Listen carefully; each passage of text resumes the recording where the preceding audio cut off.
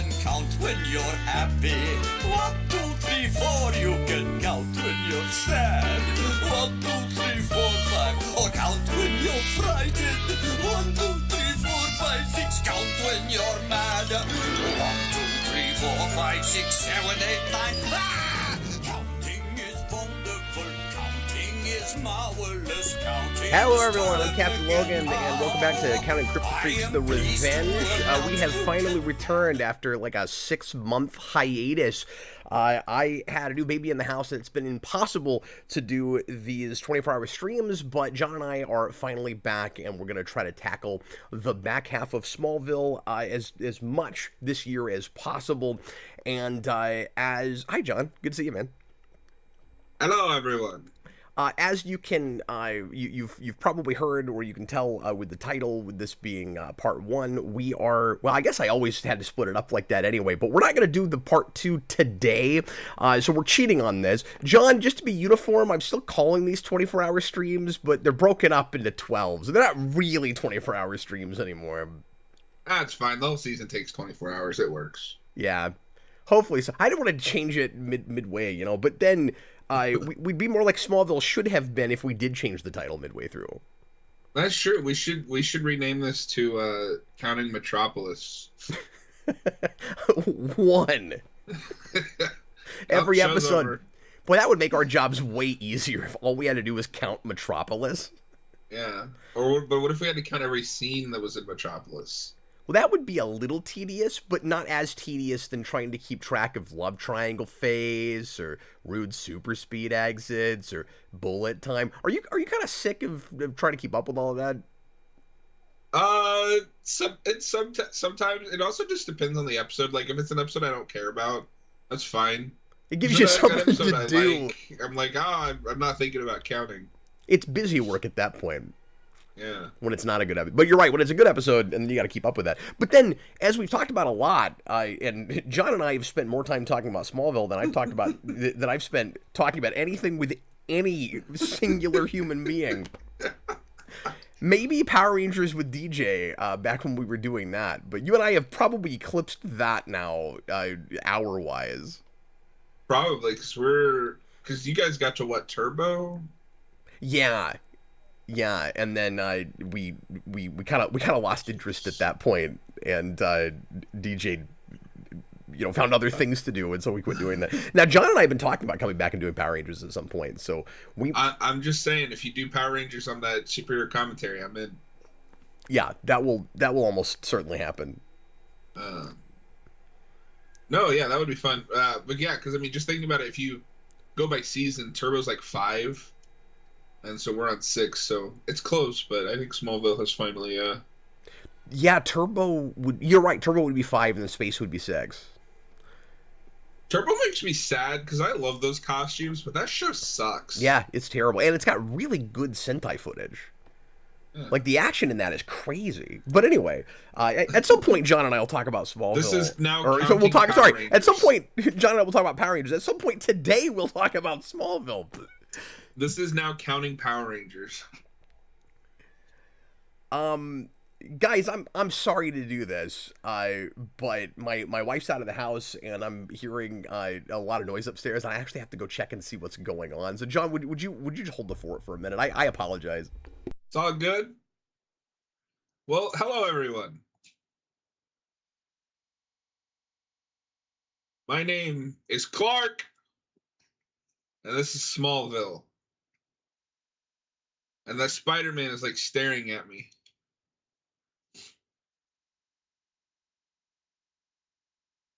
What's up, Nick? Nicholas Bodo? Sorry if I mispronounced that. How's it going? It took 6 seasons, but I am dressed for the occasion. Wearing the Superman shirt. We got 8 people in here.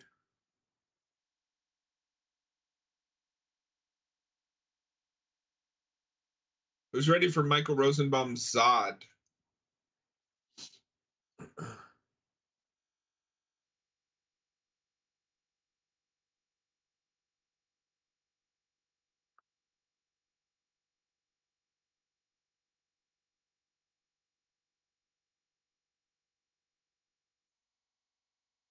Hey, John, thoughts on Cap's top 50 DC characters? I'd have to go back and watch it again. I think I've only seen like the first half. Like I thought it was it was good. It's his ranking, you know. We definitely have some in common. Like we both like Batman. We both like Supergirl. I'm not sure how he feels about Nightwing, but I will definitely have to go back and watch that stream or streams. I don't remember if they did it. Him and Austin did it in one or multiple.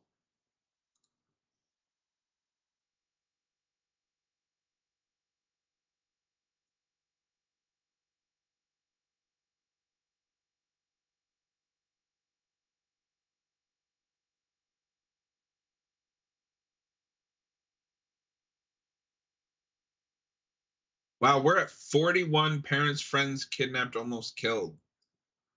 That's crazy. How's that the third highest? Oh, wait, no, like 4. There's only one stream. Okay, so I have to go back and watch the stream because I saw part of it, but I think I might have fallen asleep because I had work in the morning.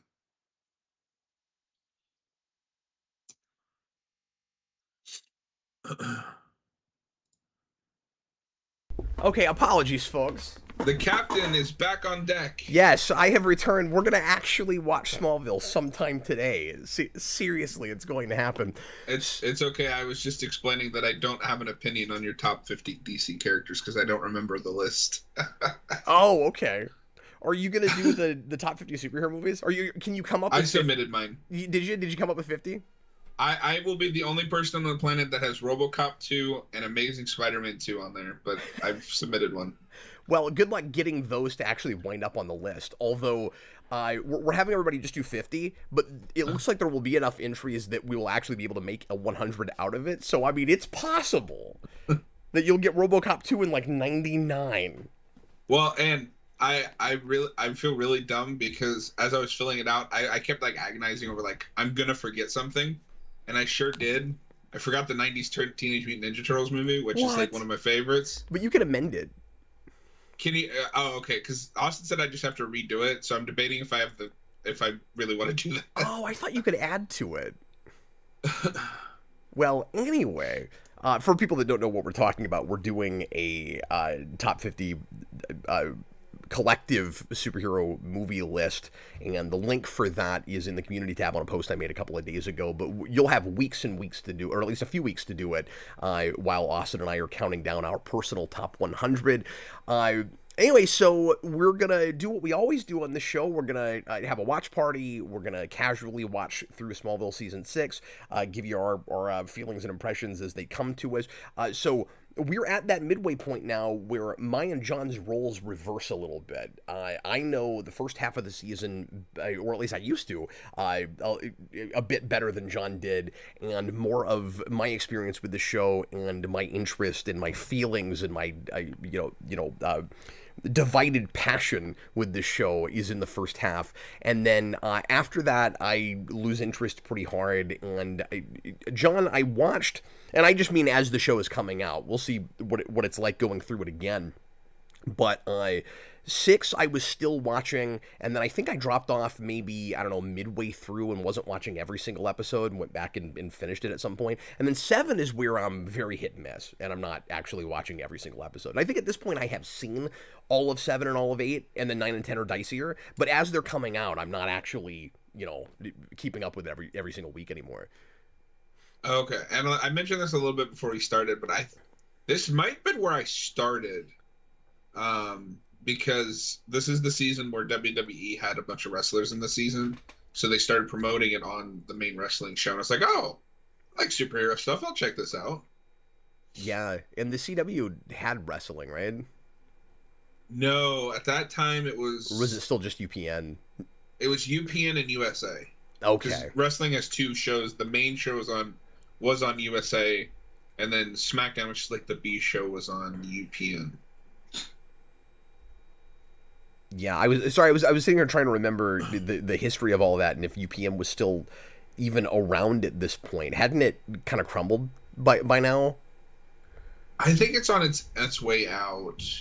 Because it ends, because it kind of begins and ends with Star Trek, and the end of Enterprise is 05. Are we into 06 by now? We have to be, because Smallville is 01. I thought this is 06. Yeah, because was it? Well, it's been so long now. Am I remembering all this wrong? I thought CW was like the WB and UPN merging. Oh, you know what? It did air on UPN back then. You mean the CW? Oh, crazy. Yeah, or, and so CW, that's why they said that's they had crazy. all. See, I thought I was remembering that right. That's why I was second guessing myself. That's why they had so many wrestlers all of a sudden. This is where the blend happens. So unfortunately, we're only going to see one of them in this first half, and it's going to be, but it's going to be cool as well because it's Batista. Isn't that crazy? It is, yeah. Yeah, we're still in. We'll have this all the way through the show, but we're still going to see people that we recognize that got a lot bigger later on. Nicholas says this might turn into a Q&A when I get back from working out, if you guys don't mind. Oh no, they're gonna grill us, Cap. Well, it'll give us something to talk about, but we'll see how sucked in we get this season. Anyway, we will start real quick here. I'll just do real quick house cleaning stuff real fast. We're not doing anything super extra special today, except that on the super chat menu this time, instead of, so we'll still have the Superman soundboard at $2. I'll just play random sounds on the Superman soundboard. We'll spin the wheel of weird for $5 super chats, but you can also just have us straight up do the Clark thing now, because everybody loves the Clark thing. So that's the only thing I'm adding, is if you want to put in a $5 super chat, if you yell Clark, we will spend the next 5 minutes every time Clark appears on screen saying Clark. So we don't have to wait for a wheel spin, but it's still on the wheel, so it can still come up on a wheel spin. You must try, chat. Try, chat. We've been talking John Glover long enough that my Blu-ray player has already shut down on me, and I have to set this up again. Let me just tell you, it blew my mind when I realized John Glover's in RoboCop 2. Oh yeah, that's right. Because he's one of my favorite commercials, Magnavolt. Yeah, I forgot about that. I got very excited about that when I did the rewind on it, because I had never seen that movie. I saw that movie way before I should have. I got excited about pretty much nothing in RoboCop 3. Yeah, no. So I have a funny story with RoboCop 3 because I had RoboCop 2 on tape, on VHS tape. It was my dad's copy. Oh, cool. And I'd watch that all the time. Like, that's how I discovered it. I was like 5. Probably shouldn't have been watching it, but I did. And they had a trailer for RoboCop 3 in front of RoboCop 2. I don't know why. I don't know how that works, but whatever. But the trailer is just a scene, and it's the scene where he drives off the roof and like shoots the hole in the top of the car and then stands up and says, "Anybody call for backup?" So I had this like whole image of RoboCop 3 in my mind just based on that trailer. And then I saw RoboCop 3.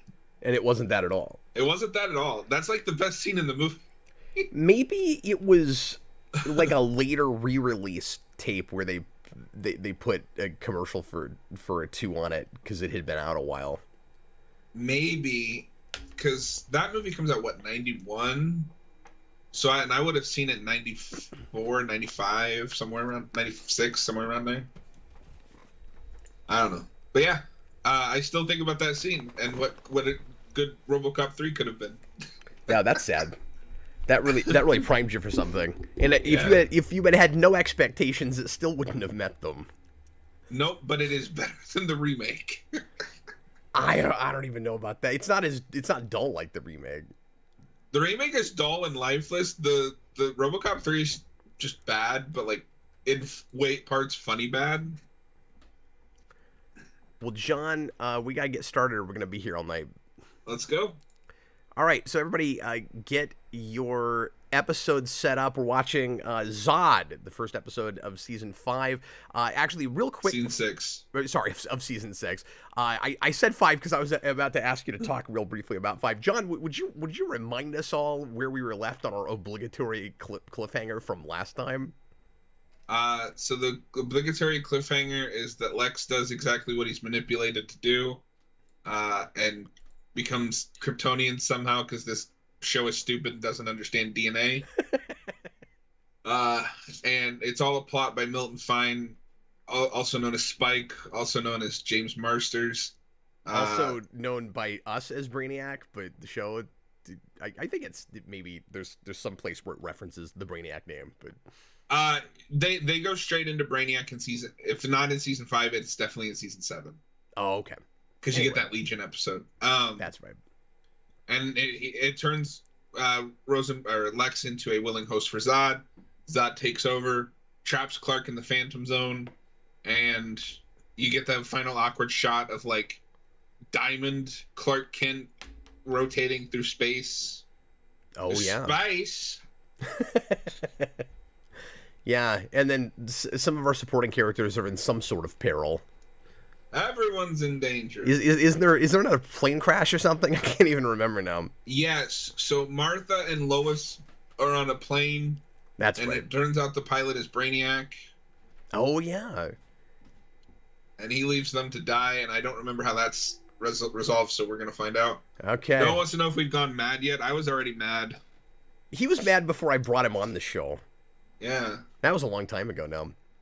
I watched RoboCop 3 too much.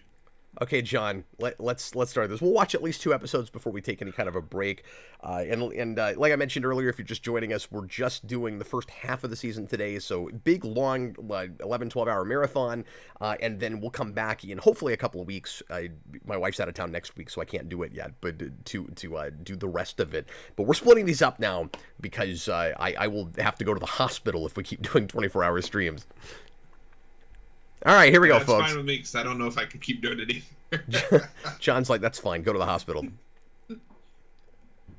Okay, folks. Help us count things. You see the counts there on your screen. I'm not going to read them down this time. And we're going to go ahead and just get right into it. Let me bring up the clock. And everybody, please press play right now. So I will say, I start here, but I did go back and this is one of the few shows I owned on DVD, and that's how I caught up with it. That Lost, funnily enough. So you went ahead and caught up on it before you started watching it live? Yeah. Oh, okay, cool. I didn't actually end up watching it live until season 8, just because it took me so long to catch up. But this is where I first hear about it.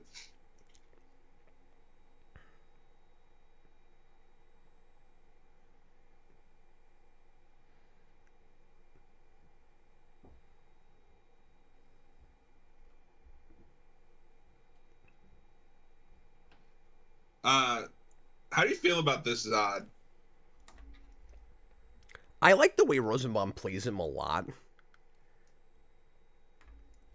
I like how I honestly wouldn't have minded if this was more of a season-wide No, me neither. And it feels like a tease, right? Where you really. It is cool that they're still doing the Phantom Zone glass thing, although it's very silly that it puts you in that, and then that's not actually the Phantom Zone. It just takes you there. Oh, Dangansphere says the Legion isn't the Legion episode in season 8, and I think he's right. I was gonna say I didn't think there was. I didn't think the Legion was till 8, but I wasn't gonna argue with you because I figured it's the episode. You remember that better than I did. It's the episode where Chloe is still possessed by Brainiac. Wow, this looks great.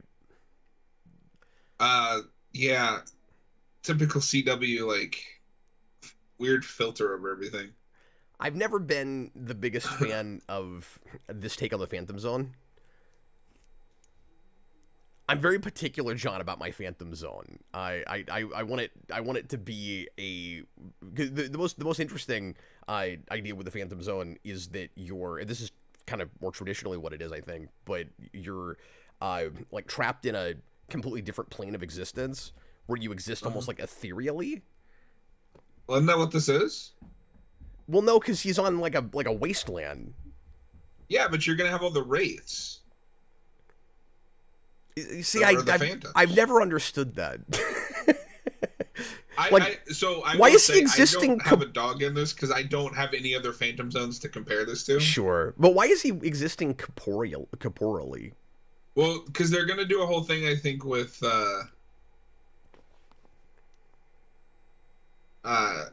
he's special because he's an L, and like this was built by the L's. I think it also depends on how you're sent here, because he's gonna meet the Jor-El's assistant, who he locked in here to keep eye on the Phantoms, which seems cruel. You know, I just thought of something I somehow have never considered before while you were talking about that, John, which is, Clark is bad. Clark is Kal-El. He's an L, and like nearly every important person in his life's name begins with the letter L.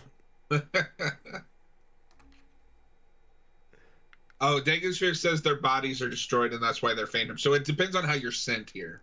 Yeah. So like it is a cold, barren wasteland. Yeah.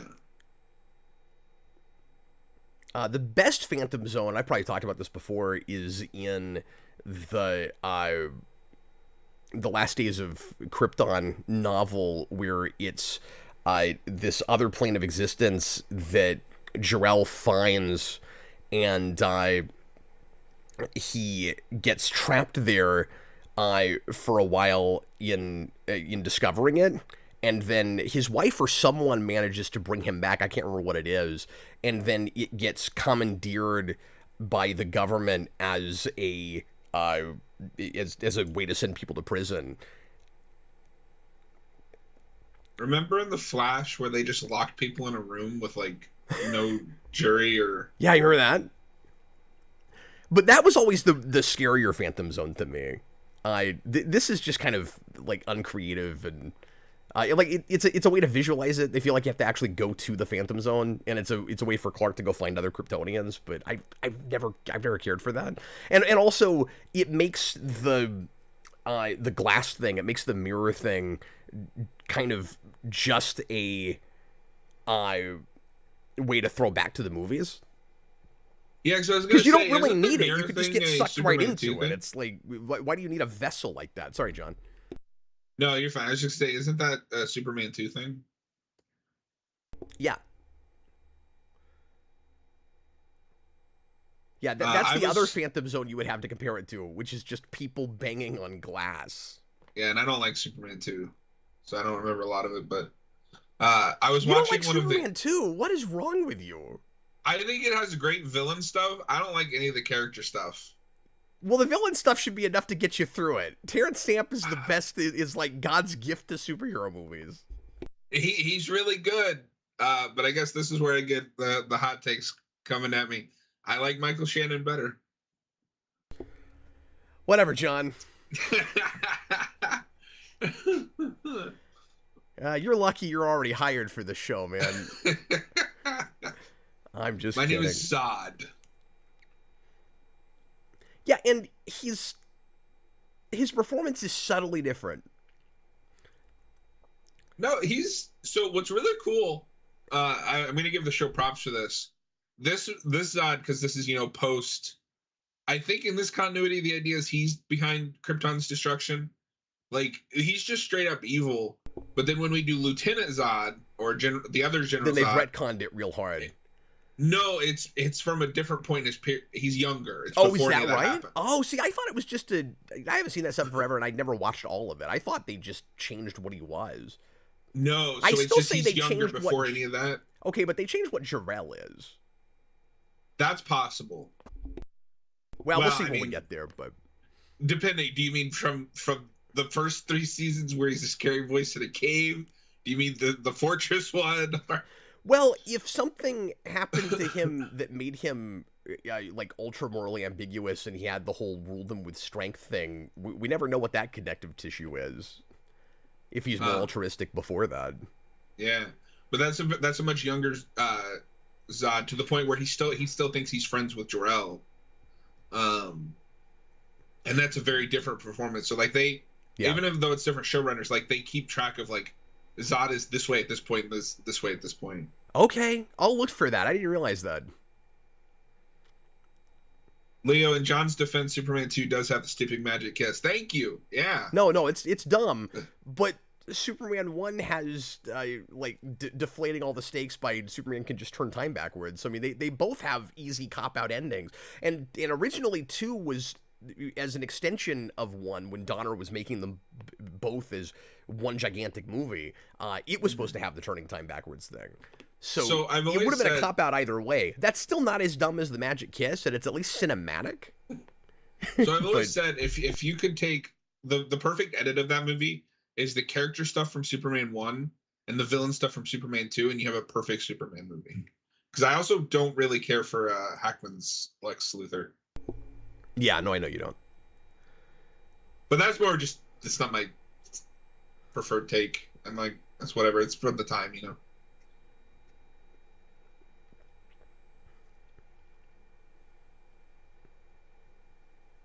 And I kind of like the filter and like the bright light on everything in the Phantom Zone. It at least like shakes it up and makes it feel like isolated and a terrible place to be.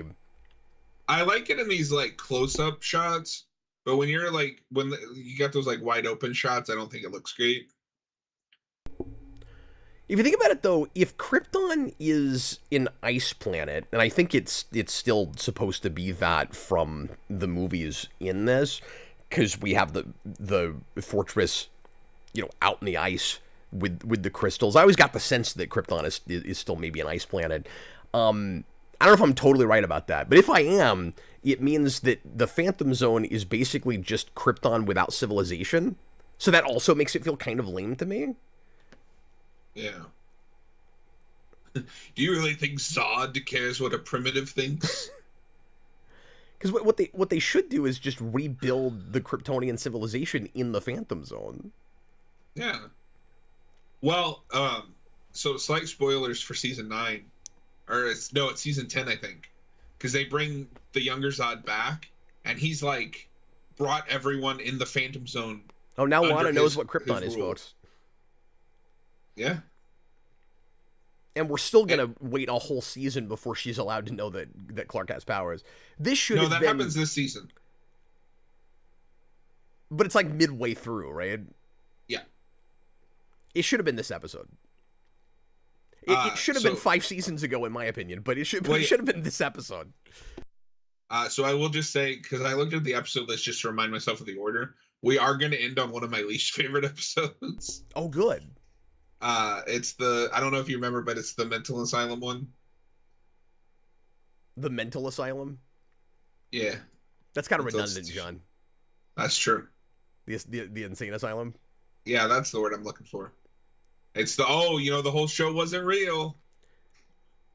See, I love doing these shows early with John because neither of us are incoherent or coherent when we start, and then neither of us will be coherent when we end. There might be this like flash of normality right in the middle somewhere. Is anybody having massive deja vu to the season 2 to 3 cliffhanger right now? Is anybody else having that? Lois is dead. I don't care. She's dead. Yeah, she's very dead. Look, we don't need these formulaic cliffhangers where every single person has to be in gigantic peril every time. Well, no, and then it's going to get really absurd in season 6 into 7, because you're going to have that whole thing where Lois is dying and Chloe somehow heals her. Oh, yeah. Because 7 seasons in, we decide she's also a meteor freak. By the time we get to that, it's just going to be me going, what? And huh? And because I'm not going to go back and prepare for any of this ahead of time. I think it'll be a lot more fun if I get blindsided by things. I am so excited to watch season 7 with you, because that season you can tell is rushed by the at the time strike. The writer strike, yeah. Oh, and their Supergirl is 2007. way worse than I remember. No, 2007. Yeah, I think it was. Well, this was 06, so it would have been 07 and 08. Yeah, there you go. Do we have like a convenience counter? Like they crashed right outside the fortress? Dude, if we had a convenience counter, it would have blown up my computer by now. Although, to be fair, with this at least, the pilot was Brainiac, so maybe that's on purpose. I don't know. Sure. Yeah, he probably took them there. Clark, maybe you should have taken... Yeah, I was going to say, the lighting effects here are really cool with the fortress all messed up by the fine virus or whatever. Robert has a very important question. Does anyone I else can't feel remember like what's a fried happened now. egg? Is it like an alien virus that he put in the fortress? I forget what's happened to the fortress right now. It's been half a year. They're not specific. It's just Brainiac did stab that thing in and it like turned off the fortress. Okay, there you go. Sorry, what were you saying? Robert wants to know if anyone else feels like a fried egg. Not yet. That'll happen. Right now, my brain is just waking up. It's gonna be ready to shut down and go to bed by the time we're done with the stream. Leo, season 7 has like 2 good episodes. The rest of it is terrible. Lionel's death is awesome though. It is.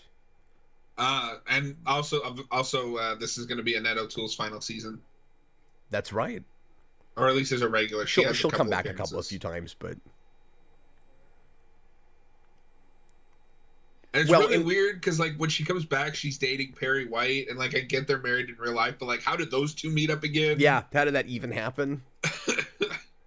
Although, when you're a politician, you deal with journalists like somewhat regularly. I could see that happening. I could see them winding up at high society events or something. Yeah. As long as he's actually running the Daily Planet by that point, but I'm not actually sure if he is. I can't remember. No, because the Daily Planet is run. That's season 8 or 9. Oh yeah, no, he's not, because we're at the Daily Planet all the time. Like, maybe this show being a reinvention, it would have been really nice if they, and maybe he was just busy. Maybe they thought about it and they couldn't get him. But it would have been cool if we'd had a regular Perry White in the last couple of seasons. So it's even weirder because there's that. I think it's the Legion episode, but there is an episode with time travel that sends Clark into the future, and it's just traditional Superman. You hear Perry White's running the paper. Yeah. You've got trench coat and glasses Clark Kent. Well, and they do all of that in the finale too. Yeah, but I mean, like, but don't you're you following our Clark seeing that future. Yeah. Oh, okay. And then we actually go there right at the end of the show. Yeah. Because, no, he has this really cringy line. Is like, when did I get all, like, nerdy or whatever? Yeah, and then because he has to be talked into the glasses. Yeah, because everybody has to be the opposite of what they're going to be later when they start.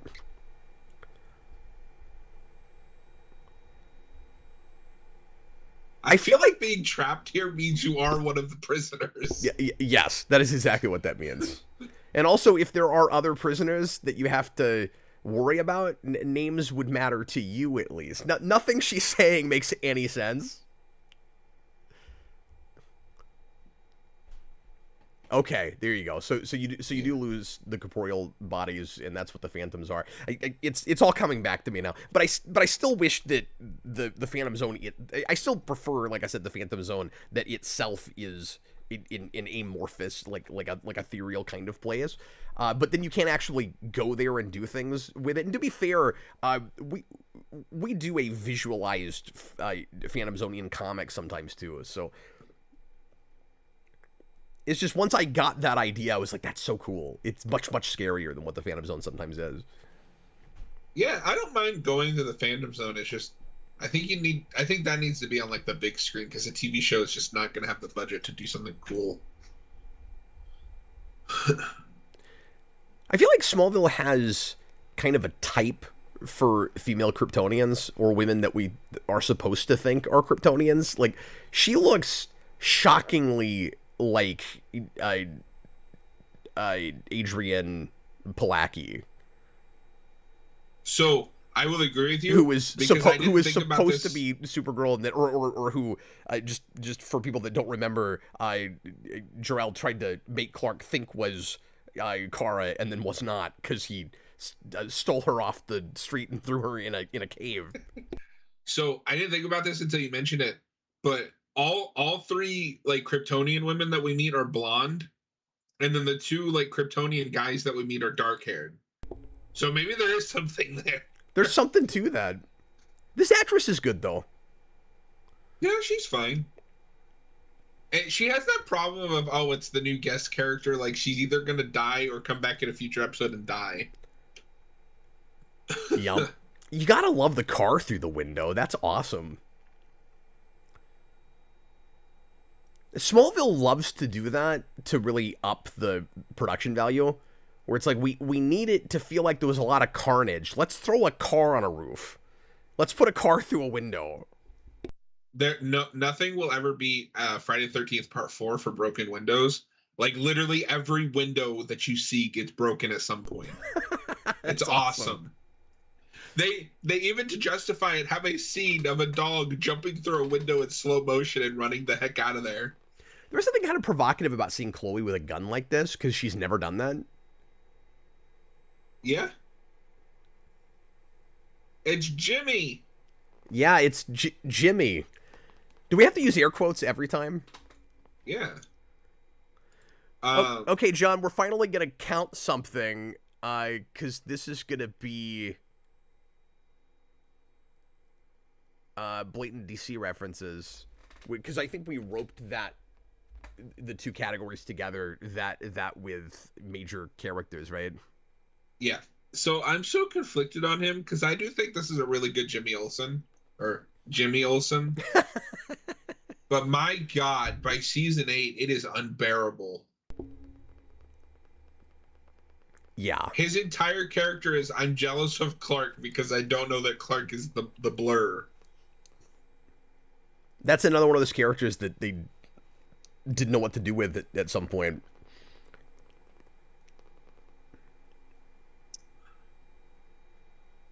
Yeah, Rosenbaum's really, like, slowed his voice down and gotten a lot more meticulous. So what he's doing, I think, is the evil Lex that he did when you had the Black Kryptonite split, without the snarkiness and the, like, over the top fun he was having with that. It's that performance with all that stripped out of it. I can see that. He's definitely got, like, I buy that this guy is a military general that, like, is very precise and calculating. And that sees everybody beneath him. And I like the character parallels that just inherently this draws between the characters of Zod and Lax, which should have been obvious, but not a thing I ever thought about before this. Well, Smallville is really, really effective, because you know how every movie is either Lex or Zod? Smallville went, let's just do both at the same time. It's the same character.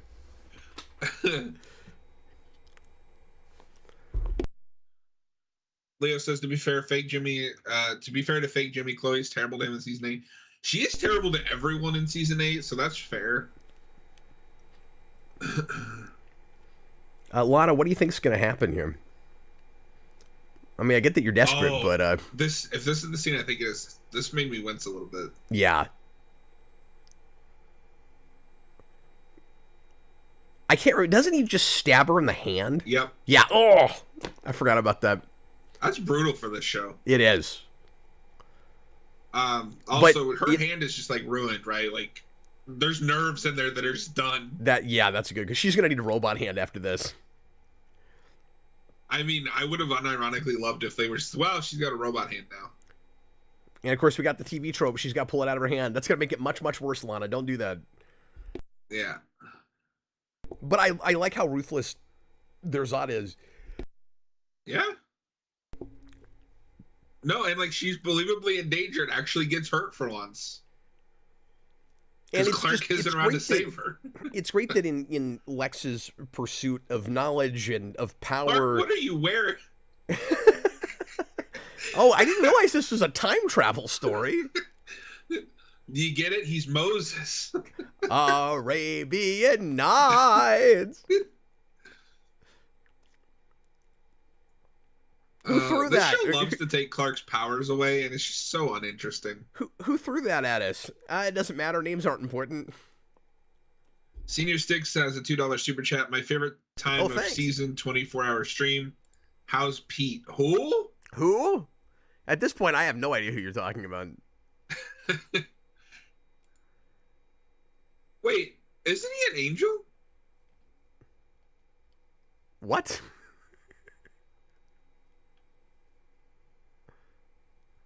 Hold on. See, so now one of the prisoners there, I swear, was an angel. Oh, I think you said, isn't he an angel? And I was like, what are you talking about? Who's an angel?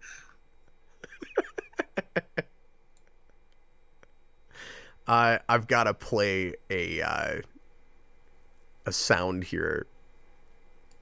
You see what I have to work with here.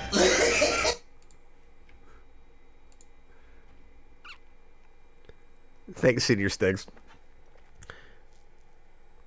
Darren Root, on this budget, you're not getting a robotics hand, you're getting a hook hand, and you will like it. I mean, I would have settled for that.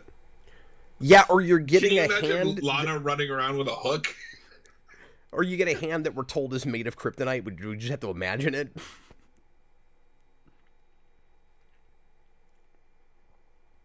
Oh, okay. I love John Glover. The guy that was Namek. That is one of the only times I can think of in this show where I want another line reading. Where is Clark? We have to find him. All right. Okay, so it was Namek I was thinking of, but we might have talked about this last time, but I don't remember. He's not an angel. He's in Buffy. He's one of the soldiers in season 4. Oh, okay.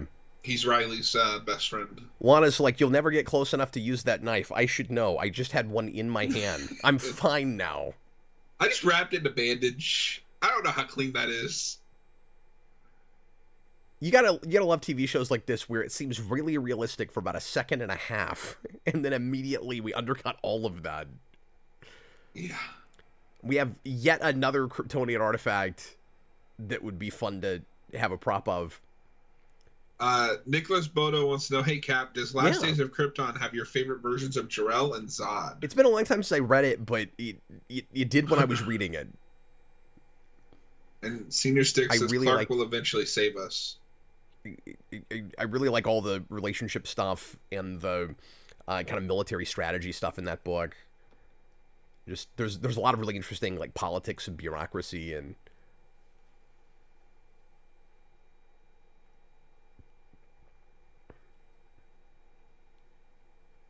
this is how I know that you're worthy of me. Now, have sex with me right now. I like this. That's basically what he's going to say. She went from trying to kill him to like, oh, I'm joining you. And he's just so egotistical that, of course, she wants to join me. Yeah, that's great. It's just a given that he's above everyone, and they all understand how. Why is this Zod so obsessed with an heir? It's creepy. Yeah. Well, I like it is creepy, and it's even creepier because part of this is setting up the insane Lex and Lana marriage later. Even though he's Zod right now, like this is all foreshadowing of that. And what I was going to say earlier is I really this is all messed up and just kind of disgusting to watch, like in a good way, like it should be. But what is that face he's making? Yeah. What Lex episode is this? It's season 6, episode 1. It's on the layout. Zod is screwed up, folks. Yeah. No, it's just like every sentence that he had, like conversation he has with her, an heir comes up. It's like, calm down. Well, I was gonna say, but he's got to repopulate his species, and he's gonna take over. Yeah, I know. It's just like every conversation. Although I guess what's weird about the heir thing, because maybe he should be talking about it in terms of repopulating the species, because the heir thing is like, when do you think you're gonna die pretty soon? You're like nigh immortal on this planet. Yeah, because we established Kryptonians don't age in this. Yeah, Clark is supposed to live on forever, according to the kid that could see the future, even though the kid did not see the future where Clark does die for a minute, but, whatever. So, yeah, I guess that whole thing was a bluff, but still, he clearly wants an heir. He really wants it. I love the car's just hanging there. But real quick, what I was gonna say about the cool parallel thing with Lex and Zod is I really like that all of this is happening shortly after Lex has forevermore made the conscious choice to go the darker path after Lexmas and all of that. Yeah. And he is on his way to becoming more or less what we're seeing right now in the character that has possessed him. And I think that's why I don't mind he's playing it differently than Rosenbaum plays Evil Lax to some degree, but there's a lot of that in it, like that really stern, ruthless, like I don't care what it takes to get it done or I'm going to kill you face. Like his Zod has that whole thing, but it's even a lot more superior, and I'm the like greatest specimen that has ever existed. And I think that's why I don't mind the Lana and Lex thing. Like it's a little weird, but like it's supposed to be, because he, like everything else, burns it to the ground because he has to be in control. Well, the bigger issue for me is the and that's the guy from Heroes, but we had him earlier already. Yeah, that's the guy that's in Buffy. Is that who you were talking about earlier? Yeah, he plays Riley's best friend in season 4. Yeah, sorry. And it will never not be funny that his name is Namek. I didn't see the character that you were talking about when you brought that up.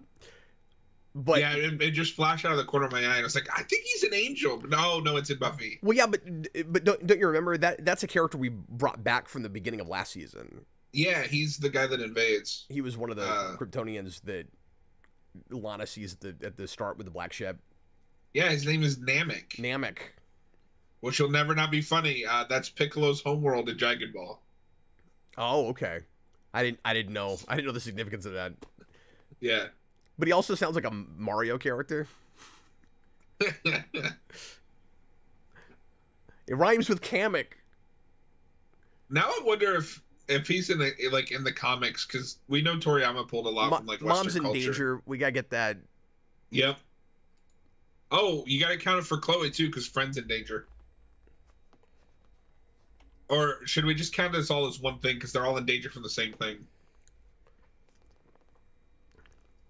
I like that, though. You get a nice heroic entrance for Clark. Well, they're in different places, so I'll count them separately. And then, so third one for Lanax, she's gonna die. We clearly have not counted enough of this. Well, I guess we only had this for friends kidnapped or almost killed. So it has to be a little bit more than just being straight up in danger. Rosenbaum's face there when he hears Tom Welling is just like, what? I'm just going to count one of these because Lana got kidnapped by Zod. So we'll count that as one. Oh, should we count earlier where Martha and Lois are were in the fortress? Was it an almost killed though? Because we clearly have not been. Lois was like counting unconscious enough of and these. bloody. Okay, fine. I guess more of that is going to happen. That's going to be in the credits forevermore. Him and Rosenbaum holding each other in super speed. Yep, that's right. This is all pretty epic for this show. I mean, of course, this is great. It has to happen in a forest, but Clark's like heroic entrance to the Rosenbaum's what face. Well, and I love the manic wide eyes he's doing. Like, it's great. Rosenbaum's going all the way with this. That rock looked like paper mache.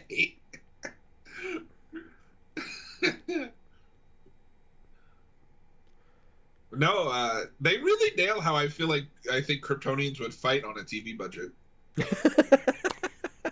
is like the most backhanded compliment. They really nail it on a TV budget. I mean, for their budget, they nail it. I also love the leather coat. It's so good. It's really good, and I like the way it moves. Clark is going to wear one in season 9, and it's going to look okay. Yeah, that's true. But it is fun that we finally just get a big supervillain showdown like this in the show. Now, is this the first one that can go toe-to-toe with Clark? I think so. Because seasons 1 through 4 don't really have an in-game villain. I mean, you get it with a couple of Kryptofreaks that are powerful enough to, kind of go hand-to-hand with him. You get the kid that...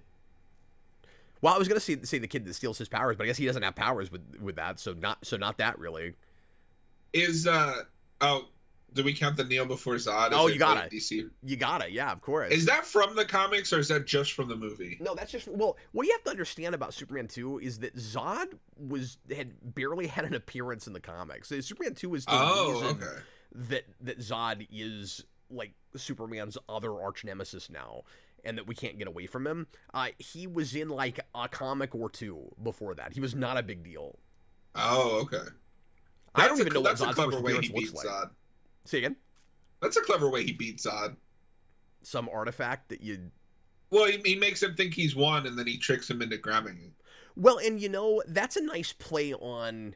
I was just kind of making fun of it because we do that so much with the show, that like the answer to a problem is here's an artifact, but or here's kryptonite, or you know, whatever it is. But that looks rough. You know, it's a little red kryptonite in that way. Oh, that is rough. But it is kind of fun that you get a look at his face. You get the goatee. Yeah. Like, I really appreciate that. I'm gonna also call that a blatant reference. Zod has a goatee. I was about to complain that Rosenbaum was going to have that S on his hand for the rest of the season and not notice, but then it just disappeared. Well, that's what always happens. If you get rid of the bad guy, everything he did disintegrates. Well, but to be fair, ooh, love that sting in the music there. Lex is going to have to deal with this for the rest of the season. Because that was very Superman 1 music without actually doing the melody or anything. Dagenstream wants to know if we think that maybe the Eradicator may have worked more as the main villain of Man of Steel instead of Zod. Yes. I don't know. I think Zod works. I'm going to say yes, but I'm very partial to that material and would have loved an Eradicator villain. But real quick, I got to know who that is. I got to go back to the... Oh, John, you got to read out the Superman, man. Okay. But anyway... They sort of do Eradicator in Superman and Lois now, but it's very weird because it's kind of just a Kryptonian who calls himself that. Oh, is that the season 1 villain? Yeah, but it's not really Eradicator. Yeah, that's not going to tell you very much about what he's like in the comics. But I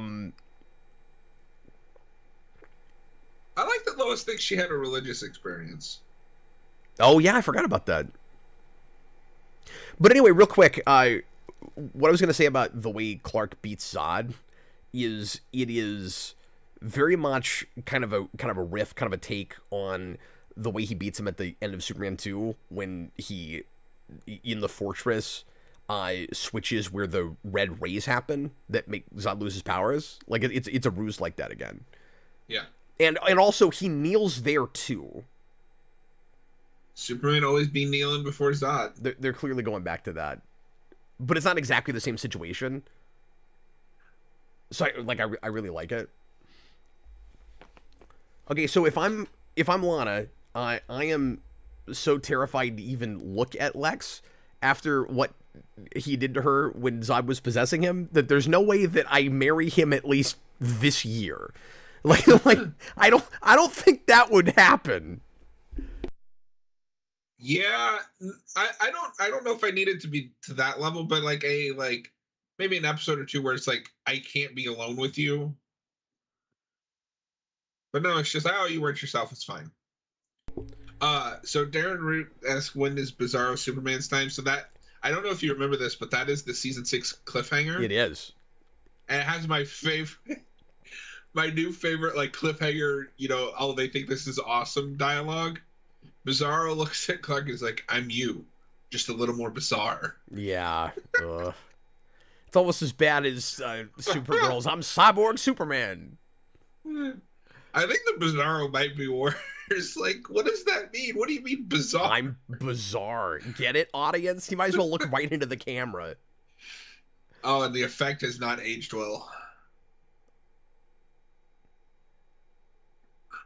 So... I can't remember if we already counted characters who aren't themselves with Zod taking over Lex at the end of last season. Did we mark it? Because it was half a year ago. I can't remember. I don't remember. Somebody in the chat that's been with us throughout this, tell us if we did. Robert, have you started that book yet? Because I need to count that. Yeah. What are you talking about? It's a multi-volume series. Speaking of multi-volume series, me and Robert have been going through Nightfall. It's not great. Oh, I'm glad I'm not reviewing that with you. I love Nightfall. It has its moments. But they re-released it in like a 9-trade 25th anniversary edition that I've been going through. The Prelude stuff was rough.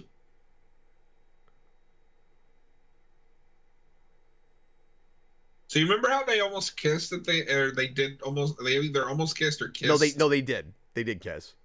Because we had to bring that back for the 600th time. Yep.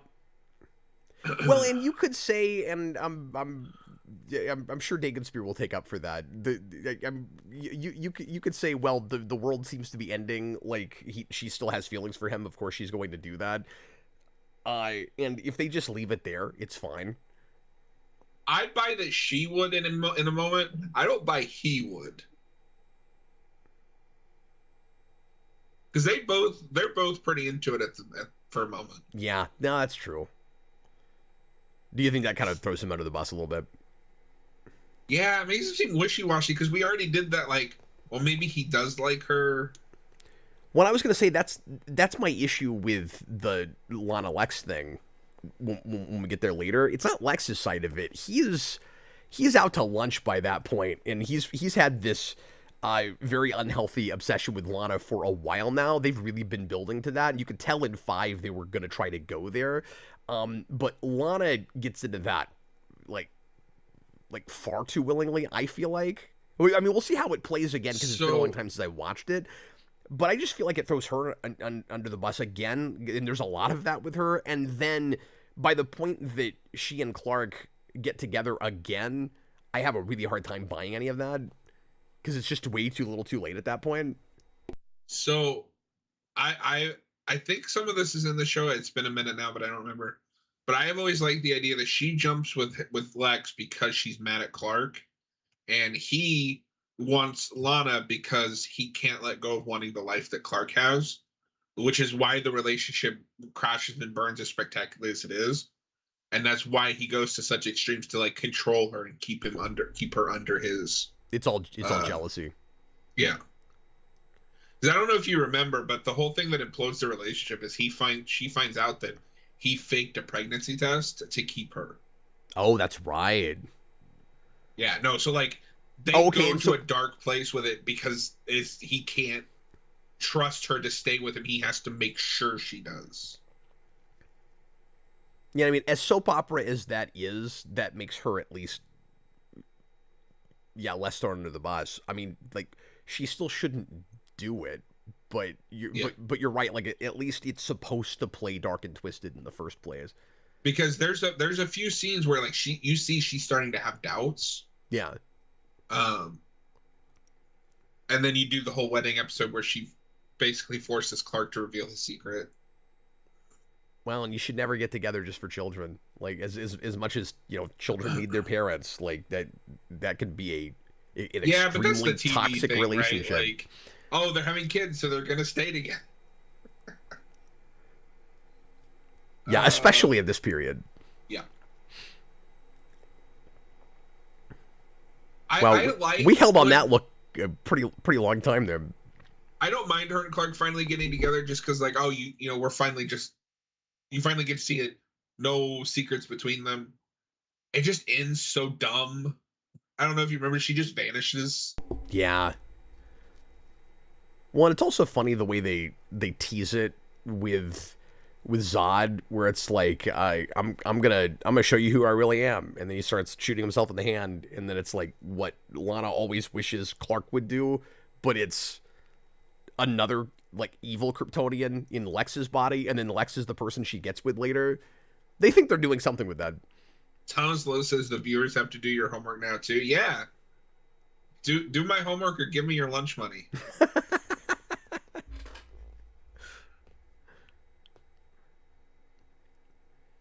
Oh my God. Do you know what would happen if you turned in, if John turned in his homework in your handwriting? He would get expelled. You don't want that to happen, do you? You know how most people get up in the morning and do their homework?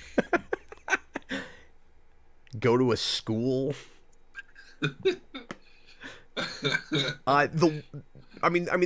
There's a couple of images because of all the cool Lexana stuff, but the big thing that always stuck with me from that episode is the Wraith coming at you at the end. I don't know why, but I never forgot about that. It's spooky. It's kind of cool. I never liked the Wraiths being called Phantoms. Cap, they're phantoms. Because they're from the Phantom Zone. They're phantasms wearing a mask. They should have been called Phantasm. That'd be great. There's a horror movie series called Phantasm that's pretty cool. Oh yeah, and I forgot. From now on, we're going to refer to that day as Dark Thursday. Yeah, which is the I want them to have one for every day of the week. And they're all things that happened overseas in cliffhangers, around June or May 31st or June 1st, every time. I don't know if you remember this, but Buffy does that. I think it's in season 6 or 7 where Buffy's like, "Oh, Dawn's in trouble. It must be a Tuesday." Yes, because Buffy would air on Tuesdays, and every time Dawn would be in danger. Well, and I thought that was so clever at the time, and then a bunch of shows ripped that off. And I remember 5 or 10 years after that, I was just hearing it on shows all the time, where it's like we had to always have that reference of when the show happens. Okay, let me put in the episode title for the next one. Oh, I guess first we have to do sign flips. I forgot to grab my sign. I'll grab it at the break, but I can tell you which way I would flip it. That one is an easy green. Yeah, that's gonna be a green for me. I don't know where my sign went. Oh, I see it. I can grab it on the break. Do you have a sign, John? I do. I made one for when we did the 24 hours, and then I forgot where I put it for a while. Wow. It's falling apart, but it works. No, that was part of the problem with counting. I was just kind of invested in the episode that was going on. Now look, folks, I know we're not doing a full 24 anymore, but 12 all at once still is nothing to sneeze at. Wait, is this the breath episode? Yes, this episode is called Sneeze. Do you see what I did there? Yeah. No, I forgot that the breath episode was next. Yeah. It seems like a really weird power that you would develop this late. So what I like about it, and we'll get to it, but Chloe's like, well, you have all this stuff that's happening. Have you ever just tried to take a deep breath? So it kind of plays it's not that maybe not necessarily that he's just developed it. He just never tried because there was no reason to. But I feel like that would be one of the first things if you had it that you would figure out you had. Like with anything else, if he lifts something because he's got super strength too hard, he'll throw it up in the sky. If you blew too hard, you'd blow something away. It's really weird that you wouldn't figure that out. But I've never seen this Clark get winded, and we know he's never been sick. Well, that's true, but he could blow out birthday candles and blow the cake in the other side of the room. We do that kind of That's thing true. with Superman, pre-origin all the time, where he discovers he has these powers because he doesn't know his own strength. He doesn't know the strength of his breath, all of that. So even if he didn't have it as a kid, if he developed it when he did a lot of other powers when he was a teenager, you can't tell me he wouldn't have figured that out.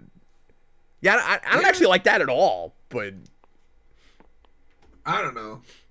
I think it's okay. It feels like they're going this late in the game. What powers have we not done yet? And we still have a chance to do another fun, red kind of, or not red, heat kind of thing. It also kind of plays like they maybe forgot about his super breath. Yeah, no, it really plays like that. Well, and I thought the hearing came too late. I would have done all of the powers within the first 2 seasons. When does he do because hearing is season 4. Yeah, it's not till 4, and that stuff is like heat is played as a puberty metaphor. It's really weird that it takes him this long to develop other abilities. We're well past high school. Why is he still figuring out he's got abilities in his pre-20s, nearly 20s? Yeah, I don't know. Well, the hearing one is weirder because it only kicks in because he loses his sight. Yeah. So maybe that's an ability he wouldn't have even had. So then does every Kryptonian have super hearing? They shouldn't. They shouldn't. Well, but they also do that weird thing where Supergirl can already fly, and she makes that joke about how like Kryptonian women develop differently. Yeah. Well, and then a lot of the reason he doesn't develop flight is I mean the whole reason is just because he doesn't want to. So Yeah. so the whole thing is like psychosomatic. Yeah, because we know he could fly. He Yeah. did it in season 4. He did it in season 1, hovering over a bed. Oh, Dagosphere says hearing happens in season 3. So that's fine. Okay. I thought it was 4. That's not as bad. At least he's still in high school. I just want it to all be while he's in high school. I don't want him to be developing any powers past high school. Anyway, let's get into the second episode. Rig up sneeze to timestamp 0 and get ready to press play when I say now. No, I didn't say actually sneeze, John. Oh, okay. John, when I say press play, I want you to sneeze, okay? Here we go. We should put that on the wheel. John has to sneeze every time something happens on the screen. I don't know. Some shows have drinking games. We have sneezing games. Instead of the Hunger Games, it's the sneezing games. Sneezing games. Everybody, please press play. John, it's too early for jokes that are that stupid. That's like a 1 a.m. sort of joke. Everybody, please press play right now. Well done. He really committed to the bit. Dagosphere says, Cap, do you even watch this show? We do, and we have 24-hour playlists to prove it.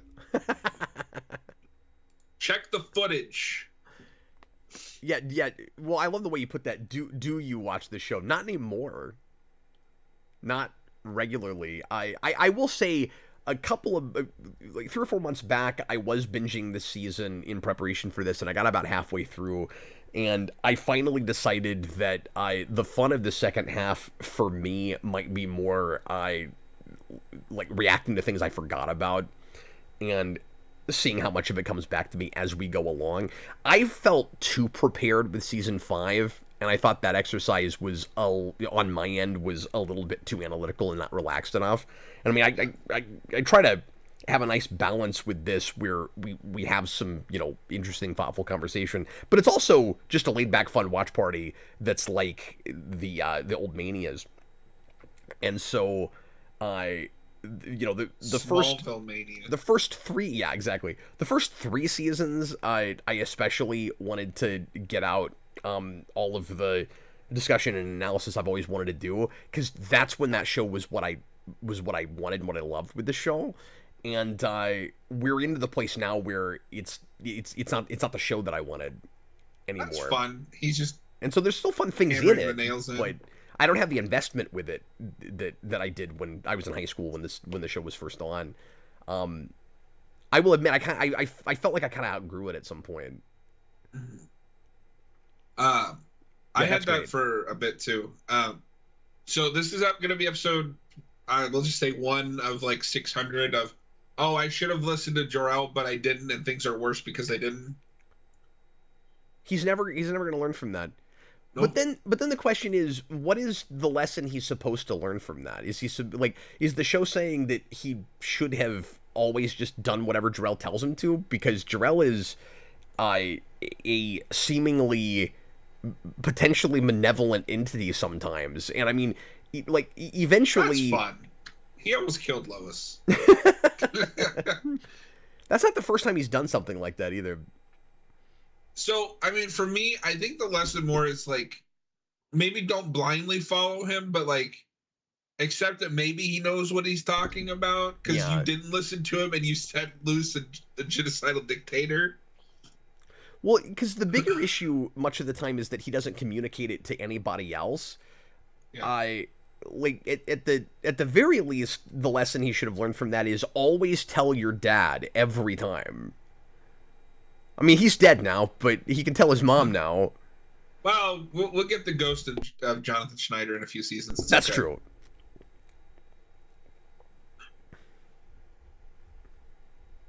What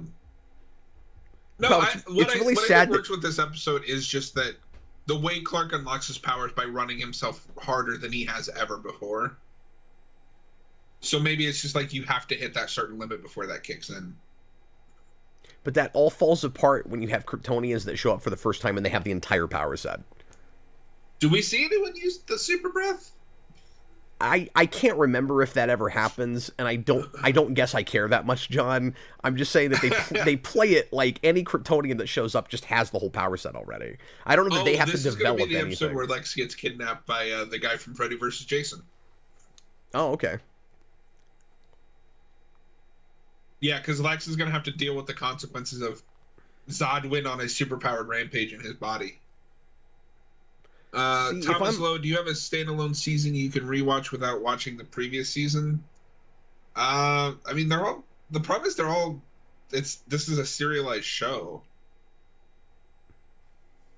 I mean, you can technically watch any of them standalone, but unless you've seen the others before, you're going to be confused by the status quo. I think he means on a personal level, like a season that we just like so much we wouldn't feel like we had to watch the whole show before we got there. Is that what you're asking, Thomas Lowe? If I had to, maybe this one. Because I have that with various shows where, like, if I go back to Buffy, I don't always start with 1. Sometimes I just watch 3 because I really like 3. So if that's you can't skip 2. Yeah, you can. No, 2 has the best villain. Come on. What are you showing me? So I just watch TV differently. Like when, like I don't always, especially shows like that have serialized elements but are also very episodic. When I was growing up, you watch broadcast, you watch whatever happened to be on. You didn't see shows start to finish a lot of the time, and you just watched episodes out of sequence whenever they popped up. And I don't do that as much anymore, although sometimes I'll just go back to my favorite episode of a thing. But I also do that sometimes with seasons of shows, particularly 24. I always watch those in a vacuum. Like 5 is the best season of that show. I don't have to watch 1 through 4 before I go back to 5. Okay, so I do that sometimes, but a lot of the times I am just like, if I'm going to watch this, I'm going to do it. But the one that I can think of is I'll watch Chuck season 3 sometimes, just out of order, because I like that season the most. Oh, sure. Like, I wouldn't do this with Breaking Bad, because I don't even know, like, I don't even think of the season breakdown so much with that show, because it's so start to finish. So, like, more modern shows, more recent things, a lot of it, I wouldn't think to do that with, but stuff from this era, absolutely, and I like, especially Star Trek. You know, if I do get an anchoring for Enterprise, I'll just watch 3, start to finish. But this show, it's 2 more than anything, I think. Okay. You just really like that Starship subplot. The Starship subplot? In season 2 of Smallville? What are you talking about? You said you'd watch season 2 over anything of this show, What right? Starship subplot? Clark's ship then gets Martha okay. pregnant. I thought you said Starship. Well, Starship, I mean, it's all the same thing. Well, I don't want to get into the weeds, but when I think of a starship, it's like a very large vessel that lots of crew is on. Like, Clark's ship is not a this isn't starship. Star Trek. It's a pod. This isn't Star Trek. Well, and we're no, I know, but we're watching a season that just finished up with the Black Ship, which is much more of like a starship in my mind. So when you said that, I was like, is there something I'm forgetting from 2? Is there a big ass ship that I'm not remembering? I mean, that ship is pretty big for a pod.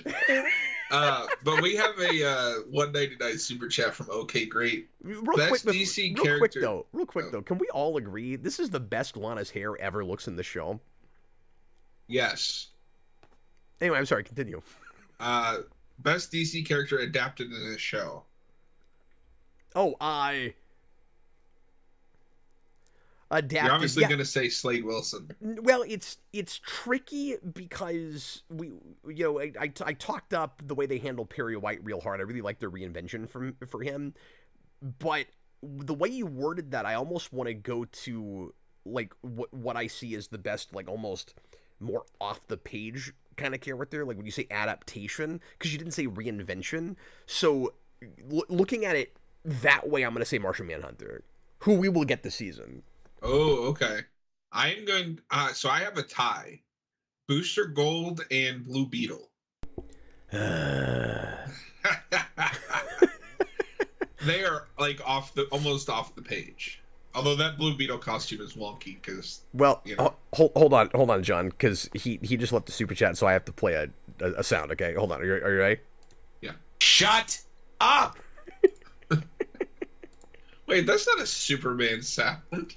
No, wait, I've got lots of things on my soundboard that aren't Superman sound. You've heard me play that at you before. Yeah, but well, just the way you described it this time is Superman soundboard. I thought it was just Superman. Oh, am I supposed to only play Superman sounds on the Superman soundboard when somebody leaves a super chat? Okay. I'll give him a bonus one. Apologies, I'll give him a bonus one. Of course. Oh wait, no, that's not Superman either. Hold on, sorry. That's the other guy. Cap can't tell the difference between Batman and Superman anymore. That's how far we've fallen. No, I'm just messing around. Guilty.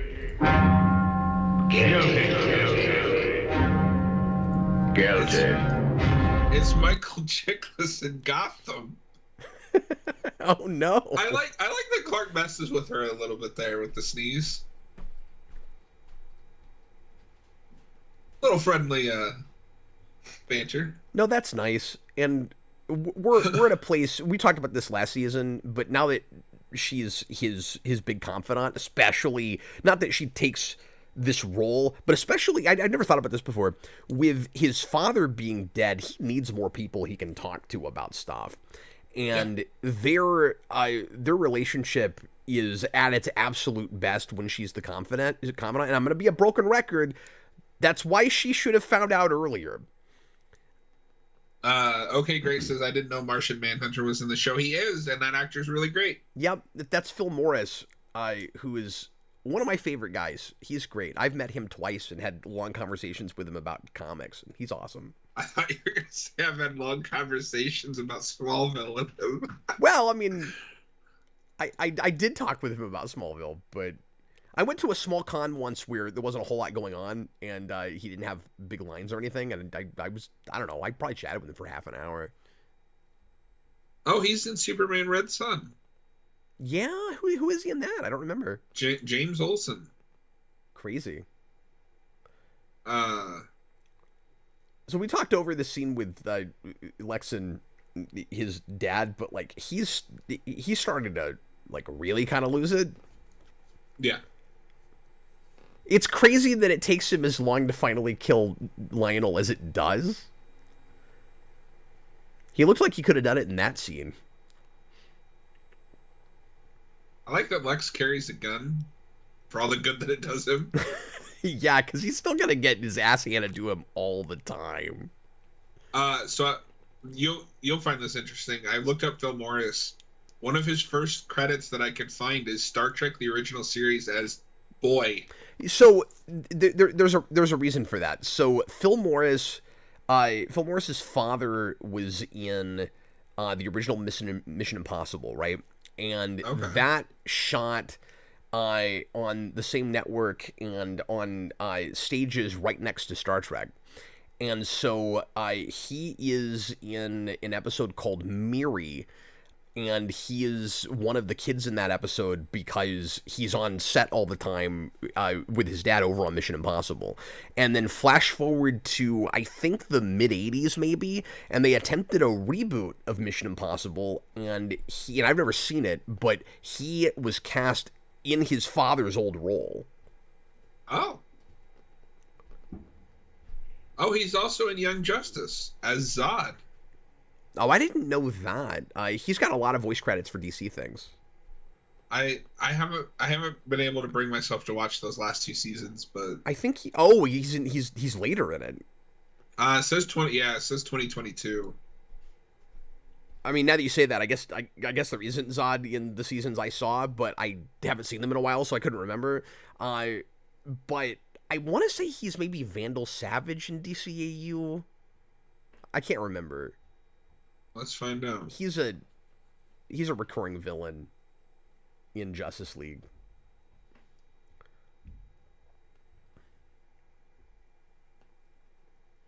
He's in Green Lantern, the animated series. That's an excellent show. You should see it if you haven't. I should. I love Green Lantern. Okay, great, says Bane is top 5 Superman villains. Oh, if you're a Green Lantern fan, you've got to watch that. They do great stuff Vandal with Savage and Gorilla City Generals. He does Mr. Invincible. That doesn't play the same now. Yeah, Jason's a giant fan of that show, but it does really cool things with the spectrum, the color spectrum. Because, like I say, I'm a Green Lantern fan, but like I'm a fan of Jeff Johns' Green Lantern run. I haven't read anything besides that. Well, that's mostly what that show is borrowing from, so you'll be right at home. So this guy that's like the head kidnapper is the main cop in Freddy vs. Jason, and no matter what he's in, that's all I see him in. And I've seen that movie a couple times, but I don't remember that. Yeah, he's the cop that like brings all the kids together, and then he gets electrocuted by Jason. So this isn't a bad idea that somebody would kidnap Lex because they think he still has powers. So what I like about this is do you remember who they reveal was behind it? Not right off. Oliver. Oh. They're working for Oliver. Is that right? I didn't remember that. Because Oliver Queen is the only one that had a working satellite on Dark. That's Thursday. Right. That's pretty dark. That's pretty underhanded there. Yeah, because we're still, and I always forget Oliver comes in this season. I always think There's it's too much sun. 5. I don't know what's happening. Well, There's too much who sun. shot this scene? J.J. Abrams.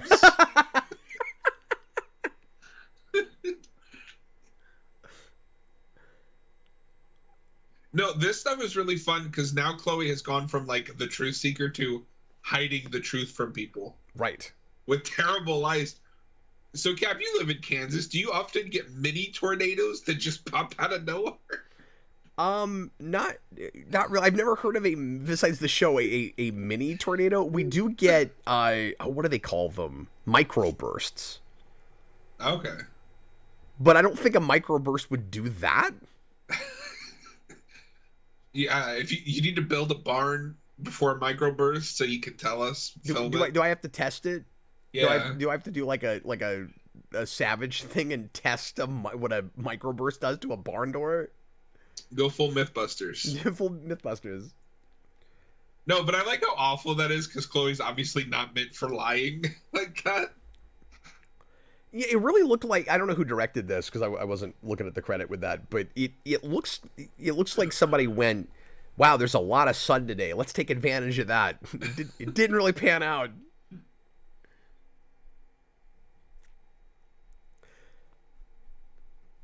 So maybe there's not as much of a pattern with this as I feel like there is, John, but I want to say maybe it's at least 2 seasons in a row because I want to say we have a kidnapping episode or a hostage episode second in 5 also.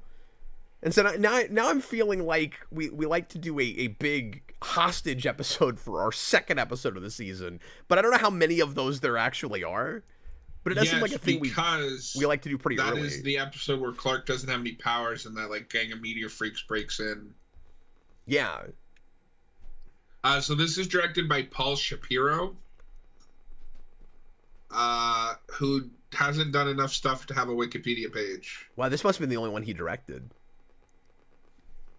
It says here he's done a bunch of TV, but okay. It doesn't specify like what. But I wonder how much more of this show he did. And I could have just pulled up my trusty season 6 companion here. We're only after this, John. I'm only gonna have one more season where I can use these books. So they stopped making them after 7. He has credits on the episode Stray from season 1. Oh wow. Jinx and Pariah from season 4. He directed Stray. That's one of the best episodes of that season. I don't remember what that is now. That's the first Ryan episode. Oh, okay. Come on, John, don't you watch the show? He did that really terrible vampire. You see what I'm saying, Megan Spear? I know the first half of this show. I just don't care as much after that. I'm sorry, John. So Dagnosphere did point out something I forgot is Lex hires these people, but then Freddy versus Jason Man goes into business for himself. I was going to say, I didn't think Oliver just straight up hired kidnappers. Well, he did hire them to kidnap him, but he didn't hire them to like torture him. Yeah, okay. And they were never supposed to hurt him. Well, that makes it okay. I forgot about that. Then that's fine. That makes it okay. Yeah. Well, I mean, we're still in like vigilante, steal from the rich, Green Arrow. He hasn't become the Batman villain yet. Regardless of the fact that his first appearance will be called Arrow. Oh, that's really funny. I forgot about that. Yeah. Isn't that great? Those hacks, Berlanti and what's that other guy's name, went, yeah, we can work with that. Guggenheim, whatever. Yeah.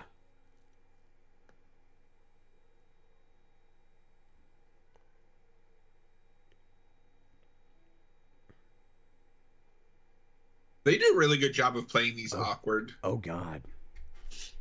Robo Brando says, hey, look, arguably the worst season, 6 and 7 are part of what I like to call what is Clark doing period of the show. He has no job. He doesn't go to school. All he does is obsess over Lana. Yeah. I always had that too, and then he's going to fall into a job at the Daily Planet being a college dropout, and that's always bothered me. And I've always had that for the job thing. He is busy looking for the Phantoms. Supposedly. Yeah, it's just they always cop out. We're like, well, he's got the farm, and we don't have to talk about finances when we don't want to talk about finances. So I guess he's doing fine on the farm.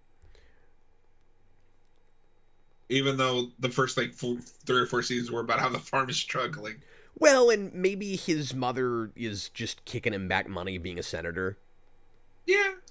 I don't know. That never bothered me. This is kind of Clark's break between college and the real world. No, but the lack of hobbies thing has always been more of an issue for me with this character. And we've talked about this ad nauseum, but from the very beginning, what is this guy into? What is he like? What are his interests? He reads books. Excuse me, his interest just kicked him out. It was called Lana Lang.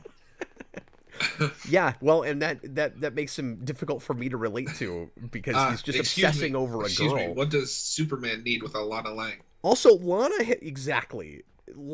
has been so massively, insanely traumatized that she should not be allowed to pursue any kind of a regular life until she's gone through like massive amounts of therapy.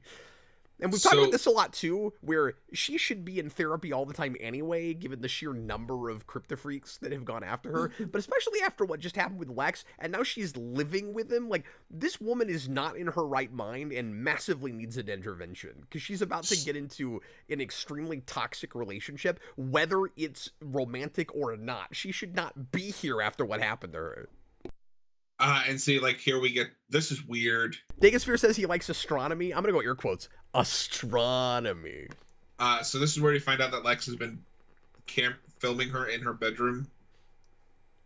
I'm going to go for the crass joke, John, and I'm going to say he likes astronomy and biology at the same time. Yeah. I mean, I watched Heat. He uses his telescope to learn about biology.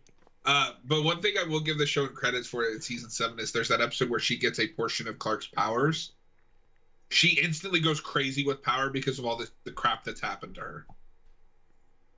Well, that's good, but I guess and tries to decide she's going to kill Lex. Sometimes this show can't decide if it's on her side or not, I guess is the point I'm making. And so if she goes off the deep end, it gets kind of twisted, and she's sympathetic, but in almost more of an antagonistic way, where like it's sad to see her fall like off the rails like that. This season goes more in that way, but like it's still difficult for me to appreciate because before this there have been too many times where she's acting sanctimonious and selfish and just awful and impossible, and I'm still supposed to for some reason care. And so by the time we get her to this place, I have no connection. How much water do you think they had to pour on Rosenbaum for that sweat? A lot. They just have like bottles of sweat water on the sides of scenes like this. He actually talks about that some on Talkville. I am so far behind on that now. I am too. I'm about a season behind on that now. Oh God, I don't think I've even finished season 3. They're into 5 now, and I can't wait for him to get to this season. I want to hear like his Zod stuff. I will try to catch up before we get to at least 7, if not the second half, so we can talk a little bit about how they felt about 5. Because the most recent episode, and I don't remember which one it is, but the most recent episode they dropped, in the title, it says like Tom Welling loses it, and it looks like he's really angry about something in an episode, and I really thought 5 would massively lose them. And I haven't finished 4. They were way too optimistic about where that season might go, and you could tell they did not remember how meandery and that season is. Okay, so the episode that you're talking about is for Splinter.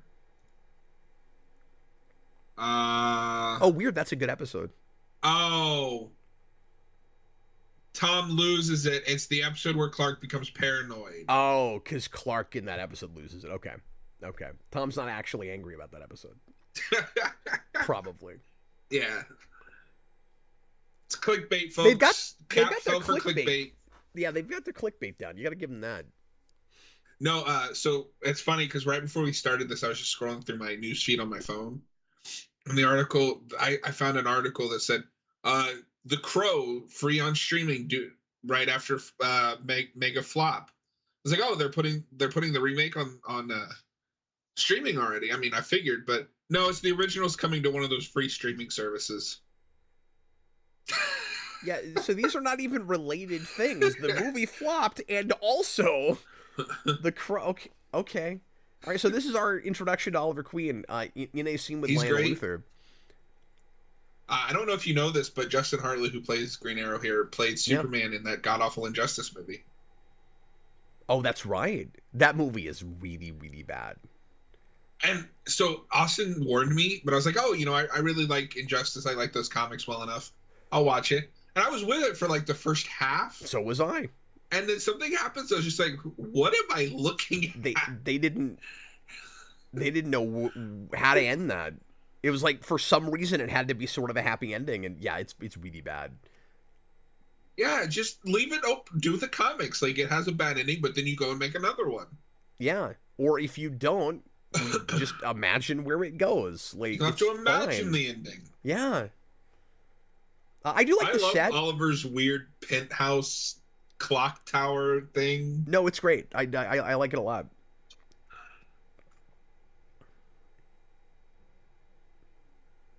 It's a fun kind of callback to me, and I don't know if they did this on purpose, but it's a fun callback to Birds of Prey. And I just mean Birds of Prey in general, not just the TV show. Because I saw something about that TV show the other day that kind of blew my mind. What was it? But I was just gonna say, typically, Black Canary is one of the main characters in the Birds of Prey, so it's kind of fun that we gave Oliver Queen a clock like that, because the Birds of Prey always operate out of a clock tower. Yeah.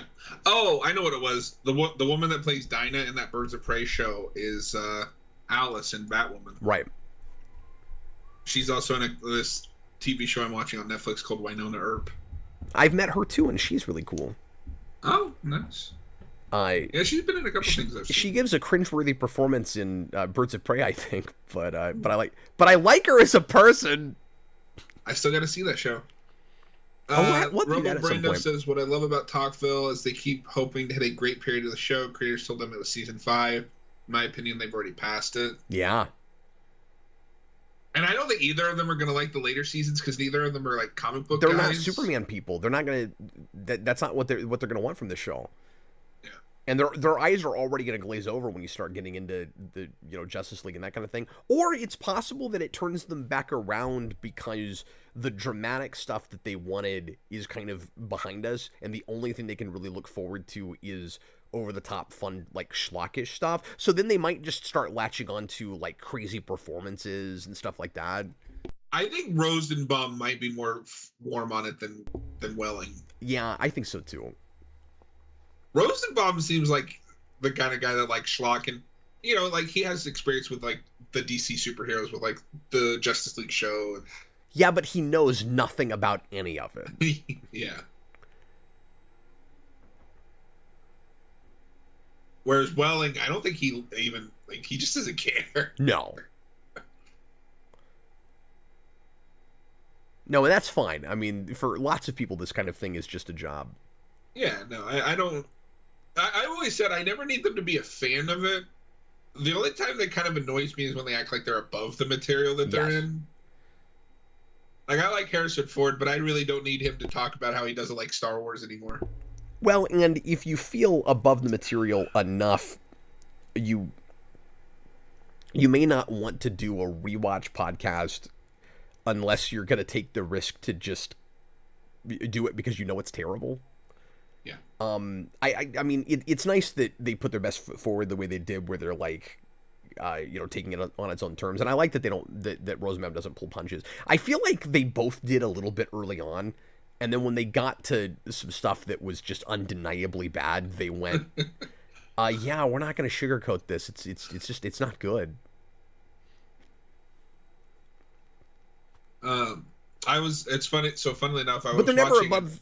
Sorry, I just thought of this. They're never above the material in the sense of like, oh, it's Superman, it's superheroes. Like when we took the job, we just took it because it was a paycheck. Like they always see the potential in it. Yeah. Well, and Rosenbaum, I think, is always fair. Like even if he doesn't like an episode, there's something he likes. At least from what I've seen. Yeah.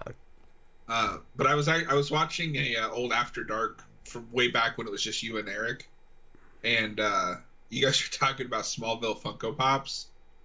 I don't know if you remember this, but Eric made a joke about a Chloe Pop. Now I want to find one for this show. Oh my god, that'd be great. I doubt they made one because they did some Smallville Pops, but they didn't do the whole cast, and that was because you were showing off you got an Lex one. Yes, and that was already after Nexium and all that, so I'm sure they haven't made one. I will find one. I will find it. I'm gonna make sure, so I'm not talking out of the other side of my face. I'm sure somebody has a custom one.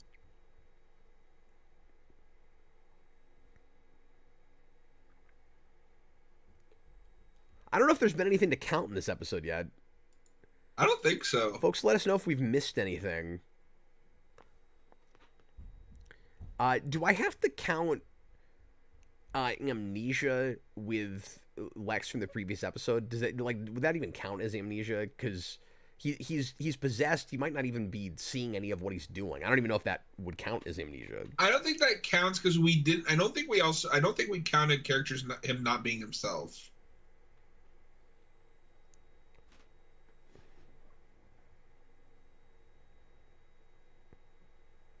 Oh, it is kind of odd that he doesn't figure out that this is a power until, like, right toward the end of the episode, like 10 minutes before the episode's done. Yeah. The episode's more just about him having that cold. That's an awkward freeze frame. Yes, it is. So we got bullet time blowing. I just love that they freeze on Well and go. That's dynamic, folks. That's very cinematic. Well, that reminds me of the shot at the opening of the Evil Dead 2, where like Ray Campbell's just on the ground and like Raimi pans around the forest for like 10 minutes. Oh yeah.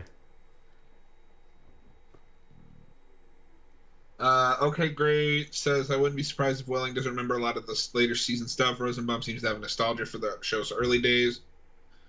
And Dagensphere says, my issue is that I think Michael glosses over details he complains about missing things. I don't know.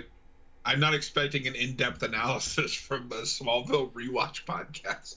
They're not like us.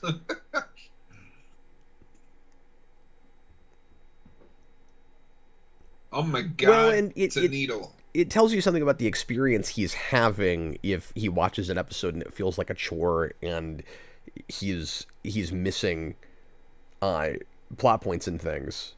Because it just means it's not grabbing him where it's difficult to catch everything when you're not invested. So you can say like, oh, like, you know, really pay your attention and do your homework. And like, yeah, you try, but unless you're just taking like meticulous notes on a thing, like you're in a class. Well, and like, that's not, their podcast isn't like what we're doing. They're not analyzing the show. They're just like watching and sharing their experience. Well, they do a fair amount of that too, though. And Welling, and I think the reason Dagensphere is complaining about that is because Welling tries to go there. Uh-huh. And sometimes he has really insightful ideas. And Dagenspeare's right that he misses stuff and he glosses over things. But that is valid to me because it tells you the experience he's having with certain episodes. Because there are episodes that he has a lot of really interesting, insightful things to say that grabbed him that his mind did not wander while he was watching it. And so Headbutt. Oh, would this count? Are we counting Lex as still a friend in danger? Or does that not count because they're not friends anymore? Yeah, that doesn't count. And we always counted that as more like supporting cast characters. Wait, what about Lana in danger? Because she's got a gun on her. So it's not in danger. Like I remembered it that way, but we would have counted a lot more things if it was that. It's now kidnapped, they're in danger. It's kidnapped or almost killed. They're in a burning building. She was on fire today. Thank God Clark got this power just in time to save them from a burning building. It's funny that just now we're having difficulty with this category and deciding what in the world counts for it. But when I wrote this back in the day with the old scripted show, it was just his parents. And then we added friends to it with this show. Yeah. And I think when we added friends, we meant more like just Chloe and Pete. I don't think we were even really thinking about Lana. And I mean, Lana all by herself, you could have counted like being kidnapped and almost killed, buried alive. And I can't remember. I think there might have been a category for that in the old show.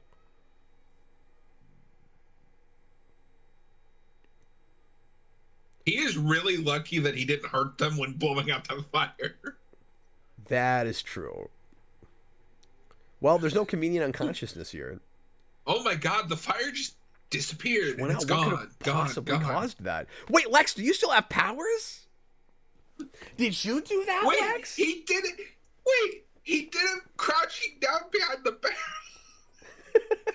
That's not how I remember that. I just like the image of like crouched behind a barrel going.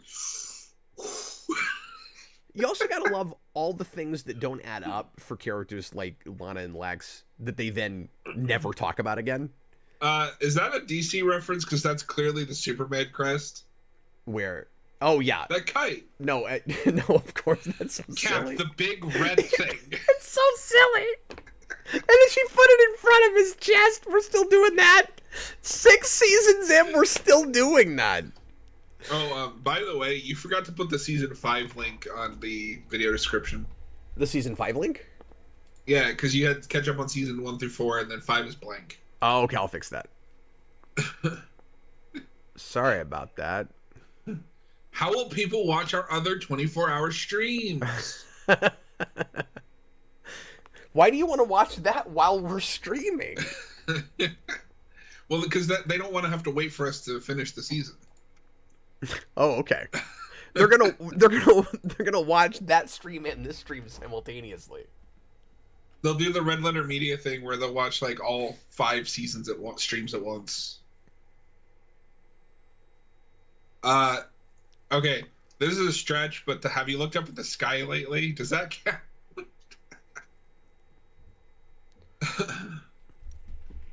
Okay, so this is dumb, what he's about to do here.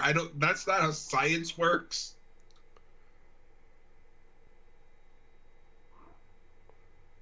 Chloe's got like a sitcom face now. He just blew away the storm. Wow, he basically has weather powers now. At least when it comes to clouds. If you're gonna do that, can we do the like Golden Age Superman where he shoots little Superman out of his hands?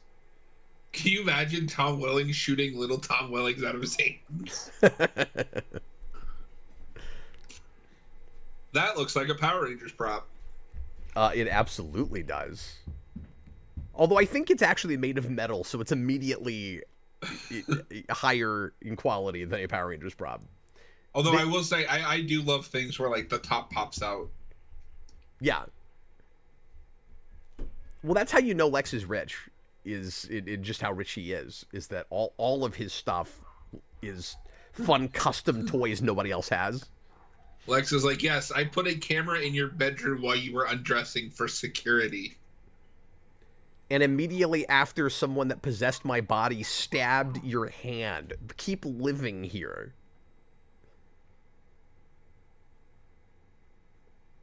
What idea is she supposed to have? You're watching her undress. Yeah, I was going to say, like, there's no getting out of this. What's up, Matthew? Matthew Bass says, hello there. Yeah, but you did, though. And at the very least, you have to tell her that you have those cameras when she gets there. But then, obviously, we can't trust that he's not looking at that footage. I do think this is a nice compromise. Like, I will get rid of the one in your room, but, like, the others stay. Yeah, now, I guess there's another angle to that of, like, the camera's there because he's got cameras everywhere, and it didn't even occur to him. Like, I could see that angle of it. Yeah, I mean... But you can't trust anything he says, of course. So, like, is it possible that he installed that on purpose because she's in there and he might get pervy about it at some point? You can't be sure that that's not the case. The way this relationship goes, I think that's on purpose. Yeah, like, he's super manipulative, and he's always looking... The other thing, too, is very often when somebody comes into his office and he's looking at a laptop, he's looking at footage from one of those cameras. So real quick, right here is where we get that. I thought I made myself clear. You were only supposed to use violence if you were in danger. I'm sorry, I missed that. What were you saying? So this is the other guy that kidnapped Lex, and Oliver says, "I told you. I thought I made myself clear. You were only to use violence if you were in danger." Yeah, no, I forgot about that. So he's using. Well, and that's kind of cool, though, because that makes him very, like, early Lex-like. Yeah. Because first, second season Lex would use that kind of thing potentially as a means to an end, and with the justification of nobody's going to get hurt. Are you ready for this? He's using that kind of method.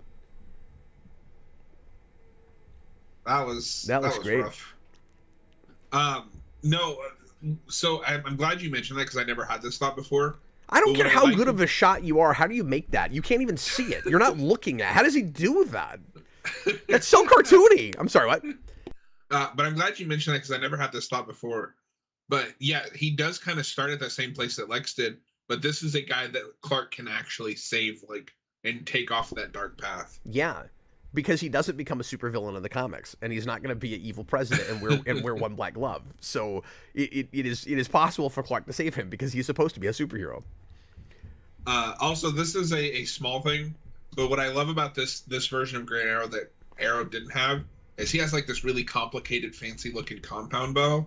I just think that's neat. It is neat.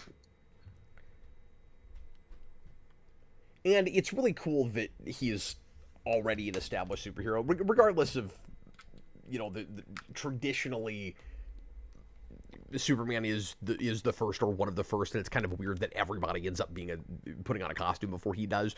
But you didn't think this show would ever go full costume, and it also just looked pretty great for this show. So I think it's still the best Green Arrow costume we've had. It's just the last thing we expected them to do, and it added a lot of flavor and energy to the show. And it helps that Hartley is really good casting. But Hartley and we'll Durance get to that. give this later half energy that it desperately needed. Yeah, well, and he helps the later seasons of the show a lot, regardless of how, if memory serves, we get pretty convoluted with his background with the island and all of that. But I remember not loving that stuff, and I remember thinking that when people really wanted a spinoff, I'm like, but you've done too much of the, like, you've made it too messy already. There's too much baggage. I remember thinking the biggest problem with his backstory is because. So these two seasons will tie him and Lex together as kids. Right. But then when we replace Lex with Tess, we also have to tie those two together. And that's where it gets a little, like, messy. Like, you hated Lex, but you're sleeping with his assistant. Oh, that is weird. And that will turn out to be a sister? Mm-hmm. John, let's go ahead and flip this episode, and then we'll take a break. Now, do you want to take a full-on lunch break? No, I ate like right before we started, so I'm good. Okay. If you are, then we'll just take a break. I'll probably take like a slightly longer one than I usually would, and I'll just eat something real fast. Okay. Cause I have not eaten yet, but I can do something very quickly. So I don't know. Give me like probably 10 minutes is all I'll need. Take as much time as you need. I'm good. All right, thanks, man. How do you flip on this one? I'm gonna go green. Me too. I think this is a fun episode. This is one of the episodes I think of when I think of that fun Clark and Chloe dynamic. Yeah, I guess I'm a little bit lukewarm on it. I like the introduction for Oliver quite a bit. Yeah, you just really like that CGI arrow landing right on Barcelona. Or yeah, well, whatever country he said. Like I said, I don't like that we do the breath thing this late, but there's a charm to how silly it is. Yeah, it's having fun. That was kind of fun. There's some okay performances in that. I think that episode is stretched maybe a little thin. Clark has personality in this episode. He messes with Chloe. Yeah, that's true too. So like it's not great, but it's not worth a red, I don't think. And I like the flavor overall that we're building for the season versus the last one. Yeah.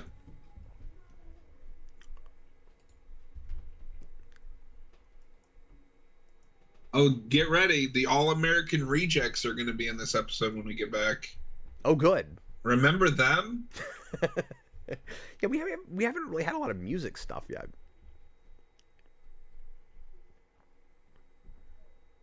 Yeah. Okay, we're going to go ahead and take a break, folks. Like I said, give me about 10 minutes, everybody. And if new folks come in and are wondering what in the world is happening, just let them know we're taking a break.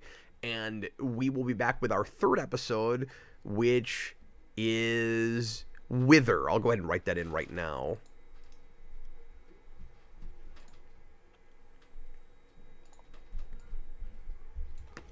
And we are on our way here, folks. We're already not 2 down, and we will see you again in just a little bit.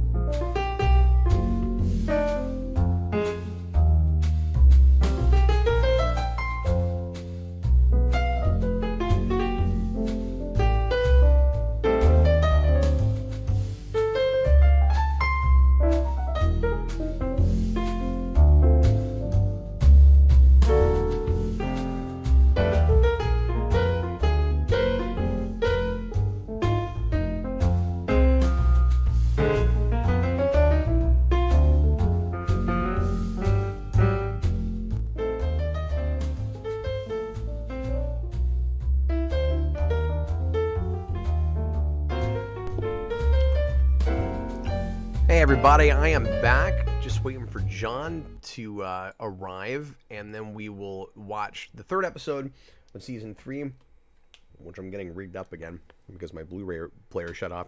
I wish there was a way to rig this where it'll just stay on.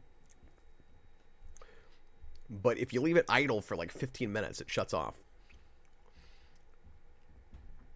And then you gotta start all over. Wither, I think, is the next episode. Yeah. And there's John. Hi, John. What's up? John, your Child's Play poster right next to your head has just the way that logo shows up. It looks almost like a watermark on your box there. Like for a second, I didn't even think it was a poster. I was like, why does he have a Child's Play like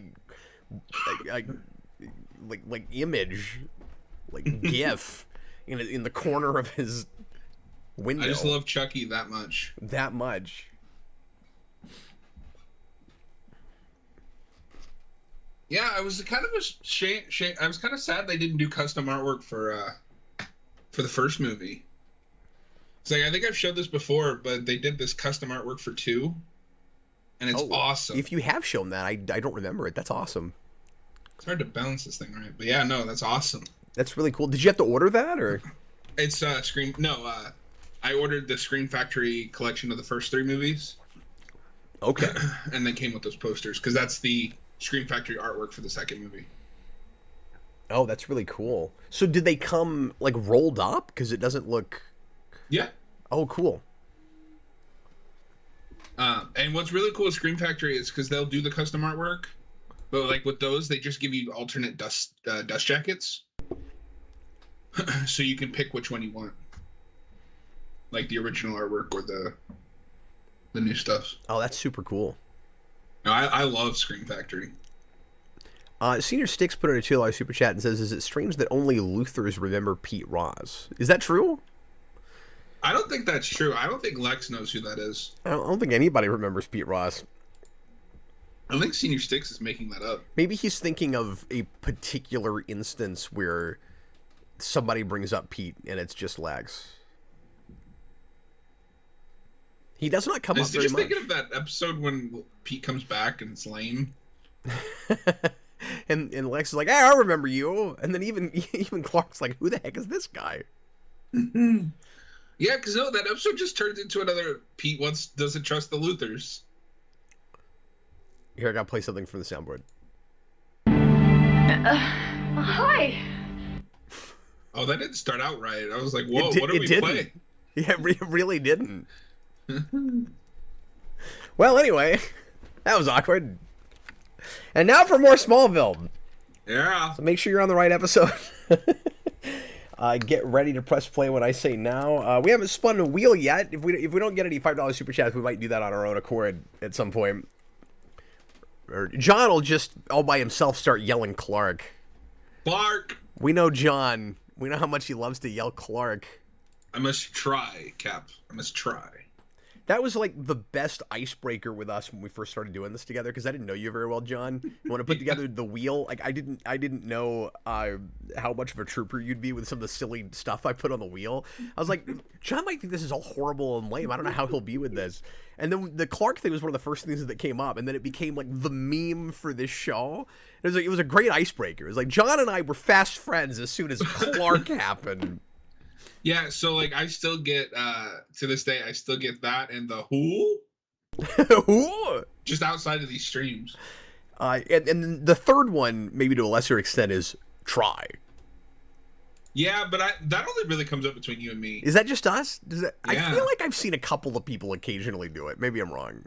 Oh, maybe. I know I like to do it sometimes just to annoy Austin. But... Yeah, because Austin doesn't think it's funny at all. But he also didn't see that episode.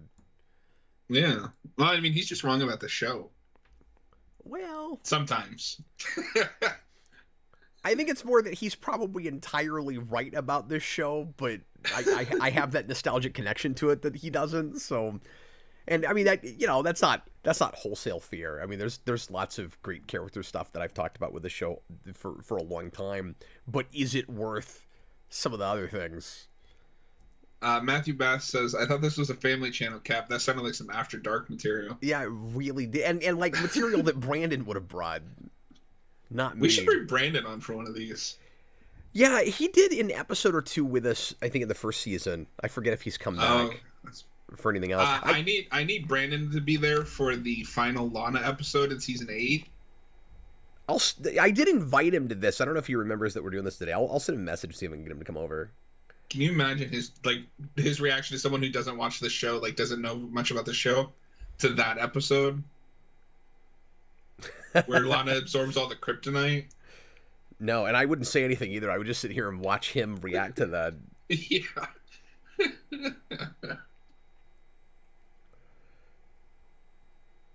Or Cap, we're also going to get the Underground Fight Club episode this season. Oh no, I forget what wrestler is in that. Kane. That's right. So there's two. There's Kane and Ashley. I don't remember her last name because on wrestling she just went by Ashley, who is sadly no longer with us. But oh no, it's interesting going back to this episode because like she was one of my favorites as a kid. Okay, we're not trucking very quick today. I just had to take a longer break than I wanted to. I had to help my wife with some things upstairs. So anyway, let's go ahead and get right into this. Everybody, make sure that you're watching the 3rd episode of Season 6. Get ready to press play when I say now. We're off to a pretty good start so far, John. Yeah. Everybody, please press play right now. No, this is in the upper tier seasons for me. Are we going to do a season ranking when we're done? We should, absolutely. We're both going to have Season 7 at the bottom, I think. And then we gotta continue on to do the comics. Yeah, I'm down. Or I was hoping we would. We got to do Supergirl Volume 2 as well. Because I've never finished. Wait. I did about half of it. This is going to be the episode that ruins our streak, I think. Uh-oh. I don't right away remember what happens in this one. I think this is the plant alien lady. That's not even ringing bells right now. This might be one of those episodes I saw one time. Well, no, I say that. I did watch through half of this a while back, so it'll come back to me. I definitely watched it somewhat recently. So I could be wrong, but yeah, no, this is the plant. If this is the episode I think it is, this is the plant alien lady that kidnaps men to create offspring. Jimmy, just own up to it. You're making a move. Just own up to it.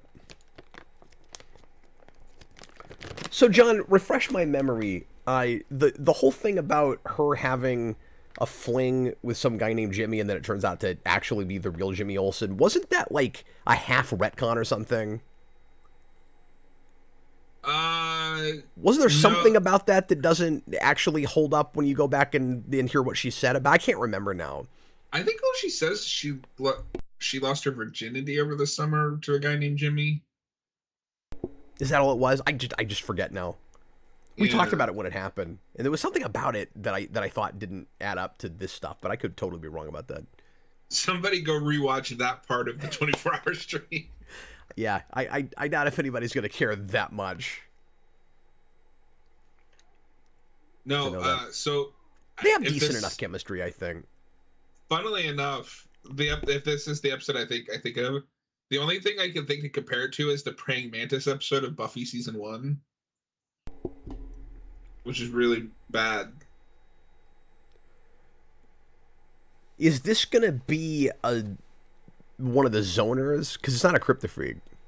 Yeah, no, we don't have any Kryptofreaks in this season. I don't think there's probably one, right? No. There like, is big superpowered. I know for sure there's at least one because there's an episode called Freak that's a Kryptofreak that I think detects other Kryptofreaks.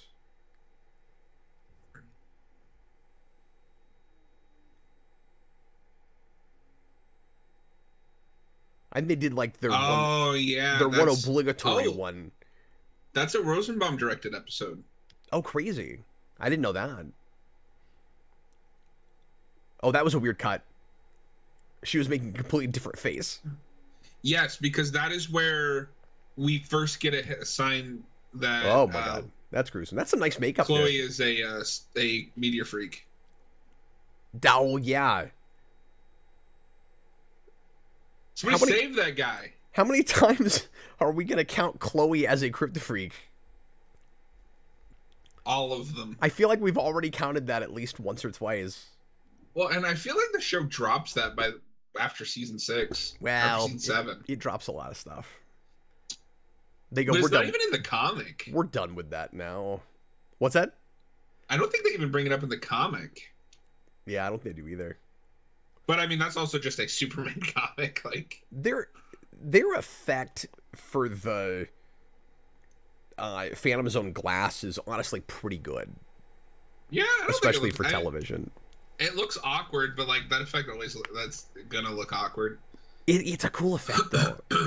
Dagon Sphere, guys, if we're gonna do the Smallville comic, surely you could also do the Smallville Kara and Chronicles of Krypton animated miniseries. I didn't even know that existed, and I don't know how you'd find that. Yeah, I don't think I knew about that. Well, that's probably on YouTube at this point. Okay, so it's Aaron Ashmore in this one. I can never keep those two straight.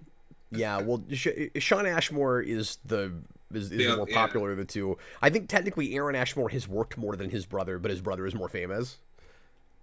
Well, and his brother is in X2. Well, that's what I'm saying. He's more famous. But, yeah, he starts in Animorphs. Whoa, if we could find that show, that would be a fun commentary. Sean Ashmore does. Yeah, Jason and I did the pilot when we were doing the pilot show, which we hope to bring back at some point. We just got too busy with the baby, but... Yeah, because we've talked about this, but, like, I read those books religiously as a kid. Yeah.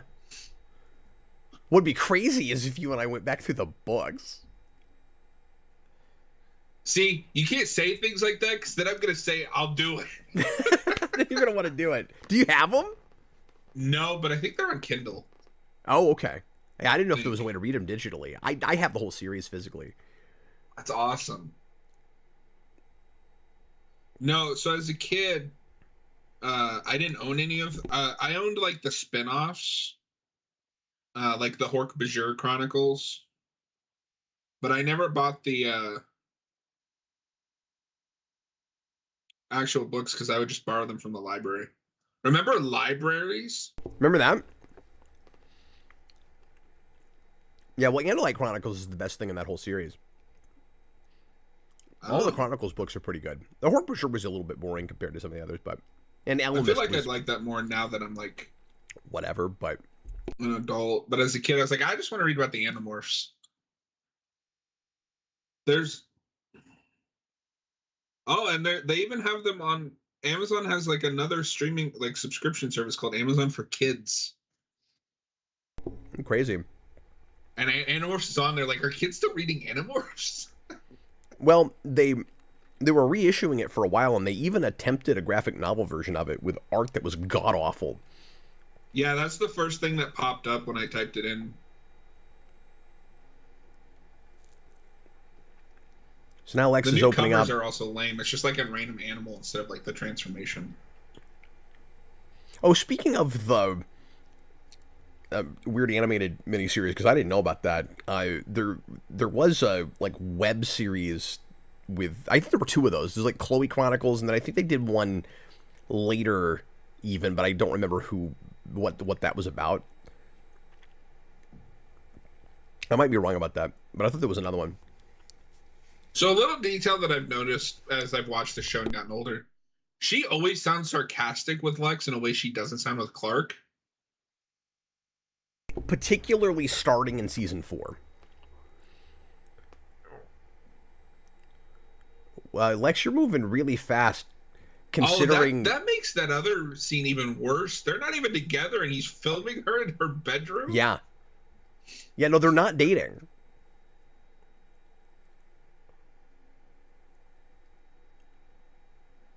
I want to watch her fight Clark's ghost, like physically fight it. Well, you could date Lex, and then the two of you together could team up and fight Clark's ghost. You know, I would have a lot more respect for this show if she just became a supervillain. Yeah, me too. Well, you say that, but then that's what Gotham did with Barbara. Yeah, but I mean, that was funny bad. I just feel like that's... Well, I was going to say that's the only choice chance you would have had with this is if it was funny bad. It could have maybe worked. Where, like, she becomes a Kryptofreak murderer. Like, she murders Kryptofreaks, and then Clark has to stop her. Yeah.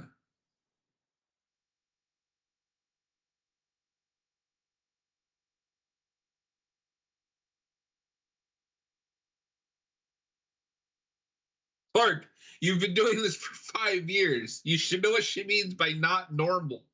And I need you to explicitly spell this out.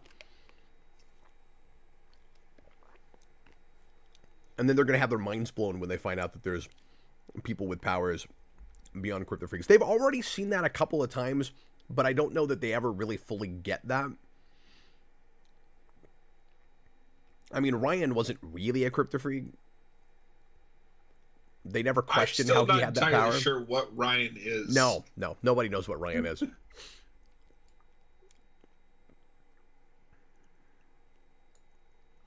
I like that Matthew starting to get the... This is the season where Lex takes his creepiness to the next level. Yeah. I like that we're starting to get Lois interested in journalism. Well, I like that it's already happening, that it's not going to be a light switch thing that happens like 4 seasons with her in. And the way they, in last season, this is suddenly coming back to me, but the way she started getting interested in journalism was kind of a heartfelt moment. And I like that it comes from a place.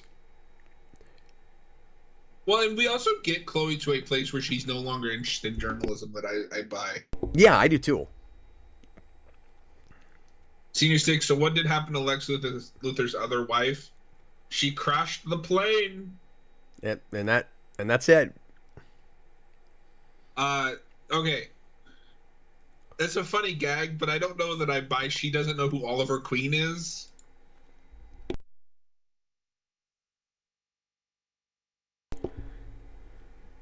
You say that, I mean, I sometimes question this in fictional universes like this where I don't know the names of every famous billionaire on the planet in real life. You know what I mean? So if it's somebody that's local, like the idea that you could live in Gotham and not know who Bruce Wayne is, like his name is on buildings all over the place, same thing with Lex Luthor and Metropolis, but if you live in the middle of Kansas, you might not know who Oliver Queen is. Yeah. If you don't keep up with business. Right? I do think this is funny, though. She thought he was a courier. Yeah. Well, and that's the thing is, she's heard of him. She just doesn't know what he looks like. I really buy that. Yeah. No, it is better than the 89 thing where nobody seems to know who Bruce Wayne is. No, that's ridiculous. This is fine. Was that a rude super speed exit? No. Well, yeah, it was kind of rude because he didn't even tell her he was going to do it. I'm going to count that. Like she knows about his power, so it wasn't rude in the way it usually is, but it was still rude. He exited in the sense that he left her there for a minute.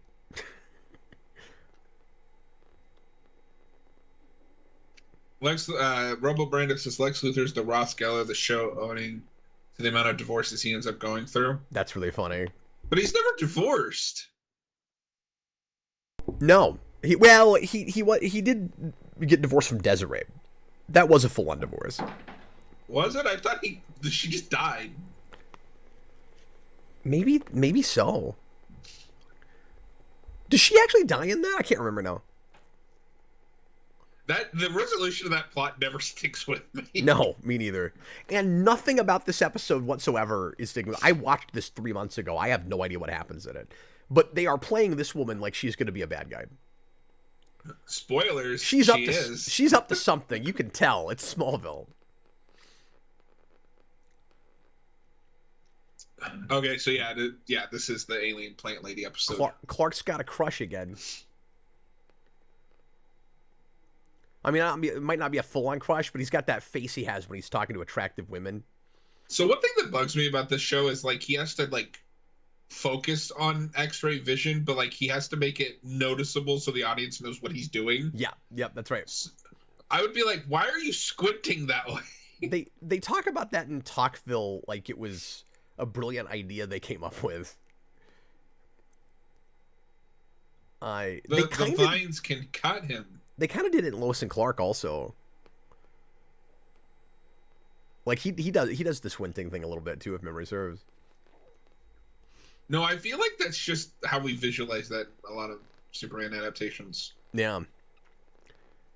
So we had to do I wonder how many stand-ins we can find for basically Batman villains in the show with made up Kryptofreaks and Zoners and... Robo Brando says, I would assume Lex gets divorced after these marriages unless bigamy is illegal. I don't think he gets divorced. He gets widowed 3 times. names. Yeah, that's the question: is do they all actually die? Because I can't remember. I mean, obviously the Helena did.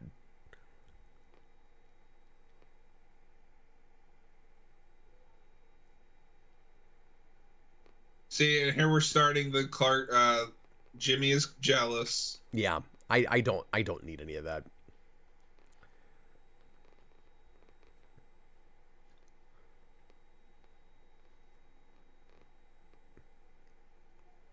Yeah, I'm not sure why you said that, because you were putting moves on her and pretending like you weren't, and then now it's jumped Why is to... she amused by it? Thank you, Clark. Clark is the voice of reason for us.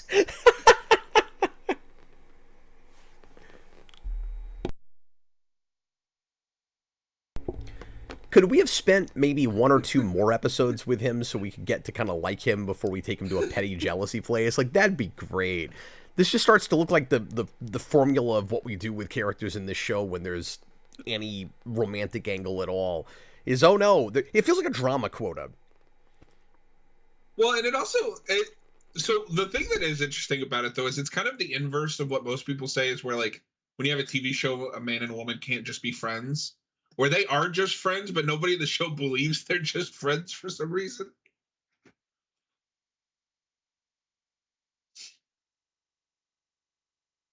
And at least it's not a full-on love triangle, where now Clark starts thinking about getting back, or getting with Chloe because he and Lana aren't together anymore. No, I mean, my favorite part of it is that we get Jimmy to this place where, like, he's kind of down in the dumps, like, jealous of Clark, and Clark's like, what? What are you talking about? But this is why I say drama quota. What I don't understand is why we couldn't have just let Jimmy and Chloe be a couple for 3 seasons. And they could have tumultuous problems in their relationship here and there, but it doesn't have to be off and on again. They could just have regular difficulties in their relationship. Instead, we have to make it the same typical love triangle nonsense we have with anything else. We have to have another guy that comes in and threatens their relationship. In 8, when we have the weirdest love triangle in any show ever, Jimmy Olsen, Chloe, and Doomsday. But see, that's where you should save that for. It's like, I don't need him to be jealous of Clark. Save that for the weird Doomsday stuff if you're going to do that. Well, and how long does that continue? Because if it was just 1 episode, because I just can't remember, if it was just Jimmy goes, I'm really jealous. I feel like I've walked into something, and then he and Clark. See, all you had to do is in this episode with he and Clark sit down, and Clark has a conversation with him and says, "I want you to know, Chloe and I are just friends, and we're sort of like even like partners almost. You don't have to be threatened by me." And then that would have been really mature. No, so Jimmy will have an ongoing thing where he's jealous because Chloe keeps covering for Clark. And that doesn't end until he learns that Clark is the blur. Oh, that's awful. Yeah. This is our first confrontation between them since Lex was Zod. And one of the reasons I think I kind of lost interest in the show a little bit is just because... Oh, he said it again. What? It is true that Lex just keeps saying that the days of you coming to my home unannounced are over. He said it again. This is at least the 3rd time he said it. That's amazing. But I think one of the reasons, and there's really no way around this, I guess, when you start getting Lex on his darker path and he and Clark are split up as friends and become enemies, but they don't get a lot of screen time together anymore. Yeah. And Rosenbaum always really elevated well in his performance, and it was fun to see them on screen together. And I don't know how you contrive them being on screen in an antagonistic relationship on a episode-to-episode basis. Maybe it's impossible, but that's a dynamic I started to really miss. You don't get them together that often. Yeah. And so they're great together in that scene, but it's also just not as much fun as it is when they're friends. And there's no way around that. Like, they need to get to this enemy place, certainly. Dagonsphere asks if Chloe is so loyal to Clark, wouldn't he be put off by that? I mean, it's having faith in your partner. Like, he has no faith in Chloe.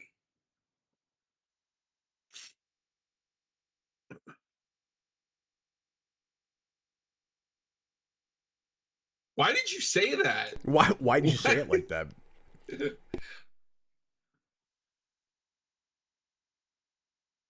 I kind of can't believe I just heard that. So maybe you are. Don't do it. Yeah, you should trust your instincts. But yeah, the issue is we're introduced to Jimmy and immediately his prevailing character trait is massive insecurity. Yeah.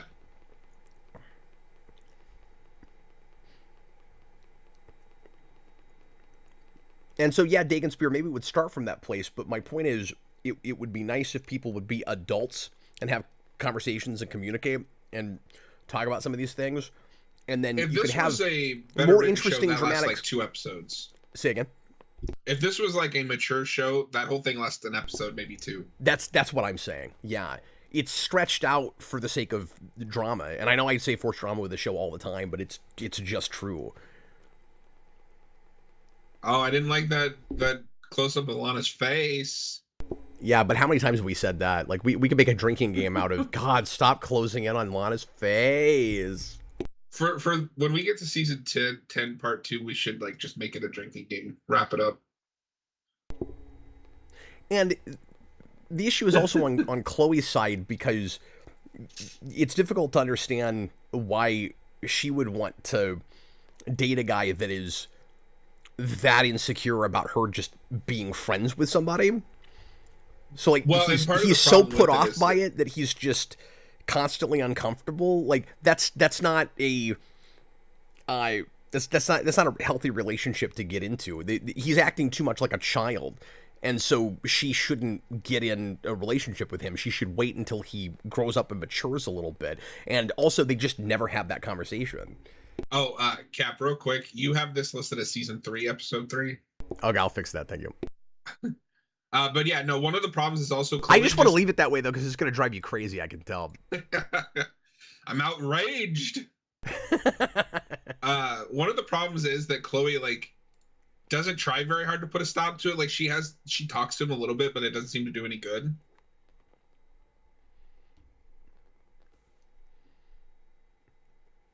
And I just think it's a really typical romantic dramatic situation that we do constantly with this oh God kind of show. Oh Lord, that's with this show specifically, and because it's got to be all about Clark's secret. And I just think that there are more like complex, intelligent, more nuanced kinds of dramatic situations you can get into because of somebody that can do what Clark can do. Sleep like that? Oh no, are we back to the 89 thing? Is he sleeping? Is he exercising?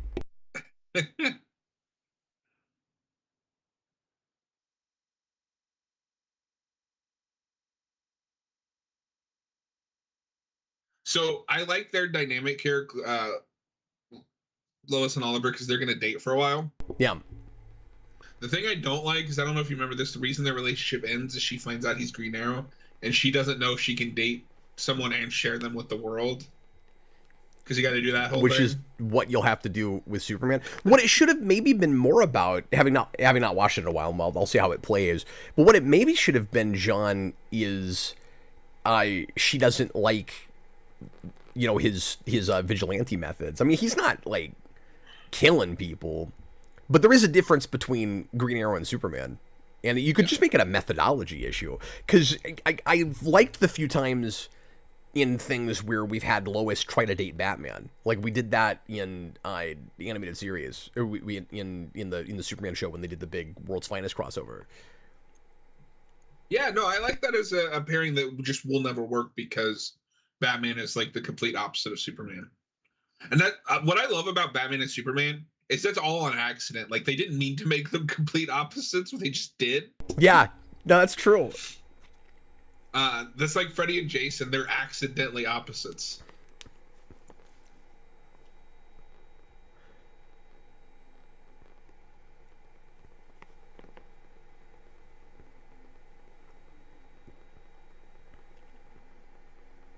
And of course, we have to do the typical CW thing where she meets the guy that she's gonna date later with his shirt off and sweating. Well, to be fair, She's gonna start dating him now because he just asked her out to that ball. Sure, but again, it's another quota thing. Like, of course, he's got to have a shirt off in the scene. Well, yeah. Somebody's got to fill the quota. Tom Welling's not doing it. And then you could say, well, he worked so hard to look like that. What? Like, you have to let him have his shirt off in a scene.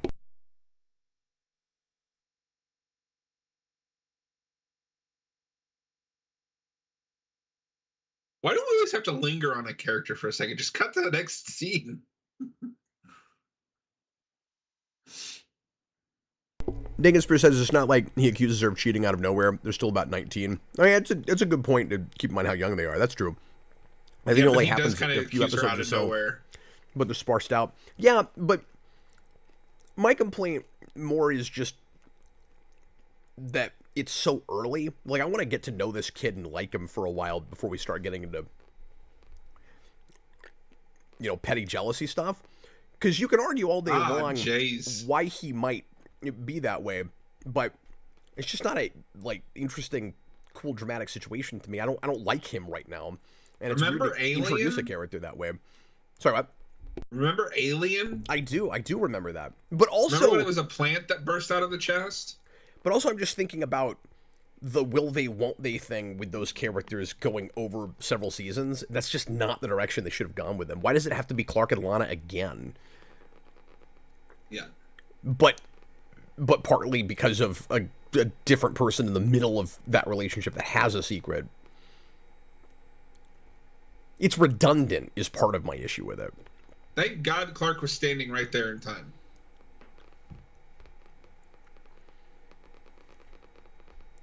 Leo says, I have to be honest with you, I hate the Batman relationship in the animated series because she never actually gets with Clark and Superman in the animated series. Is that true? Yeah, no, they never get together in that show. That's my biggest issue with Superman the animated series is they don't give Clark enough time to develop, and so they just tell Superman and stuff. There's not a balance. Which works for Batman, but doesn't for Superman. I did not remember that, but I gotta tell you, John, and this is not fair at all, but the relationship drama in My Adventures with Superman makes stuff in this show even more frustrating to me. Yeah, because I've always said I wish there was an inner circle very early on, like end of first season or early second season. And I don't want to spoil too much about that show, but people figure out his secret much, much faster there. Yeah. The way Lois figures that out is great. It's just wonderful. I'm off work this week. We should try to find time to do something on that. I don't know if I can do it this week. I'm going to be covered up with maybe a couple. I'll talk to you about it because I want to do it real soon. I'm having a hard time working it in, but I want to do that real soon. Yeah. Remember Poison Ivy? That's what I was saying earlier with Batman villains. Is I wonder how many stand-ins for Batman villains this show has, and I don't remember them. Well, I mean, Batista, when he shows up, is basically going to be Bane, but he eats spines. Dagon Spear, they also don't give much to Jimmy at this point either. I do think some of the drama was needless. Yeah, that's a lot of it. Is if he had some other fun things to do, it wouldn't bug me as much. But again, it's just that hobby stuff I'm always complaining about. He's Jimmy Olsen. He's working at the paper. He's a charming actor. I still wish somebody would say, you look a lot like this kid that took Clark's powers that one time. Nicholas Bodo, back from workout. Is My Adventure with Superman your favorite animated TV adaptation of Superman? Animated? Oh, absolutely. Hot take, I don't love Superman the animated series. It's good, but it has a lot of problems. It might turn around and end up being mine too. But I've also discovered my favorite thing about Superman is the sci-fi stuff. Yeah, I like the superhero stuff, but that's secondary to me. See, now you're figuring out what I've always grabbed on too. It's about Krypton first for me, man. Yeah. Well, that's what I like about this show is the weird sci-fi stuff. Okay, so I had this split-second thing where I thought somehow my DVD had gone to a commercial. When we get to all these people in costumes. Remember All American Rejects? Oh, I do like the song, though. Wait, they're playing in the Luther Mansion? Yeah, he's holding a charity because he feels bad. He's got to find a way to sleep at night. But are they having a charity ball in Lex's office? Is this just because it's those windows? Is this just the? That's amazing. This has the same problem Gotham will later, where you have this big mansion and there's only one room we're ever in. Well, the X-Men were in the other room. They can't show them. Oh yeah, because that's where the piano usually goes. This is amazing. You know what I want to happen right now? I want Lex's mansion to get broken into while this is happening. What is he waiting? What is he staring at the door for? I know he's waiting for Lana. It's just like he acts like he knows she's gonna be there. And then she takes her like 10 minutes to show up. Oh my god. John, that look was hysterical. He does that double take where like he looks over and then he comes back and looks again. Yeah. That looked like almost a parody. Like, oh my god. So good. So this is an interesting music choice. Because they look at each other and the part of the song that starts is I look at you with such disdain. Yeah. Good call.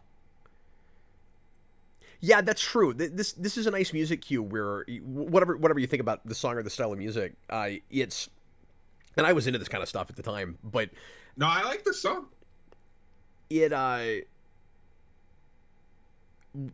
What the song is saying is the exact opposite of what we're seeing on screen.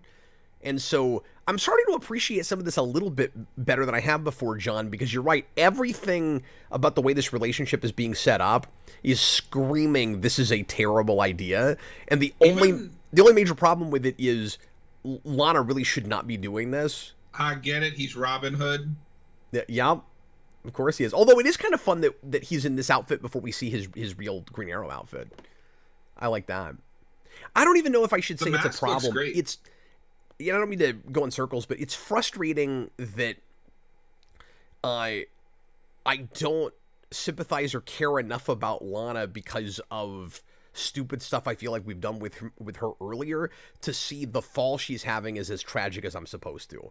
Because right now I'm not supposed to be with her. Everything she's doing is wrong and a mistake. But the problem is she's had a lot of that in previous seasons where I was maybe supposed to be more on her side. Oh, you know what? I think I know what you're thinking of when you say that his origin gets complicated. It's not the island, it's his parents. Because his parents were involved in the Veritas stuff. Well, yeah, but that's part of it. I gotta get back to that and we'll see when we get there, yeah. See when we get there, yeah. But no, like, cause like even Chloe was like, no, don't do this. Yeah. That's great.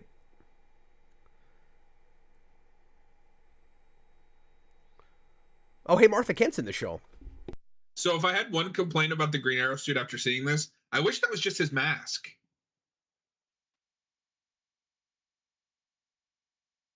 Because remember, he'll just have like sunglasses.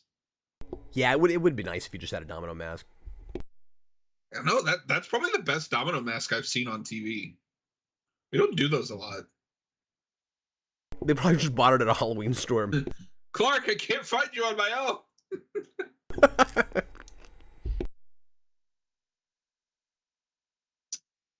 And then she found him on her own. That was lucky. Wait, is she going to use a taser to... Oh my god, she is. Senior Six has a $2 super chat. How is that one Scottish castle in Center, Kansas? Because they shipped it there. We're told that at the beginning of the show. Easy. Well, it's all over now.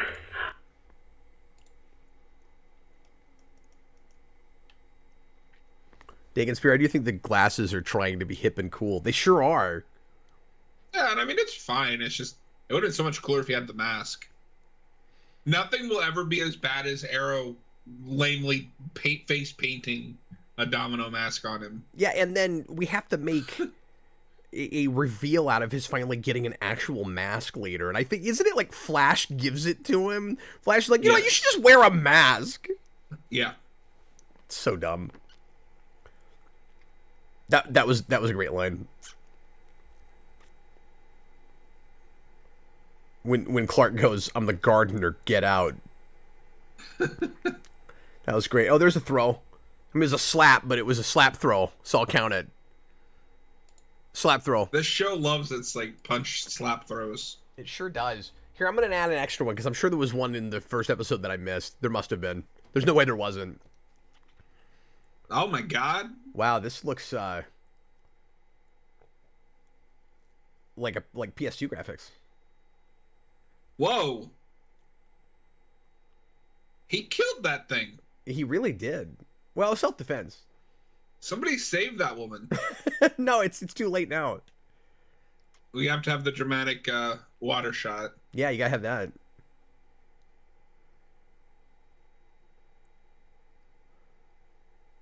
Well, that resolved very quickly.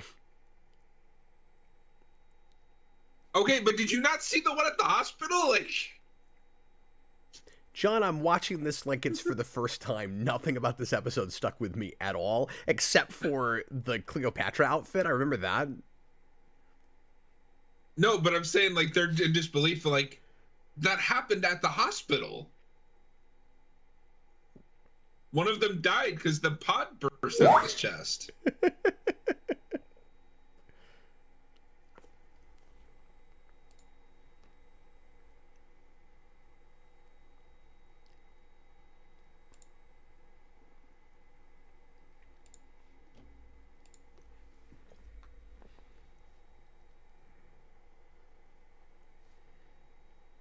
No, I've never been a fan of this episode. Gee, I wonder which way we'll flip our signs. It's not painful like some stuff we had to watch last season, but I'm sure we'll get to some painful stuff. No, mine will be a light. I guess spoilers. Mine will be a light red. Wow, look at that like $90,000 car. Yeah. Oh, actually, this episode's not great, but like now I'm conflicted because I like everything but the main plot.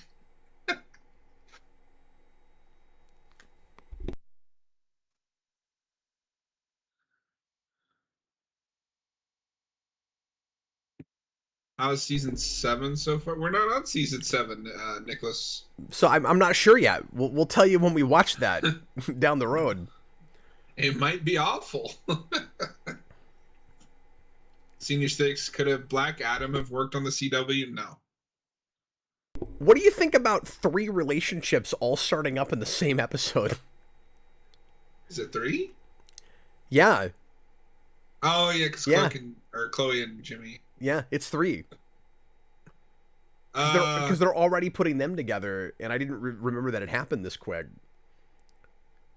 They're trying to make it a cool, like, thematic story thing, but it's I don't know, it's maybe a little convenient that these big season-long relationships are all starting in the same episode. And not even the first episode of the season, 3 in. Now, to be fair, two of them we've been sort of building to for an episode. But it's just funny that they all solidify all at once. That like these 3 couples are all for sure getting together now. Well, at least he hit a thing with his arrow he could see this time. Well, what I like about it is she thinks he missed. Yeah. No, I remember this. Which is probably good, because if he made that, I would have questions. Yeah, and then he got the pop tab. That's great. No, that. But can you imagine shooting that? Where it's like, okay, some AD come over here and then flip the pop tab real hard, and then we'll film it. That's what you gotta do. At least they didn't get all 3 couples in costumes all at the same party. They did it with just 2 of them. I was gonna say, well, I mean, close enough. It's 2 out of 3. Yeah, but they're doing a mirroring thing with that, where you've got you've got Robin Hood. He's wearing a outfit of an actual hero that helps people. And meanwhile, you have Anthony and Cleopatra. Lex, you can take the armor off now. Or is he Anthony or is he Alexander the Great? It looks Roman. I just assumed since she was Cleopatra, he must be Anthony. Yeah, if it's Roman, that probably makes him Anthony. I don't know my history enough. If he's not in Assassin's Creed, I don't know. But see, I bet there were people watching this more casually that are taken in scenes like this and think that it's supposed to be actually romantic and that we're not supposed to be creeped out by it. I mean, just listen to the music that's playing in this scene. I mean, to your point, there are still people that think Rey and Kylo Ren should have gotten together. Wow. Okay. And that's a weird, creepy...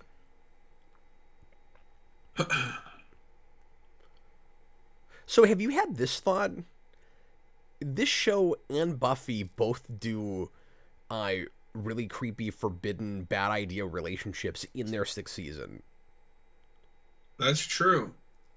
Because I don't like either of them. This is the exact same time we do the Buffy Spike thing. See, I shouldn't like the Buffy Spike thing. Those actors tear that material up so hard, I have a hard time not appreciating things about it. I like what it's saying. I just don't like them together. No, and this is wrong in the same way. But the question is, like, do they earn the wrongness of it? Like, why don't we like it, John? Is it a place we wish the shows just hadn't gone? I think Buffy earns it more because the whole thing with Buffy in that season is that's the only way she can feel anything. Right. The coming back from heaven thing. Yeah. And it's legit character growth for Spike. Like, it's a toxic relationship, but he doesn't want it to be. He's legitimately trying. Also, that's a show where you kind of have to just, like, not think about the ages with any of the relationships she has. No, that's right. It's more about what they look like, really, than how old those people actually are. Yeah, because, I mean, I love Buffy and Angel, but he's, like, 300 years old. It's different rules. They're vampires, you know. Yeah. But if you're a vampire, even with a soul, if you're a vampire and you're 300 years old, but your body never aged past 17, like, do you still kind of count as a 17-year-old? Like, I don't know. I can see the argument for it. I mean, if you go by Twilight, yeah, you have to keep enrolling in senior year for the rest of your life. That's unfortunate. You're not even allowed to progress as a human being. Oh, no. Okay, well, like I said, it wasn't nauseating or anything, but that's a very throwaway, I'm never going to remember that it happened episode, and I'm going to give it a red. I'm going to give it a light red, which I'm not feeling great about, because I like everything but the villain stuff. But that villain's so bad. Well, I don't like the Jimmy stuff either.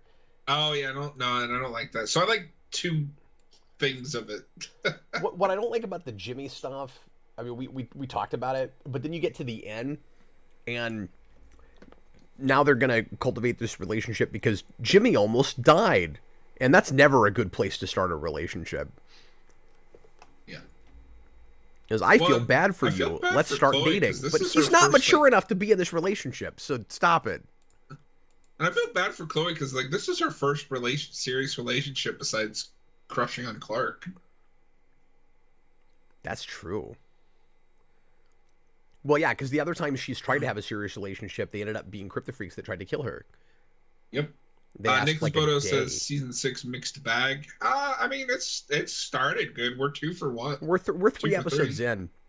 Just based on previous watches, I mean, honestly, I can make the argument that almost every season of Smallville is a mixed bag to not good. But for this show, I think 6 ultimately ends up turning things around quite a bit from 4 and 5. And I remembered liking 5 fine, and then we just had a miserable watch of it. Yeah. No, this is better than 4 or 5.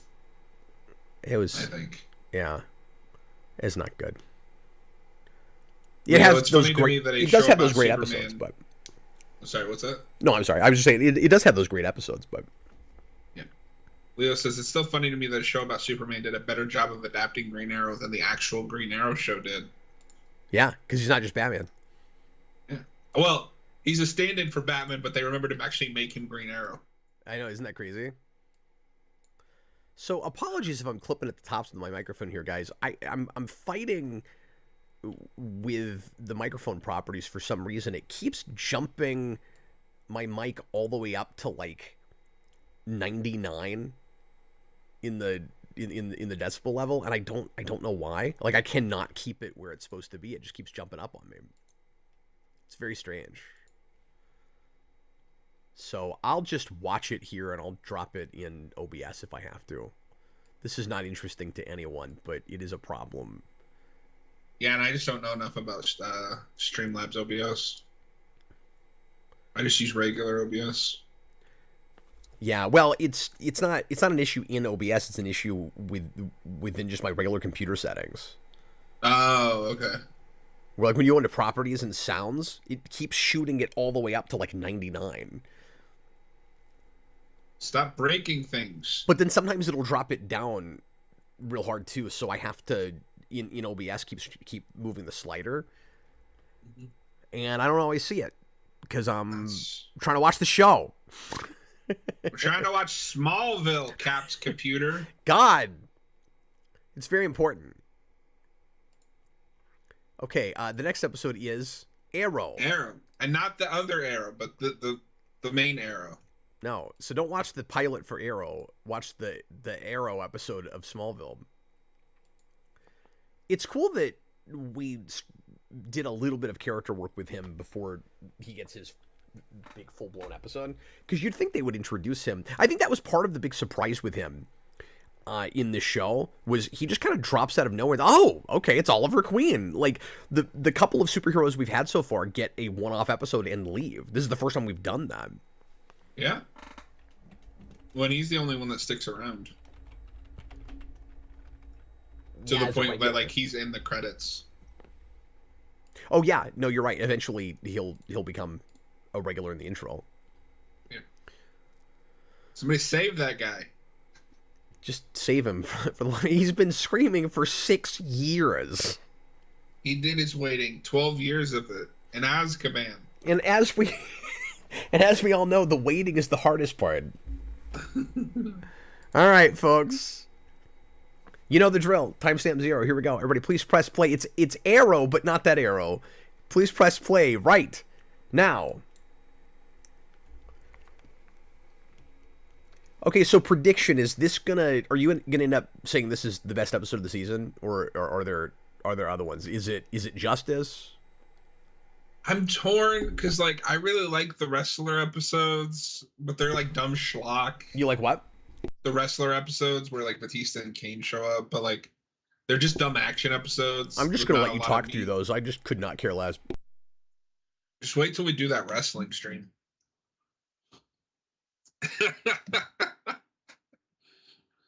I'm not even gonna turn on my mic for that show. Now this is a party. That What was did just that- the series Bible. I'm sorry, what did that mean? Well, you got a bunch of rich people don't talk about their bad dye jobs. Oh. Because you get it, rich old people like to dye their hair. Oh. Is that what she's talking about? Hair dye? that- I didn't know what that meant. That dude looks like my grandpa, and he's married to someone that looks like his daughter. Yeah, but that's pretty accurate. That's pretty real world accurate there.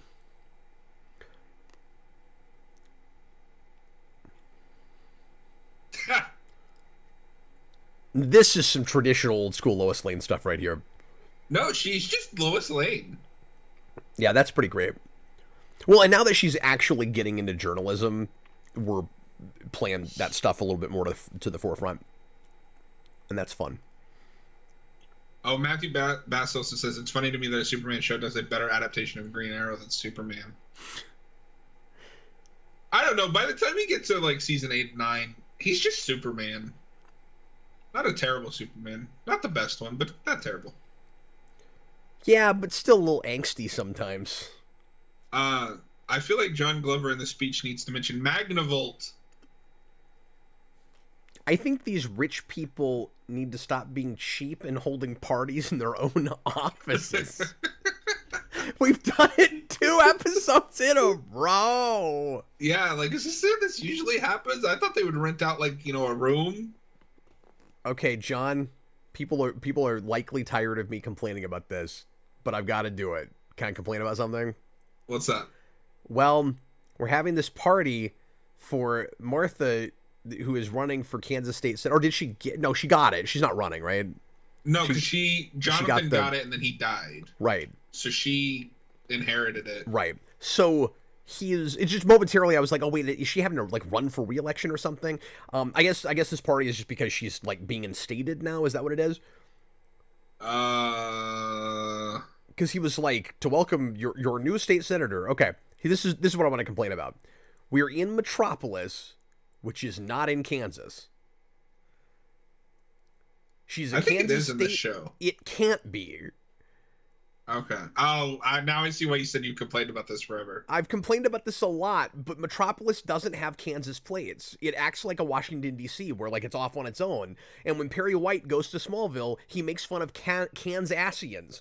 He lives in Metropolis, which means if Metropolis is now in Kansas, it has been retconned that way. It was not in Season 3. You see what I'm saying? Yeah. It can't be. I'm going to stop complaining about this now. Nobody cares. I think Metropolis is somewhere between Washington, D.C. and Seattle. Yeah. It's just its own little city state. And I like that. I mean, I always thought of Metropolis and Gotham both like that. Like, they're not really in a state. So, like, that's fine. You can replace Kansas City with Metropolis. You just can't say it's in Kansas. The only time I mean, you can, but they didn't. But I also think it's weird if Metropolis is in Kansas. Yeah. No, it should be, like, if you're going to put it in a state, it should be in, like, a more of a big city area. No, the only thing I've disagreed with is... You just make it Missouri. You say that it has taken the place of Kansas City, like Gotham always does. And, like I actually live in Kansas City. That's where I'm at. And I live on the Kansas side, but Kansas City is 2 cities in Missouri and Kansas, and they overlap. And if you live here, sometimes you don't even know what state you're in because it all kind of interconnects, right? So all you had to do is say Metropolis is the Missouri side of Kansas City, and you're done. And Kansas City is a big metropolitan area. It's 500,000 people. Like, it's big enough to be Metropolis. Relatively. I mean, like, it's not New York size, but it's big. Do you think that Green Oliver's kind of an idiot for being a vigilante that starts dating a reporter? Do you think Bruce Wayne is an idiot for dating Vicky Vale? Like, yes, but they do that, like, a lot. I mean, like Clark, even as a reporter, just traditionally dating a reporter who is a really good investigator, probably not the smartest idea. That's just old school comic book stuff. Yeah, that's fair. It doesn't bother me. I just thought it was funny on... No, you're absolutely right. But it's also just tradition. We always do that. See, this is funny, John, because it's like an anti-love triangle. I mean, it is classic Lois, though. No, but what I mean is someday she and Clark will actually like each other and then fall in love. And right now, Clark could not care less. And so...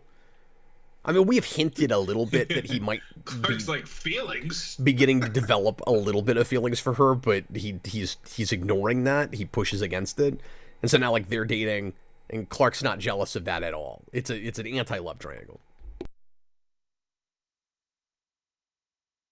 No, Senior Sticks. Gotham is not a wake-up call for Clark.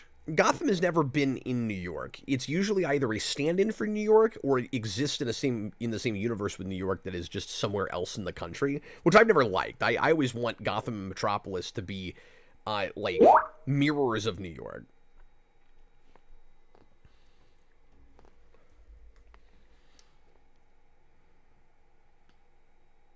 I like that immediately these two don't get along because of their different ideology.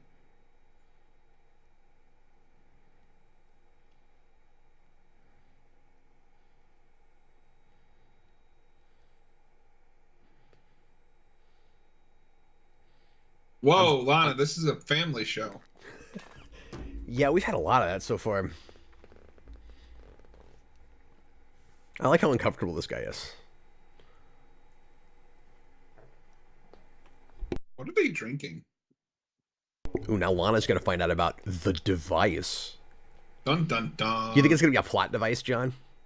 I think it's going to be that spinning disc he had at the beginning. Oh, my God. Yeah, it is. It's half of a disc. She's going to go, I've seen these symbols before. I used to be a witch that went to try to get artifacts that had symbols like that on them. No, Cap, that happened 2 seasons ago. She doesn't remember that anymore. Oh, you don't think so? She should start, like, scratching her back in the place where the tattoo used to be. That would be acknowledging the previous seasons happened. I mean, tell me it didn't happen. I saw it happen. We're at least building a lot on things that happened in 5. I mean, she remembers all of that stuff.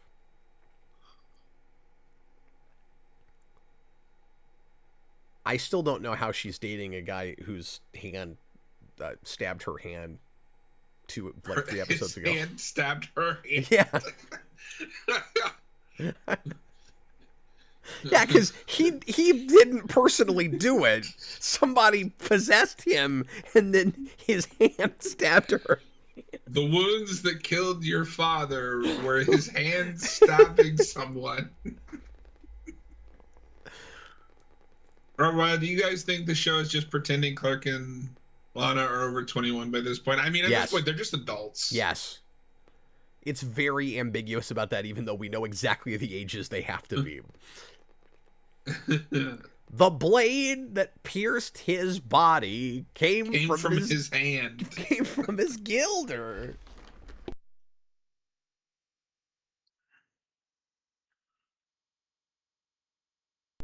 That's not some great writing. Could we rewrite that line? Could you not say alter Lois? No, Chloe more than anyone feels like that we're trying to do Joss Whedon.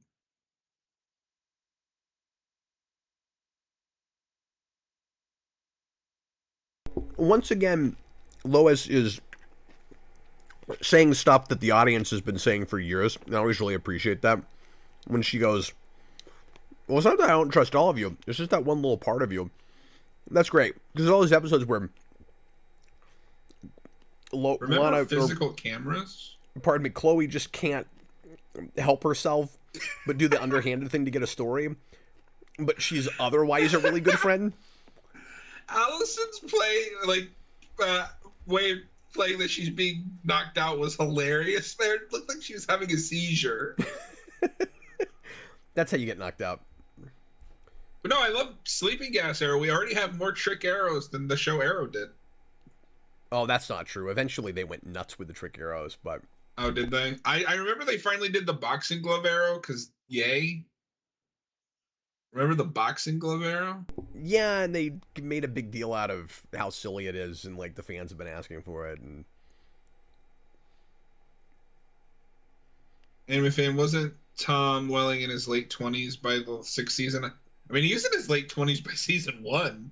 No, not late 20s. I think he was 23, 24 when he got the show. Okay. So he would have been in 30 already. So he's past 30. Which is amazing, because he doesn't actually look 30. They do a good job of de-aging them a little bit. He also doesn't look 14 when he's playing 14, but... He's somewhere in the middle. But by the time you get to the later seasons, like, no, you can tell this guy's in his mid-30s. I'm gonna disagree with you on season 1, Clark. I don't think he looks in the middle. I think he looks 20. No, I mean, he's in the middle between 14 and 30.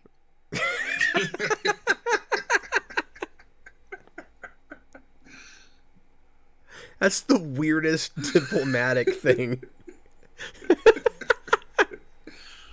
Yeah, he's somewhere in the middle. He's 20. It's so good. How long did it take your your staff to clean up your office from that party that you should have had at like a convention center? Lana, have you heard about Magnavolt? Would you stop it with Magnavolt?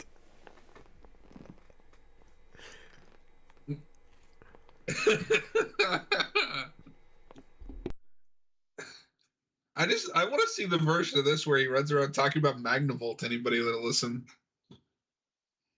It'd be like that scene where he's possessed and like carving Kryptonian runes into the floor. All of this also watches a lot better. The Lex and Lana, forbidden relationship thing, watches a lot better if you've just recently seen Lexmas, because it's like really sad and tragic that he could have had a really good, healthy relationship with her if he just lived right. So, and they're both forcing this relationship, and I think if you didn't have that episode, this would have been a much worse idea. This is the beginning of they're confused about what side Lionel's on. Yeah, so I don't think it's the beginning of that at all, though. I think they were already confused about it. Well, this is the first big season where like he's helping Clark and Clark is listening. Yeah. I've completely lost track with Lionel by this point in the series, where I'm like, he's whatever they want him to be in an episode, like. Because so this first half he'll be on Clark's side, but then when Lana is ready to leave Lex, he's like, if you leave Lex, I will kill Clark because I know how to do it. Yeah. And then he's confused when Clark finds out and is angry. That's so cartoony. But yeah, but then you also get that really awkward. I don't know if you remember this from season 7. Yeah. Lana kidnaps and tortures Lionel. Oh yeah. It's absurd. Well, over the cliffhanger, when he goes to Lana and he's like, "We're gonna have to kill Lex with this," I'm sorry, but we have to. Ends justify the means. And I'm like, didn't you try to murder him like 3 seasons ago? And I mean, I guess you had that period where you changed because of the body switch thing, but then he snaps out of that. You remember that great scene? I think it's still in 4, right? You remember that great scene where he just becomes Lionel all at once again? Like looking up at Lex. Yeah. And then Lex is like, "Oh, there you are, Dad." You remember that? Yes. So this is another cool thing, is they remember that he's like a liberal and she's the daughter of a military general. So they come from very different backgrounds. Yeah, they tiptoe around the political stuff, and they're not putting it in terms of conservative and liberal, but you can tell what they're talking about. Well, I mean, he did just call her a fascist, so. Yeah, but that's not saying the word conservative. That's true. But you're right, and that is something Comic Book Green Arrow would say. Politics.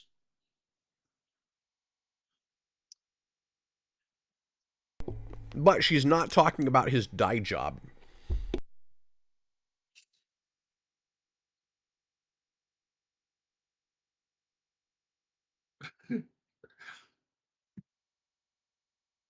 And now we're just shaking hands, like. Why are you holding his hand?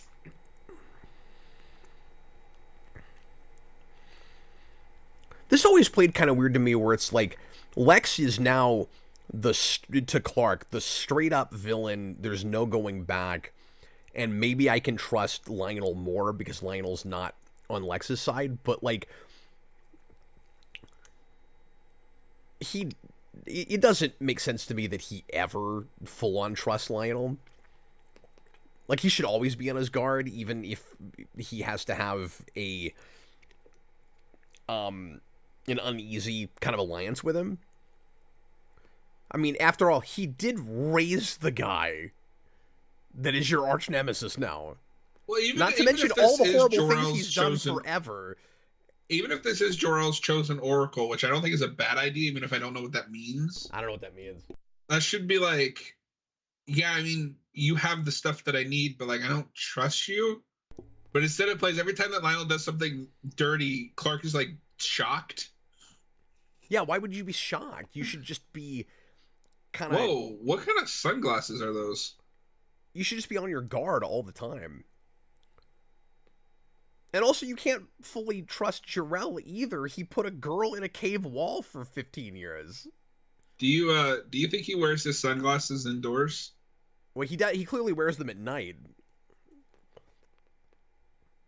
That looks kind of cool.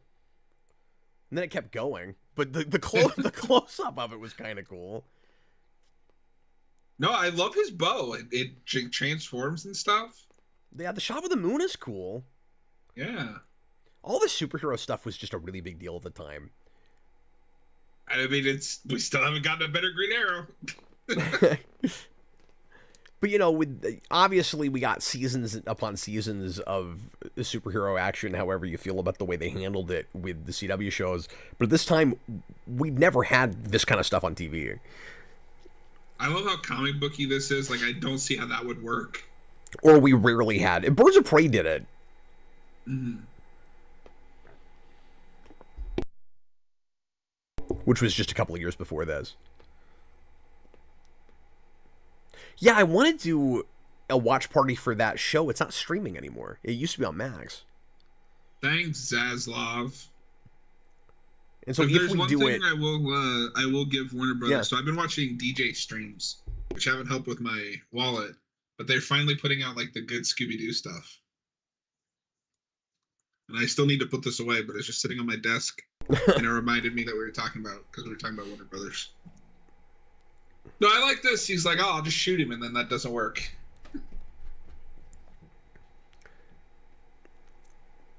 yeah. This also shows how reckless Clark is with his identity. Like, why did you have to stop and show him your face? Yeah. Well, and that is as contrived as all the times where characters don't see his face because they're not supposed to. It's just in the writing, right?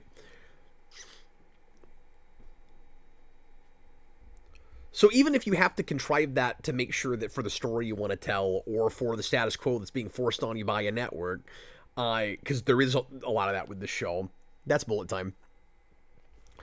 You could still come up with more creative and clever ways and not throw your characters under the bus and have it be more character motivated. Clark, there's for a people to madman not with know. a bow. Like, what do you do?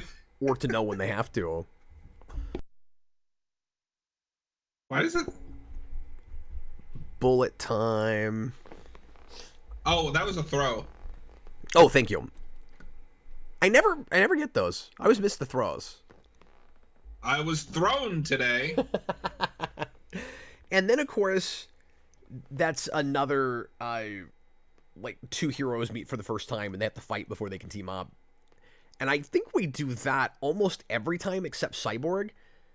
You remember, I really appreciated when we got to Cyborg, we didn't do that.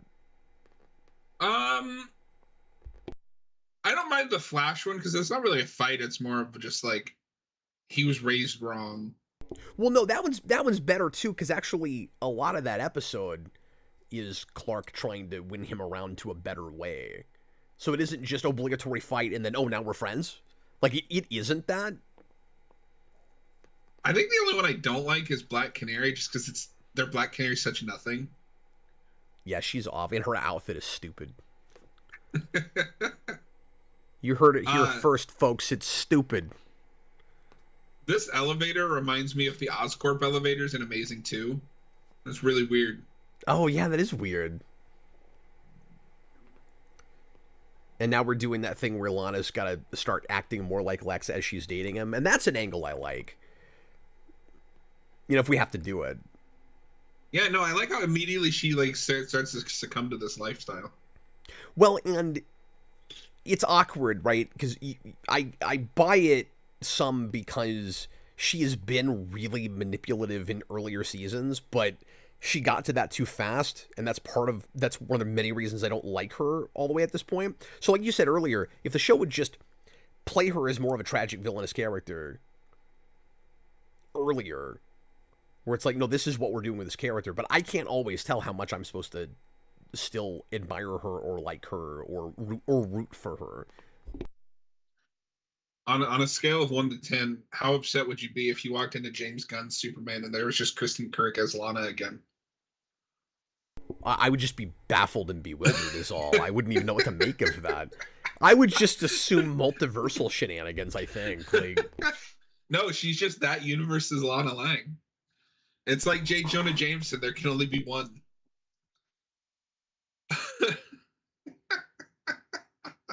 Then she gets a 3-minute cameo and that's it. Yeah. And dies horribly. No, she's just the Lana from this universe for some reason, still in the stupid invisible kryptonite suit. She just walks in and Superman's like, oh, God, it hurts so much. And then she just leaves. Okay, great. Wants to know the worst DC character adapted in the show. It's Mxyzptlk. I don't think there's any other option. I'm sorry, what'd you say? Okay, great. Send in a $4.99. No, I heard that. What was your answer? Mxyzptlk. Oh, yeah. I don't think there's any other answer. Hands down. Oh, you know what, though? Their Deathstroke is really bad. And I just don't even remember that. I remember it being bad, but I don't remember what they did with it. He's a military general that's in charge of the Superhuman Registration Act. You could also say Vandal Savage, because he's not even Vandal Savage. Whatever. Because they have that immortal character that Dean Cain plays that's supposed to be Vandal Savage. Yeah, but I'm more okay with that because I think that was a rights thing. Maybe so. I think they just weren't allowed. No, I'm just saying by Vandal definition Savage. it's bad adaptation. He's not even called Vandal Savage. That's true. But yeah, no, Slade Wilson's a military general that leads the hunt against superheroes because he hates them. Okay, great. Thanks for the $4.99 super chat. You get to decide now. Are we going to spin the wheel or are we just doing Clark? We'll wait for an answer in the regular comments from Okay, great. Okay, Grace says their Deadshot's not great. I remember thinking he was okay. Didn't they have a really bad Silver Banshee? Or did they do Banshee? I thought they did. I think they did. Okay, Grace says spin the wheel. Oh, I'm surprised. I thought he'd have us do Clark. Okay, here we go. We're going to spin the wheel. How much time do we have left on this episode? Oh, we've still got some time. Okay.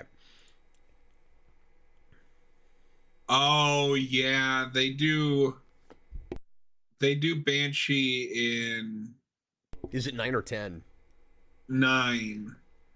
She looks awful. Yeah, that's probably my answer after Mxyzptlk. I thought I was remembering that. Okay, here comes the wheel spin.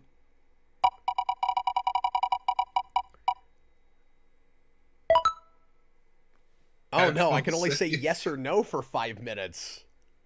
Okay, so John's gonna take over the show, and if he asks me questions, I can say yes or no, or I can respond to things in the show with yes or no, and it starts right now.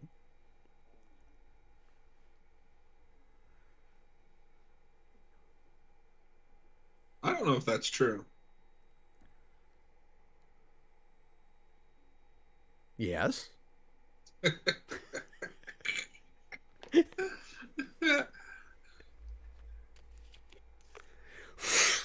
Robo Brando, I like that the wheel spin comes with Disney Plus product placement. Yeah, Disney, pay us to watch your competitors' show.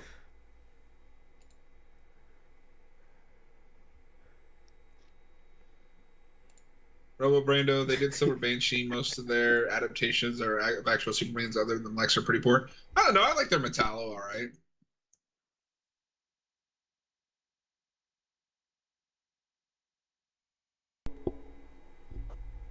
Clark, Yes. that's breaking in. That's a crime. Robert Wildcap, what are your thoughts on the economy? No.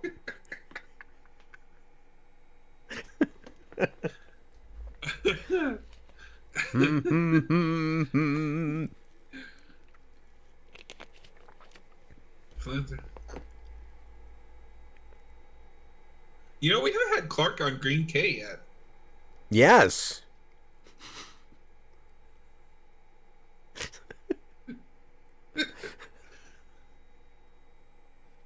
Remember BlackBerry? Yes? Robert Wild, who are you voting for this election season? No!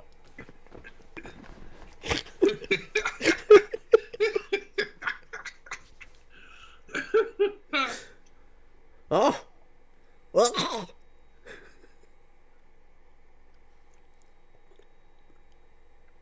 Yes.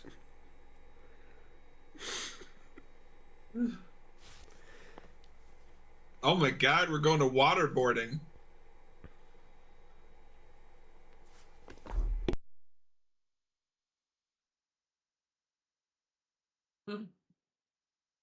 No.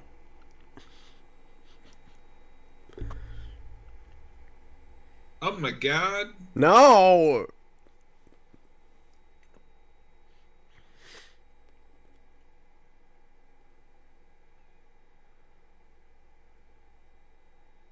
No. That's terrible. No. No. Matthew Bass, Cap, what is the meaning of life? No.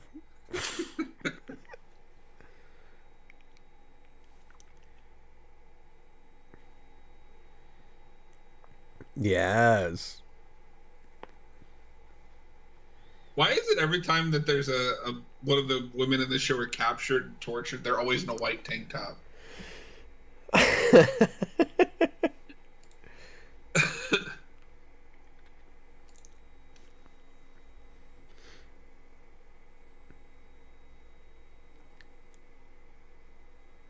Cap, who won the 1985 Grammy Award for Best Rock Instrumental Performance with Cinema? Yes. I don't think that's the answer. Robert Wild, how Yes. has any one person in life real life ever been kidnapped as many times as any of the characters on this show? No. Oof.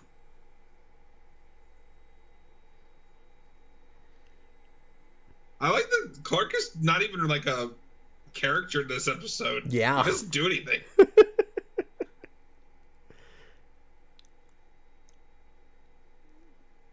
Da-da-da-da-da-da-da-da. I like that piece of music. Yes. Okay, I've hit the 5 minutes. You That's were fun. frozen today. I thought you were gonna ask me some yes or no questions. I actually really like the shot here. I like this lighting. Where you No, can't even it's see his great. face. That's great.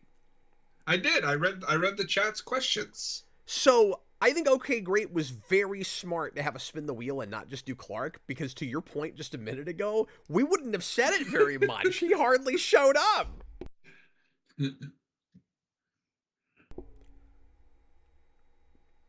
Although, if I remember correctly, we're gonna get one of my favorite Clark Hold on, moments in is this that episode. convenient unconsciousness or just unconsciousness? Because she wouldn't have known that was Oliver because he was in costume. I don't know if that counts. I don't think that's convenient. Like she was waterboarded. Yeah, it's not really convenient. Well, regardless of what caused it. Usually what I mean by convenient is it's convenient for the plot that they're unconscious. I don't think she has to be unconscious in that bit. She just is. No, she's only unconscious so she won't like struggle and he can actually save her. We're not counting unconsciousness. But does that count as that's a friend in danger? I already counted it. Okay. I just couldn't tell you that I was counting it. But no, if I remember correctly, the way this episode ends, it might be another episode, but we're gonna get Tom Welling in the Green Arrow suit. Oh, I forgot about that. He'll wear that, but he won't wear the Superman. That's what I was gonna say. I love that he's willing to do that. Why?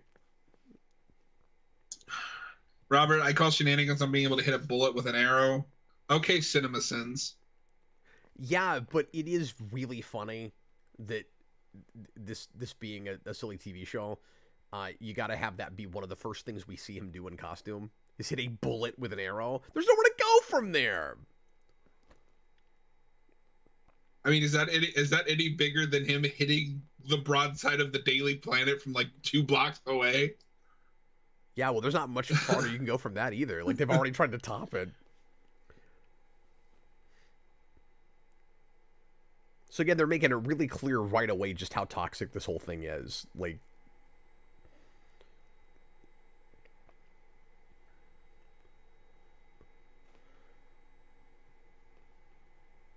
because at first it's we're maybe keeping things for each other, manipulating each other, and then it turns into maybe we're gonna be an evil power couple. Well, I also like that she's coming at this from a place of fear, because she's been at the mercy of those aliens, not only Zod, but also Namek and whoever. Who? Whatever that woman's name was. I think it's not Feora.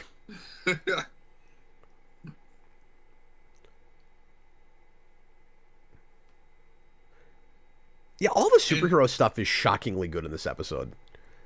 No, this it's just really nice, like moody, atmospheric stuff, and I love how traditional it all is. Like I love how much reverence this season just has for street level comic book stuff. And it goes, wouldn't it be nice if we could make a show like that? Oh, I know, let's just do it finally. That'd be cool. That's why, like, when they started showing off Arrow, I was like, oh, like, I like the Nolan movies, but like this looks like a downgrade from what we just had. Yeah. And then I was won over for like 2 seasons, and then it was the downgrade that I feared it would be. But it's so funny how much they ripped off those movies. That the big villain plot for the first season is ripped off of a rumor of what Rise's plot was supposed to be with the earthquake machine. Yeah. Clark, that's heat vision. Why did you say it like that? Like, yeah, it is. I don't. Senior Stinks just pointed this out, and it's really funny. Yeah. Lana has been a vampire and a witch at this point. That's true. All she's missing is a werewolf. Wait, she's gonna be a werewolf?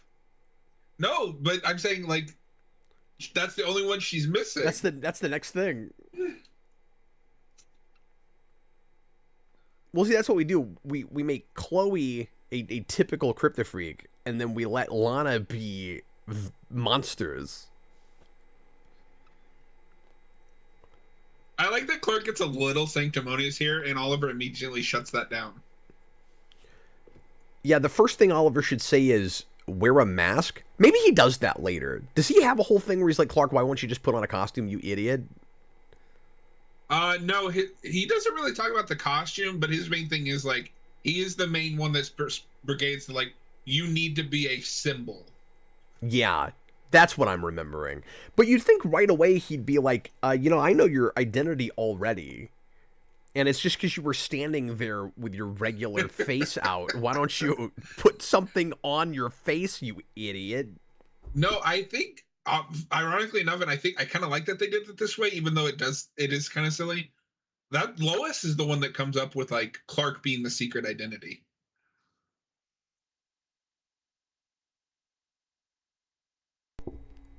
Also, I'm still shocked he's not wearing his blue and red yet. Yeah, that's true. Like, that's just the outfit I think of Wellington in this show, and he's not in it very much. Yeah, well, that's his farm outfit.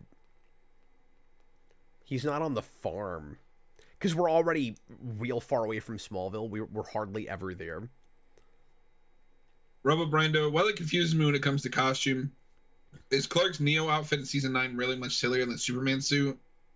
Or that awful embossed leather jacket jeans combo from 10? The suit from 10 is where I call bullcrap on Welling's whole, like, I haven't earned the suit. By 10, you are basically wearing the suit. Yeah. And it just looks dumb. Wear a real Superman suit at that point.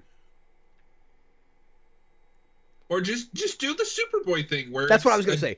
A shirt and jeans. Wear jeans and then wear a jacket. It's fine. I don't even hate his, like, black Superman suit from 9 with the trench coat. I kind of like it. I like it with the trench coat, okay. I mean, the shoulder pads are silly. But I also like the black suit more than I do the, like, I have that Superman jacket. Suit. It's fun. It's silly looking, but... You gotta wear that when we do Season 9. I'm going to, but I didn't want to wear it yet until we get there. But yeah, I don't like... And it's the exact same thing, just painted differently. But I don't like the red and blue one. It looks really dumb. It looks really bad. I don't mind the material. It's just the like embroidered S that he has on it. Yeah. Just put that on the shirt. Lex, No, I've been I think thinking, let's have a party in here.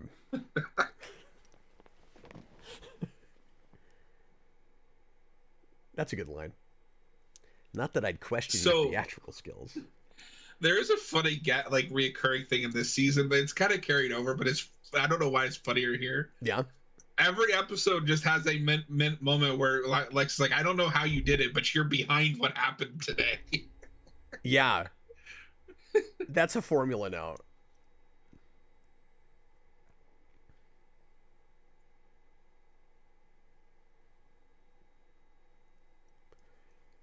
And it's gotten to a silly point now where you think about everything they've been to together and they're still having these same kinds of conversations over and over again.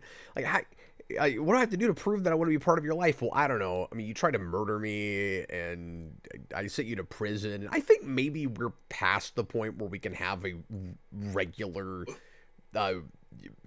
good familial relationship. Well, what I like about it is Lionel has changed, but it's too late. And Lex has also changed, but arguably regressed.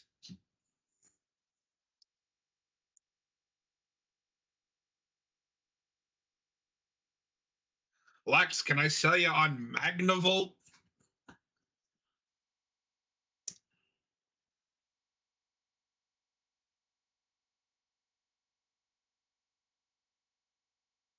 That was good. They should have another opera scene where somebody just chops off Lionel's hair. That was a good moment, but I feel like it comes a little late.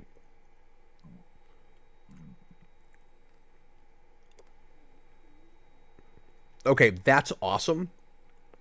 What? Well, that's the newspaper from the pilot. Oh. I think it looks a little different, but the headline's the same. Or the headline is similar. But you remember one of the first frames of the show is Lionel in 1989 looking at a newspaper about the Queen's death. And then later on, when you find out that they've all been in lead together, you wonder if Lionel was behind it. Now, I can't remember now if they retroactively tell us what happened with all of that, like why his parents died. But it retroactively watches, like, and I'm sure this, I don't know if there was any thought to this when they gave him that newspaper, but he's not just looking at a newspaper that happens to be about that. He might have had something to do with it. I wonder about that.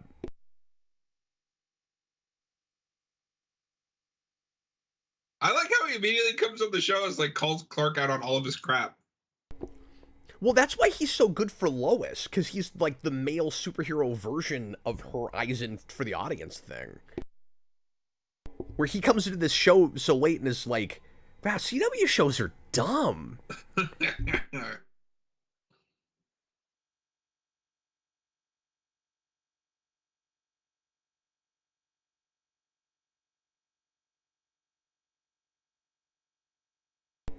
Yes, I am correct.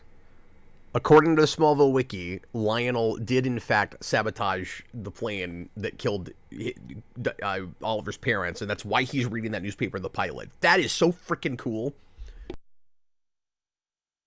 The plane that crashed and killed your parents was actually operated by Lionel Luthor's hands. But dude, how neat is that bit of continuity, and that it takes 6 seasons before we finally pay it off? Like, it's really nice that they thought 7 seasons.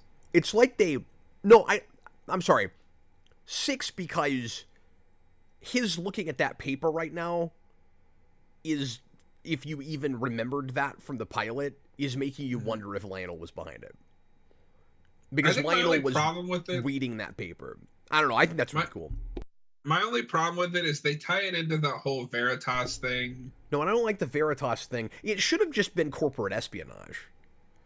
Like, it doesn't need to be that convoluted. Why is a secret society dedicated to finding Clark? Yeah. He was sent to this planet on accident. Yeah, and when Lionel... Well, I guess it was an accident, because Jor-El had been here before. Unless you get to season 8, then there's 2 of them suddenly. that we're both to turn. Okay, I want to take just a real quick break, like 3-4 minutes. Yeah, that's fine. I gotta stretch. Yeah, that's where I'm at, and then we're gonna bring in. Well, and also I think I have to flip discs here too, and then we're gonna bring Robert on. Oh no! Oh wait, no, these Blu-rays have 6 on a disc. That's nice. I don't have to flip it yet. It's good. I didn't realize that. Oh, we're getting the Excelsior flashback right at the beginning of this next episode. Excelsior! Forgot about that. Okay, well, let me go ahead and fun, get the next right. episode put in here and everything. John, this show is so complicated to run. I know. Well, it's because you're bringing Robert Wilde on. Well, that does overly complicate things.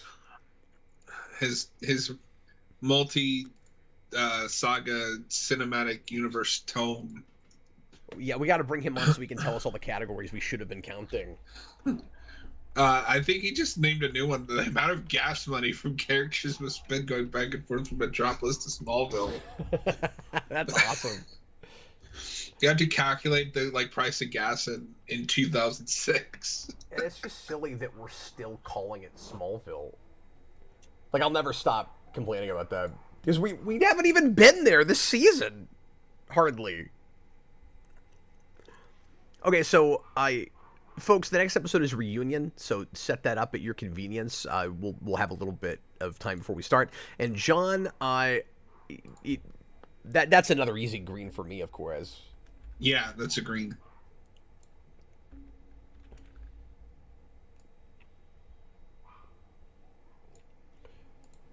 All right, folks. Hope you're having fun. We've knocked out 4, and we'll. Is this the strongest start to a season we've had? I think it is. I'm thinking. Yeah, because 1 is obviously kind of slow because it's all kind of, separate individual episodes and takes a while to find its footing. And, I still overall like 2 quite a bit. Yep. You really like the Starship. I really like that Starship season, John. I'm doubling down now.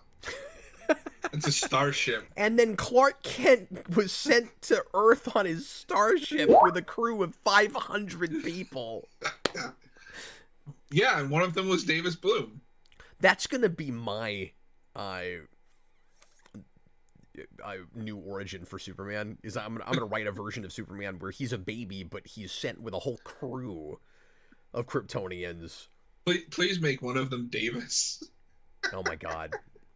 And I'll make it like the Inhumans, where they live in a secret society all this time, but you contrive some stupid reason that Clark is the only person on the starship that somehow falls out and is still raised by the Kents, but then there's this whole other secret society of Kryptonians. Please make it like a Mission Impossible thing where just a door opens and he just falls out of the ship. Yeah, exactly. So what you're saying is Kryptonians live in a society. That's exactly what I'm saying. Or you make it like a stupid master manipulation plot where somebody has seen the future and knows that Superman has to happen. So you make it like a Brainiac or a Davis Bloom or something, and that person throws Clark out so that he will become Superman. Because if he didn't get thrown out, he'd never be Superman. So you have to make sure that happens. Well, no. So they'll do that, but it'll go in further. They know that Davis Bloom has to become Doomsday, so they throw him out of the plane just a few miles later. Yes! That's great. And then Supergirl comes with her own secret society. Yeah. Okay, let's take a break. We'll be right back, folks.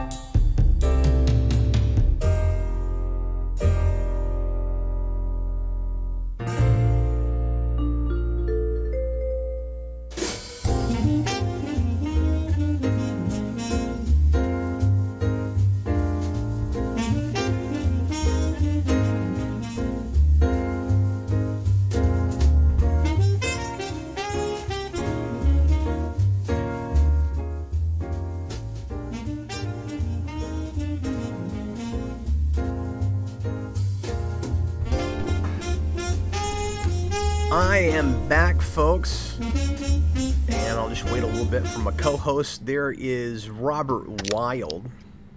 Hello. Hello, You Mr. can Robert see Wild. Pardon me. Good to see you, man. I'll fix it. It'll work out. How the heck are you, man? Pretty good. How are you feeling this far into Smallville? Oh, I'm good, man. This whole thing is so much easier than it used to be because we're not doing a full 24 anymore. I'm sure we'll start to get a little tired further in, but 4 episodes is nothing, man. It's just nothing. Okay, hold on. I'm trying to copy and paste it. This will take me just a minute to get this set up. I want to make you guys big enough on the screen. This is riveting, folks, I know. This is getting out of hand. Now there's 2 of Robert. Yay. Now there are 2 of him, and then there's like you're all scrunched down. There we go. Yeah. Slowly but surely, I've got so much going on. My computer's running a little slow on me here. Dun dun dun. Too much CPU usage.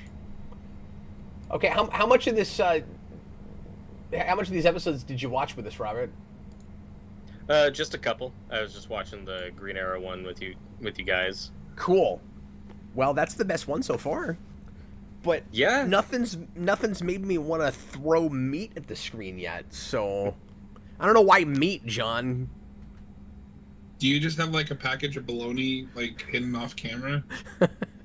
Yes. I don't know why somebody always brings meat to a speech. Anyway, these are the jokes, folks. So the next episode is Reunion, where I think we're going to get flashback stuff for Oliver, Queen, and Lex. Isn't that what we do here? Yes. John? Yeah. Tell me what happens in the show, John. Green Arrow shows up and is like, I'm the main character now, and kicks Superman out. You know what's so funny about that? I think I told this story on a previous season of this show, but I met a guy once while we were in the middle of, I don't know, it was right around here. It was like 5 or 6, and or not in the middle, but like in between seasons. It was over the summer. I met a guy that ran a comic shop that swore up and down that Tom Welling was leaving the show and that somebody was being cast as Bruce Wayne. And Bruce Wayne was taking over the show. And I'm like, that's ridiculous. That would never happen. That's just preposterous. And, of course, they tried to get Bruce Wayne in the show forever, but he was never going to replace Superman in I mean, this show gets crazy, but I could never have imagined exactly that happening. And now I'm wondering exactly what year it was, because is it possible that that rumor started because of Oliver Queen, and somehow that turned into maybe it's Bruce Wayne? But I don't know how that would turn into Clark isn't going to be in the show. Also, this guy might have just been nuts. I have no idea. Yeah, it sounds more like that guy is just like weird, like crazy. I wonder if he was the kind of person that's just constantly spewing random rumors like that, where like he just hears something stupid on the internet and believes everything he hears. I don't know. Sorry, Robert. I'm also surprised, though. I forgot how long it took for them to actually make Justin Hartley a series regular. I don't think that's until season 8. It's not. He's just a recurring guest up until that. I mean, I'm curious why, because this season really feels like, oh, he's just like one of the main cast members now. So we'll go ahead and get into this episode. Actually, why don't we go ahead and just start, and then we can have this conversation. There's no reason to delay. Everybody get in, then I'll just open up with an answer to that, Robert. Everybody get ready to press play when I say now, and make sure you're watching Reunion. It's the 5th episode of season 5. Everybody, please press play right now. October 26, 1996. You can tell it's a flashback because it's lit badly. No, this is just what 1996 looked like. Well, that's not true. That's not lighting, that's filters. That's after the fact filters. But at least the show's pretty consistent with that. We really like doing that in flashback, where we do like the glowing filters. Oh, look, it's Warrior Angel with terrible art. Warrior That's Angel consistent for the 90s. always has crappy art. I wonder, was it published by Image? Yeah, I wonder if there was an anti-Warrior Angel. Okay, so Robert, what was your question? What was the thing I was going to answer? I was surprised how long Justin Hartley's just a recurring character on the show before he's Okay, a so series regular. Yeah, when you say he comes in and looks like he's just a regular, I never had that. When this started, because he is not in every episode, and because he's introduced immediately as a main character's love interest, even though he's a superhero, I'm like, well, we're obviously not going to kill him off in a season. But I always thought he'd come in and out. I was actually, if you think about it in a weird way. Well, actually, this is almost counter to my argument. I was going to say, in a weird way, he's like a Jason Teague or something, that he comes in and is in, like just a certain number of episodes in the season. But Jason Teague was in the intro. So, like, you actually make a good point with that. But I never thought that. In fact, when they added him as a regular character in 8, I was like, oh, okay. I didn't expect that. And I was like, I guess we're just making this a full-on superhero show now. I thought they would do it with more of the Justice League after that. I was like, in season 9, you get Impulse is in the credits. So I really like the idea that, like, Oliver pre-Island was Oliver's bully, or was Lex's bully. Mm-hmm. That's a fun idea. Well, and ironically, I wonder how much of this was stuff they wanted to do with Bruce Wayne and they couldn't get DC to sign off on it, so they did it with Oliver Queen instead. But then their Oliver Queen ends up being a lot less like Batman than he is in his own TV show later. Mm-hmm. Honestly, if this is what they were going to do with Bruce Wayne, I'm glad it's Oliver instead. Yeah, I think it worked out. I do like Oliver in the show. Because when I was doing the email role-playing thing with Smallville, and it was only in its like second or third season, I played as Bruce Wayne, and he and Lex Luthor were like best friends. And I always wanted them to do that. I always wanted them to bring in Bruce as a really close friend of Lex Luthor's. Mm-hmm.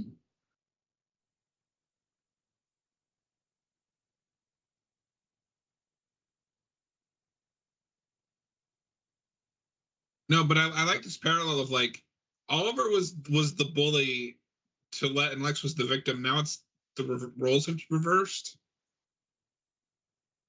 Like he's getting his comeuppance. Oliver came out of it came out of that. Lex has kind of regressed to being that same, like, angry child. John, this is a momentous occasion, sir. Are you ready? Yeah. It's the first party. It's the first get-together that's not in a Luthor's office. Now I wish they'd had their school reunion in Lex Luthor's house, in his office. It's just so weird how these rich people are as cheap as this TV show. I don't understand that. Oh, you can tell they're rich because they're wearing fancy suits. Yeah. They're pretty good at hiring preppy-looking actors. No, so I remember, I like a lot about this episode, but the actual, like, villain is kind of lame. Oh my god. He almost got hot buzzed to death. What is this, Final Destination? I don't remember the villain of this episode yet. It's Gravity. Is this going to be like... You didn't skip a beat with that, Robert. I think there's a case to be made there, Robert. Did that sword just jump off of that stat? Is he gonna die anyway? Yes! That's so good! That was straight out of the Omen. I'm surprised they got to go that far. And somebody in the comments earlier was like, and families watched this show. No, somebody was asking because somebody said something, and I go, "Whoa!" Or Lana said something, and I was like, "Whoa, Lana, this is a family show." Oh, okay. I thought somebody was just talking about how, like, horrific this show gets, even though it's a show that we know a lot of families sat down and watched together. And that weirded me out, even in high school. Whereas, first of all, just because it's a Superman show that gets that dark and is, obsessed with horror elements and kind of wants to be Buffy in a lot of ways. But also because, since it's Superman, families are watching it. Oh, I remember. Lana has this, like, what's supposed to be joking line where it's like, "I knew you couldn't take me," or whatever. It's like, Lana, this is a family show. Yeah, I've probably told this story before. I mean, when I was a little kid, I wasn't allowed to watch the show. My dad thought it was too adult. I can kind of understand that. I picked the worst episode because, I mean, remember, this is the days of cable. You just watched whatever was on.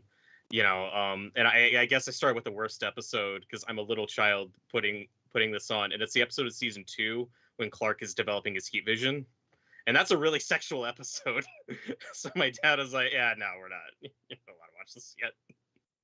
And then I don't check back in until like many years later. About as sexual as Lana has been this whole season so far.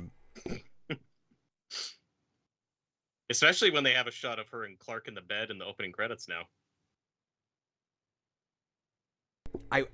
John, I just want this to be the exact conversation they had last episode. I just want him to come in and be I like, know you were behind this somehow, like. but Lex, don't you understand? I'm trying to build a relationship with you, even though I tried to kill you when you were possessed by Zod. No, I do like this dynamic. Though, it's like, Lex, like, it's okay to like feel sad, you know, your classmate died, and Lex, like, no. No, it's not. Yeah, that is an angle that I do really like on this, even though I think that we've kind of gone around so much in this relationship that I don't fully know what it is or am invested in it the way I used to be. But I really like the wrinkle of Lionel has created a monster and is now trying to pull him in some, and it's too late for that. There's no way. I would like that more if Lionel was less typically Lionel and still the same kind of underhanded, where like he really should have legitimately changed at this point if you're gonna do that. That's what I wish had happened, yeah. And when he did legitimately change, it just felt like something that Clark worked in him, and then eventually he flips the switch and goes back to the way he was before. And I kind of like the idea that Lex brought up last episode of he's starting to he's been pretending and he's starting to buy it. I think you do one of those or the other one.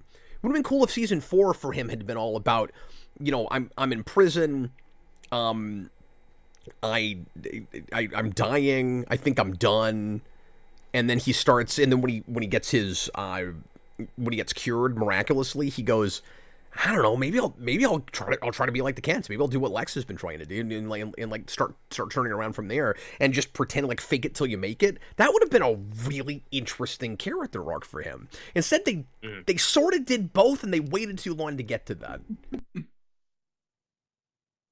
I want to mention something about this actor playing young Lex.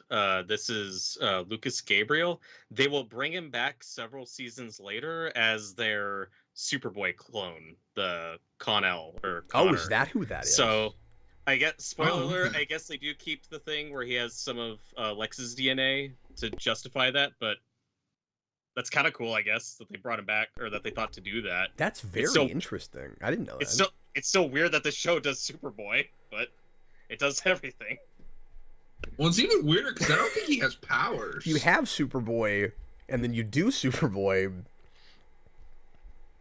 I remember they do give him the black shirt with the red S on the chest.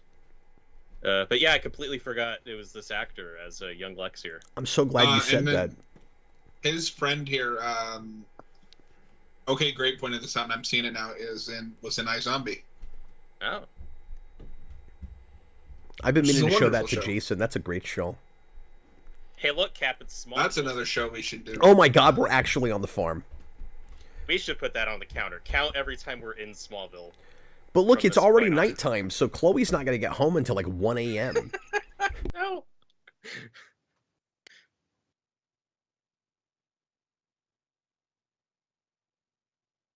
Oh, Wall of Weird reference. We don't count the references. We have to see the wall. Oh, wait. Is that like the wall in a tablet? I'm not counting it. I gotta tell you, there's a lot less to count now. Hey, like, maybe for season that, 6 we should count phantoms. I'm sorry, John. What was that? And Martha, you remember that like giant pan of meat that you had? Maybe they'd like to eat now. Well, if this episode sucks, I'm gonna throw it at the screen. So, Cap, you didn't want to rename this season of the show Counting Zoners? You know, I thought about it. I just thought it would kind of confuse the whole exercise. Oh, People be like, wait, the show's called what now? Just keep it to like season 8 when there are no zoners. And then season 7, it's just a counting, and then there's just a question mark.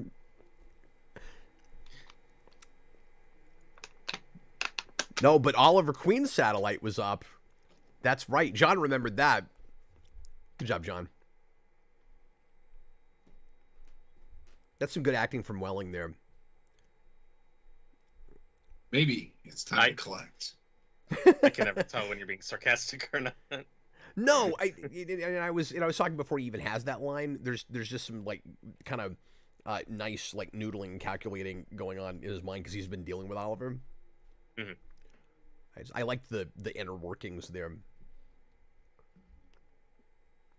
And on your last live stream on the show, we seem to turn you around on this Lois. I've always liked Lois in the show.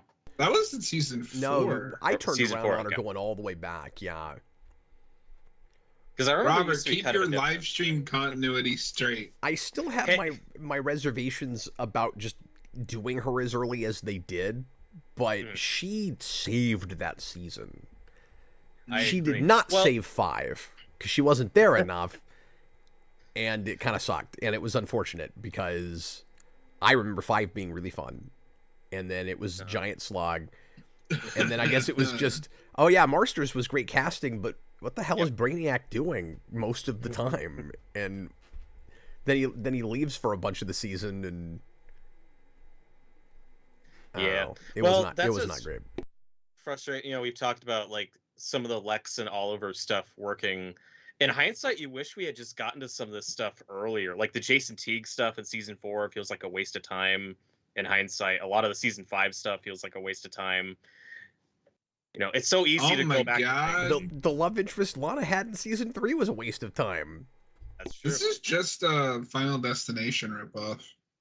That's exactly what this episode is. Oh, you're right. But like, they can't be as fun with the deaths. That's not a car wreck. It exploded. Was that throwing? Did the car throw them? I think they just kind of fell down on the asphalt. Do you think there was... I mean, Final Destination, yeah, but do you think with the prep school stuff, there might have been a little bit of Hush influence here?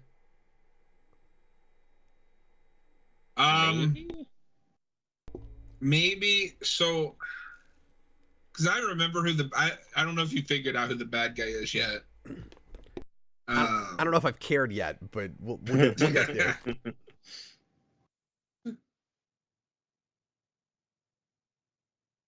Arrows are pretty disposable. See, he's got to bring up the boxing glove arrow. Yes, he's got to bring up the boxing glove arrow. It's weird going back to these episodes and noticing just how much of an Arrow prototype this is. With, like, the hideout. Yeah, I don't know. I haven't read a ton of Green Arrow comics. I don't know if you can say the hideout is a prototype for Green Arrow when Green Arrow has a hideout in the comics. Yeah, I'm just talking about like aesthetically. But aesthetically, it's not even like that's trying to be the Nolan movies. Well, that's true. Well, John, you were going to town on Robert right now. Is it a? I'm used to it. For people who don't know, Nightfall. They've been doing videos together. These guys have their own report now. Okay, so I got to do blatant DC references now with a boxing glove arrow. Robert, I kind of see what you're saying. I'm not going to be an ass face to you like some people.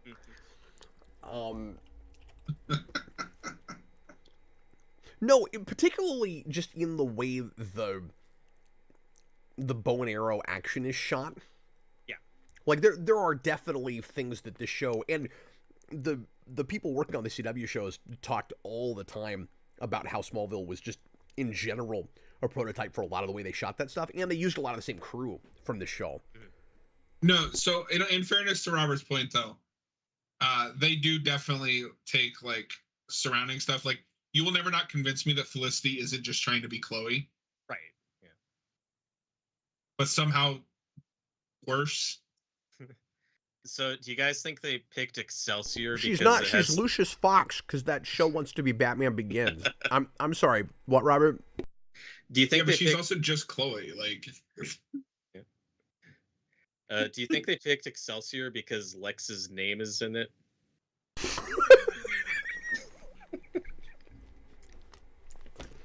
This is a genuine question. I don't know. Is that It's the title comic of the book somewhere? I wonder if that's comic book somewhere. I don't know. I like this. Lex turns on his only friend to be popular. Yeah. As you do. I forget what it is that he did, but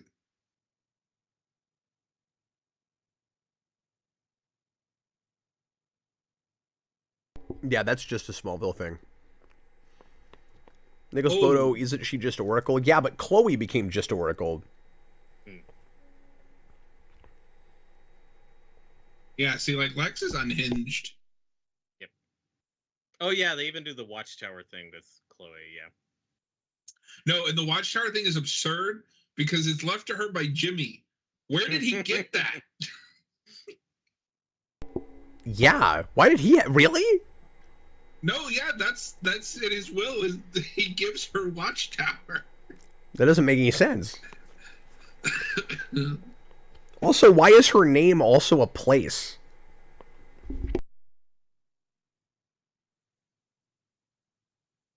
Well, I think the way they play it is the building doesn't really have a title. It's just like she's Watchtower and she's always there.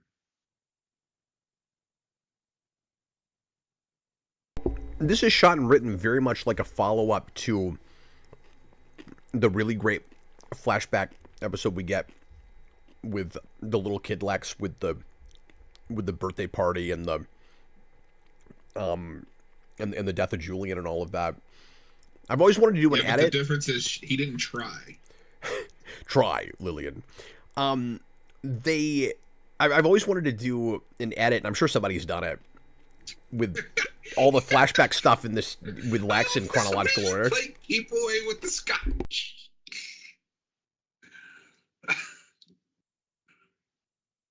Like they're dedicating time to play Keep Away with the Scotch bottle. It's about suspense. Anyway, John, I'm trying to talk about the show. God damn it! I am too. Oh my god!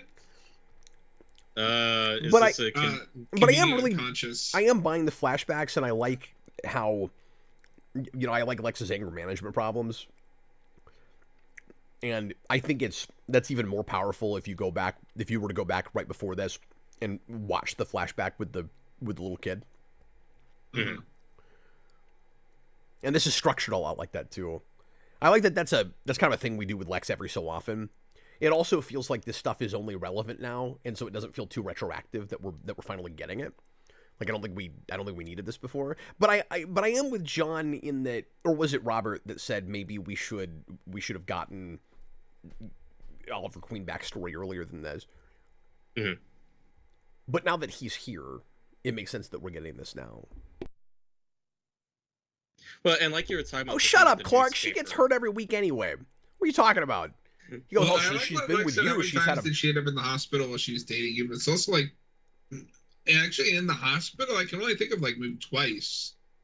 Aliens came from space to hurt her. Yeah, but that doesn't count. They weren't officially dating yet. I mean, they weren't... Well, yeah, but that's my point, is Clark is... I'm being facetious. They didn't come here just to hurt Lana, but I'm like... No, they specifically came to Earth to harm Lana Lang. But, like, even aliens from space are just showing up and hurting Lana. It's not just because she's around. Like, it's true. This is a toxic relationship. Clark is right. But if it wasn't Lex, there'd be some other reason she was getting hurt every week, because the world revolves around you and you're in a superhero show, Clark. So, you know, what I'm saying is she's April O'Neil in 87 Ninja Turtles. That's what I'm saying. So yeah, I mean, we've gotten the big flashback now. So the bad guy is going to be the kid that Lex beat to a pulp, and Oh, I'm so shocked. Spoiler alert. What? Well, I and know, see right? that's a little hush like. Lana, Lana should also have severe brain damage after how much head trauma she has experienced by this point. She should have every kind of damage there is.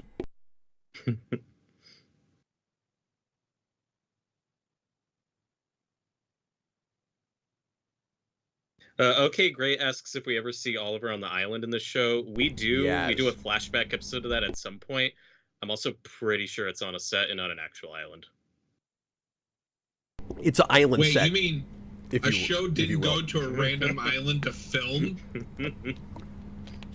Although, Cap, I don't know if you got this thought. How hard is it? Go to Hawaii. That's what Lost did.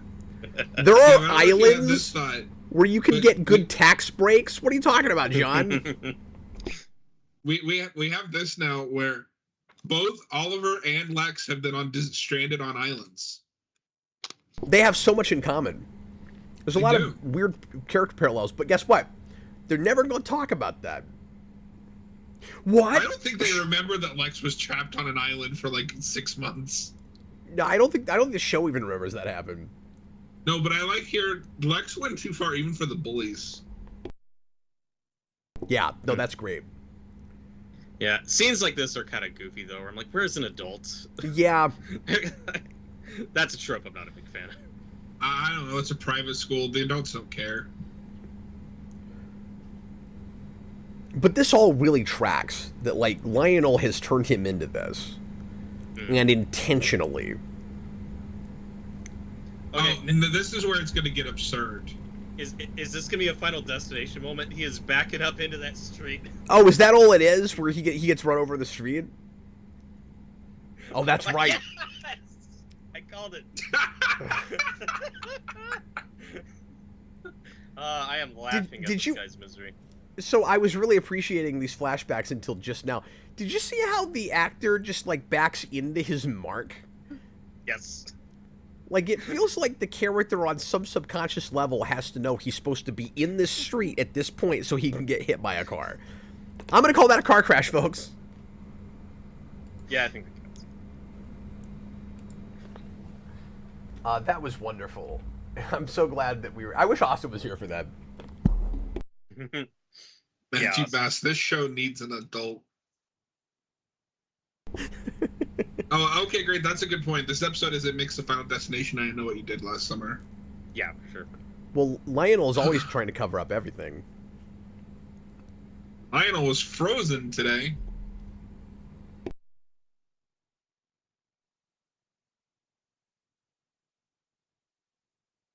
His parents couldn't afford a Band-Aid? Okay. Well, remember, he was there on a scholarship. Oh. That's why Oliver and gang were picking on him, because he's a scholarship student. I know, I'm just complaining that line's kind of stupid. Well, Oliver's rich. He probably thinks Band-Aids cost, like, money. Like, a lot of money. I'm sorry, I'm being overly critical. Wait. I would have written, Robert, I would have written box of Band-Aids. I would like, you can't buy a single Band-Aid. I love that his name is Duncan Allenmeyer. Good name. That's overly long. We're just trying to come up with the most, like, preppy-ish name. Rich person. Yeah. You got to make $3 million a year before you start naming your kid Duncan. How much do you have to make before you name your kid Lionel?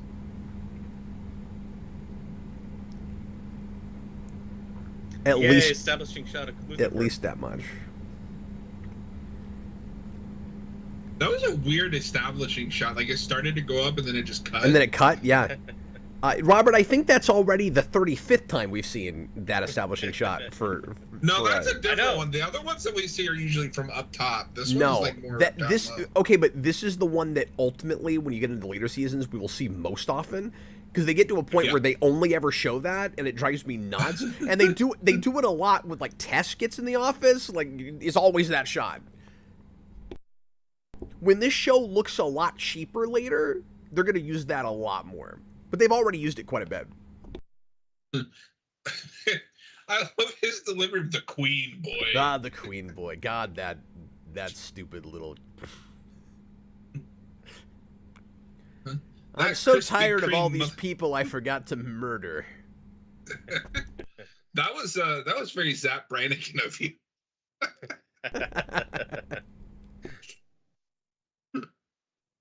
Clark, please remind me to murder that guy. Kiff, remind me to murder that guy.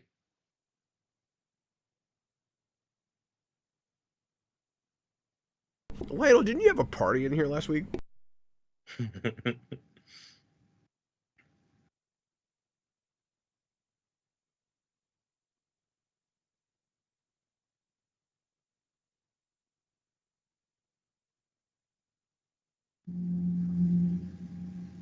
John Glover has a way of like talking, not just the like delivery, but just the way he like moves his mouth. It's very weird. It's like his lips exist only to cover just his upper teeth. Very strange. Yeah, it's great. Well, and just the way he elevates material. You watch this scene, and if you watch this out of context, you'd never imagine that the kid that he's talking about, that got crippled by a car that hit him, that scene looked as silly as it did. Yeah. No, but that I don't know if you've seen those movies because I know you're not a horror guy, but like that is a scene straight out of Final Destination. Yeah, Oh, yeah. I have Or seen not that like once, and I've seen. I know what you did last summer one time. Okay, I don't like I know what you did last summer, but I like the Final Destination movies. Now, okay, do you guys think it's a little contrived how he framed that? Yes, they beat up that kid, that's a problem. He also backed up like 20 feet into that street on his own accord. Like, They act like how those responsible kids were they? intentionally murdered him. Yeah.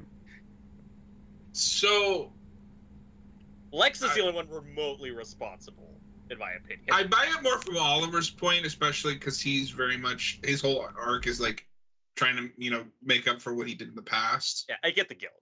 Where they kind of pushed him into that situation, and they're the reason why he was backing up.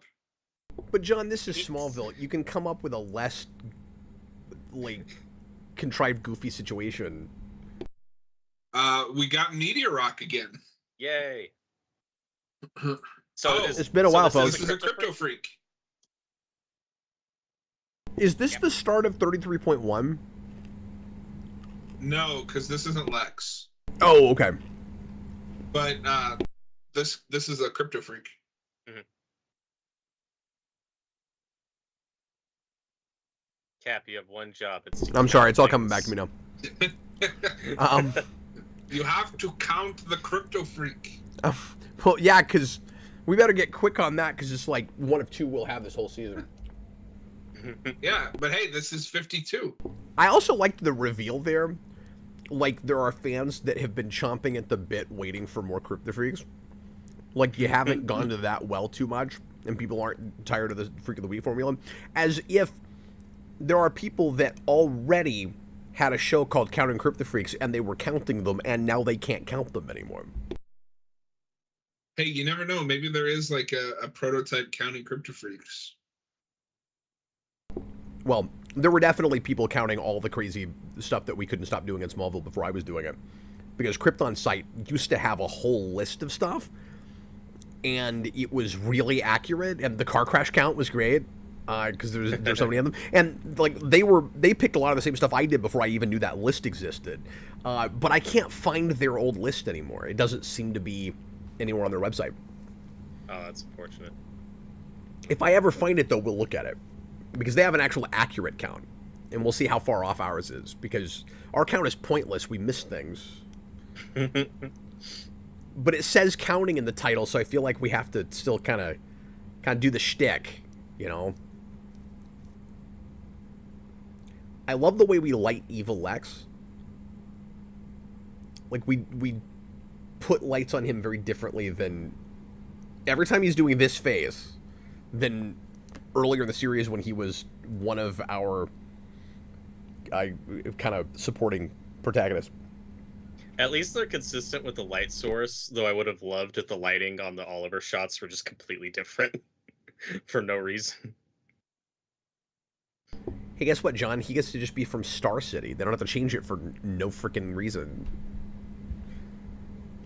So it is kind of weird though. Like he has his own city. He's from Star City, but like the superhero Star City gives that up to live in Metropolis for a while. Yeah, they're not gonna have anybody to save them for a bit. Somebody save that guy. and then he just degenerates back to his prep school anger days, trying to beat the crap out of Oliver Queen. This is pretty good. Did that count as a throw? Sure, I'll count it, just so that you'll stop bothering me about counting things. Throw. That's technically 2.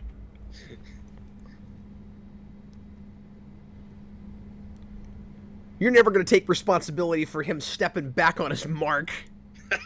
No, but I like that line of like, your hands aren't clean, and Oliver's like, yeah, but I've been scrubbing them real hard.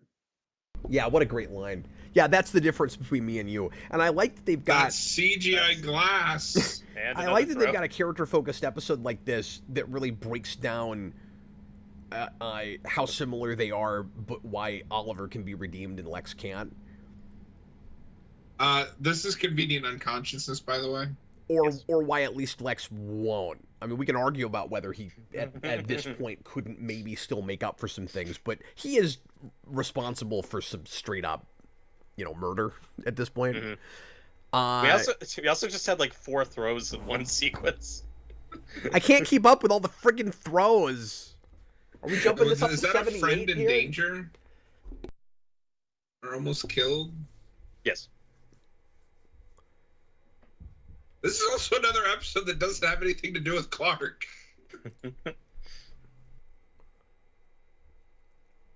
Okay, so the whole like parents, friends, almost kidnapped or killed thing. It's got to be just like the main supporting friends. Okay, it's not like Oliver Queen. All right.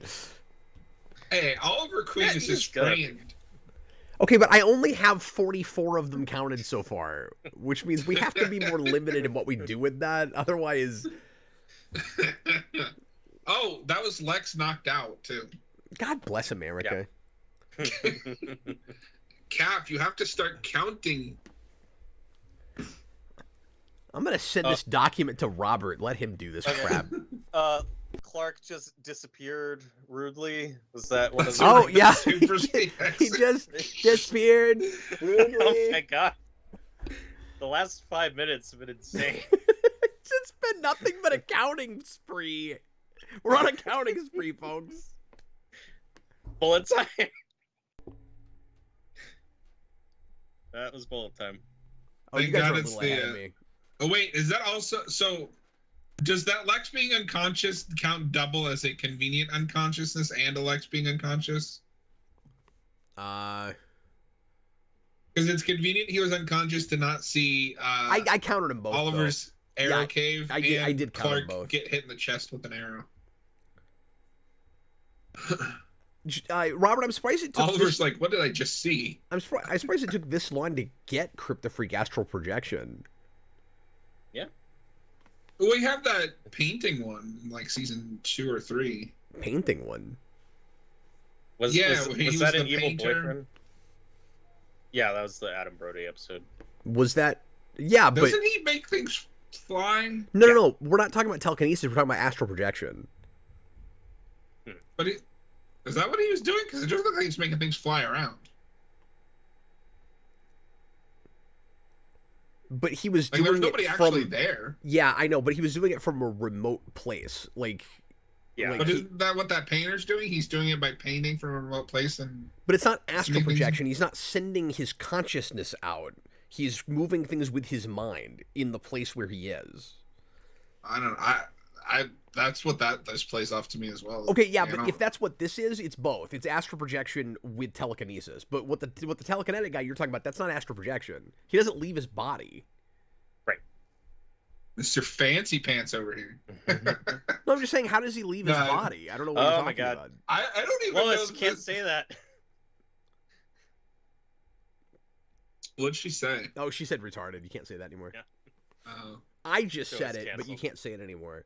Cap And is it's canceled. I'm more important than you, so I'm allowed to say that. You are definitely more important than Robert. I agree. Yeah, I said it so I could see if I get copyright flagged over it. I want to see if they shut the stream down because I said that word. Because I quoted a thing in a context. Because look, I'm gonna say something shocking. I don't like censorship. I'm gonna say that. Okay, great. So Star City is going through their no man's land phase right now. I'm not gonna, Robert. I'm not gonna willy nilly start calling things that, but I'm quoting the show. I should be able to say a word that the show said. Everybody just unsubscribe. I'm dumb. That's it. I'm still more important than Robert, though. I agree. Oh, this is so awkward. Cap, I'm gonna be honest. I don't know how I'm gonna flip on this one. There's some really goofy stuff in this episode. Yeah, like I like the flashback stuff. I like the Lionel or Clark I like the flashback stuff until the kid walks into the street on his mark. But it's so funny. I like the Lex and Oliver stuff. Yeah. Senior Six says Robert is very important as Austin. Well, I mean, that's not saying anything. He's not very important either. Nicholas Bodo, good luck not getting banned, Cap. Well, I'm curious to see what happens. Usually you get Just one. say it like 15 times in a row. John's like, I figured out a way to sabotage the channel. What happened to... I wanted him to say, Robert, what happened to Duncan was on the fault of the writers. I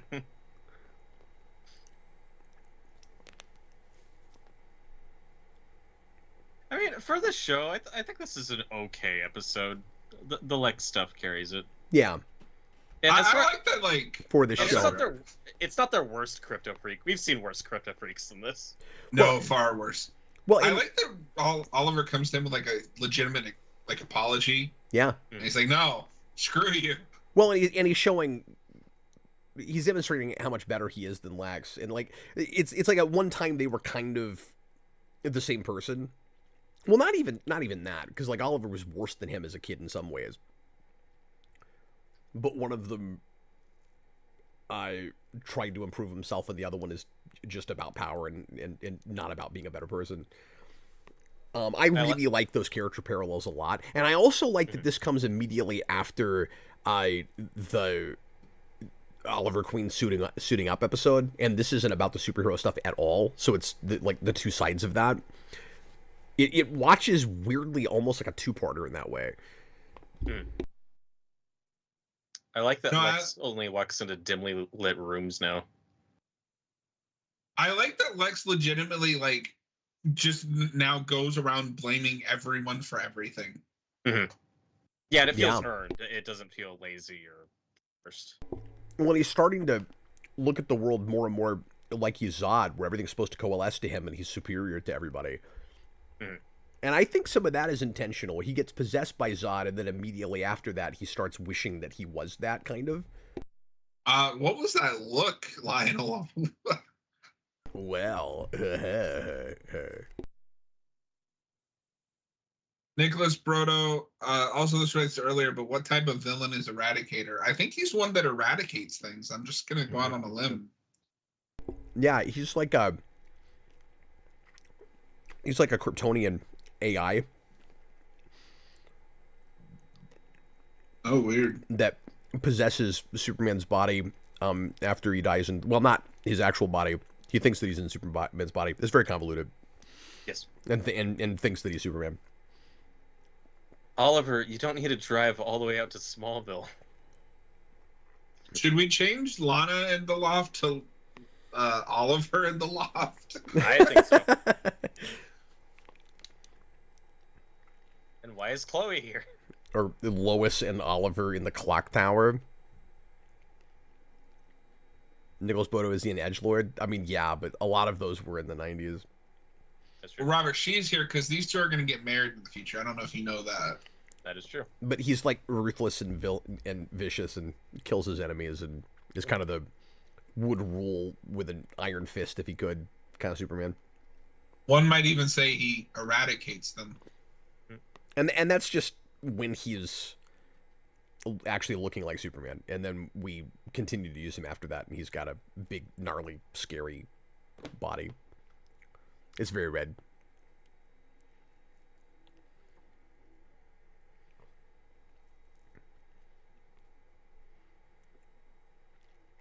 So if they ever get that Smallville animated series off the ground, do you think they recast Chloe or just not bring her back?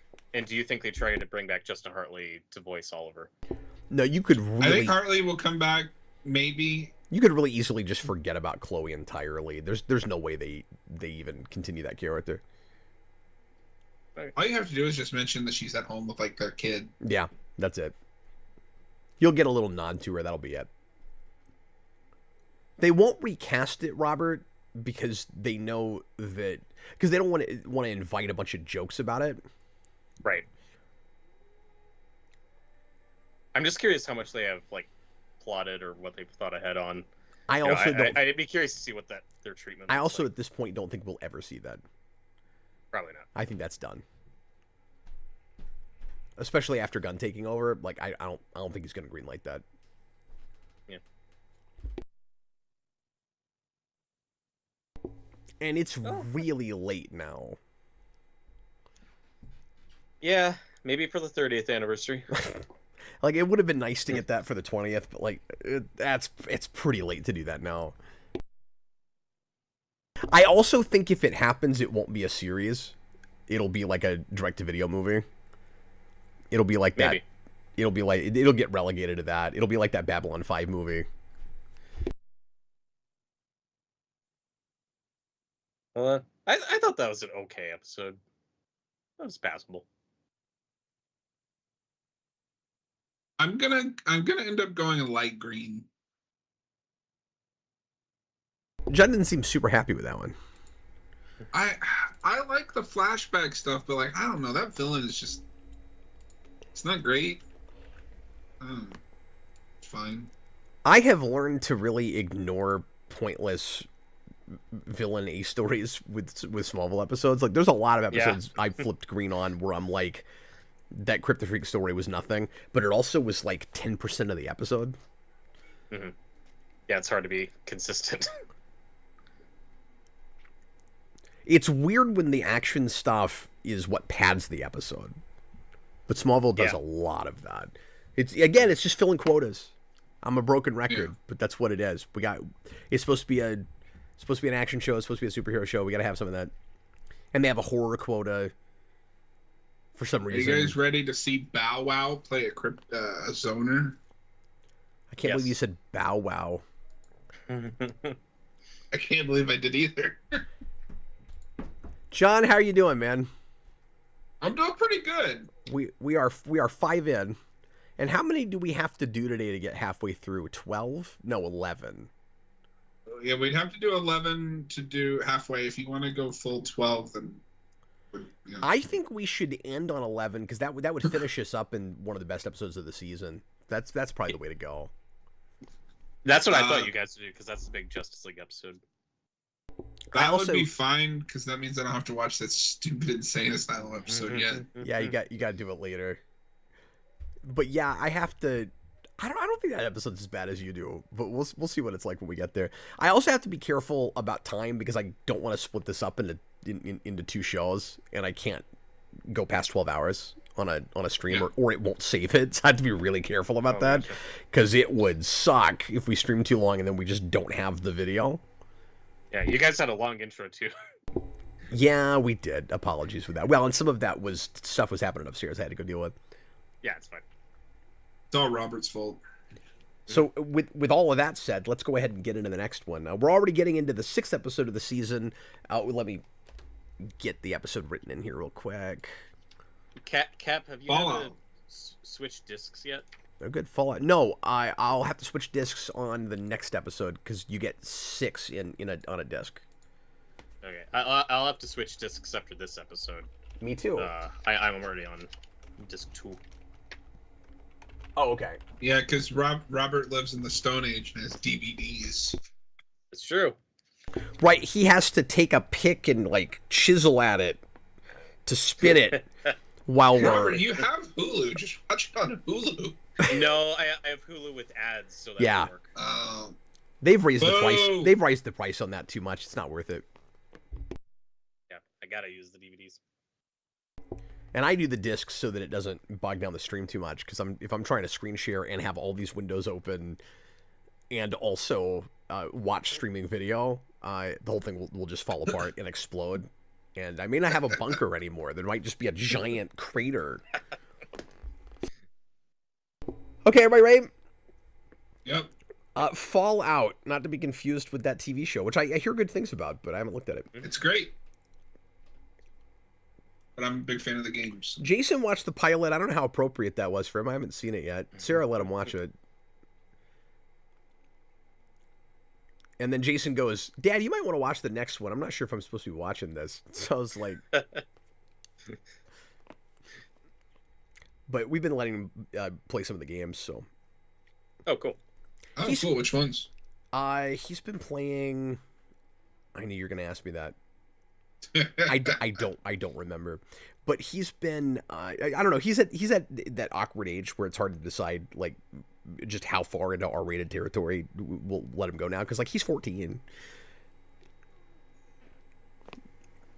Crazy. Show him, So you show get him a- Passion of the Christ. You get a lot more liberal with it at this point, especially just with his maturity level. Yeah, I'll probably draw the line at Passion of the Christ, I'm thinking. I think it's time to show Jason X. Oh, okay. Good one. I'll let you show him that, John. I will. All right, here we go. Everybody, please press play right now. Hey, look, 6 weeks ago. Is this the opening to Black Panther? Whoa. That's racist. Why is it raised? They're in Oakland, which is where that movie opens. Yeah, but I don't think they actually shot there for this. No. It's not race. It opens in Oakland. That's why I said, shut up, Robert.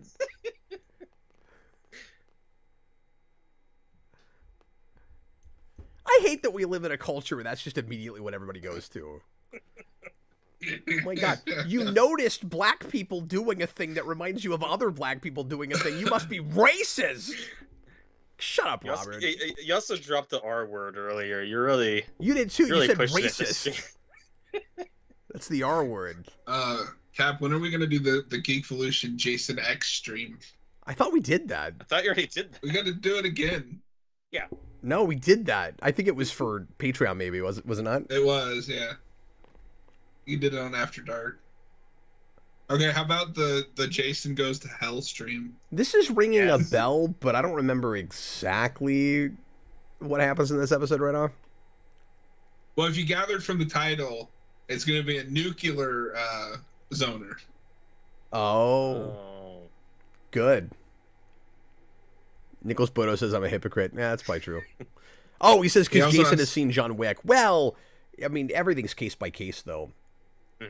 John Wick also isn't like gory or anything. It's just It's violent. not gruesome. It's violent. I mean, there's a couple of places. You get that really crazy hand stab in 4. Ugh. Oh, I just mean the first one. Yeah, but he's seen that I didn't know whole if he'd franchise. seen. I didn't know if he'd seen the other ones. I took him to see 4 in the theater. I've I only did. seen that one once. I watched it first, but I love 4. That's a movie where I really liked it, but every time I think about rewatching it, I remind myself it's like over 3 hours. John, these wraiths are still coming at us through the screen. They are. I think I need 3D glasses. You guys, why does this kid hold the basketball look familiar to me? Do we know him from That's Bow something? Wow. Is that who that is? No, John, Yeah. the other one's Bow Wow. Wait, what? I thought Bow Wow was the guy that gets possessed. No, Cap was talking about the one holding I'm the talking the one holding the basketball. He looks familiar to me. Oh, sorry. Well, now he doesn't look like anything. Oh my God. I don't think he's gonna make it. Who's the racist now, John? I don't think they look alike. I just didn't catch the basketball part. I didn't see a couple of I black just said kids the play guy basketball holding the and go, ball. "Oh, it's Black Panther."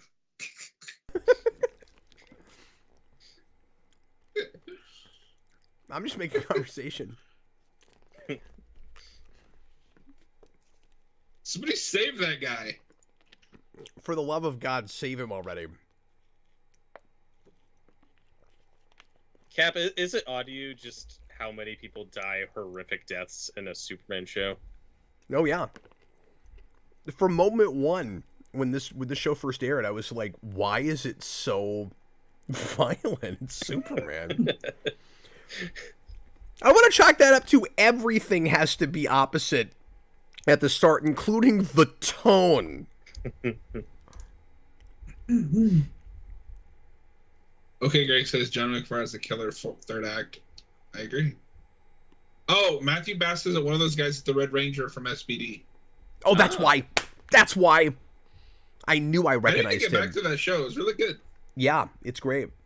That's why I recognize. I got to tell Jason about that. Jason loves that guy. Well, this is kind of a downgrade for that actor. Well, he got to be on a major show, but then he got disintegrated in the cold open. I knew that guy. I think it's the next episode. I forgot to mention this. But the lead guy from Teen Wolf is in like the next episode. Oh. As a kid.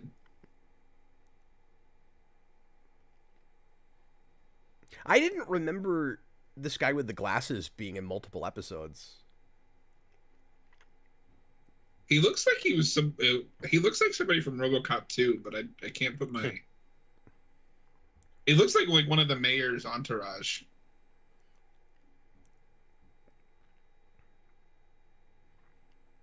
This whole thing for this guy is very awkward, where he just has to keep dealing with Lex's live-in girlfriend.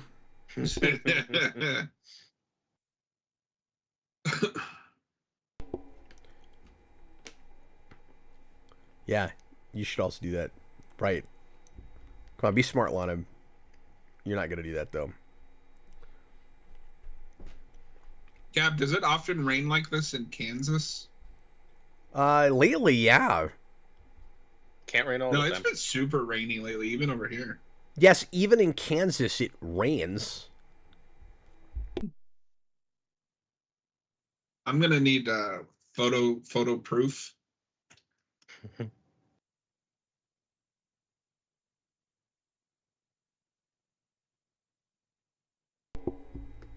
Okay, genuine question because I missed some context. Yeah. Is Chloe living in Smallville currently? They don't know Yes. any of those things. No, she lives in. Does she live above the Talon? Does she still? I think so. That's ridiculous. She works in Metropolis. They do not know how long it takes to get there. No, And everybody lives in Smallville but works in Metropolis. the most egregious example of that was in the last season, where you had people that it was in the middle of the night, and they just the way they travel back and forth, like 6 seconds. Clark's the only person that gets to do that. He has super speed. What is he? The Blur? Everybody's the Blur when it needs them to be. What is he? What are we? Some kind of red blue blur?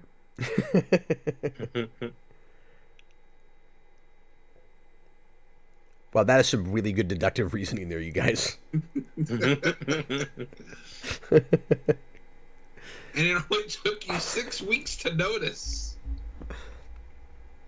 Wait. This is why We're 5 episodes in and it's been 6 weeks? Or 6 episodes in?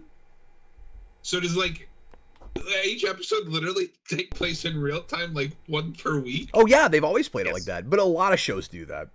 Mm-hmm. Okay. Yeah, That's why Buffy has that. It must be a Tuesday thing. Like a lot of these shows actually literally play it like that. Yeah, because back. Oh my God! Remember her? Remember her? Nope. I don't know what her name is, but remember her? Raya. I remember Dragon? it. But it doesn't matter, John. Names aren't important in the Phantom Zone. That's true. Apparently. So wait, does she have superpowers? Well, she must, right? Well, this show doesn't understand biology, so I don't know. She is Kryptonian. Right? I hate this whole Jor-El chose the Kents. Yep. Yeah, but they established that all the way back in 3. Yeah. We did not like that episode, John. We did not. A stupid flashback episode. Yeah. That's why earlier when you said they kind of retconned that, like, they retconned it back in 3, if you want to think of it as a retcon. They try to play it like a reveal, but he clearly sent Clark specifically there because Hiram Kent helped him that one time. No, the retcon part of that is, how does anybody on Earth know that? Wait, what do you mean?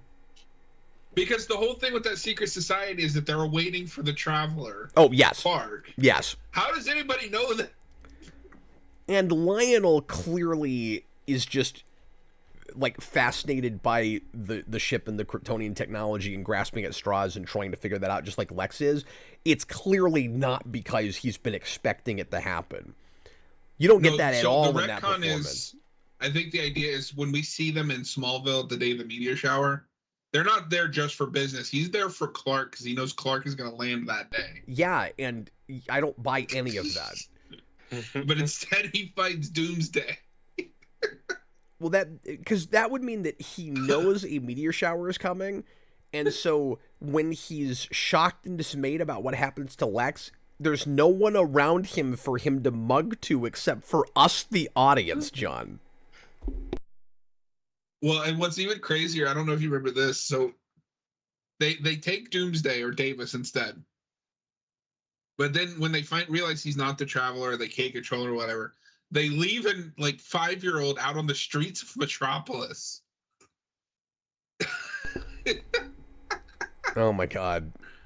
No, that's all obviously ultra retcon. And we'll get there. I don't want to talk too much about future stuff, but when you go back and, I mean, all you really need to prove how retconny that is, besides what I just said, John, is just the way the meeting plays between Lionel and Virgil Swan. They clearly have never met. Yeah. No, and I think that might be the worst part, is, like, just let the Christopher Reeve cameo be what it was. Yeah, just let it go. Because they make him way more morally ambiguous than he needs to be. Just agree to help him. I forget, do they bring Margot Kidder on after Christopher Reeve passes as kind of a stand-in? Just after that, yeah. But then I want to say, doesn't she get murdered or something? She does. That's what I thought. That's season 4. The Teagues Finder or whatever. Oh, that's what it is. The Teagues Finder. And then the Teagues are, of course, part of it. How dare you forget the very memorable Teagues? Teagues, yeah. Dr. Teague, medicine woman. Winchester Teague. I don't buy that a computer from this year is physically capable of doing this. No, it's just like that scene in Star Trek 4 where Scotty can make a Mac Plus open Windows super fast just because he's from the future.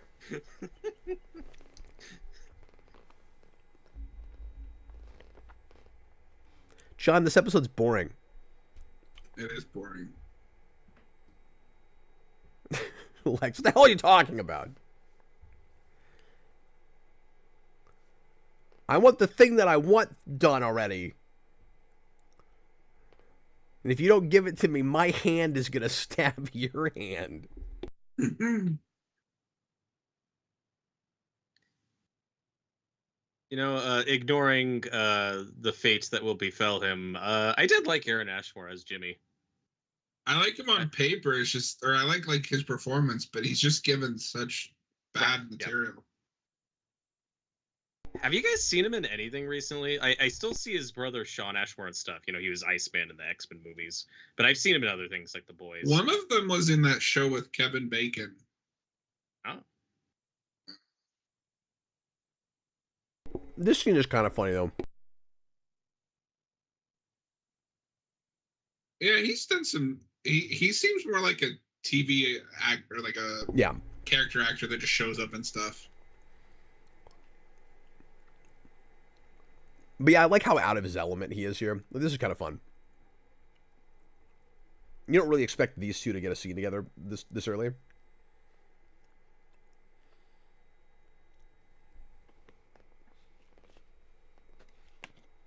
So, Cap, you might know the answer to this question. So, part of the reason I hear that they write out this Jimmy and do the stupid retcon later is because Warner Brothers or whoever says that he's too old to be the real Jimmy Olsen. Is there any validity to that? And then, if so, why put Jimmy in the show in the first place? Yeah, I've never understood any of that. It's almost like DC didn't even notice they put him in there, and then 4 years later, they're like, wait a minute, you can't have Jimmy Olsen in your show. The story that I always heard was DC found out about it and sued them. Really? How? That is what I have always heard. So was that a character that DC had already said is not on the table, and then they just did it anyway? That was 3 seasons later. Yeah, I don't understand that. So Robert, I don't know for sure. Yeah, because, I mean, it doesn't even make sense because, like, I mean, we're after the high school stuff, so, like, who cares? Like, yeah, he's around the same age. But... Well, and they change all kinds of comic book stuff with various characters and kind of reinvent things and just make it its own thing, even though too much of it is just Superman before Superman. And DC is okay with all of that. And they do really generic kind of nothing versions of lots of at least a few characters. Mm-hmm. Why do they care more about what they do with Jimmy Olsen than Oliver Queen? Right. That's weird. Oliver Queen, who will end up married to Chloe and not Black Canary. Yeah, they're fine with all of that. And then fast forward to now, we have My Adventures with Superman, where Superman and Jimmy are about the same age, so... Yeah. Go with it now.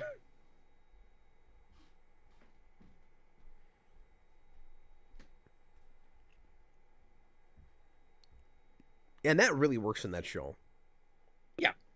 Yeah, I like that trio a lot. I found him kind of irritating at first, and I didn't love the whole social media thing they were doing with him. And then the way it pays off at the end of the season is so cool. It's really funny.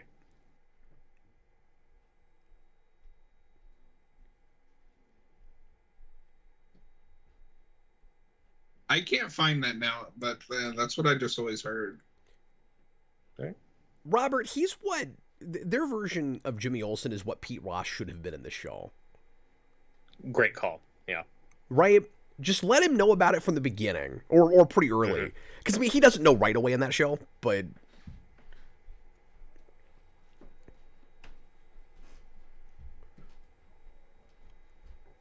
Even the lowest stuff, they don't drag out too long. Okay, so, Cap, we are about halfway through this episode. What has happened this entire episode? I don't know. I've been sleeping most of this time. Jimmy took photos of a car. Yeah, and Raya showed up. And Jimmy took photos. Raya sucks. Yeah. How has she been in like one episode before this? Was she? I don't remember. Yeah, she was in the Phantom Zone. She helped Clark escape the Phantom Zone. Robert, do you even watch this show? Do you watch this show? She gave Clark. She gave Clark the almighty plot device that he needed to escape the Phantom Zone. And then the Adrian Pilecki character, she was originally a human, right? See, that was then abducted. See, he's also bringing up that character, John, because they have a type for Kryptonian women. They clearly. Do. Yeah, I said that. All the Kryptonian women are blonde, and all the Kryptonian guys are dark. Robert's seeing it too. See, we're right about this. Yeah, this is correct. And I mean, I get Adrian Pilecki is not Kryptonian, but my point is that Jarrell picked her because she looks like this woman. And then, so we are halfway through this episode. Now, and Laura we finally got to why looks Raya is different, really but here. she's still blonde. Sorry, John. We are halfway through this episode. We finally got to why she's actually here. Mm-hmm. Oh, I missed it. He has to escape his. He has to accept his destiny. But what is it? She's gonna fix the fortress for him. That's so nice of her. So, are we counting scenes with Bow Wow in the loft? Robert, are you on book like 23 now? Dude, 27. This book is gonna be a $75 hardcover. It could be the absolute version. But it's oversized, but when you open it, there's nothing actually printed in it. Sweet. Okay, kind of related to that. John, have you told Cap about the Batman volumes you're getting? Have you gotten a second one of those yet? Oh, no, I haven't gotten the second one yet. I think I showed him that, though. That's like, you get a bunch of books and it makes like a picture on the side. That's cool. Yeah, a lot of reprints of classic comics. I was tempted, but I already own too many of those to justify it. So I'm sorry, guys. I'm uncultured. I'm assuming Bow Wow is a rapper. You would assume that. What is he not? No, I'm asking. I don't know who he is. Oh, Robert. I'm pretty sure he was. He was also an actor. Like someone mentioned in the live chat, he was in Tokyo Drift. That's what I know him from. He's in. So the thing I remember him most is the stupid commercials for Like Mike. Yes, he was in that movie. Because that was when he kept trying to do like sports movies for kids. Cap, I don't know if you know this, but that plot of that movie is that he gets a pair of like Michael Jordan shoes, and it turns him into a professional basketball player. Oh. Now I never saw that movie. Did Michael Jordan do a cameo for that, or is he just not in that movie? Let me look, because I don't think I ever saw it either. The cameo for what? Remember the trailers. He is not, but they've got a bunch of actual NBA players. Okay, so the reason I was asking that is because I wanted to make a point, but I didn't want to make this in ignorance, because I don't know. I don't know what I don't. I just followed up on Robert. I'm so confused right now. I asked a legitimate question. I don't even understand why I'm being made fun of right now. Somebody explain this to me. Because of course you would think the only black character in this episode is a rapper. No, I'm thinking that because his name is Bow Wow. Like, why would you call yourself that if you're not a rapper? That's what I was asking. Is he gives himself a singular name like that? He must be a rapper, right? That's what I'm asking because I didn't know. I just saw the Superman symbol and completely missed the context. That's the thing. It's that device that got him out of the Phantom Zone. Okay, you already counted it. In where he was able to beat. You know what? I don't even think I counted it when we got it though. Well, what do we count? Are we counting artifacts? Is that a DC reference, or is it just crests? Oh yeah, because we put crests with Superman or with DC references. That's what it is. I'm confused now. I completely forgotten this. So does this show just do the House of L thing with the Superman S? Is that what that is? Yes. But we didn't. Then why did we do the off-brand one in season 3 or 2 when it's like the 8, but it has the crest around it? Because I'm so confused. The language. Well, to be fair, they keep that because you just saw it. Okay. In the print.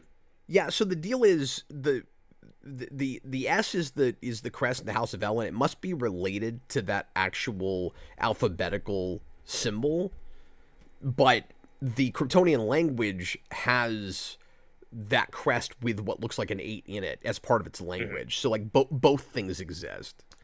Okay, I find that strange. I have it on my arm twice.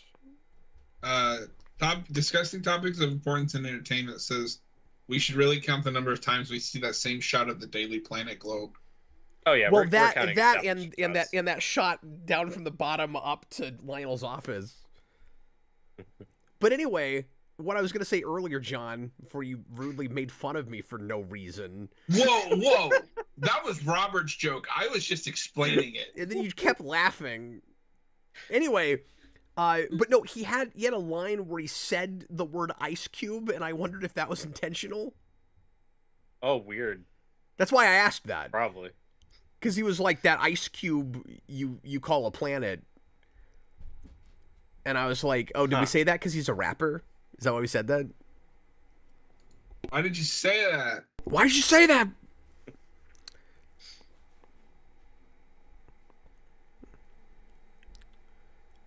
Robert, why are you making fun of me in the chat also? Where's my Robert is- eject button? Robert must be stopped. Have we had no Lex recreational scenes? Does he just not play pool this season? No, he's just too works. he's too evil for that. He's got too many things to manipulate. He's too busy trying to get in Lana to sleep with him. I don't think I've seen a single scene with him and Lana yet where I'm like, oh yeah, these two are totally a couple and in love. Well, but see, Robert, I finally won Cap over on it, that the show knows that this is a bad idea, and everybody but Lana and Lex think it's a bad idea. and they're both working kind of strategically around each other too. I'm still with you though on what you were saying earlier. Like, I forgot that they hooked up that early in the season. I don't buy that after she's murdered by Lex. You know, Oh, she possessed was by someone murdered? else, right? She got murdered? She got murdered today. John, just like the hand, she can get murdered. They just put a bandage around it after the commercial break, and she's fine. I'm not unconvinced that's not what's going on. He has had many. Yeah, Robert, that interviews. drives me crazy. How could you live in the same house and look at the face of the guy that a week ago his hand stabbed your hand? I agree.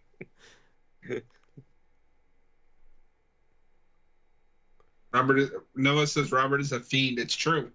Yes. What a fiend. I guess the thing that tells us that That's a throw. the thing that tells us Bow Wow is possessed is that he puts his head down when he's possessed.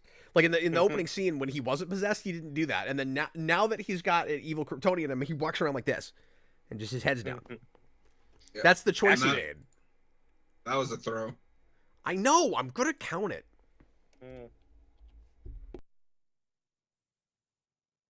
Oh my god. can't What believe is this, we're only- Transformers I 2? can't believe we're only halfway through the stream. I have to put up with John for 6 more of these. Can you believe that artifact turned to sand just like the thing in Transformers 2? Yeah, it did. Well, even in hospitals, dim lighting follows Lex everywhere he goes. It sure does. He walks outside, the sun turns off. I just love that these two are always at each other's throats. Like, they don't trust each other. No, at all. And the thing is, they already had this kind of adversarial relationship in season 5 when Lex was really wanting to get with her and she was with Clark. Like, why and was do gonna you have keep nothing showing of up that. every time one of them is hurt? That's one of his powers. He just hasn't discovered it yet. Is he could always detect where they are. I like that little dig. Like, Clark's just here to be nice. He's like, you guys okay? And Lex like, yeah, we're fine. In Both of us. Both of in us. Lex's defense, this happens every week. It's been happening for 6 years. Like, it's not a big deal anymore. Yeah, that's true. Robert, I do regret that we weren't counting hospital visits from the beginning. I suggested it. Because it is just so... well, and I thought about doing it back in the old scripted show. It's just ridiculous how much the show goes to the frickin' hospital. I haven't been to the hospital in years. Well, and if you did, I don't think it would have this many, like, neon walls. See, this is the conversation they should have been having earlier. Where he's like, Matthew you don't want to be Bass. in the middle of this. And he's like, no, you don't want... She's like, you don't want me in the middle. What is with you? I guess I should have just looked it up and not asked the question. Matthew Bass is like, not all black people are rappers, Cap. Is his given name... was I supposed to think that his mother named him Bow Wow? It sounds like a rapper name because it is, and I was just making sure before... because my worry was I was going to say, oh, he said Ice Cube. Is that because he's a rapper? And you guys would go, he's not a rapper. That's why I asked. And now it turned into a race thing, which is just ridiculous. We never said he wasn't. I hate you people. Robert started something. Yeah, where is my eject button? No, but I like that they finally had that conversation where he's like, no, you don't want to be in the middle of this. She's like, no, you don't want me in the middle of this. You know, yeah, you're right. It's amazing that the fortress is shut down, but still there's a generator for the dry ice machines. I'm not sure what is keeping that going. Well, see, I don't know if you know this, but there's actually like a small Kryptonian under the floor just blowing on ice. He just recently discovered his ability to do that. He's like, and if you looked under there and looked at it, it would be in bullet time.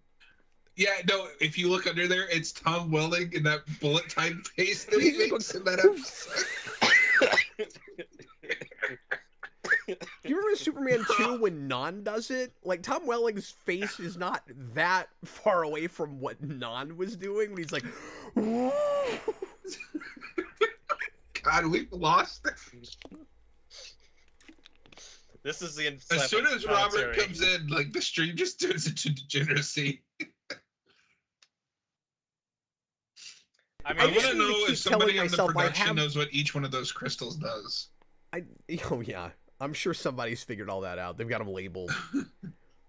I apologize for not being riveted by this Raya storyline. Yeah, I was gonna say there's a reason we're talking about everything but this. She has the charisma of a paper bag. You know, I said in the Phantom Zone I liked her performance. Okay, yeah, she's dull as a board right now. Gee, I wonder if there's going to be somebody waiting for Martha. You could just see where the camera turn was gonna be, right? Yes. Is this family in danger? Sure. Yes.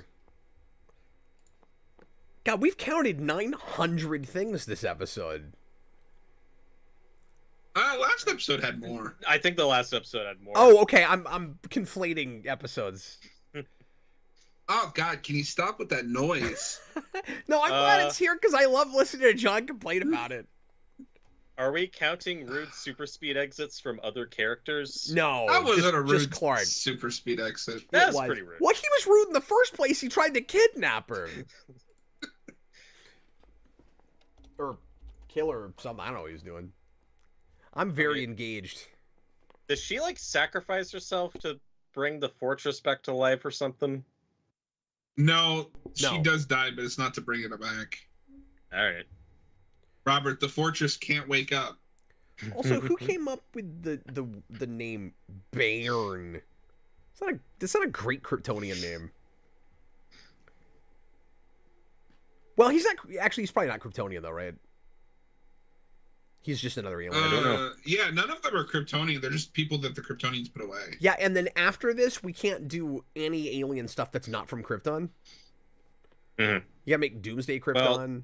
The season is when we bring in Martian Manhunter, right? Yep, Yes.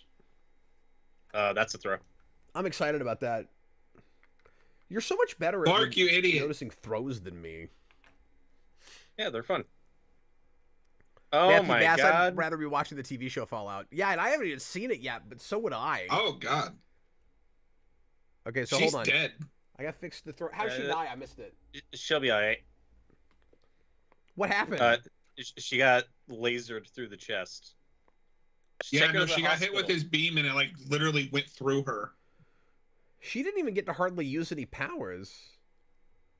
Yeah, they ran around. Did we establish that she had Kryptonian powers? I'm also not sure, because I don't Yes. know if that, like, I would think Clark could take that full head on. Was there not? Yes. So I missed it because I was looking away from the screen. But there's a part where they both are on the farm, and I thought maybe they both like super sped in somewhere or something. Yes. Okay. Yeah, okay. that was the same.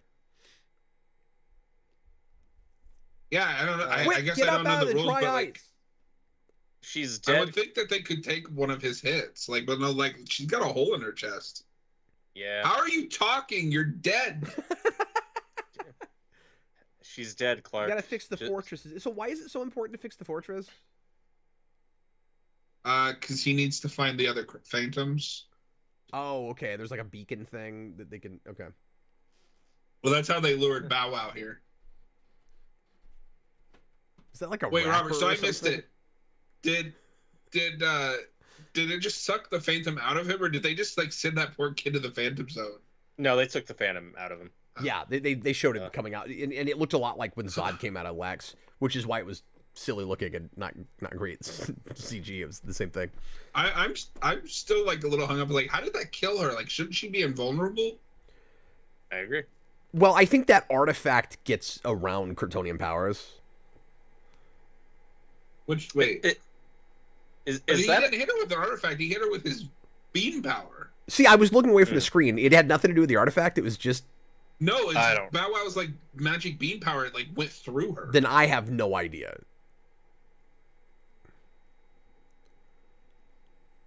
How many ladies have died around Clark by this point? There's the girl that hung herself. Well, there's a lot of that. I mean, to be fair, there's a lot of guys that have died too because they were Kryptofreaks, but... Yeah. You just mean not even Kryptofreaks, just ladies? Yeah. So, Cap, how often do you get to say instead of you're not in Kansas anymore, it's you're in Kansas now? Yeah, that doesn't come out up as much. Nobody wants to be in Kansas. Well, no, because of all the micro tornadoes. Yeah. Oh my god. You leave your house, there's just like 50 tiny tornadoes just like going down the street. Oh my You god. can't dress for success. What do you wear in that weather?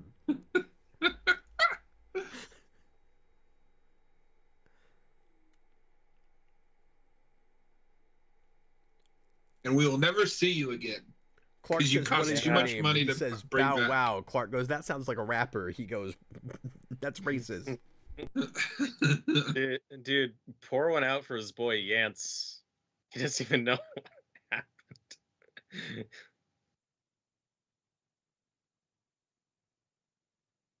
Someone's got to tell this poor bastard that his friend's dead.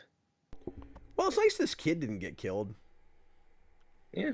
Or that he did. Well, yeah, wouldn't that have been just like mean and terrible if the show just sent him to the Phantom Zone? But I wouldn't put that past the show. Nope.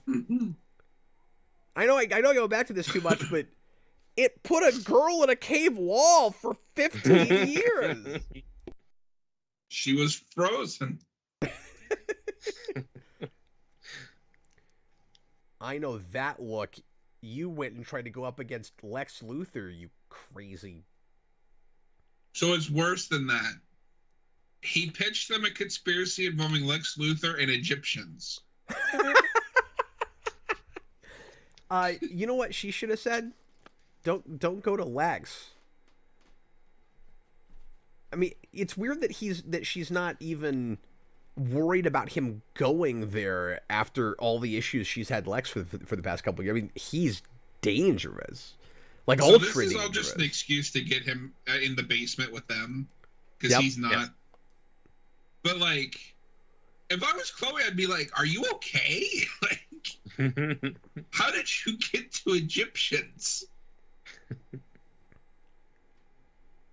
And she's encouraging it. Okay, that's not because he was good at his job. That's because he happened to get a picture of a license plate and he took it to him, and that was not the time to do that.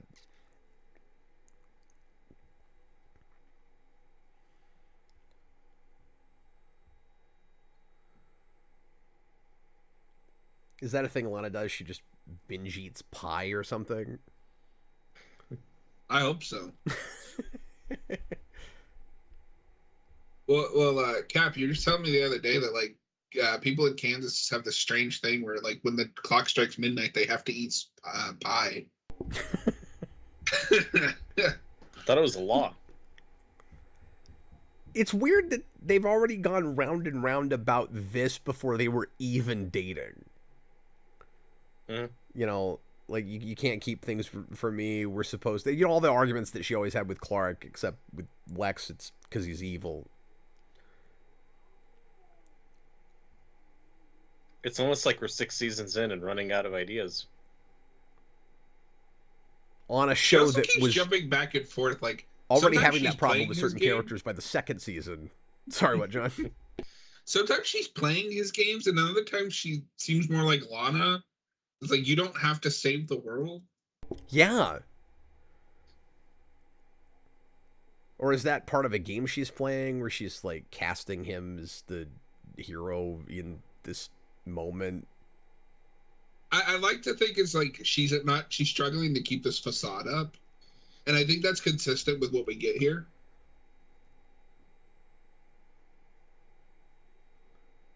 And I then don't understand how people wear their hair, like, in front of their eyes. That would drive me nuts.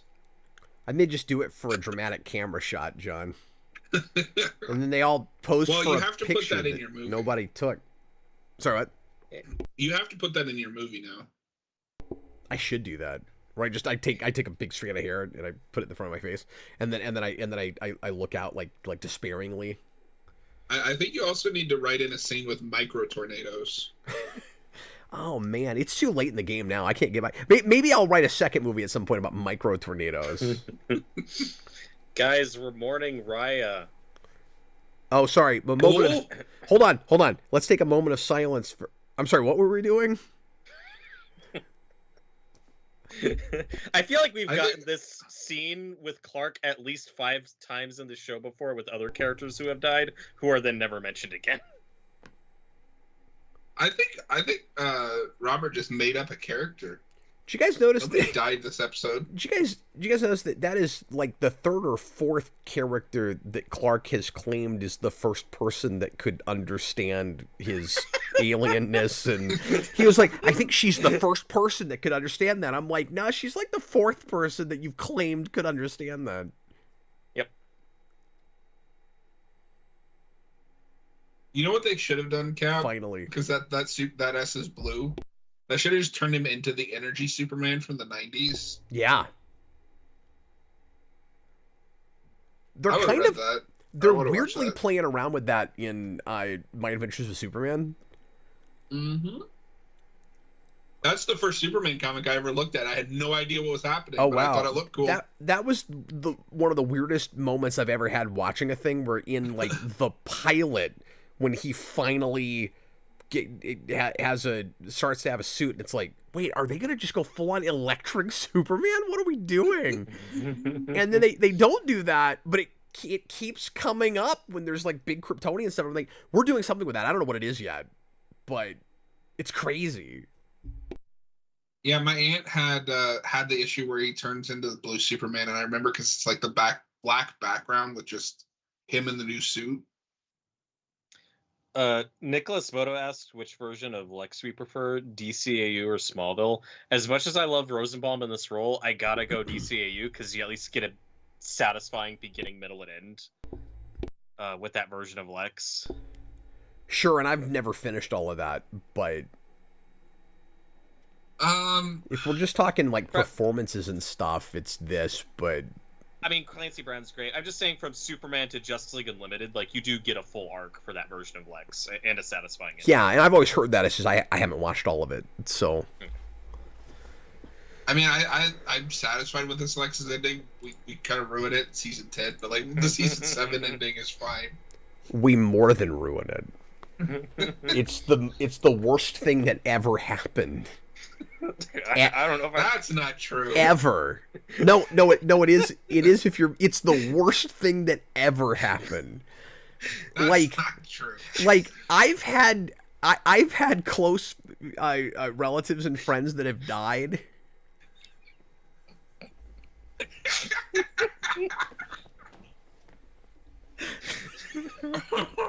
I can't even finish that sentence. I'm sorry. That needs to be a clip, one of your little YouTube shorts.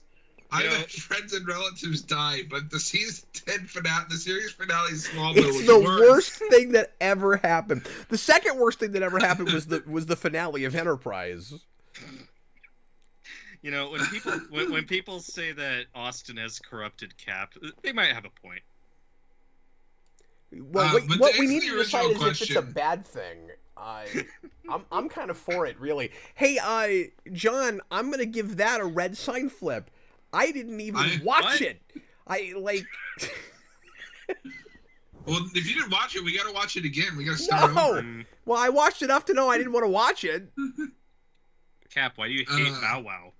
I don't hate Bow Wow. I wanted to know what he did for a living, and then I was called a racist. I don't.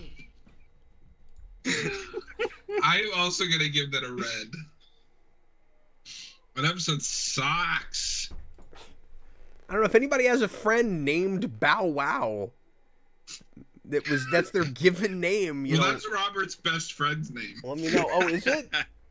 Well, yeah, and you know what? They were very close, and then Bow Wow died, but it's still not as bad as the last episode. All right, I need to switch discs. So Yeah, I do too. We're gonna go ahead and take a break. What is the next episode? Let me get that.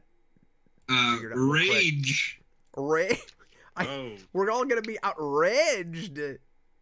What is this? Carry 2? I'm also looking right at it too. Good job, me. Okay, so Rage. Cap, did you know that's also the title of Carry 2? Just Rage? No, it's The Rage, Carry 2. Oh, I thought, weird. I thought it was Carry 2, Rage. That's a little on the nose, right? Like, yep, she has rage. She's Carrie, you know. Well, it's not even Carrie. Like, it's just another kid that has telekinesis. Oh, really? But it's called Carrie just to be a sequel? That's so weird. What's even weirder is it is a sequel, I think, to the original movie, even though we'd already remade it at that point. Oh, weird. Well, wait, no, this comes out before the remake. My bad. Okay, well, clearly but no, the only connection is her friend that survives. Well, clearly that should have been called Carrie 2 The Revenge, right? Oh, wait, no, I'm sorry. It's even worse. This is Carrie's long-lost sister. Carrie 2. Her sister's name is Carrie 2. Okay, Robert has already theaters. Robert has already dropped out so that he can switch discs. So let's go ahead and take a break. I'm gonna switch disc 2. I need to run off for just a minute, and so I don't know, 3 minutes, guys. We'll see you in just a little bit.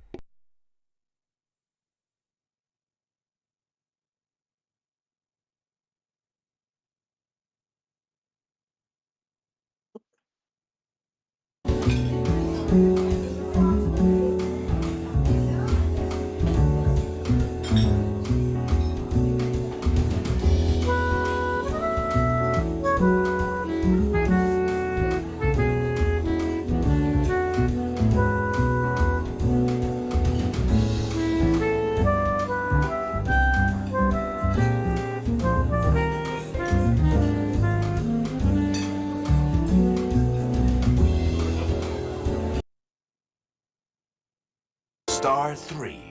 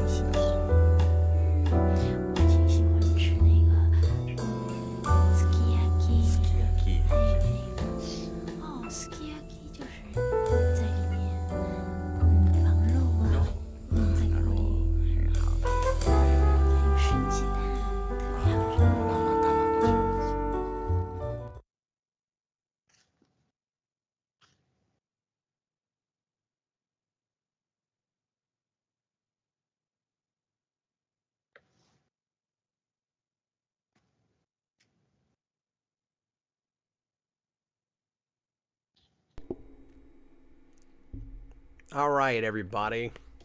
We're about to get into the 7th episode of Season 6. If you're just joining us, we've been here all day watching Smallville.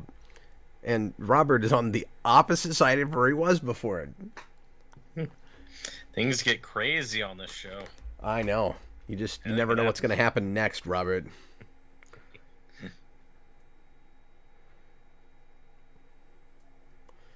It's very unpredictable. I could go into an absolute rage and just freak the heck out.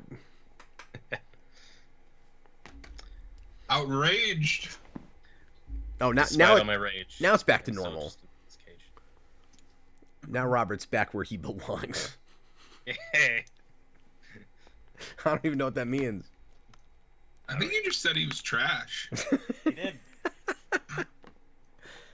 Well, He did. he called me racist, so. Okay, we're gonna watch Rage.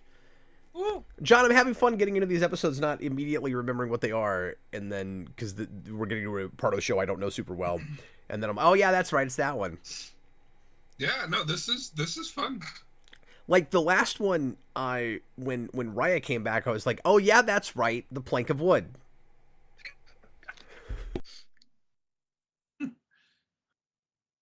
That's no way to talk about a paper bag. I'm sorry, I should use the same metaphor that you already established. She's a paper bag. Excuse me.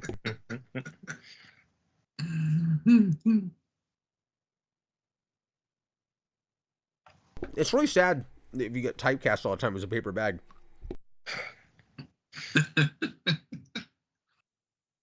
I bet that's the only time she has to play that. If you're John, though, you assume that that's the only thing that she can play, right? Yeah, actually, I'm curious what else she's been in. Well, like I said, I thought she was... Don't worry, guys. She was the nightclub girlfriend in Fantastic Four. Oh. Ooh. I thought she was fine in the Phantom Zone episode, but then... Here, I did not love that. Oh, that explains she's Canadian. Oh. Well, I'm yeah. shocked for this show. I was gonna say you got a whole pool of Vancouver actors. Most characters that are in 1 or 2 episodes are gonna be Canadian. Wait, she's in Smallville twice as 2 different characters. Really? She's also Karen Gallagher in Ageless. Oh, that's season 2, right? I'm looking it up. Or am I thinking of a different episode about immortality? Oh, yeah, she's the woman that goes through the rapid pregnancy. Ugh. Man, I hate it when that happens. Yeah, because it's the kid that's aging up, and they're trying to redo Ryan. Oh, that's not 2. That's like 4. Season 4. Yeah. Yeah, there you go. So they were so blown away by her performance that they gave her a bigger role. She gave a great performance as rapid pregnancy woman. Okay, is everybody ready? She was on Fringe. Yeah. To watch. Oh, okay. Well, maybe she's good with better material, but I don't know. That was like she was like a wooden bag in that episode. And, all right, so everybody get ready to press play. We're gonna watch Rage, episode 7. If you got the Blu-rays, if you got the Blu-rays, it's the second disc, and it's on Hulu if you're paying an arm and a leg to watch that without commercials. Here we go. Everybody, please press play right now.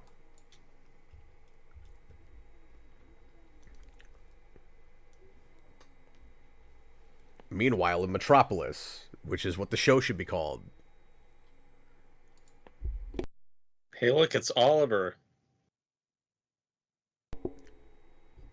When they had the camera further back, I had this split second where I was like, who's this woman he's making out with? Oh, it's Lois! That is quite a dress. Hmm? So, Cap, earlier when you were talking about how I felt like they were already positioning him as one of our regulars in this season. Yeah. In my defense, he took a photo with the cast for this season. Yeah, that's a good point. Like, No, so, you're right. you know, I think of him as just part of the show now at this point. Not a guest character.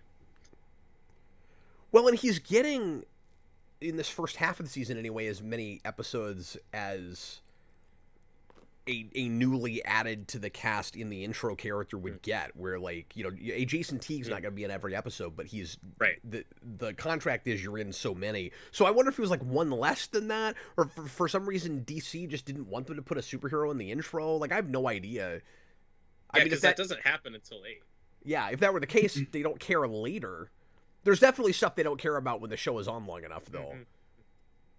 That is true.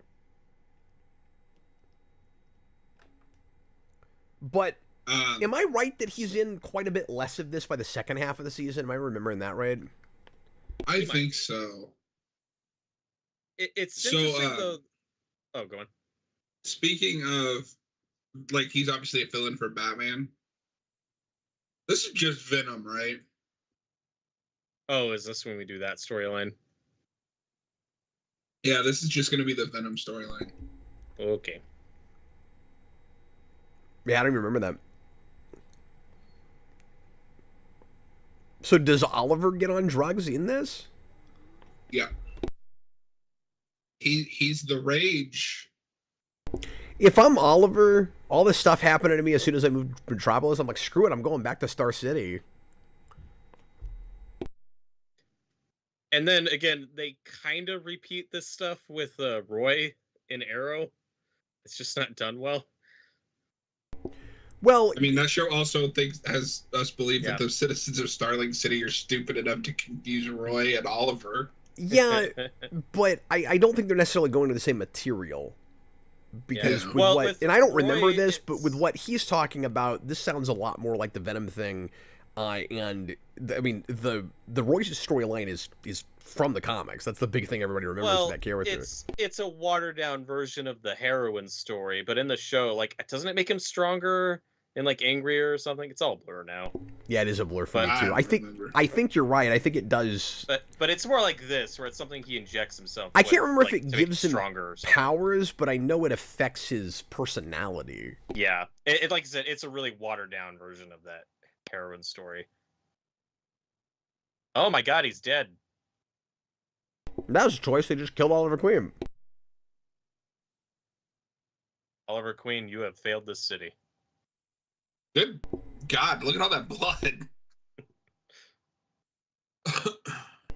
In a way, that's a very typical early Smallville opening. We really like cold opens with there's a body and we're raising the camera over it. Yeah, somebody needs to save that guy. Mm-hmm. So when you say, John, save that guy, are you talking about the same guy every time? Or is it like, is it just the guy singing? Or is it the guy from the cold open? Like, I think we decided that who was guy. singing that, and we've already forgotten. There have been many that guys. You know who I think it is? I think it's Pete Ross. That person doesn't exist. Oh. Discussing You made that Topic up. says Justice is GA's last episode, and then he's only in one episode in 7. That's right. Yeah, he's just a guest in 7, and then in 8, they make him a regular. He comes back as a regular. That's why 7 sucks. He's not in it. So that explains, though, Robert, why he doesn't get series regular status, because they didn't give him enough episodes. Mm-hmm. So he would have had a contract for less. But it's weird that he's got so many in a row, but then there are episodes he's missing from. Like, you'd think that if he was only going to get 5 or 6 in the season, it would be like a big arc. Okay. So I know they're positioning him, or at least toying with the idea of doing a Green Arrow spin-off show at this point, which of course evolves into Arrow and becomes a different thing. Do you think this is all very backdoor piloty? Yes, but do you think that when we get to 8, the entire reason we bring Justin Hartley back as a regular is just because we lose Rosenbaum and Kruk? Oh yeah. Like, yeah. well, we gotta get. They're grasping at anything to keep interest in this and to come up with something to write about. And they figure they put the seeds in for Justice League, so if we're going to go past 7, we might as well. I don't remember why he's there in 8, and some of the other heroes aren't. He was the one willing to sign a like full season contract. Well, I'm sure some of the actors would have been willing. They just weren't asked. Well, and he was a standout. I mean, that's who they would want if. And clearly, one of the characters that they are most excited about, writing and doing footage for him. Yeah. Although, I mean, Impulse, Kyle Gallner, he's doing well. He's in a lot of movies. Is that right? Yeah. Have you been following Red Letter Media? They've been talking about a lot of his stuff. That they did the Kyle Gardner. I haven't seen anything they've mentioned with that. He's in a lot of weird, like, cool indie stuff. Like, he's in like a lot of smaller movies. He used to be a TV character actor. Like, just even outside of the show, he was in a lot of, like, procedural cop shows and stuff like that. He's in Robert's favorite slasher movie, the Nightmare on Elm Street remake. Oh, no. That's Noah's. You got to keep the bit consistent, John. Yeah, he's also in one episode of Walking Dead.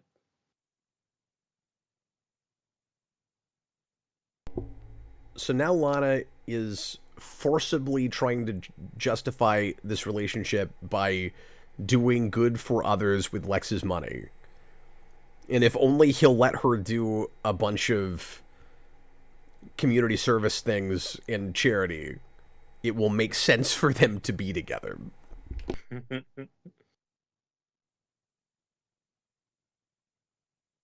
I'm just saying, could she be less self-aware about what has happened to her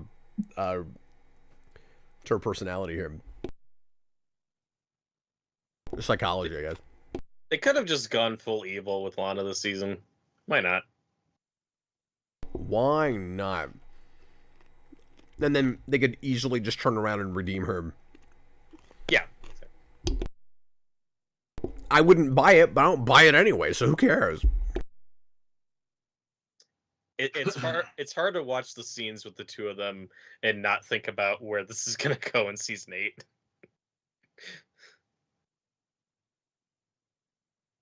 I mean, all I remember about that is the stupid invisible kryptonite suit. Yeah, well, and Lex is a part of that.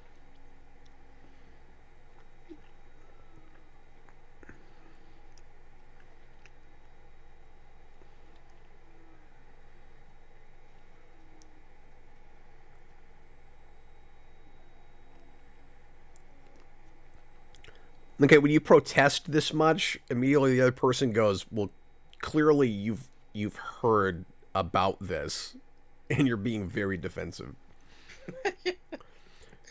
Imagine, John, you come to me and you're like, I heard that your dad was murdered last night. No, he wasn't! Is that bulletproof? Why are you upset about this? I'm just asking how your dad... He's fine! We're all fine here. There's no part of you that would go, oh, I guess everything's fine.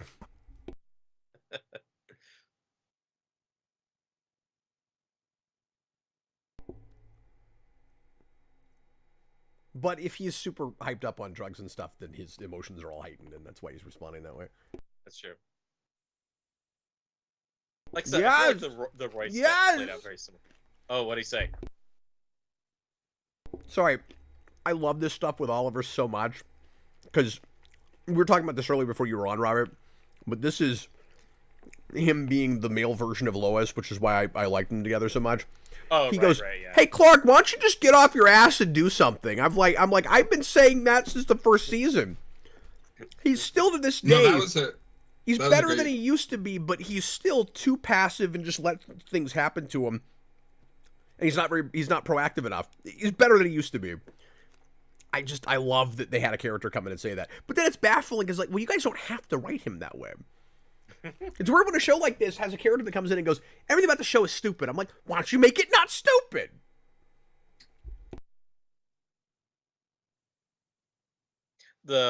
When you get to the later seasons of The Flash, the show has kind of the reverse of that. And it's one of the most insufferable things I've ever sat through. It's like the reverse Flash? Is that what you're saying? Yes, that's what I'm saying. Where I am on Barry's side, and then everyone yells at him and says he's wrong until he caves and agrees, because he has to have a character arc in each episode, and it happens so often. It's so annoying. I still don't understand why you watched as much of that show as you did. They do that so I much. don't either. Well, just strap in, John, because I'm gonna make you watch it. No, No. Wait. But what was I gonna say? I can't remember now. That's okay, because I'm gonna make you watch the CW Supergirl show. Oh, I would much rather watch Flash than that. Oh god. I was Season 1 complaining- Supergirl is better than Flash. No, it is, but then it all goes downhill from there. It'll piss me off more. Yeah. I was complaining about everyone yelling at Barry and the straw man arguments and stuff. And you were talking about how you like how Oliver's written to yell Okay. at. So I'm what I was gonna say about that I'm is, gonna praise this episode for something real quick. He finally told someone never gonna remember something this and they point. believed him. Cool. That's progress. well, he didn't sound like he was lying. Well, he could have both. It's possible. You were saying, Cap?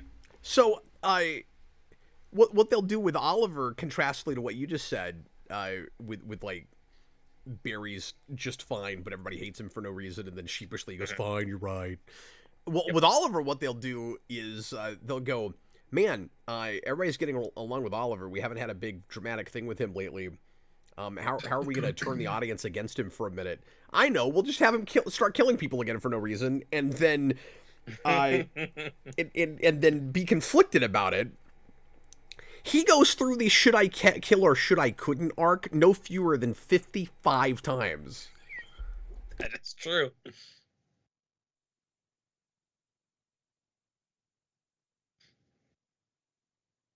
I'm going to start saying that to people, John. Cap, you doing okay? I'm not a mouse. I feel fine. He said that line with a straight face. I'm not a mouse. I feel fine.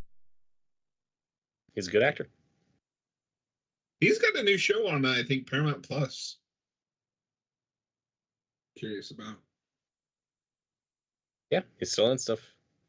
I think he was on This Is Us for a bit.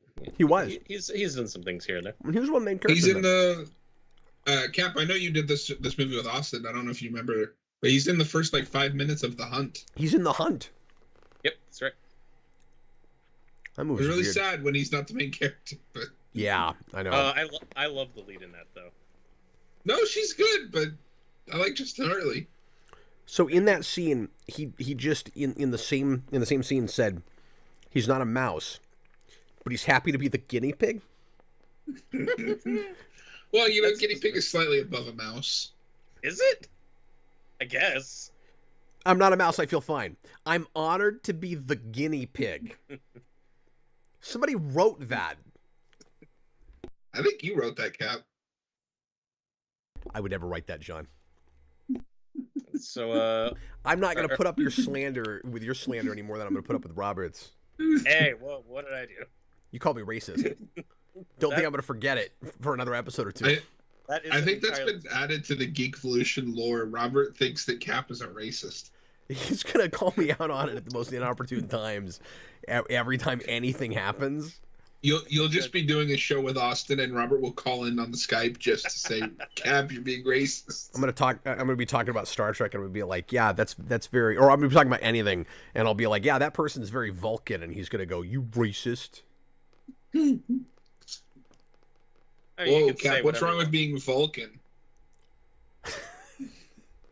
Oh boy, how are you guys talking over the steamy Lionel? Because I Martha forgot we subplot? had to do this already. Glover looks very confused. Am I gonna make out? Am I not gonna make? Direction was all over the place. Well, and I don't know if they know if he's playing her right now or if all of this is genuine. Because if memory serves, last season there was also a moment where he tried to kiss her and she was like, "No, my husband just died 5 minutes ago." You remember that? Yep. Yeah. Yeah, I was thinking the Lionel Martha stuff had been going on for a while. For a while. Well, and obviously he's been into her going all the way back to 2. Mhm. Okay, I don't think a character like Chloe, I think I heard this line right. I don't think a character like Chloe, who is upset with Clark forever for not telling her everything about himself, can say everyone has their secrets. I don't think she gets to say that. I don't mind it because it shows that far she's come. She's gone from, we talked about this earlier, looking for the truth to now she has to protect the truth. And so she's been on that other side now. Sure, but I'm holding a grudge. As you should. She was saying that kind of thing all the way back when she wasn't very reasonable. Now, I'm with you. She does seem just not said anything. She does seem a lot more grown up and mature than she used to be. But we were also talking earlier about how these characters are still just 19. And so sometimes they might be kind of playing both sides of that, where it's like, look how far they've come. And also, no, they can act all immature and stupid like that, and it's believable because they're just 19. Like, they don't know what the ages are of these characters. Yep. Matthew Bass says, I really like Justin Hartley's performance in this. I do too. That scene where he's like losing it on Clark is great. Yeah, it's really good. Maybe you don't leave a guy that keeps a bunch of secrets from you and go to corporate mogul. Oh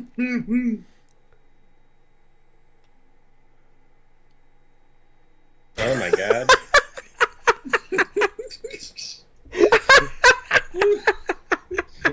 Did you see her eyes go in the back of her head? Yeah. That's what everyone does when they faint on the show. That's the cue. I can't also, believe... I'm not like a medical expert, but do you just immediately get back up? Like, wouldn't you be out of it for a minute? No. If you went out the way she just did? Yeah, I'd take you. No, you'd be lying on the floor for a minute, and then Chloe would... I can't believe Chloe just let her get up like that. She should be like, no, lay on the floor. I'm going to call an ambulance. She didn't even fall on her back. She, like, folded it down. What I can't believe, Robert, is that she didn't hit her head. It's gushing with blood. We go to black, and then we come back from the commercial in the hospital. I can't believe we didn't do that. Oh, Oliver, you're on drugs. But no, see what I mean, Kat? This is just like Venom. Yep. I like that he's like being sloppy and there's consequences to that. Like, he looks rough. That's great.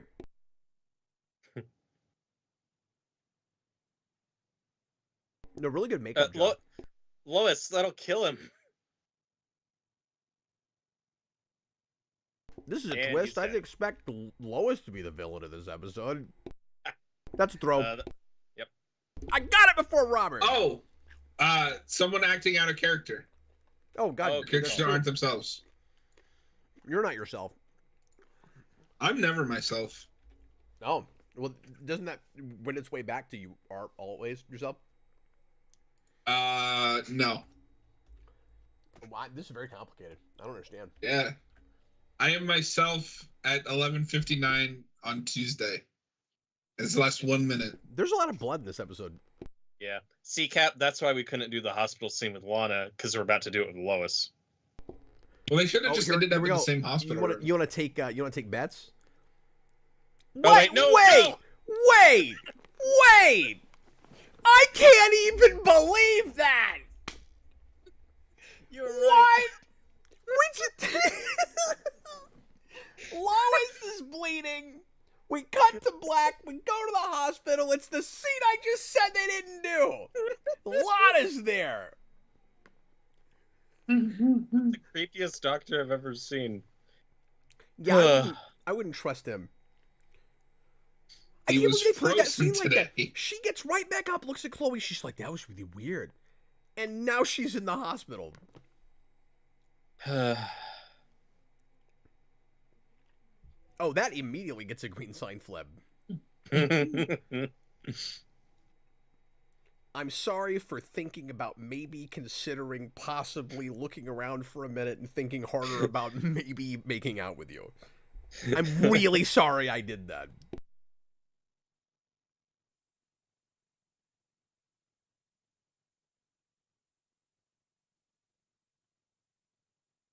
My husband just give died him hope a year ago. Yeah, yeah. Martha's in the wrong here. Martha's been in the wrong with Lionel going all the way back. We talked a lot about this with season 2. I never liked that she worked for him. I never bought that.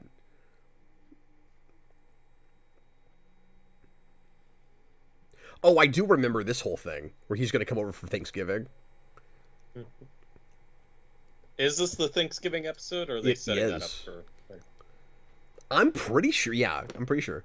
And I remember thinking, even at the time, it's so rare for these characters to ever do like normal recreational things, like have dinner together. And it's even worse in the later seasons. Nobody ever, like, there's never downtime where people are just doing regular things. I mean, Lois probably just ate in the hospital. We don't need to show that. Well, to be fair, like, at least for this season, we just had a dinner scene like last episode. That's what I'm saying. But it's less rare here, but they still don't do a lot of it. Mm-hmm. Wait, what was the dinner scene last episode? Remember, because I was making that joke about Martha has that like plot of pain of meat, and you're like, I'm gonna throw it at the screen if it's not good. They start to have dinner, but then all they could talk about is like business. But they were there to have dinner. Yeah, but I guess what I'm saying is, if you go back to shows like Buffy, and really almost any other show you can think of, when there's a cast of characters that are like a family or friends, that will do like exposition and discussion, and even when we have like irritating scenes where all we do is kind of talk about platitudes and stuff, it'll very often be over things, people doing things, not just standing in a room. And this show has way too much standing in a room. That is correct. Whoa, that guy just survived looping off a building.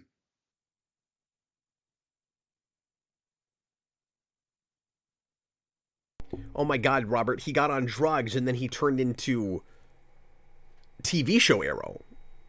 He did. That's what the drug does. It turns you into Stephen Amell's Oliver Queen. Well, I like that there's almost a commentary about that, right? Like, this is not how Green Arrow is supposed to act.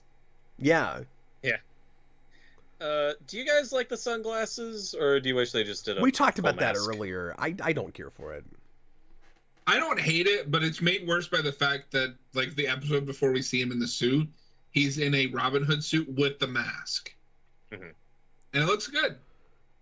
I just have a hard time. I just don't like the practicality of it. And I mean, you can say, well, it's a comic book thing, Cap. It doesn't have to be practical. But there are some things that work okay in a comic book that are harder to stomach in a TV show. I'm like, it's pitch black and you're shooting arrows. I think you'd want your visibility to be a little bit better than sunglasses.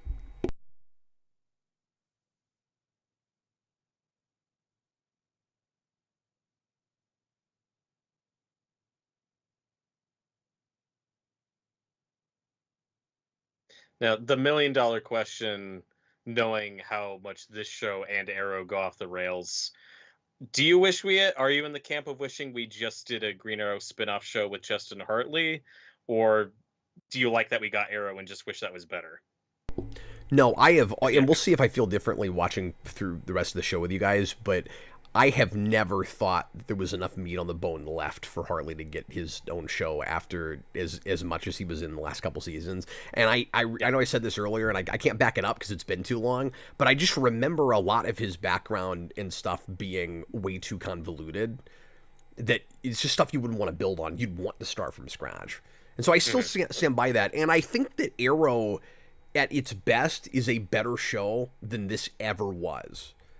It just doesn't maintain that, and it falls off very, very quickly.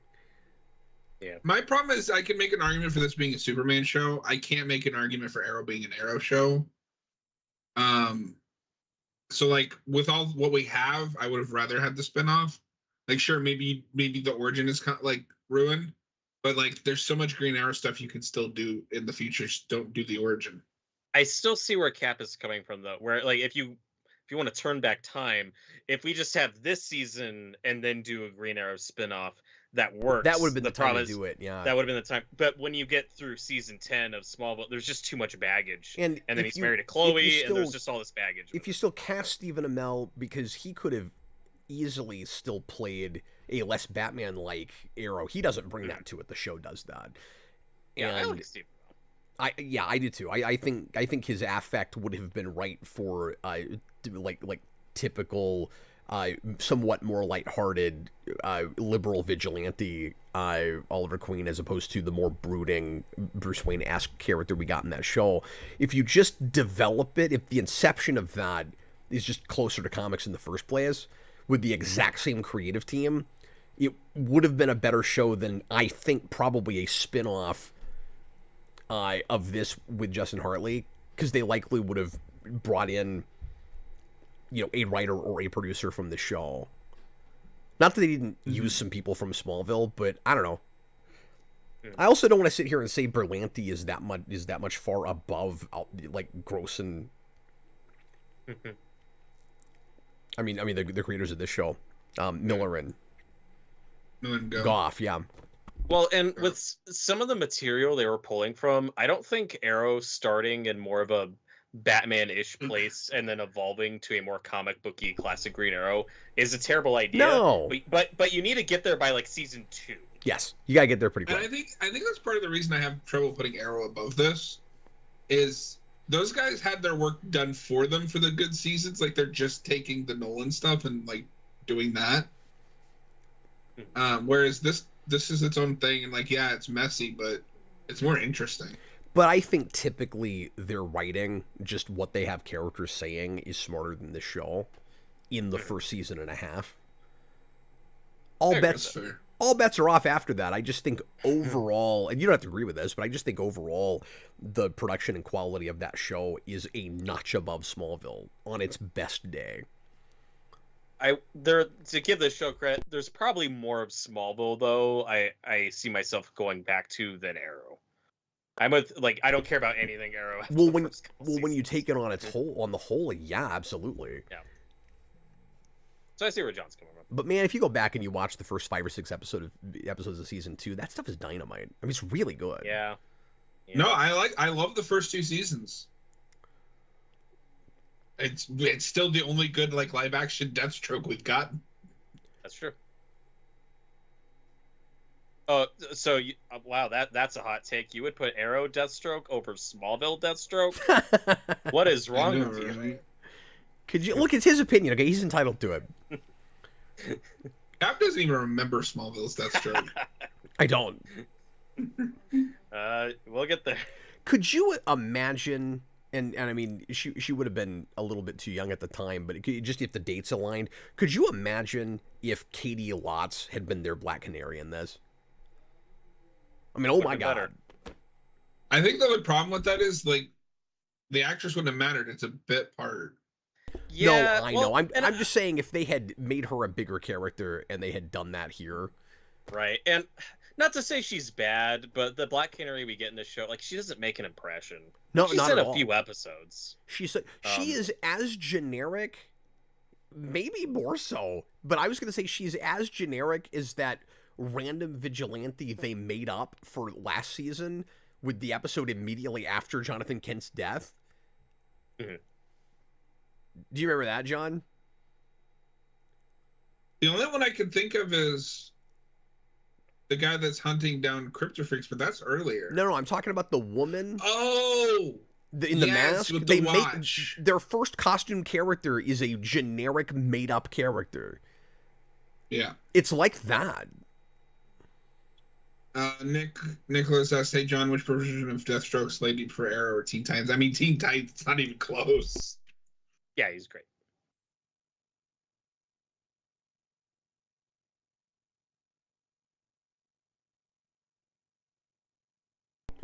It's a good thing you're in low lighting there, Oliver Queen, because I don't buy the Lex can't tell just right away who he's talking to here.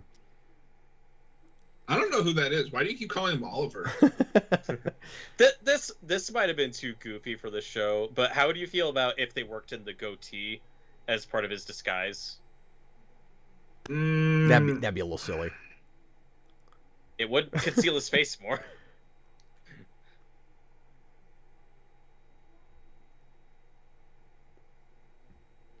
But no, I'm with you, Cap. Like, you put Katie Lotz in one episode of this show, and like she stands out. Like, she stands out more. Immediately, it elevates that, makes it the best episode of that season. Yeah.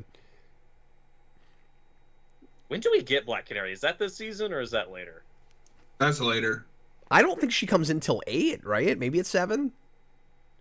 I think it's 8. I think. Well, it 'Cause can't be she's in, 7 like, unless 1. it's the only episode he's in.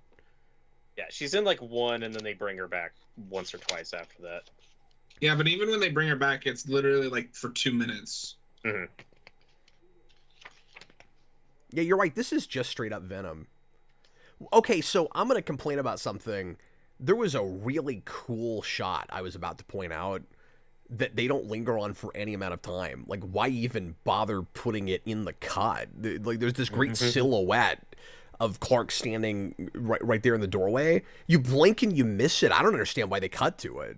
Just take it out. It's too cool to not look at. It is season 7, by the way. Oh, wow. Okay. Oh, weird. You're not a killer, Oliver. I only heard that 900 times in Arrow. It's really weird going back to this now. And how weird is it, though, that we have now had 2 live-action TV show Green Arrows who don't end up with Black Canary?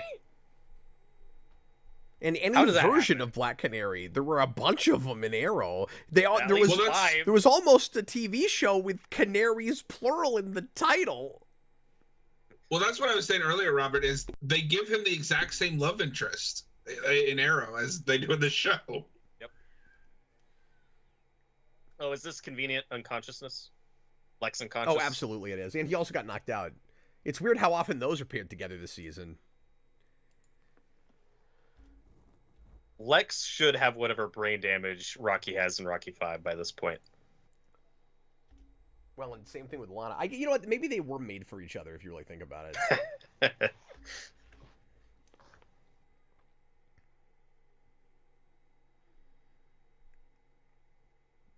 John, I have kicked around watch parties like this, going back through Arrowverse and finally watching some of the nonsense I never looked at, but I think I would stab myself on camera. The only one of those that I would legitimately like want to do is Supergirl, just because we're both Supergirl fans. Yeah. But yeah, it's true. That also might drive me to become an alcoholic. It's got Cyborg Superman. Ah, I'm Cyborg Superman. You're not even wearing a Superman costume. I don't. I still can't believe they did that after all these years. What season was that? Was that 1 2. or 2? 2. Wow, the show goes off the rails that quickly, huh? That quickly. That's why I stopped watching it. Well, they all do. I mean, a lot of them do. Yeah.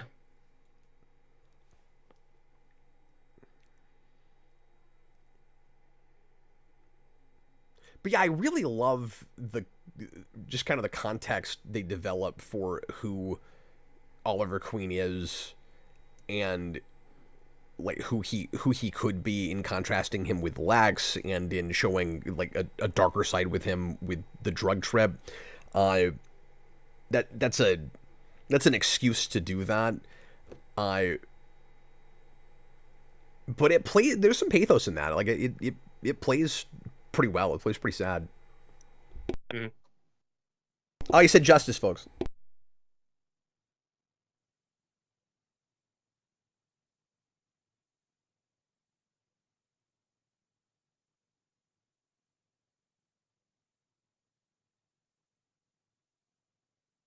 I also really like that he's inspired by the man who will be Superman to not go that way, even drugged out like that. Mm-hmm.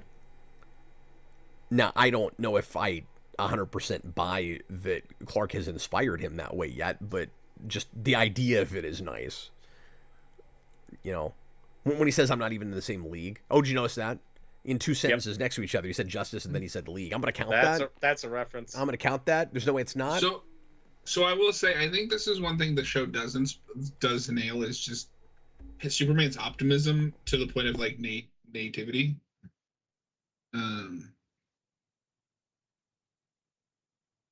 Like I can see why this Oliver is inspired by this guy. Mm-hmm. Now, is it too much credit that I just don't feel like they've spent enough time together yet, was my whole thing. Do you think it's giving the show too much credit to say that this stuff we're doing with Oliver, and does he kill, does he not kill, how far does he go with Lex? We're setting that up for season 8 when he murders Lex. Do you think they've already planned that all out? No, because they're going to have different showrunners by that point. Like, they don't know if they're going past 7. And yet it's still somehow better than the will he or won't he kill people in Arrow. That's true. Robert, I couldn't tell if you were joking or not. I was joking. Robert was 100% serious. Yeah. He did actually watch this. I don't know if you know this, but he doesn't actually watch shows. He just reads the Wikipedia pages. Why are you taking all the Noah bits and giving them to me? You gotta be consistent. Well, Noah is for movies. You're for TV shows. Okay, gotcha. Robert, do you even watch this show?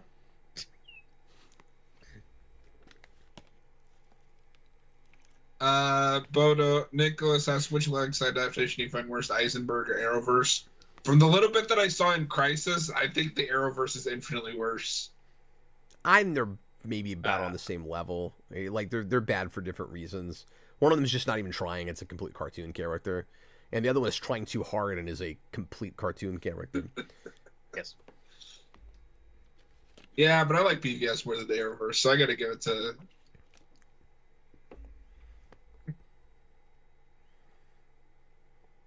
I gotta give it to the Arrowverse.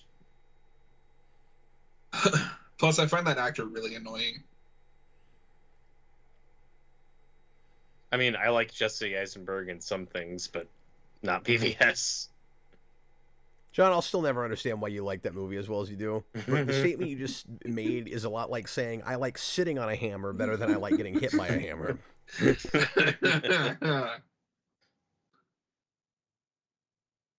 Wait, what was it that panda she just made?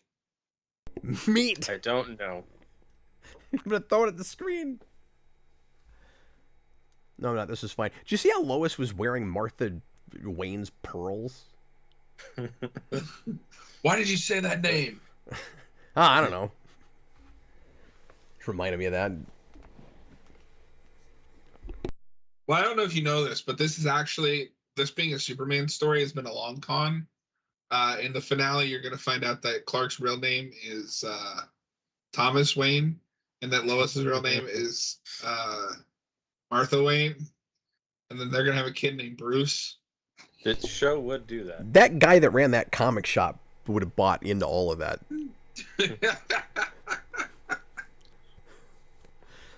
He would be like, really? And then he'd just start telling everybody.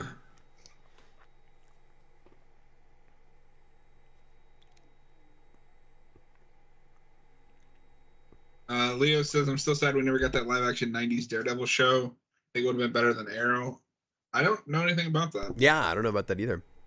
Oliver just brought his sorry I got strung out on drugs flowers to Thanksgiving Day. But he still somehow had time to make his hair look like that.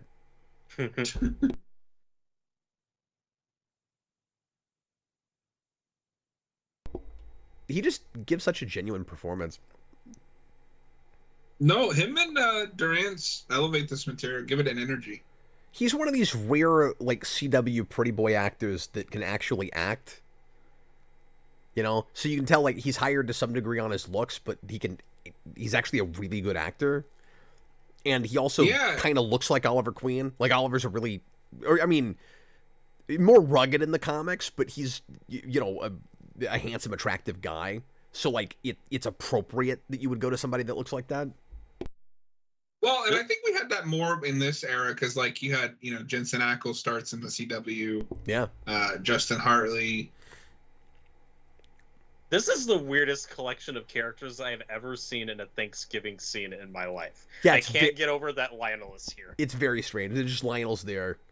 And nobody's weirded out by it. Like, this plays like he's just part of the family. Oliver should at least be weirded out.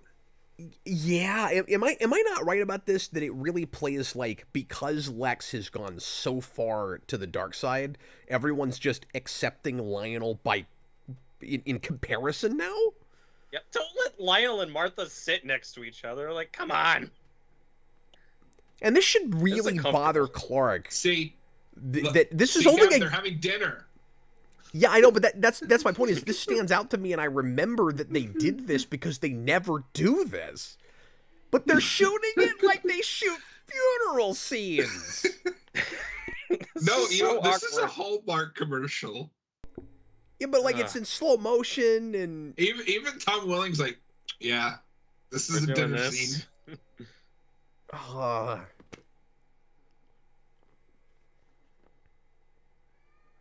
Remember flip phones? Yeah.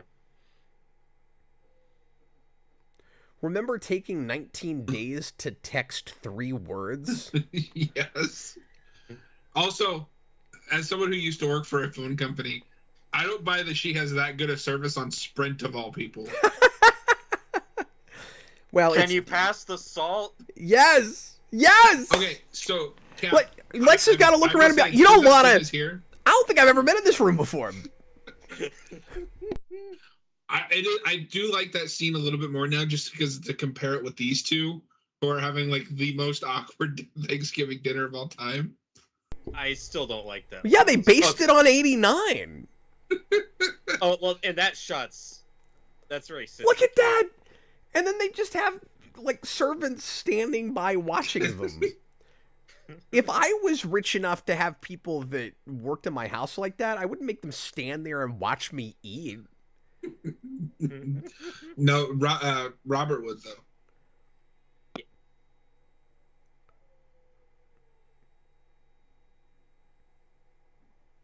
Oh, man. That was hilarious. Can you That pass was- the Good episode. salt? So, I'm going to flip my sign green for both good and bad things. You're flipping it green for the Lionel Martha. Yeah, I'm romance. flipping it green for stuff that doesn't work and stuff that does. I never I am do also that. going to go green.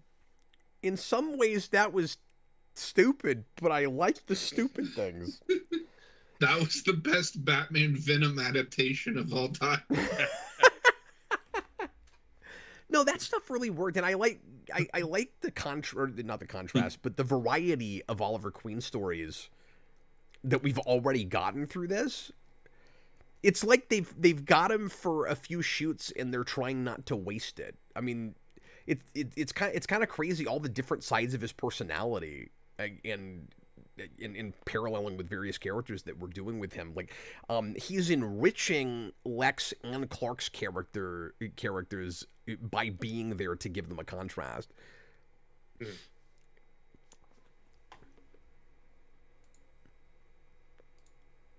Yeah. And I always loved his performance, but I didn't remember just like the richness and variety of episodes they did. So did you say you're going green too? I am going green. What about you, Robert? Robert's vote doesn't sure. count. Yeah, exactly. I thought Robert Yeah, might go red on that one. Yeah, it's a whatever episode. Didn't do much for me. That's going to be the show I watch on Thanksgiving this year. I'm going to watch like 2 Friends episodes and then that. Oh, Cap, we should do, I don't know if you've ever done it, but we should do some Friends stuff in the future. That'd be cool. Oh, I didn't know you'd have any interest in that. I've talked about doing it with DJ. I love Friends. If we like did, Friends, I would invite DJ Yeah. and see if he wanted to do it. He and I almost did a Friends stream last year. Oh, nice. Yeah, Friends is great. And I'm looking for excuses to invite him for things because now that he's not modding the Captain Logan show, I have not had a good slot for things to do with DJ. But he wants to come back. No, We just haven't had a project. I like sitcoms mostly from like the late 90s to early 2000s. Yeah. Like they hit a point where they don't interest me anymore, but like I love Friends. I love that 70s show. Yeah, and I never And, watched really into the 2000s, so a lot of that stuff. I mean, I did at one point binge a lot of How I Met Your Mother, but other than that, I've never watched very much 2000s I am stuff. the only person on the planet that doesn't hate the ending of that show. Oh, interesting. Cap, you still haven't seen Planes, Trains, and Automobiles, right? No. Yeah, that's a Thanksgiving movie. That's Okay. the Thanksgiving movie. So you can watch that, Smallville, and a couple Friends episodes. Good to know. I've got my marathon all planned out for me here. No, Cap, what we should watch for Thanksgiving is Thanksgiving. Oh no. Nah, I'm good. I got better things to do. No, I mean that movie's not good. Okay, Static is the next episode, which you would think would be their introduction to Smallville Static Shock, but that is not what they did. That's a character we still haven't gotten in live action yet. Yeah, but then the CW made a Black Lightning show. Did it? It wasn't bad at first. I liked the pilot fine. Yeah, there was good stuff in it. I thought it got heavy-handed and preachy immediately after that, and I never went back to it. I saw the second episode, and I was like, "Yeah, you guys are trying too hard." And then I just lost interest. I didn't care. But I liked the pilot. I thought it was quite good. I do want a Static Shock movie, though. I hope we get that in the DCU. And by quite good, I mean by comparison to CW things. Yeah, season 2's got some good stuff, and then it walks back on some choices I liked, and then it kind of loses me. I haven't seen a single episode of that show. Yeah. That comes out when I'm just kind of like, I'm done with this whole like CW.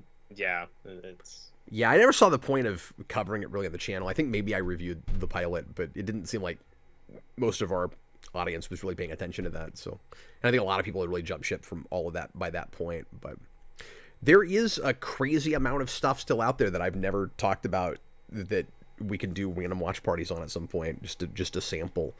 You know, there's still Stargirl, and I mean, there's all kinds of stuff. Stargirl's okay. I thought that pilot was a really weird mixed bag. I thought that actress was great. She's great. I mean, really carried that show. That whole show is very hit or miss. It doesn't really have like, it doesn't hit super high and then have a steep drop off like a lot of the other CW shows. It's just hit and miss the whole way through. Well, that's another of those things that doesn't start as a CW show, and I imagine the production value is better at the beginning than it is at the end. Tell me I'm wrong. I bet it is. That is correct. Yep, I figured so. Yep.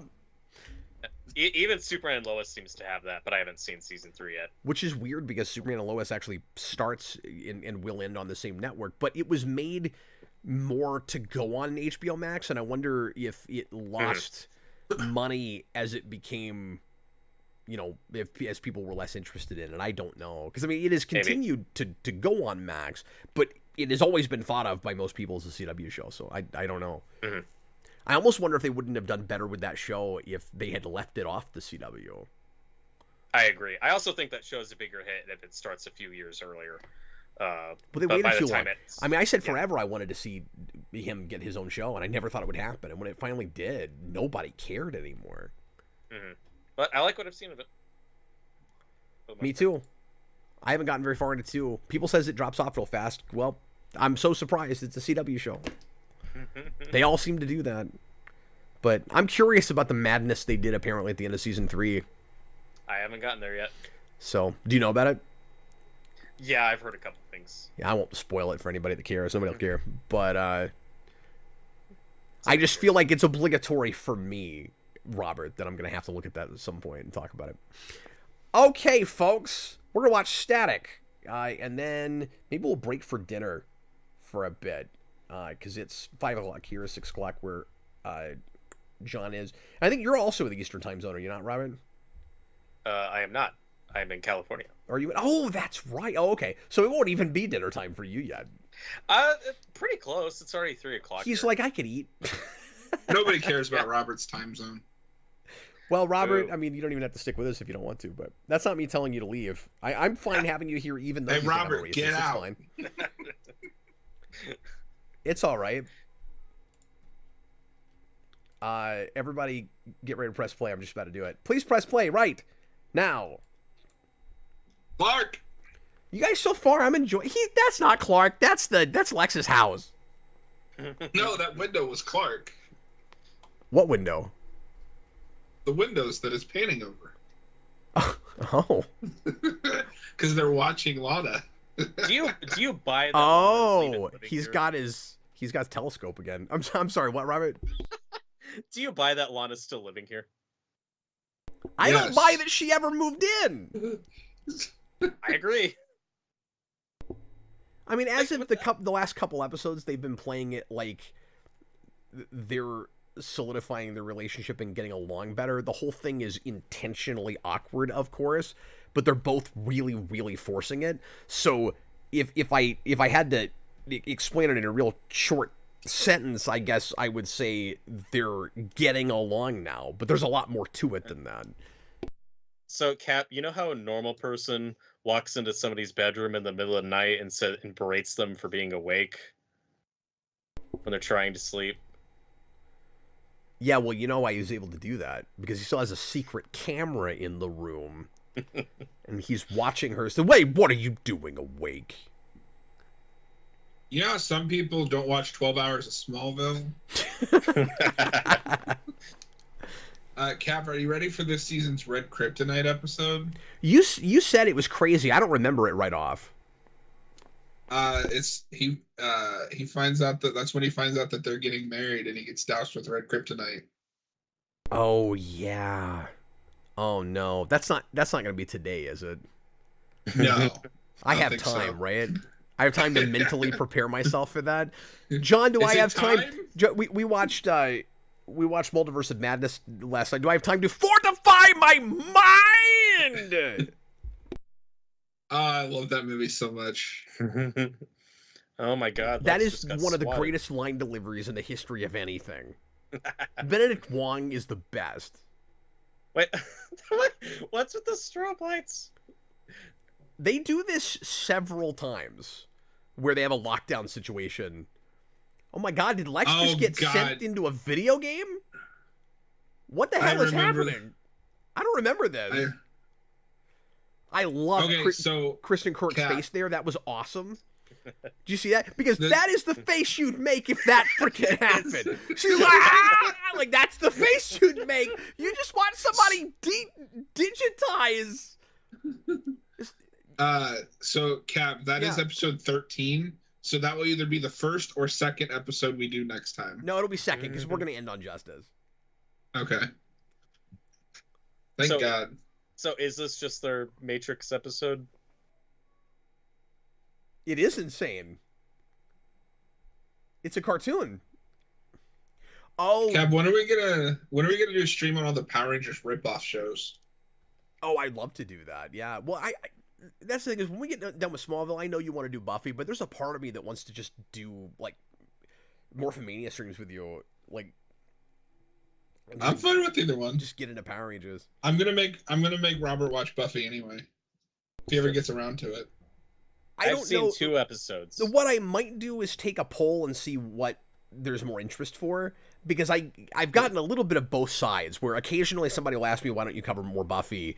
I've had more people that are like, I wish you'd do more Power Rangers content, but that's probably just because I have regularly done Power Rangers in the past, and some people miss it. So it's kind of like this show. Like, I needed to get back to it because I had an audience for it, and I do have that for Power Rangers to a smaller, probably a much smaller extent, but yeah.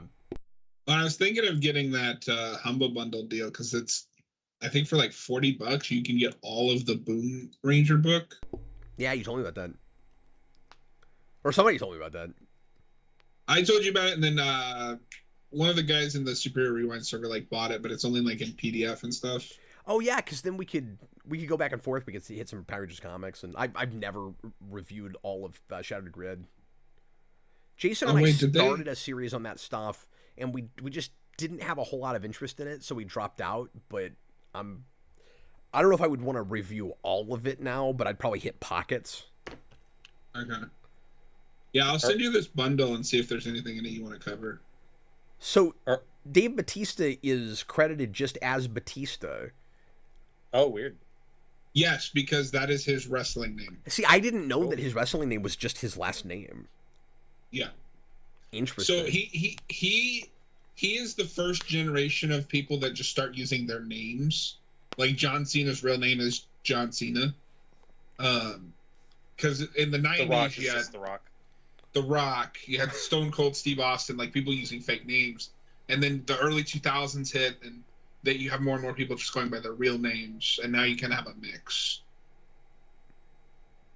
That's really interesting to me that they did that, because that was always part of the appeal, it seemed like, to people, is that they were sort of like fictional characters, and like you make up a singular name like that, you know, like a rapper.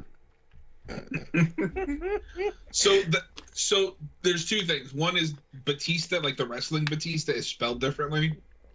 Oh, weird. Because Batista for like WWE is like Batista. Yeah. His last name is Bautista or something. Oh, I didn't even realize that. Okay.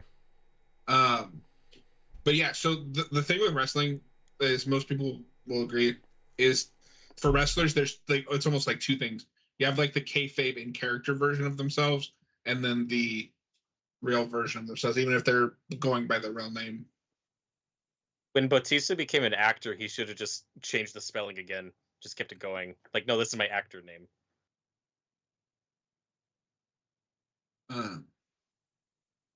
It's also crazy how... Sorry, I want to get back to this. It's also crazy how everybody... nearly everybody in the show is just suddenly kind of trusting Lionel, except for Lana. Well, yeah, because she's with Lex, so Yeah. it wouldn't make sense for her to trust Lex and Lionel. Just like the spaceship. Lana sees a lot of weird things. There might be something more going on with her psychologically, folks.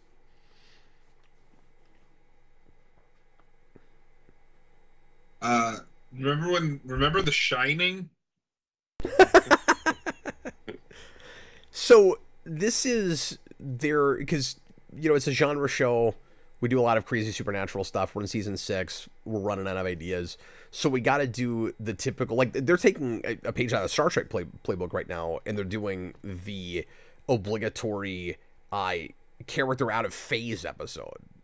The character that is there in a room, but nobody else can see him. They do that at least 3 or 4 times just in Star Trek.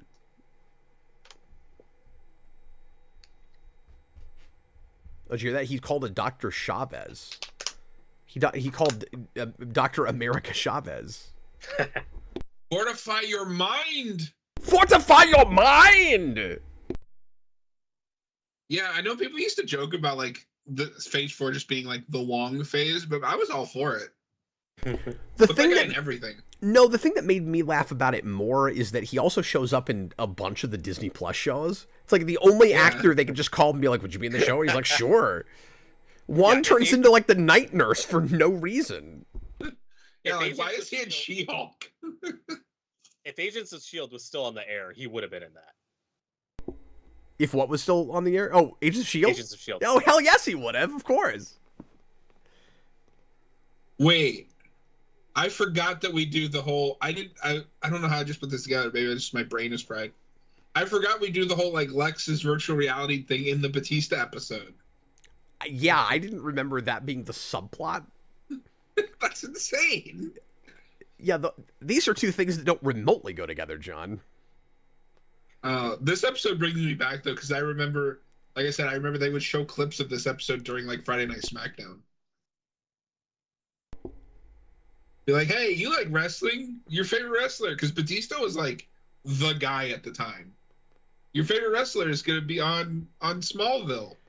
Well, it's exactly the same thing they did with The Rock and Voyager. I didn't know he was in that. Yeah, the first thing he ever did acting wise was an episode of Star Trek Voyager called Sunkatsi, and he's wrestling, you know, just like Batista and Nez.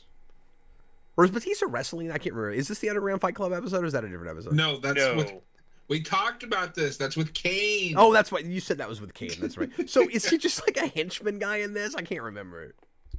He feeds on spine marrow. Yeah, I thought he was a Phantom Zone guy.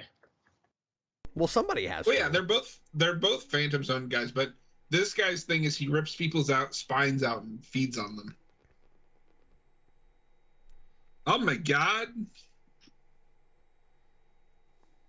Cap, when did this turn into Beetleborgs?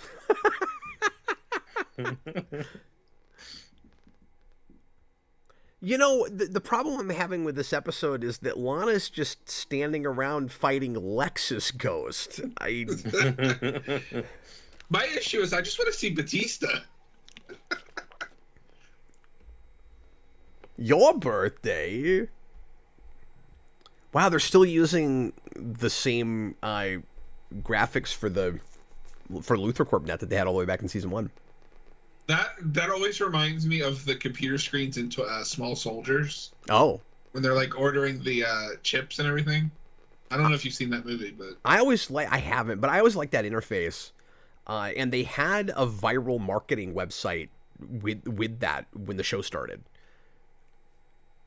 Oh, okay. So you could go to a LexCorp to a LuthorCorp website and look at that stuff. It was great. You gotta watch that just for Tommy Lee Jones, man. He's awesome. This is really emotional. It's like watching Ghost. I'm over here. Robert is about to tear up. He's really worked up about this. Oh, if they do the pottery scene, I'm done. He's still emotional from our Alien Isolation stream the other night.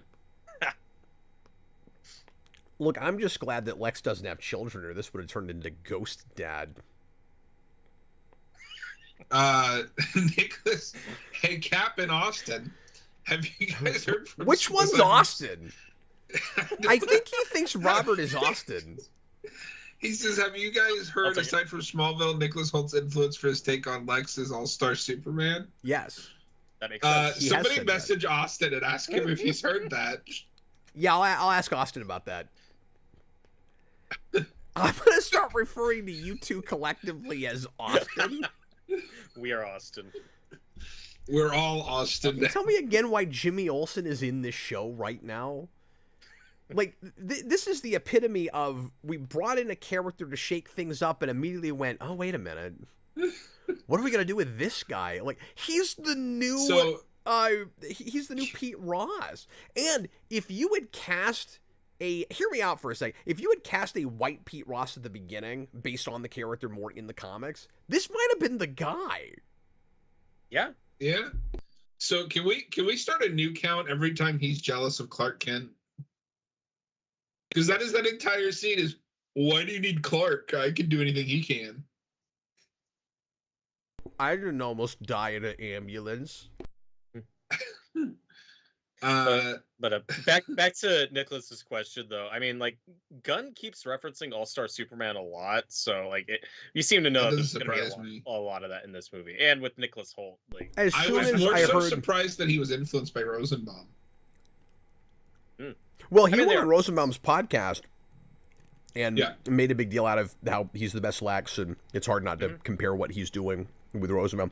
But as soon as Gunn got that job, I was like, oh, tonally, that will just be All-Star. That'll be the main thing he's going to. And so I don't think, I could be wrong about that. I don't think it's just Holt looking at that. I'm sure that's going to be a big inspiration for Gunn. It's just too in his wheelhouse. Yeah, I think like Superman for All Seasons, like there's going to be other things that might yes, of course. And he always goes to a plethora of things because he actually knows comics. That's true. Yeah, Austin and I were talking the other day, and I kind of had this thought, I was like, he's kind of like the next Whedon, is like, he's doing this comic book stuff because he knows comic book stuff. And he's like one of the only ones in Hollywood that does. Does anybody else feel like this commercial, or this episode is a commercial for this coat she's wearing? It feels like somebody designed this coat and is really trying to sell it. What? Remember when Batista was going to be in this episode? Well, that's what the Rock episode of Voyager is kind of like, too. Well, actually, that's not true. You actually get him in the cold open, but there's, big swaths where he's not there. I might have to watch that episode just to see what, like, young Rock acting looks like. It's really funny because he just, and he's so much smaller than he is now. Yeah. And he just fights 7 of 9. It's really funny. Oh, okay. Also, why is Lana talking to Michael Douglas from Falling Down? Well, that's the guy that kidnapped Lex. Nicholas Bodo, you're right. He says Kingdom Come is also a big influence, and because that's S. Evident on the S. But also, he was teasing Kingdom Come stuff a bunch before they started shooting. So yeah. So, Cap, does this feel like a repeat of Shivers to you? Remind me. Tony Todd, shaking guy, he takes people hostage and is like desperate to show somebody that there's a secret lab where they're being experimented on. Yeah, now that you're explaining the plot to me that I'm struggling to pay attention to and care anything about. Yes, you're right. It is, it's a lot like that. Well, and you get this, it's not a, this looks like that same kind of hostage situation. Like, it's not a hostage situation, but where he walks into, he's investigating things. Cap, we still have like 4 or 5 more episodes to go.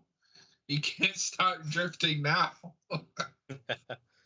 Oh my god. That's a lot of hamburger. Wow, that looks disgusting.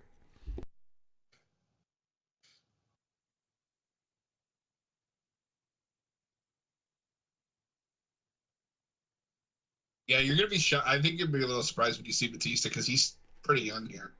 Yeah, I remember it. I just didn't know who he was back then. Yeah. But yeah, John, I don't know. He looks really different now. I just don't really care about this plot. It's more just like, you know. I don't care about the B plot. Character There he choices is. and stuff. They even give him dialogue. Oh my god, he pulled the Bane. Oh wow, he did. He is Bane. Yeah, except he eats the spine after he breaks it. And Bane doesn't? Pretty sure he does that. You know, that guy couldn't go over Batista's head because he had reflexes and he could catch him.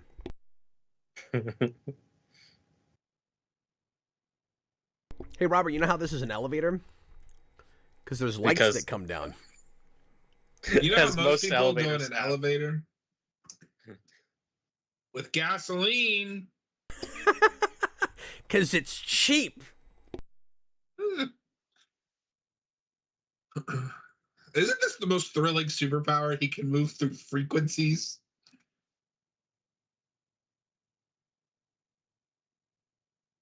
I mean, it could be useful.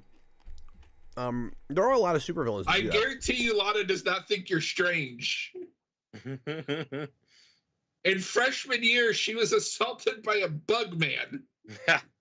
At all. I don't trust this guy. He looks like Michael Douglas and falling down. So, Cap, I just had this thought. This guy is totally like what they're trying to do with Electro and Amazing 2, right? Yeah. And this is somehow more subtle than that. Senior 6, would Batista be a good Bane? He's always been my pick. I don't think he wanted could to do do it it. now. Yeah, he said in an interview sometime last year where somebody asked him about it, and he said, I'm probably too old now for whatever James has planned. So he would have been good back then. Mhm. I mean, back then, like, I don't know, 10 years ago.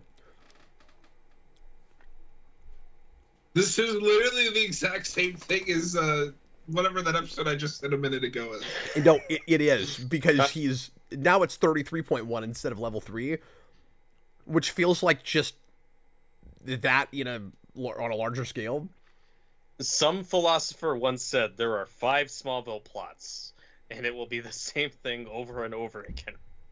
Well, I don't know if this is intentional, but it's like Lionel was doing experiments with Kryptonite on level 3, and Lex has to beef that up and show him up, one up it, and now it's 33.1. And like they even went on the elevator to the secret floor, just like they did in that episode. But there wasn't a secret button he had to push. Okay, do you buy that Lex already has a cast portrait photo of Lana in his house? Yes. Look, he could have gotten that anywhere. When did you take that? He can always take out time to make a really professional publicity photo of his girlfriend, okay? He knows people in the business. I like this here. Is Lex telling the truth or? He totally just said where the other drug's going. Did you see that? Yeah. I'm sorry. What was that, John? Well, because he was like, "You're never gonna get released." Like I was trying to help you. This is all part of your delusion. He's totally trying to gaslight this guy. He does that a lot. Now that he's evil, especially. With gasoline. Because at his earliest convenience, he will make sure that this guy goes to prison or is murdered or... But what was I going to say? There's a... See, I guess his powers are kind of like live wire. Yeah. Am I wrong about that? More static. Yeah, more static, less lightning. And I think there's a character in maybe Batman Beyond that does something similar. I think so. I'm forgetting now. Robert's the expert on that show. Yeah, there's a guy who's kind of similar.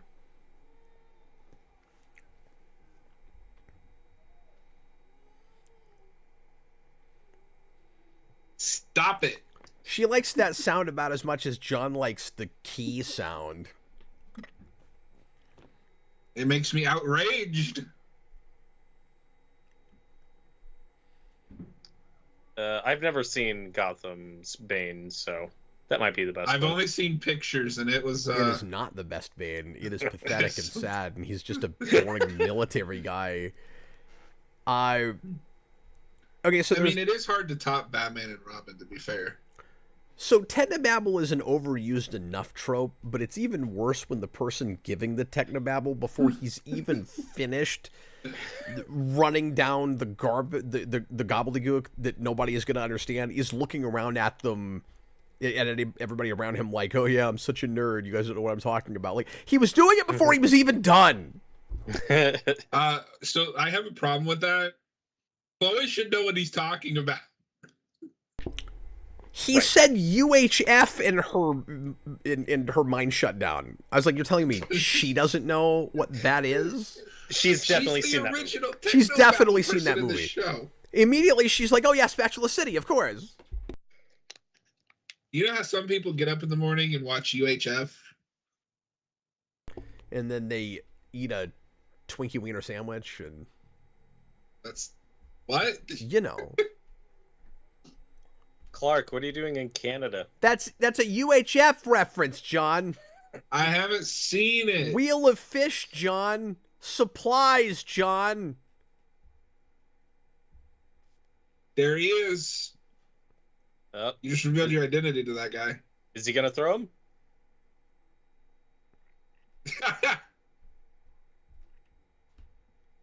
Krypton Man's great. Yay. That's much better my than God. the red-blue blurb. Oh. That was a big That's throw. a throw. Oh, That is absolutely CGI, a throw. That almost should get 2 points. That CGI was unfortunate. That was nutty. Batista's hilarious in this. Oh my God, the moon is colliding with the Earth. Did you see that? In the words of the Tick, put the moon back, demon wave.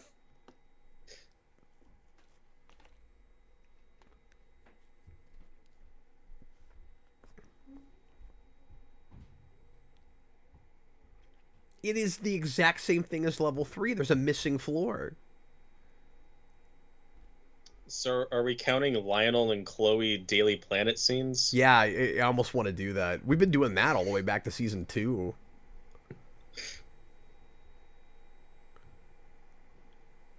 Lionel's doing that thing where he's pretending like he doesn't know what he's talking about, but he clearly does.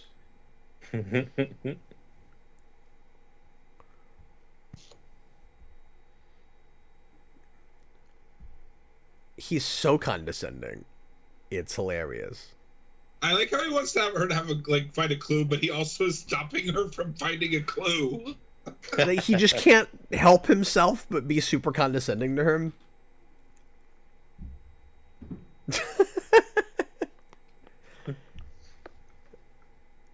Okay, wait. So she just made up all the Kryptofreak stuff?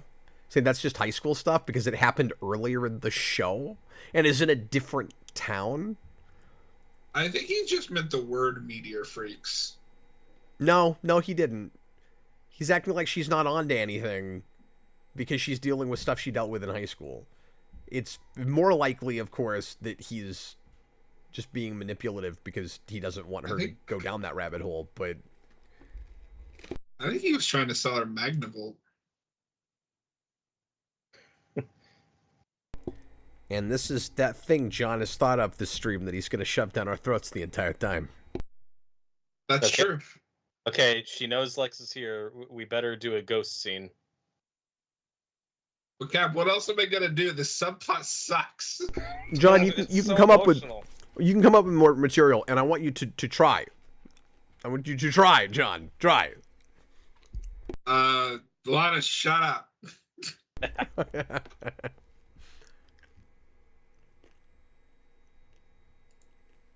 This is really sad. She is acting her heart out. I thought you were gonna say the acting is sad. I was like, I agree. She just said that Lex has been more honest with her than anyone else she has known in her life, which might be the saddest thing Lana has ever said. Yeah, because there might be truth in it, but it's hilarious. I don't know, Robert. This is kind of cringy. Shut up! She's trying. I just don't think she's very good at this. She's trying. They love each other. Robert, tell us how you really feel about this subplot. Cap, how do you feel about this scene? Dude, it's a long. We just cut. I think they got out a big bucket of water.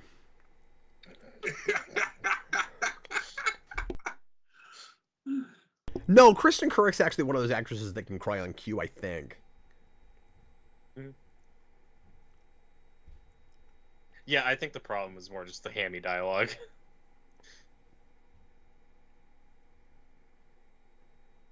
I wonder if just WWE charged too much to use Batista for any amount of time. That knife does not look real.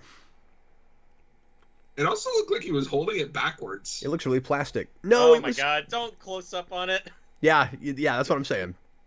Oh, no, no! Sorry, you were. I didn't know they were going to close up that much on it.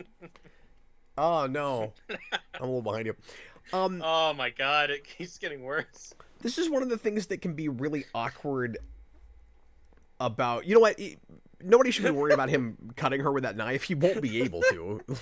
Every time they cut back to it, it should just keep looking more and more cartoony.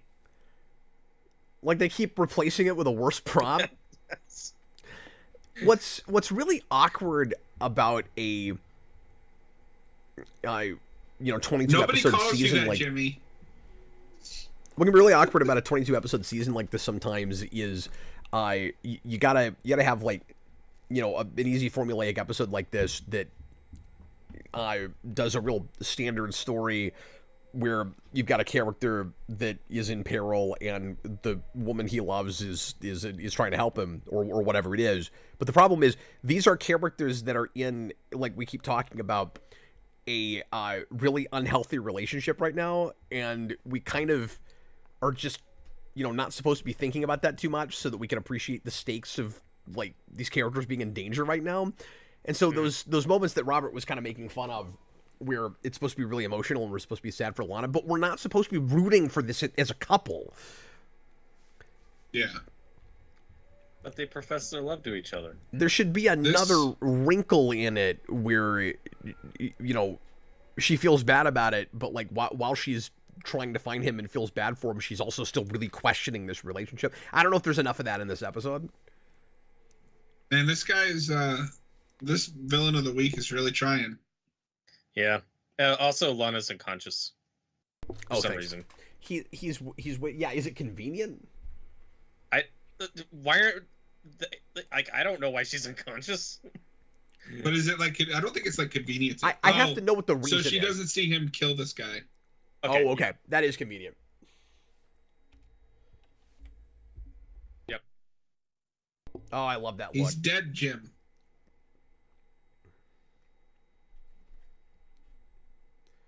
Now, that was in self-defense, but Lex is so far gone at this point, I could see him doing that just because he hates that guy. Mm-hmm. I mean, I think that's very stretching the term self-defense. That dude was on the floor, like, helpless. I'm with Cap. You know what? I'm sorry. I'm going to side with John because that knife couldn't hurt anybody. Now, Lex did use it to kill that guy. That's true, but I don't believe that part of it either. How many people has Lex killed by this point? Should have been counting 7. A good number. I'm surprised John has only been counting that one thing, though. It's weird. He was so sure about it. He had it right at the ready. Ew, gross. I'm glad you're dead. This is awkward. That is awkward. And then we just cut. We don't finish that scene. Everything about this is ridiculous. So Chloe's look there, because this season has forgotten that she hates Lex Luthor. It has completely forgotten that. She is amused at seeing the two of them making out when she should be very upset that her best friend is dating Lex. Secondly, there's a dead body with a knife coming out of it and blood all over it that appeared at the same time, and she has no reaction to that. Wait, Cap, does that radio guy count as a Kryptofreak? I don't know how he got his powers. I also can't believe that the Phantom is the B plot of this episode. Yeah. I say count that and count the Kryptofreak death, but we might amend that later. Okay, I mean, I don't know how else he would have gotten this, and he is in Smallville, so let's just assume it, but I don't actually know. It's ridiculous you have a Kryptofreak and a Zoner in this episode. It's so weird. Oh, These two subplots are just fighting. Have we had any other bad guy deaths this season yet? Because I haven't been counting them if we have. I don't think so. Was this one? Was this a bad guy death? Oh, well, that's a DC reference. Well, we just killed... Oh, yeah, you're right, because this is going to set up Martian Manhunter, isn't it? Yeah, because the Oreo thing. I'm actually going to count it twice, John. Because just Martian Manhunter appearing is a reference, but the Oreo thing is also a reference.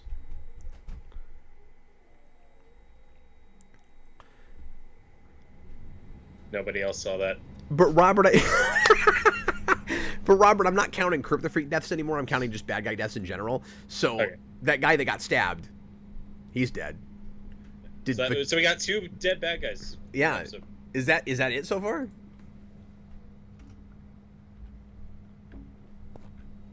Did we kill the... Oh, wait, because we killed some Kryptonians at the beginning of the season. Okay. Did we kill the guy? We killed that guy from Angel, remember?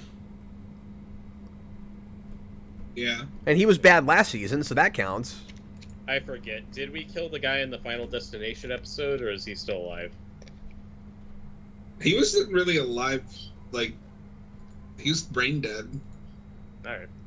Yeah, but did he, like, full-on die at the end of it? I think he maybe did. I think maybe he did it. It's kind of ambiguous. I think so. Okay, well, I'll count it. Whatever. Nobody cares. That was forever ago. No one's that sucked into the counting. I don't know what's going on with Chloe's that look confirms that he's the show at least is treating him like a meteor freak. What about it?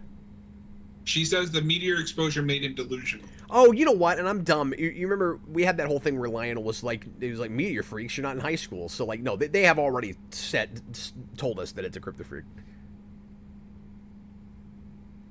Oh well, that's an argument. Is that a walking away angry? Yes, and we haven't been counting those at all. You can't tell me that's the only one so far. I don't remember anymore. We had a rude super speed exit. We counted that. Did I count that? Yeah. Should I throw 2 more walking away angries just because surely there must have been some? Throw 3. What's that? 3. 3, yeah. I can't think of any, but I don't buy that we haven't had any. Where do they get these blue bottles of liquid that they all drink? Don't know. Do they just like buy it in bulk? I think he just stops by at the Quick Trip on his way here every...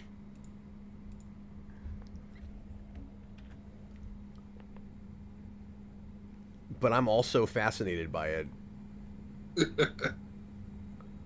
Yeah, this is intentionally a follow-up to Jitters, you're right. What did you call it earlier?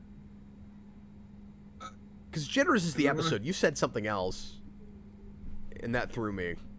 I think I said I think you said Shivers. Shivers would not be the episode title, no. Whatever. Do you even watch this show, John? Who?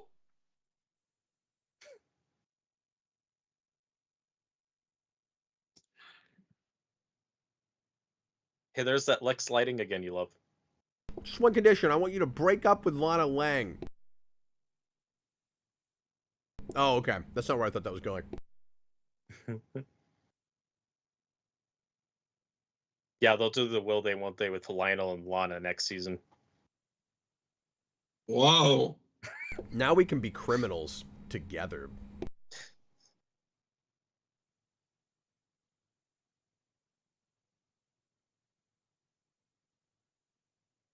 Is it just me, or does Chloe's wardrobe, everything going on, like, never look like this? No, she stole clothes from Lana. Actually, she stole clothes from 3 different people. This whole ensemble's weird.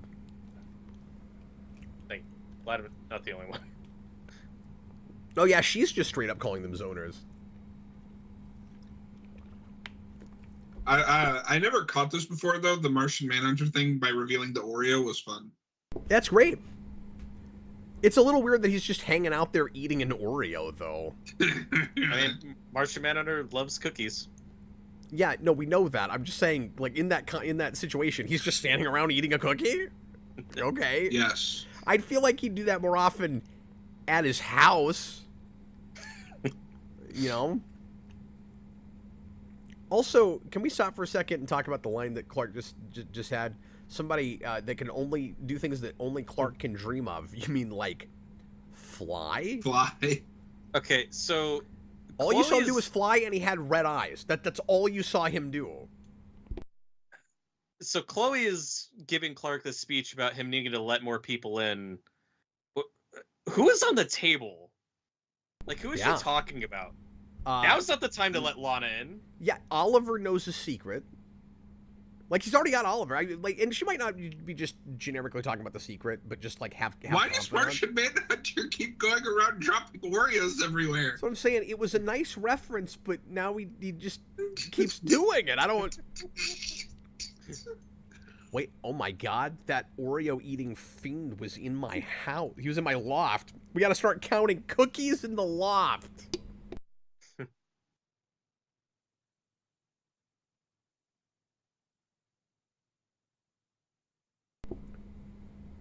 Wait a minute, when did the pregnancy reveal happen?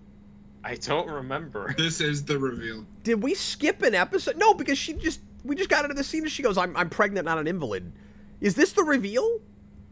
It's supposed to be like they've known about it, and I thought. No, she's known about it because remember she went to the hospital after she fainted. Okay. Oh, okay. Oh, is that why she fainted? Yeah.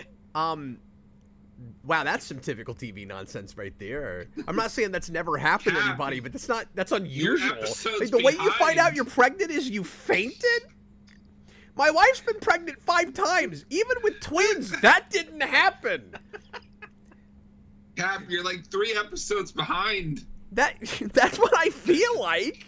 I was like, am I watching the wrong episode?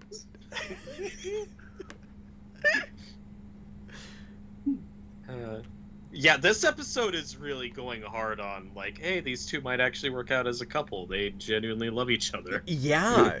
She has completely forgotten about it. It has forgotten how twisted this was, to some degree, I think. Yep. So I think this is their chance to make it not twisted, but then obviously it's going to go terribly wrong. But it was built on such a screwed up foundation in the first place, John, that, like, even if that worked out really well, boy, that's not the way to structure that at all. Like, but also, like, she doesn't look happy here. I can't blame her. That's weird. This is excessive, folks. Anyone, you know how most people wake up in the morning and buy 7 dozen flowers?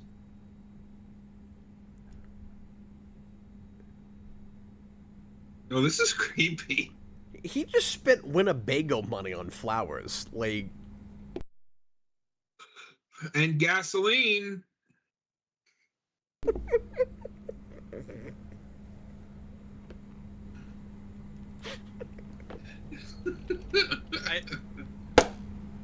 I just feel like we had way too many episodes in a row of her not trusting him and that relationship being weird. Yeah, this took a... To be here, and then he's gonna propose right away.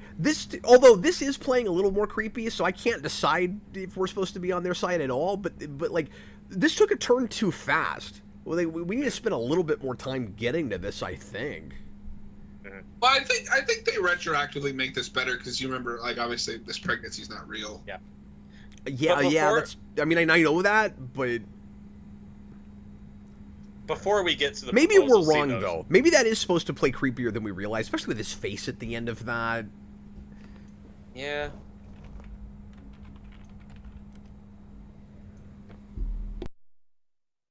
Too much of the episode is her telling him that she loves him.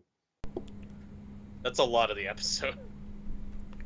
But maybe the point of that is supposed to be he kind of got lucky that he wound up in a precarious situation like that when he did, because she's, you know, like it softened her up and like put her in a position to, you know, feel really bad for him and then care more about him, and then maybe she wouldn't even accept the proposal if that hadn't just happened, as superficial as that is. So I don't know, that's kind of convenient, but I don't know. I'm just trying to decide what they were getting at with all of that. I don't know.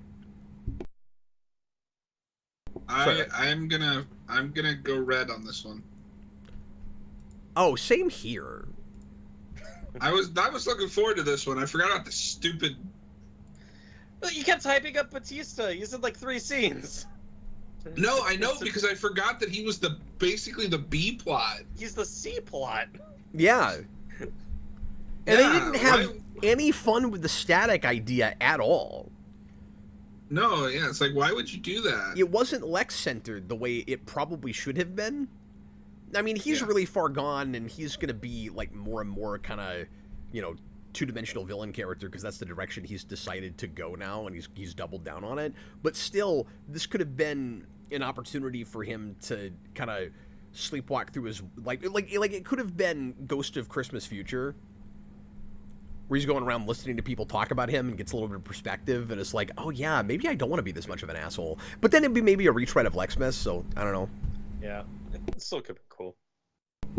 But it'd be more interesting than this, which was just a way to take him out. It was just a weird supernatural way to put him in a precarious situation to not organically strengthen his relationship with Lana. Like, that's all that was. Mm-hmm. Yep. Yeah.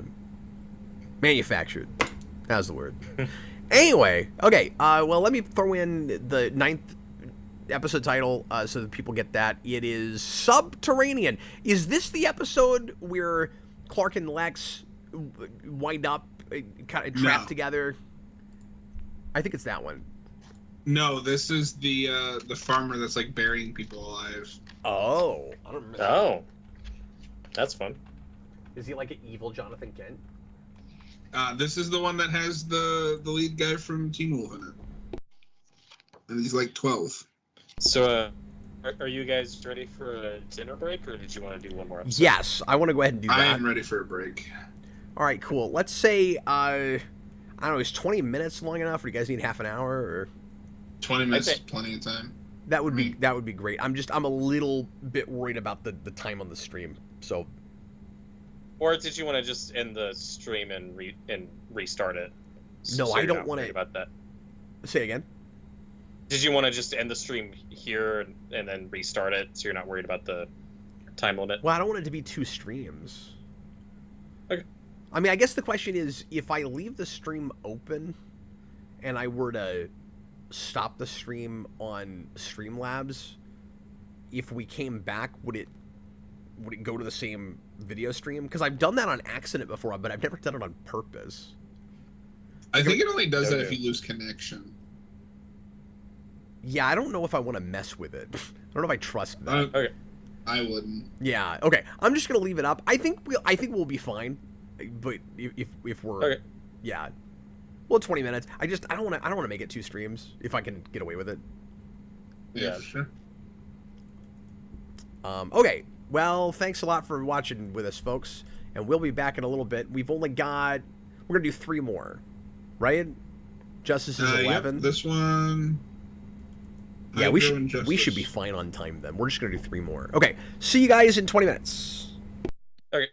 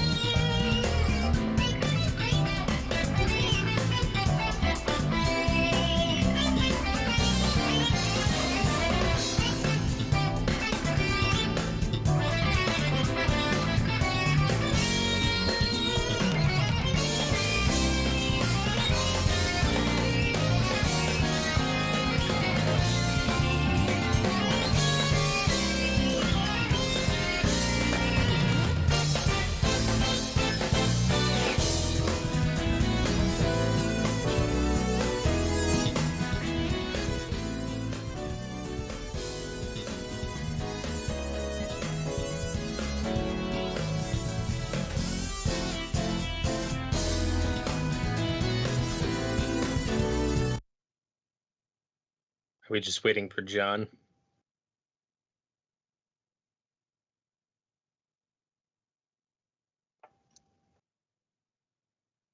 Hello there. Oh, Hello. wait a minute. No, Oh, sorry. You guys haven't been able to hear me. Did you eat some food? I did. Oh, cool. What'd you have, John? I had McDonald's for dinner because I'm lazy. Oh, cool. What did you have, Robert? A couple crackers with ham. With ham? Wow, that's a lean meal. Yeah. Well, when we're done with this, I'm gonna eat some chicken and wedges. It's like I'm gonna have actual food. Yeah. He goes, when we're done with this, I'm gonna go eat a lobster. Well, I had some tacos. Oh, nice. Yeah, I had some crab meat tacos. It's pretty good. It's funny because this background with the green lights, there's a hue around me that at least makes it look like I'm on a green screen. That's really weird. Hey, the next episode is called Subterranean. We're gonna do 3 more today. John, this whole thing feels like a breeze compared to what we used to do. I'm thinking. No, it really does. I've been thinking about this all day. Where I'm like, this seems nuts that you do like an 11 episode marathon, and then you think about how we used to do this, and it's like, you're gonna understand 85% of what we're saying through this entire show. Like, it's really exciting. No, I much prefer this. I think this will make these marathons go better in general. Yeah, this will be the way to do it from now on. And like with anything we do post Smallville, it'll take longer potentially because it's just you have to come up with more days. That's the only thing I'm worried about with it. But it's worth it. It's okay. I'd rather it take a couple 3 more months than risk going to black and having a commercial and then being in the hospital. That's what we want to really try to avoid. Yeah, Cap almost died on stream. I should have seen it, man. It was traumatic. I needed the therapy Lana should be getting right after that. And then you found out you were pregnant. No, that's a twist. Whoa.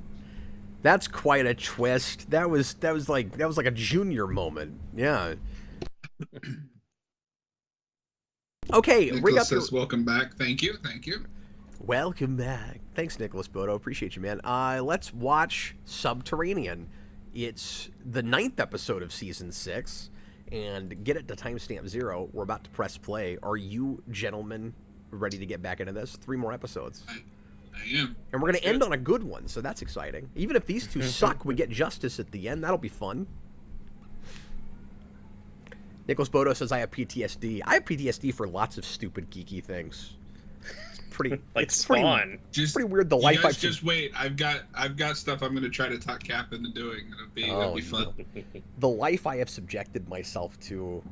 All right, here we go. Everybody, please press play right now. Cap, I'm going to make you watch the 2 House of the Dead movies. It's just a matter of you're not time. going to make me. I want to do that. I've watched half of the first one and just didn't get back to it because, I wasn't in a hurry or anything. I don't know. Once you finish the first one, I feel like I'm gonna have to make you watch the second one. Maybe so. Jason really wants to watch that. Oh god, He could watch that first one. I don't know if you know this, but he and I are giant, Game House of the Dead fans. Is that the one Erica Durance is in? Yeah, she's in the first one. Oh, that's right. So see, got a Smallville connection. So this kid right here, that's the main character in Teen Wolf. Oh, gotcha. Yeah, you're right. But younger, so it's kind of weird. Yeah. So are they on like a chain gang? What's going on here? Right now, he's reminding me a little bit of Terminator 2's John Connor. He's the CW John Connor. Well, I mean, then you had Sarah Connor, John Connor, which was your Chronicles John Connor, which was sort of like if CW did it, but that casting was pretty good. I like that show a lot. You ever watch that? Which one is it? The Sarah Connor Chronicles? So I found both seasons on Blu-ray at Half Price Books and bought them after you and Austin did the show on it, and then I never got around to it. Oh, you should watch it. It's pretty cool. And I just started the Netflix anime, and it's got a solid pilot. I liked it a lot. Cool. I'm excited to watch that. Yeah. If you guys want to do a show on it, let me know, because I'm watching through it, and I would happily review it if I'm not by myself. I don't want to do it by myself. I call myself a Terminator fan, but there's not a lot of Terminator stuff I like. Yeah, I thought you were saying I don't know anything about it. I just like the one movie I saw that one time on TV. That one time. But yeah, I need to give the anime a shot. I should give Sarah Chronicles a shot, but like I know it got canceled, so there's not much incentive. That's the problem with it, is it's very depressing when you get to the end and it ends on a cliffhanger, and what they were setting up looked very exciting. But it gets enough done, it's still worth a watch, but I would understand if you never bothered with it. Okay, so guys, I'm sorry. I need to pay attention to this episode. Are we in Smallville right now? Yes. Because this guy is running an illegal immigration labor camp in the middle of Kansas. In the middle of Smallville, yeah. There is so much illegal insanity that happens in Smallville. I don't know how this entire town hasn't been shut down by now. This could be in the same universe as Bates Motel. Oh, Cap, that's a show we should do at some point, because I've never seen it. Oh, absolutely. I would love that. I need to finish it. I've seen the first 3 seasons. It's really good. Can't be in the same universe as Bates Motel, because that's this show done better. So it's hard to believe that both of them exist in the same world, just quality-wise. It is really surreal seeing this kid this young. Oh, look out, it's a full moon. Since It's a full moon, John! You'll float, too. They didn't skimp No, out I'm just on saying the it's the Fog kid Machine from budget. Teen Wolf, and it's a full moon! Oh, sorry, I thought you said a balloon. Keep up, John. Yeah, I wasn't gonna touch that. It's a full moon. He's like floating. What the hell are you talking about, John? And we all float on, okay. Somebody should help those kids. I thought you said a balloon, so I said you'll float too. Like it. No, I know. I couldn't think of it for a second. Yeah, I knew it was it, but I was like, what did he say? I get float. It's the float line, whatever the float line is. Oh, John, this guy's also in Scary Movie 5. Oh, is he? The Final Frontier? So, Cap, I don't know if Austin ever told you, but we watched all of those movies. And 5 is the fastest I have ever seen a movie break Austin. We got 5 minutes in and he was just done. I can't even imagine doing that many of those in a row and anything made by those guys.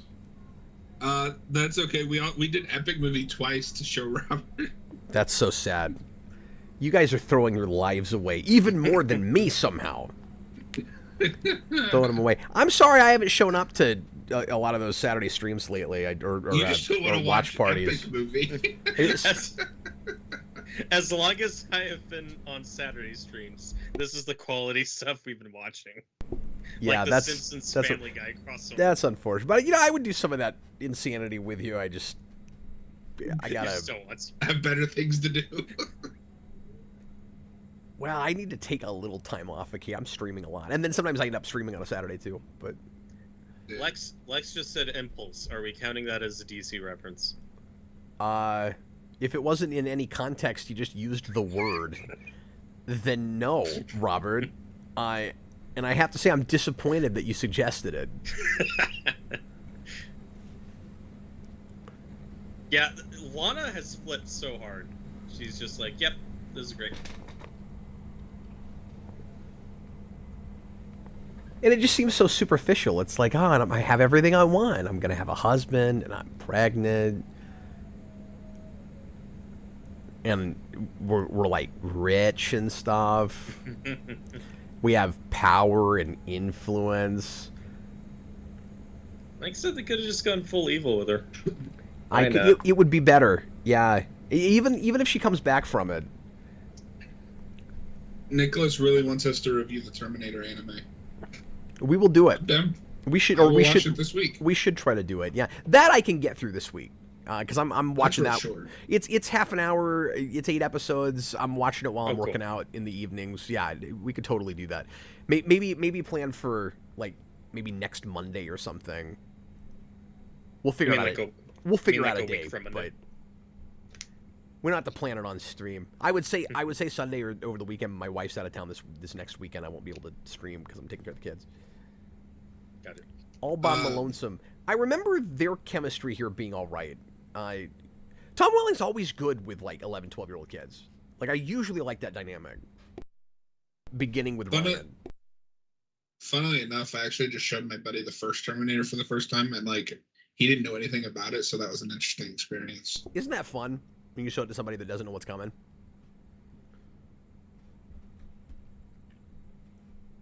If you can somehow get away from the cultural osmosis, there's a couple of legitimately nice surprises in that movie. Mm-hmm.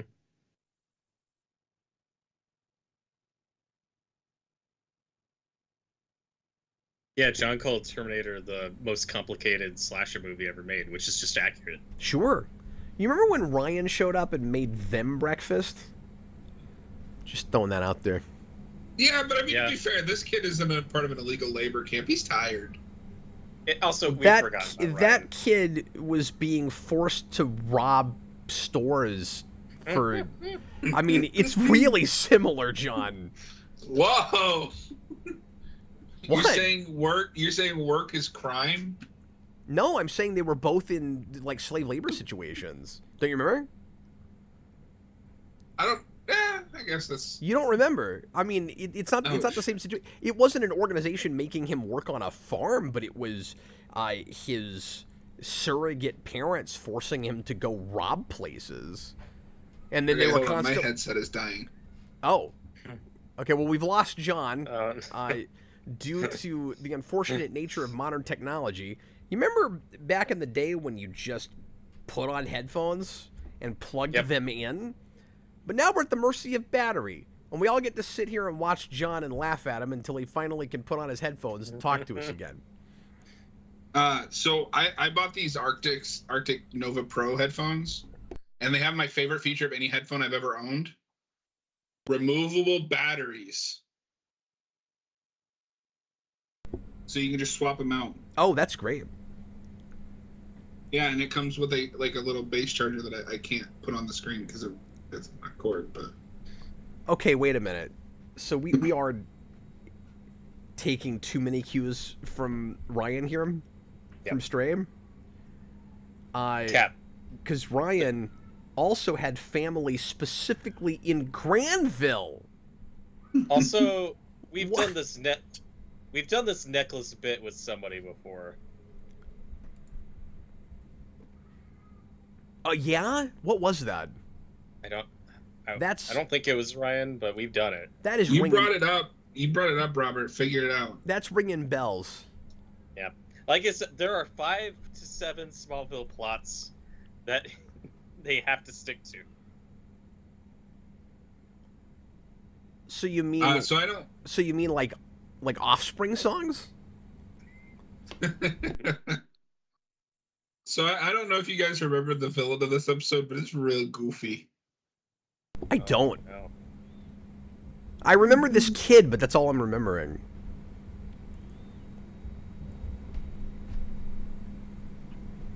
I feel like McNally is... Oh, yeah, okay. So this is the first time we're seeing him, but we bring up the McNally farm a lot in earlier seasons. Is this guy going to be the bad guy of the episode? Because that's unfortunate if he's the guy that's doing the slave labor camp, because that means that you can't trust anything at all in Smallville. We've got, like, the evil sheriff who seems fine until the second season, and then the McNallys are, like, neighbors of the Kents, and this guy and Jonathan were pretty close friends the way they talked about it earlier, and Jonathan was evil. Good Lord. This is a bad idea. I hate this. This immediately gets a red sign flip just for doing this to McNally. I don't like that. Earlier, you were giving the season credit for setting up and paying off the Oliver Queen stuff. You know, we're paying attention to continuity. Yeah, this is the wrong kind of doing that. This is the wrong way to do that. I don't know what I'm saying. You shouldn't do that.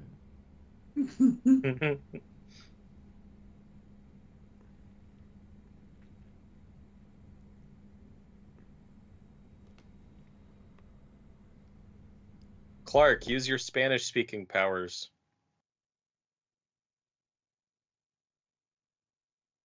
Yeah, he doesn't speak Spanish. He doesn't even really like speaking English that much. Yeah. One of the dumbest What? lines in Doctor Strange too. Clark hasn't had a lot of dialogue this season. That's true. Tom Welling's just not having to memorize any dialogue. Hey, let's count things people should be afraid of because of all the times they've almost died because of one. How about driving cars?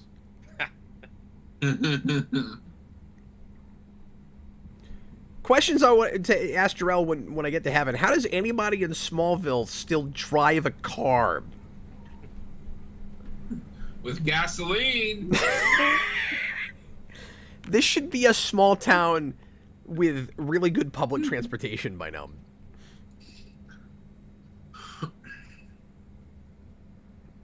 With gasoline. I really wish the show had.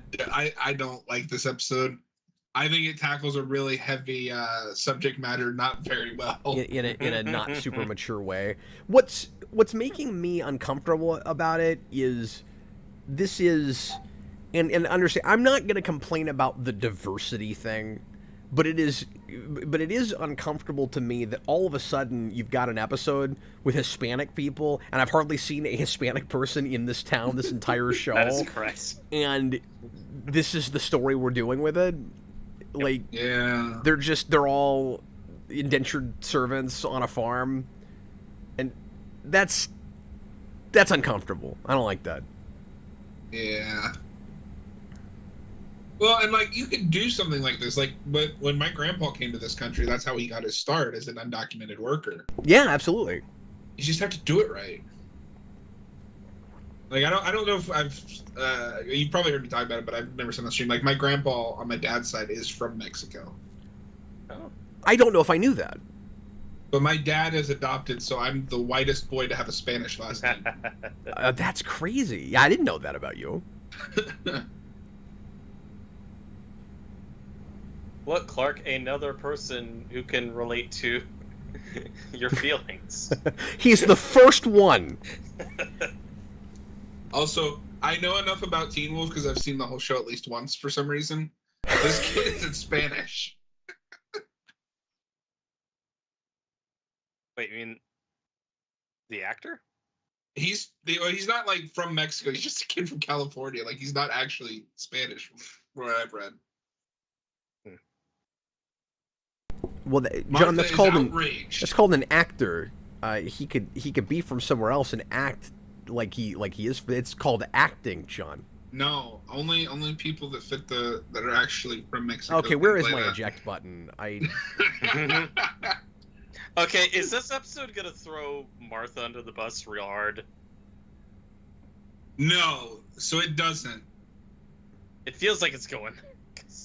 Well, you got to remember that all she knows is that he's an undocumented worker, which is against the law. Yeah, what she's saying is we have to go through legal channels. We can't just be vigilantes and start breaking this all apart.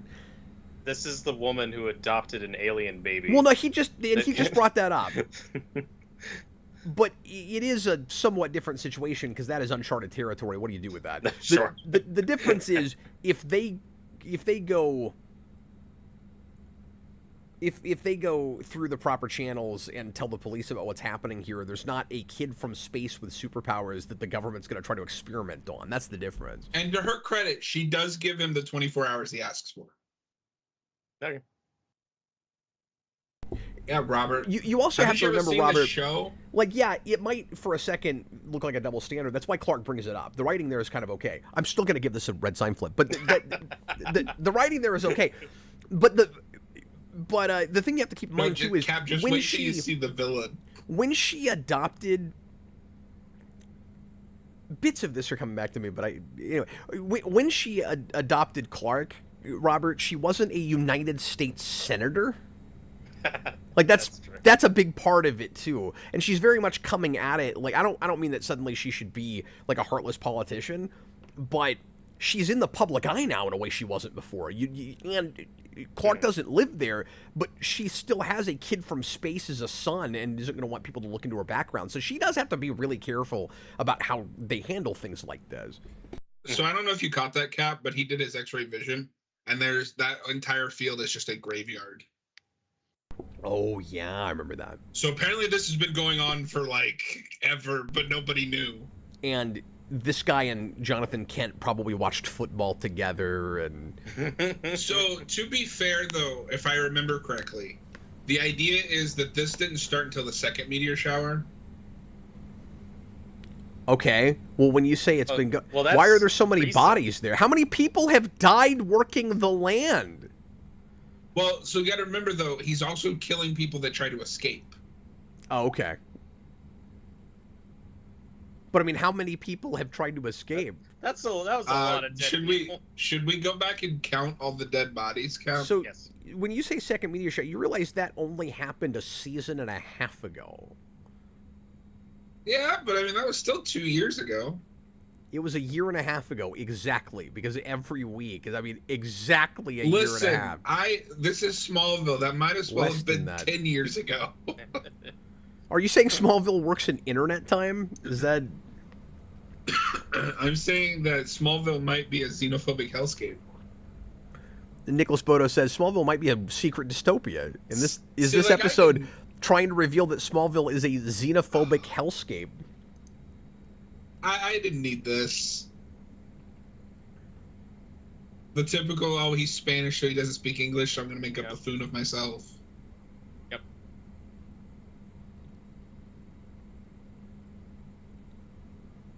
So we're digging our own grave by trying too hard to look culturally sensitive. They shouldn't have made this episode. Like, they don't know what they're doing.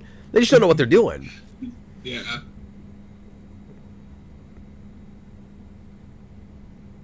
You could say that about a lot of this show. What do you mean to find boyfriend?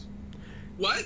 They've been trying to play it like it's cute that they can't decide what kind of relationship they have when it's obvious that he just wants to date her and she just wants to date him. So why don't they just friggin' date? I don't... Oh my god, you're giving me the Flash PTSD. They do that for the last, like, 3 seasons of that show with a couple side characters. All it does is make characters look like children. Yes. Where it's like, be proactive and take control of your life. And I know somebody's going to come back and be like, well, people do this. And you, what, you can't write like actual things that happen? And this is my impression of other people, I guess. You can't just, you can't have people do like realistic bad things or like, you know, kind of immature, like not very smart things in a show. Yeah, you can, but if they don't learn and grow from them and you're just doing it to force dramatic situations, I'm not going to like the people I'm watching and it's going to feel like a giant waste of time. So the point of doing that kind of drama is to watch characters... That's a great line. ...either change and grow from it or to make some kind of interesting character study out of a character that refuses to change. But you have to be smart enough to comment on the fact that instead of having a constant arc that you regress, you go, this character will not learn from this. This show doesn't do that. Yep. What was the line? I missed it. I was soapboxing. Clark's like, this is a new low for you or whatever. And he's like, what'd I do this time? Swat a fly too hard? Okay. All right. Rosenbaum sells it. Now, the other thing I got to mention is human trafficking and this kind of situation, because this is basically that, right? In real small, like, out-of-the-way towns that nobody's paying attention to, and, like, drug smuggling in those kind of towns, or, like, making drugs there and then shipping them out. All of this happens. Like, all of this is a big problem in this country, and certainly was then. So I'm with John. You can do this story. It's just not done very thoughtfully. And it shouldn't be with this guy. Because it's too many characters we thought were okay that, like, the Kents were friends with. I mean, it's a real small town. Everybody sucks. It's like, and what are the odds that... It also makes it too convenient that the Kents picked him up. Because it's like, everybody else in this town is a horrible human being. Like... serial killer horrible. Not just Yep. mean to their neighbors, not just like selling drugs, like serial killer horrible. Cap, you talked over round 4 of Jimmy is jealous of Clark. What's really funny is I've missed every single one of them. If you guys weren't here explaining that to me, I would have completely missed it. Because I was once again performing my favorite sport, not kickboxing, but soap boxing. Okay, so I have a question. Clark doesn't know who's behind the farm. But wouldn't that kid know and he could just tell Clark? It's that old guy with a really country accent for some reason and a hat. This is so stupid. So Chloe sees the kid get away and she's like, ah, shucks. She calls Clark to come here. She doesn't tell Clark, hey, he's on a truck that's going 20 miles an hour. It's around the block. Go after the truck. Why is he at her apartment? Also, when she says, I plead guilty to child negligence, Clark should bark in her face. Like, how hard is it to watch a kid? No, like, I wrote that to happen now. She says something, she's like, arr. Okay, one of those dead bodies is just a skeleton. I don't think you're right. It's been a year and a half, John. Okay, maybe I'm wrong. It doesn't make sense. This has to have been happening a lot longer than that. Now, why did you say that, though? Like, what made you think just the second meteor shower? Because I thought that was why this was, like, just now being brought up as it didn't start, but maybe I'm wrong.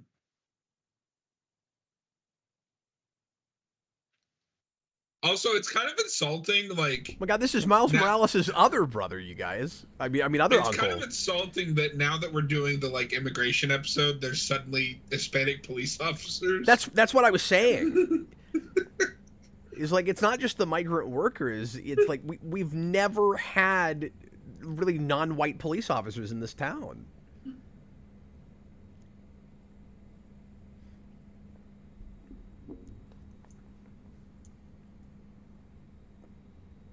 Nicholas, this feels like something you would make a full season storyline about because the implications are disturbing. Yeah, it feels like a very special episode of Smallville. It does. It definitely has that vibe. Desperate times call for desperate measures. And what so are we... I will say this is particularly interesting because it's a parallel to like Jonathan Kent's desperate, how he acted in Desperate Times, but like it's not like this. Not like this. Wait, potato? What? I guess he had a potato farm. Yeah. Wait. Oh, is it? I thought he was going to do it here. Yeah, he is going to do it here. So he's a Kryptofreak, and this is why. Well, so yeah, maybe he didn't used to be crazy because he wasn't a Kryptofreak, and the show still can't decide, you know, if kryptonite makes you insane. But I feel like we've had some evidence because he can tunnel. He's Mole Man. I feel like we've had some evidence that I can't even believe I watched that. Haven't we had evidence that there is some crazy, like a weird amount of crazy killer stuff that happens even before the meteor shower? Like, this is already a weird town. Yeah. Okay, remember we were talking about how this subject matter is sensitive and you want to handle it delicately and maturely? Yes, yeah, I did. I do just... recall saying that, yes. Were you expecting it to become the Mole Man? No, I didn't expect him to bury through the earth, like, or burrow. I mean, I just made him burrow through the earth. Hello, Bowflex Nick. Welcome in. I don't know what the hell I'm saying, John. Oh, Bowflex Nick. What a great handle. What a great username. I'm just reading the chat. I didn't know why you said that at first. I was like, Bowflex Nick. I thought you were calling the guy on the screen Bowflex Nick. That's a name I don't recognize. Welcome. Good to see you. I'm expecting that guy to have massive arms. Is it just me, or has the pacing of this episode been painfully slow? We are 26 minutes in.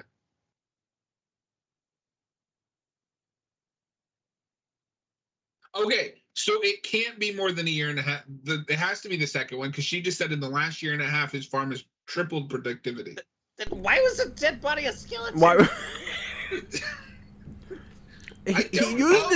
He used his burrowing powers to take his skin off. Screw both of you. I was right. We're not saying that, but it doesn't make it good.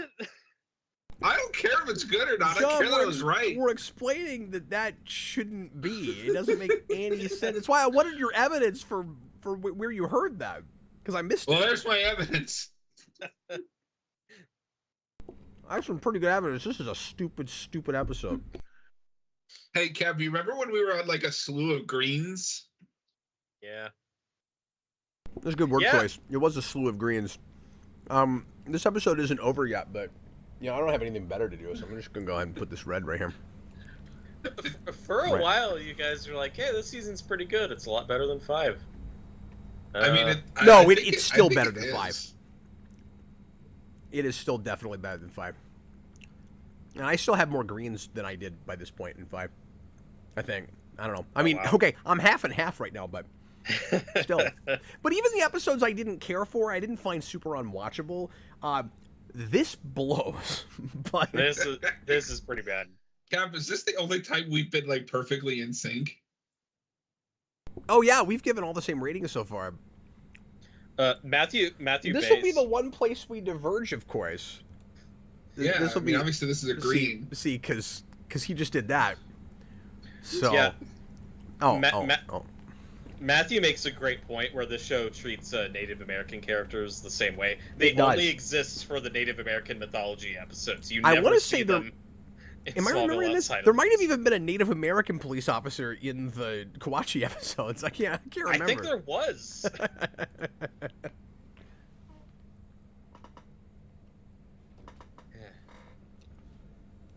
This is missing the Breaking Bad Mexico filter. It kind of had it in the opening, even though we were in. Which is weird because they were in Smallville during that period.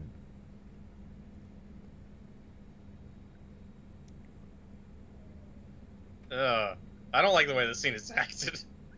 No, it's not great. No, can we get another read on that line, Tyler Posey? Oh boy. Good job, Tyler Posey. He's going to grow into his acting chops a little later. I don't know. I saw the back half of Teen Wolf. He's really not. I mean, I thought he was all right in the seasons I watched, but... No, I mean, he's good in the first, 3, and then it just... Well, yeah, but that whole show I've heard goes totally off the rails, so... No, it does. And the best part, is that show ends on a cliffhanger, because they were planning to use the ending to spring off a spinoff. I couldn't think of the word. That never happened, so it just ends. Nobody gets a resolution. Wow, so it's a lot. Did they resolve it in the movie they just did? No, they just skip ahead to modern day. Okay. There's a bad guy. The bad guy of the season is out there, and the season is we're gonna hunt them down, and it's gonna be all the supernatural creatures are hunting them, and there might be a war. Just kidding. You didn't have to get out of the truck and run 30 feet. This is really corny.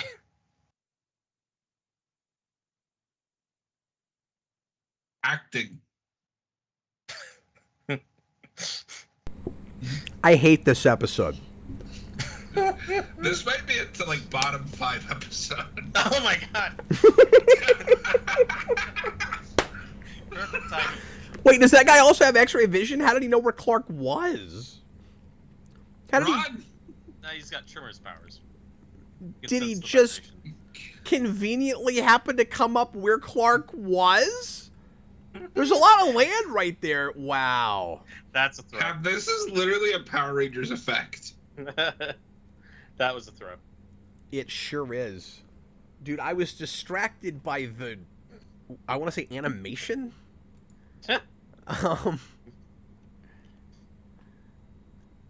Characters How is getting there thrown. so much runtime left? This episode's done. How did he know where Clark was? Did I see that right? He burrows up and grabs Clark? Right? Yeah. How the hell did he do that? And wait, did we have a fight underground? Yeah, they fought underground. They fought under the screen. It wasn't off screen, it was under screen. Wait. Are they just walking away? That was it? Yeah. He's just knocked out on the ground. So does he know that Clark has superpowers That now? choice makes the Doomsday fight credible.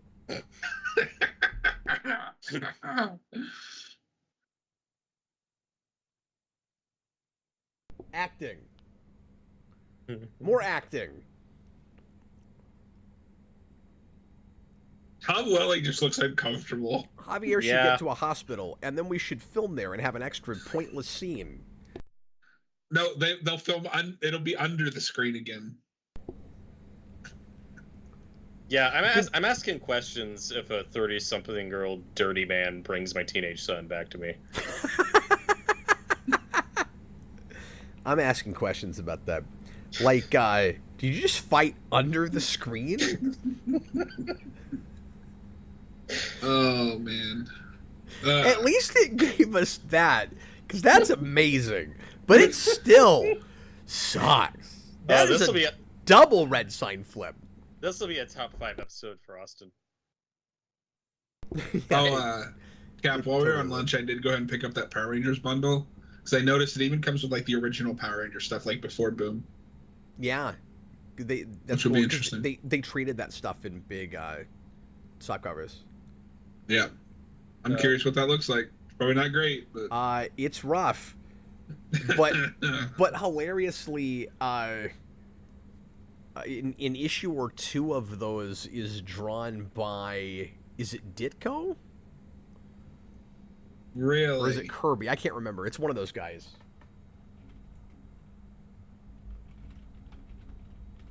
We got to see Lex playing piano again. We haven't seen that in a while. And I always like to complain that he shouldn't know how to do that. Yes, Ditko drew on that. Isn't that amazing? Wow. I gotta see what this looks like. It's pretty rough.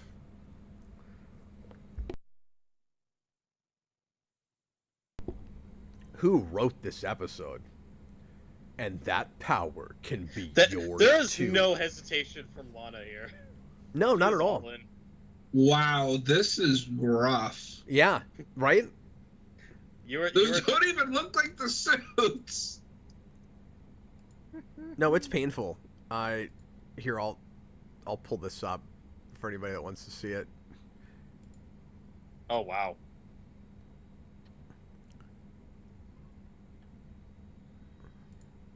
That looks beautiful.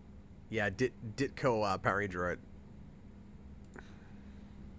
Isn't that crazy that even happened? Anyway. I saw it happen. Back to small... Don't tell me it didn't happen! Hey, Jimmy's here.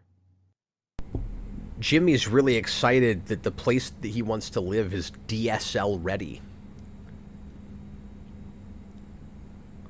Wait, why? No, roll back for a second. What? Why does Lois listen to Metallica in the bathroom?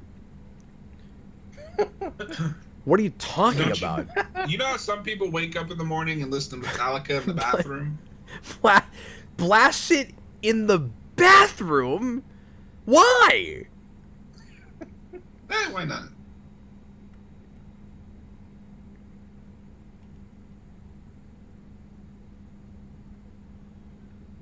Yeah, this whole overprotective thing that he's doing is really annoying.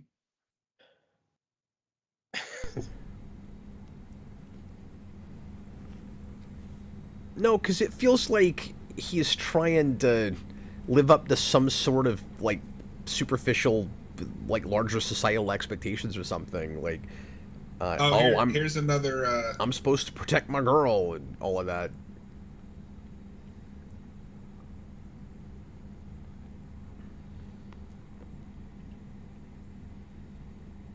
He's just an idiot.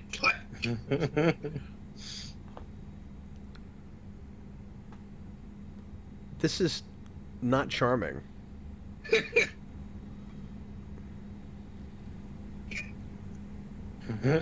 Hilarious.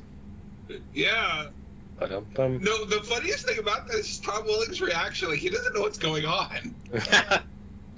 Why does Chloe want to date that guy?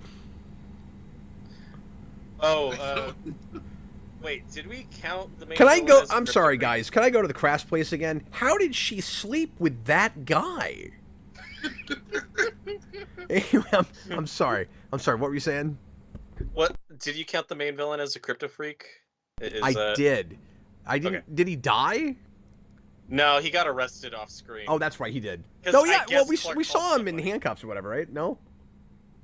No, Clark just beat him up and then walked No, away that's with right. the kid. That's right. Okay. Yeah, no, he's just hanging out in the... I just watched this and I don't know what happens in it. And that guy should know that Clark has superpowers. Because he beat him up underground and Well, hey, slowly. there's a lot of Kryptofreaks that know he has superpowers, and then they tell everybody at Belle Reve about it. But he knows who Clark is! Oh, wait. Lana and Clark in the loft. Yay. This is the barn. Excuse me. The loft is right there. Yeah, It's they're close not up the enough. staircase yet.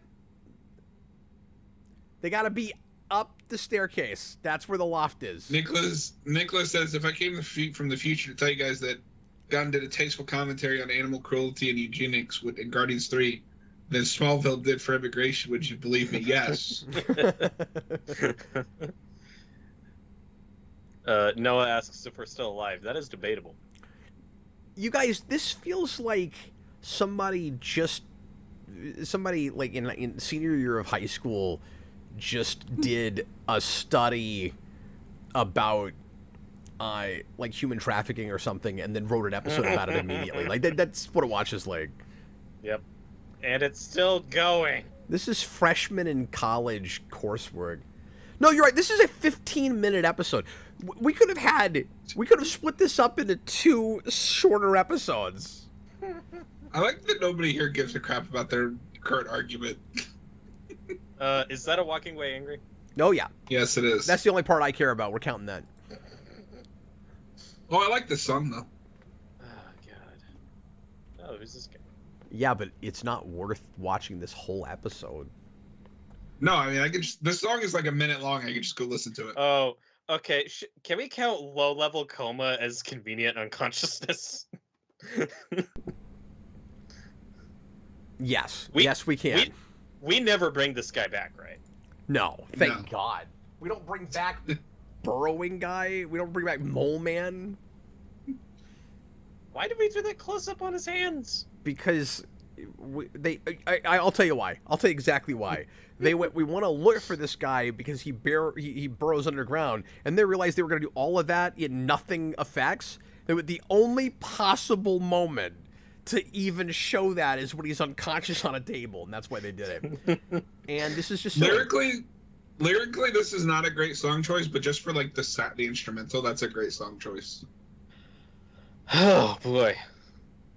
Everybody That all right? sucked. That was gross. Like I gotta wipe that off myself. So I've never liked that episode. This might be the worst viewing of that episode I've ever had. Have we talked about this before? Would you, Cap, ever consider doing like a top 10 worst or bottom 10 worst episodes? Well, Do my you think worry this is I would have to qualify? go back and rewatch some things, and I ain't doing that. Do you think this qualifies? Do you think this is bottom 10? No, this is the worst episode we've watched so far. Easily, it's definitely up there. It's got to It's be in the pretty bad. bottom 5 at least. But yeah, I gotta tell you, and this might not be fair, but just after the experience we've had, I've had a lot of fun doing this with John. Don't get me wrong, but like, I'm finally doing my bit with the show, and like I've been trying to get through this for years, reviewing this thing. And I mean, now we're doing this half-ass watch party thing, but it's the only way I'm going to get through all of it. When we're done, I don't know if I ever go back to the show. Like, there's certain episodes maybe, but like this might be my last hurrah as like That's kind of sad. in life. I may be done. I with will it. take your Smallville Blu-rays, Cap. Yeah. It's like Spawn. I don't. Well, no. I mean, I still want it back here, Yeah. but You might go back to Lexmas, you know, in a few years. There's a couple episodes. yeah, I will Onyx, probably watch mean- the show again. I just will skip the episodes that are utter trash. yeah. Yeah, definitely. Now, okay, question. That episode we agree is very bad. Is it 100% skippable? Is there Yes. anything? Hell yes. It could have the most important plot point of the season, and I But would what say about skip past it. What about that scene with Jimmy and Clark? They resolved their differences. That's important stuff. I didn't care that they had differences to begin with. Okay, I John. was very captivated by the slave labor subplot. John, you flipped red, right? Yes. No, he was We great. can't flip red hard enough. And now we're gonna watch Hydro, which sounds like a Spider-Man episode, but it's not. If It might Spider-Man, as well if they be. did a Spider-Man prequel that had one-word episodes, you'd have episodes like Hydro and Goblin and Can the show Symbiote please be called Responsibility? and Responsibility and what else? Bugle. And a wheel. Till the wheels fall off. And Wheel. Sound off in the comments. Give us your one-word Spider-Man Smallville episode titles. What would the Can we show have one be? Named, What, can we what, have one named Paul? what's that? Can we have one named Paul? Oh God. I don't even understand that. What? So Oh, you that's don't know from the who Paul news. is? Have you looked at anything from what is that guy's name? It's the new Spider-Man run. No, I haven't. So Mary Jane has a new boyfriend named Paul that everybody hates because it's contrived, and it's kind of just become a meme that he exists. Oh, okay. Hey, I haven't heard about that. Because the whole setup of that run is Peter gets separated from MJ in separate realities, and reality moves faster on MJ's side, so she gets a new boyfriend, and the book makes him the bad guy for wanting to rescue her, and it's really weird and bad. The only thing that sounds terrible. And the only thing, nobody likes this run. the only thing that's worse than that is the fact that people are having to pay $5 an issue for it if they want the singles. That's Yep. No, what's even worse is they just had it put on he just got infected with the sins of Norman Osborn. The sins? No. The sins of Norman Osborn. That includes banging Gwen. And it turns him into a rage-filled psychopath who tries to kill Mary Jane because she's dating someone else. oh no. Leave it alone, God. Yeah. It's not good. So I want to go back to my Smallville Spider-Man show because somehow what you just described sounds 100 times worse than just doing this show with Spider-Man. I would much rather have that. The name of my Smallville Spider-Man show that includes titles like Goblin and Symbiote is Queens. Yeah. Shock. That's another one. Yeah, Shock. You could just do Shocker. Yeah. No, it's gotta be Shock. You could just do Shocker, but they would do that. Or no, Shocked. Shocked would be the name of it. Can we, to separate the goblins, have the Green Goblin episode be called Goblin, and the Hobgoblin episode just be Hob? Hub. I was watching. We'll get into this in a second. I was watching an episode the other day of the old Patrick Warburton live-action Tick show, and it's the Terror episode, which is not great. But there's a thing in it that I had never looked close enough at, where Captain Liberty pulls up a screen that has a list of villain names in it, and it's the only Shareface Chippendale reference in the show, which I've never noticed that was there, so that was cool. But it had a couple of new made-up villain names that were pretty funny, and one of them, and I think it's a Ben Edlund episode, so I think he came up with them, and one of them was Hemogoblin. That's pretty damn good. I want to see that character. I was happy. I was happy about that. That made me laugh. Okay, is everybody ready to watch our penultimate episode for this evening? Yes. It's gonna be Hydro, and I really wish I hadn't said anything about Spider-Man because I had to listen to the synopsis of that book. Oh, just wait till you get into the Spider-Man with a Green Goblin glider. I just It makes me want to pull my own tongue out of my face. Okay, here we go. Everybody, please press play. It sounds really bad. No, like everybody hates it. It's like infamously bad now. Okay, everybody press play right now. And what was shocking is the writer of that book is one of like 5 writers on Deadpool and Wolverine. Oh, crazy. Oh, weird. It was nuts how good. Wells, that's it. It was nuts how good that movie is with the sheer number of writers it has. Usually that spells disaster, but not with that. So this is weird because she's supposed to be Cat Grant, right? Yeah, but she's not. But they Cat were Grant. gonna do Cat Grant later. No, But this it's is not really Cat Grant. Okay, here's the thing though. She's Cat Grant-esque, but she's actually because she just called her Miss Lake, and I can't remember her first name, but that's No, a her name comic. is Linda Lake. I just mean in characterization, she's Cat. I know, but I thought that was a comic character. Oh, maybe.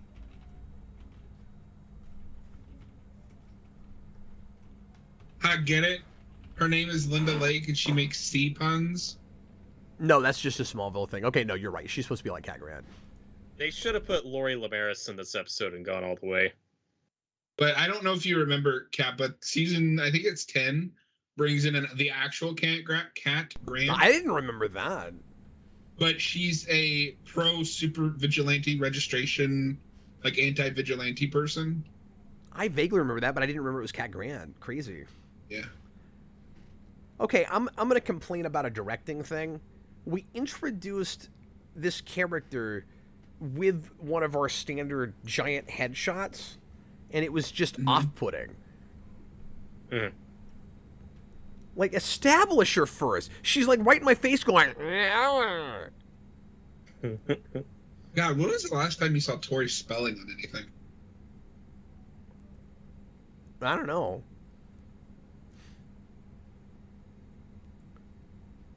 Somebody wrote that line and made this woman say it.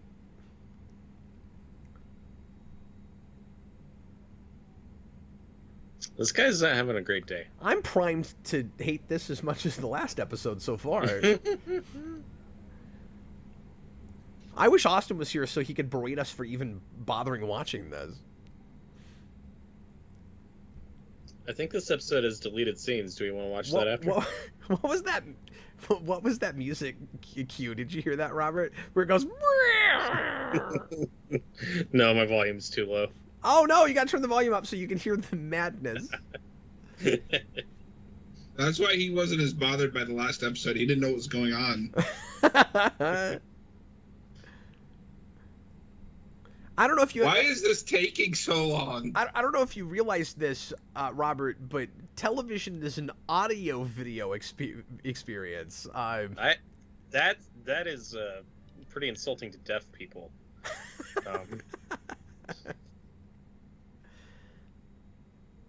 Dude, it's water. Like, I really. Why is he looking at that? I really need you to stop slandering me, Robert.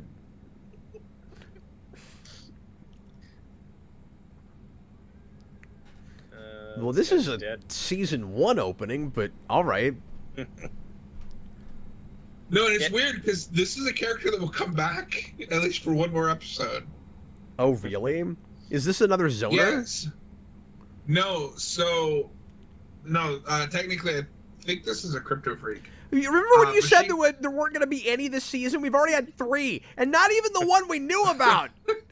Yeah, I thought this was supposed to be the Phantom Zoners season. Yeah, honestly, I keep forgetting about the zoning thing. This season's all about zoning.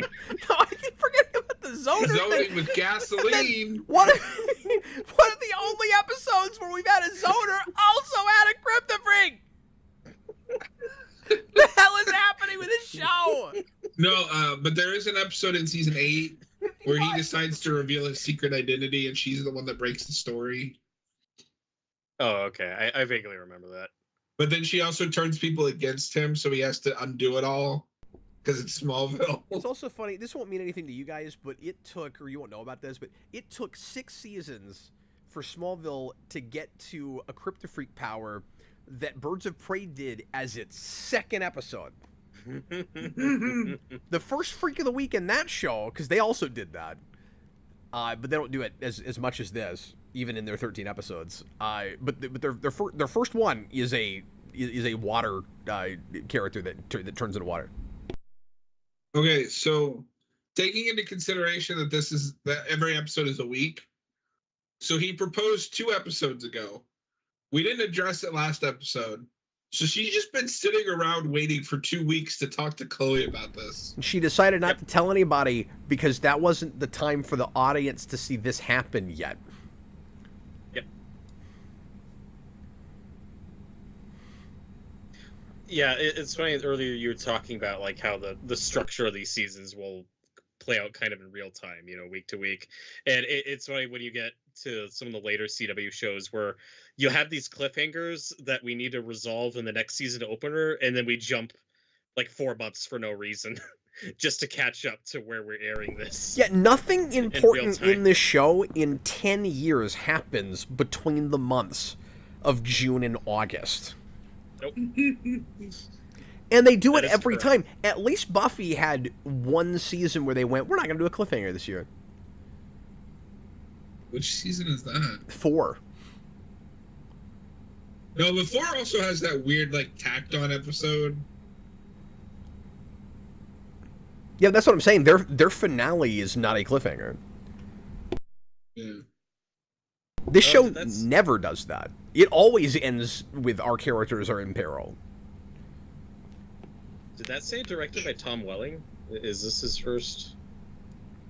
Has he directed episodes before? I think he's had one before this, maybe, but I can pull up his list. And I'll pull up the book here. Hang on.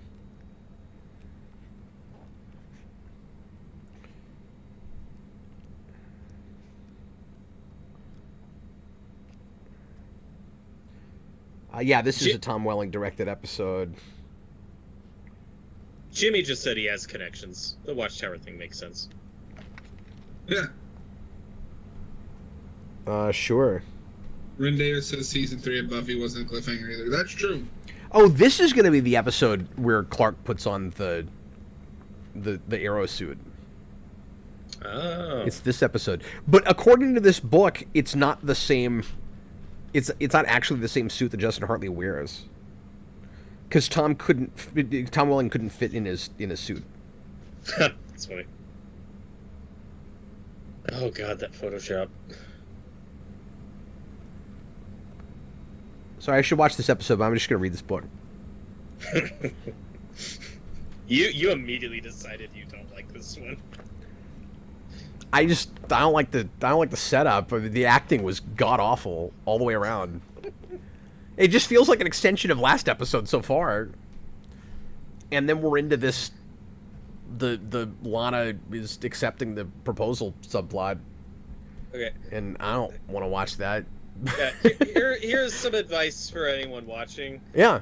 If you're in a love triangle situation and 2 people you're worried about, like an ex getting married to someone else, and they haven't given that person an answer to a marriage proposal in days, you're good. That's not gonna last. That relationship is not working out. Don't worry about it. Yeah. It's time to move on to different pastures.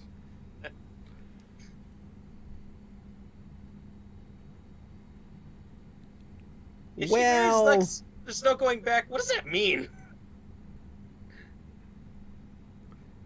Yeah, I mean, they could... Okay, Chloe, that's terrible advice. That's really bad advice. That's the first thing. She goes, I would double down on Lana still being in love with you. Did she actually say that? I don't know. Because, remember the whole thing? Did she say I would or I wouldn't? I thought she said I would. I missed it. That would be bad advice if that's what she said. Because remember, all last season she was like, look, you're going to completely lose Lana and you're never going to be able to get her back if you don't let her in. And if you're not going to tell her a secret, then break it off easy with her. And that was good advice. That was obvious advice that you don't have to run a relationship call radio show to give, but it was good advice. And you don't say what she just said because that's completely contrary to what she said before. Okay. Also, Are either of you a breakfast in bed kind of guy? Are you gonna eat that breakfast on those sheets? No.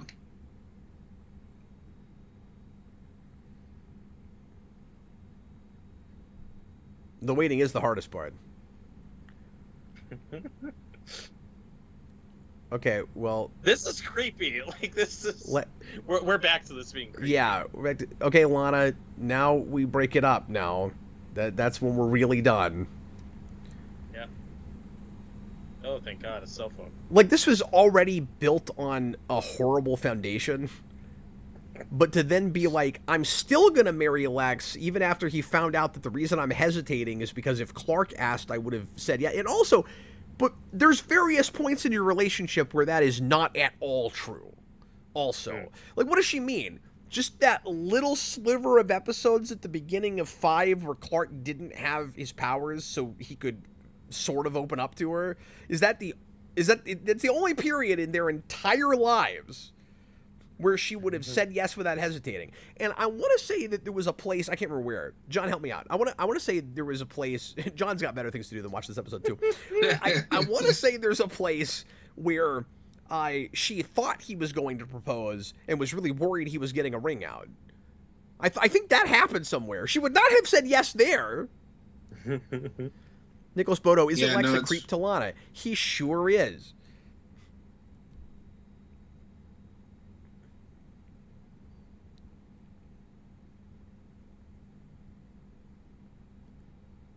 Yeah, I thought soap operas were supposed to be at like 1 in the afternoon, not like 7, 8 p.m. I don't.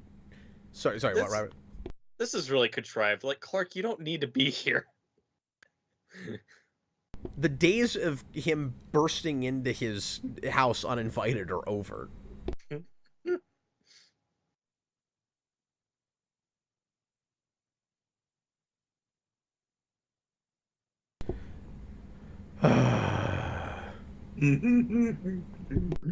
That was weird. That establishing shot of Metropolis had like a weird filter on it compared to when we've seen it before. I don't know if you noticed that.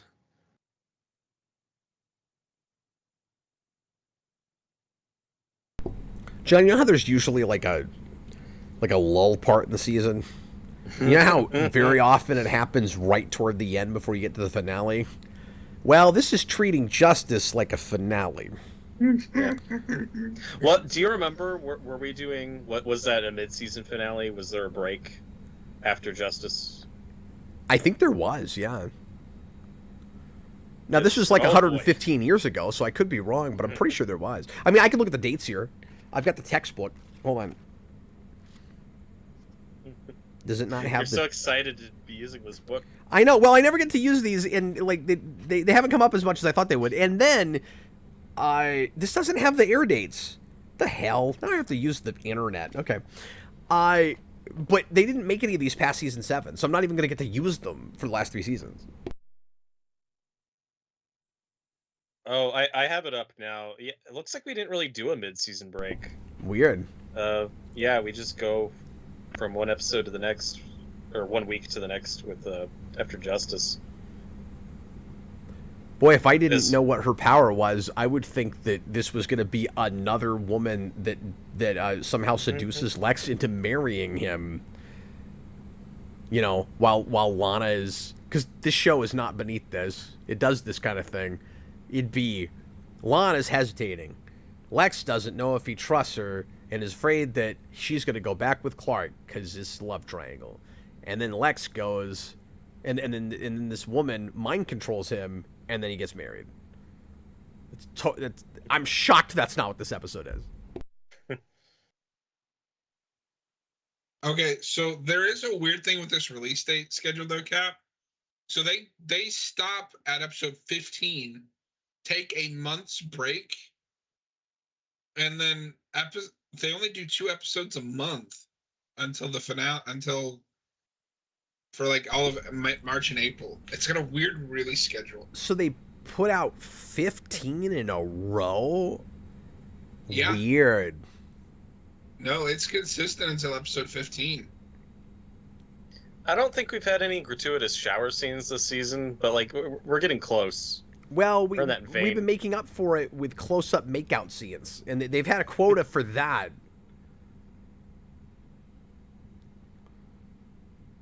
Is this the episode where she'll find out that he's Green Arrow?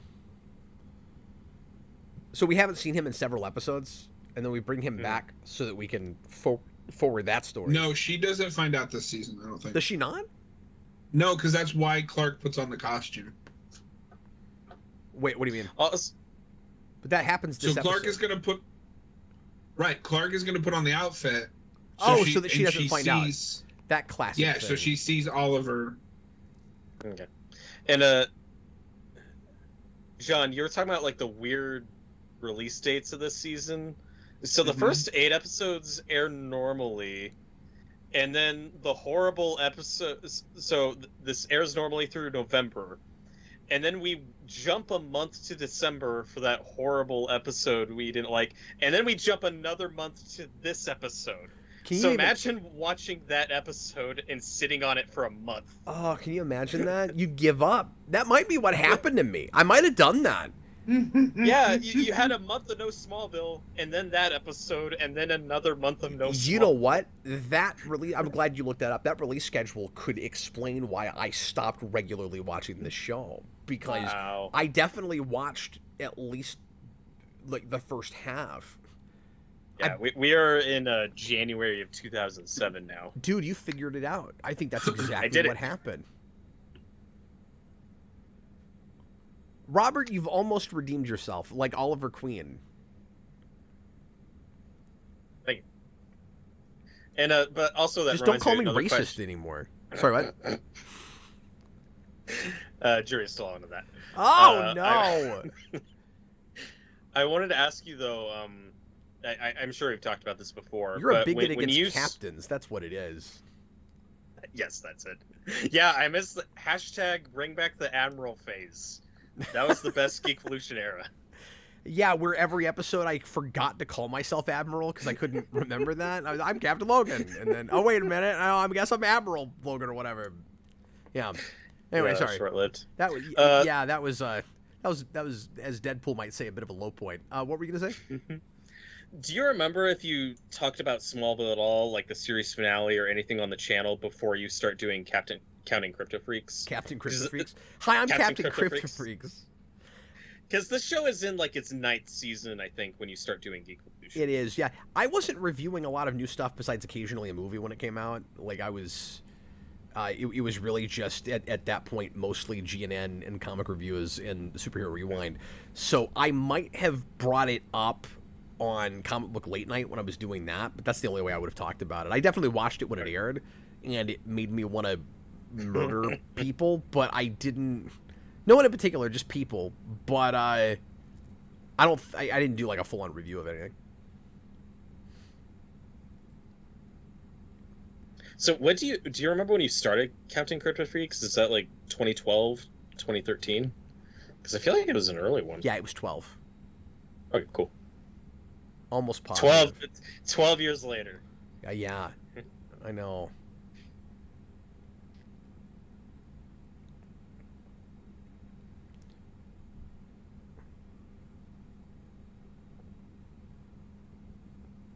Well, that's fair. But then maybe you say no. Like, that's the answer to that, Chloe, is you stop keeping people's secrets. I mean, you could say that's what friends do, but when your friends are being really immature, maybe you say, no, that's not a burden. It's unfair of you to unload that burden on me. You know? I do like his reaction, though. He gets it. No, I do too. What was that about a shower scene?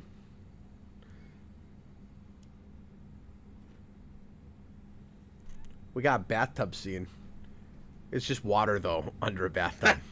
Yeah, this is the most gratuitous of the bathtub well, scenes it might be, because when she turns into a human, is she going to be naked? And then that's how they're doing their, like, naked bath thing? Because it's this show, folks. But, you know, Chloe was just talking about unfair, and I think it's unfair that I have to watch this. They reversed that footage.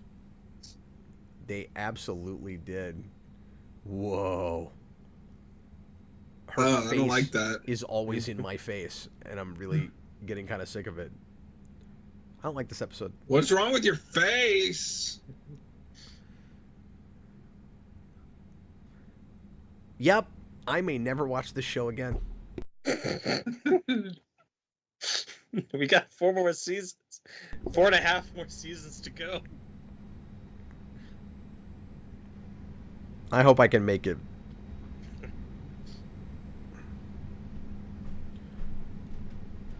Chloe has just been, I maybe kind of said this earlier, but I feel like Chloe's been way too okay with Lana's relationship with Lax. Like, I agree. She seems just unless there's a conversation I missed somewhere because we're talking over this, she just was She so... tried to talk her out of it that one time, but it kind of plays like, well, this is what her friend wants, and she's not. So now she's going to support it. That it's different when it's Lax and then the way she's, because like she felt it's different when it's somebody that you felt really unsafe with, that you didn't think had your best interest at heart, that you thought might kill you at some point. Like, it's different. And then on top of that, being so buddy-buddy with Lionel. What is everybody doing? Don't know. Else, like, what is one example of a time when Chloe goes, "Oh, maybe I was wrong about Lex. Maybe he's fine." Like, we've had all these scenes of Clark and other people confronting Lex. Can we give one of those to Chloe just to mix it up? Why doesn't she go talk to him? I'm gonna assume that comes from cowardice.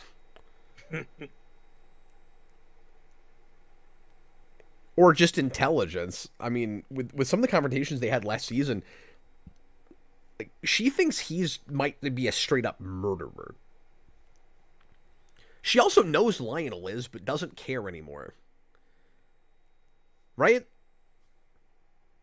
Mm-hmm.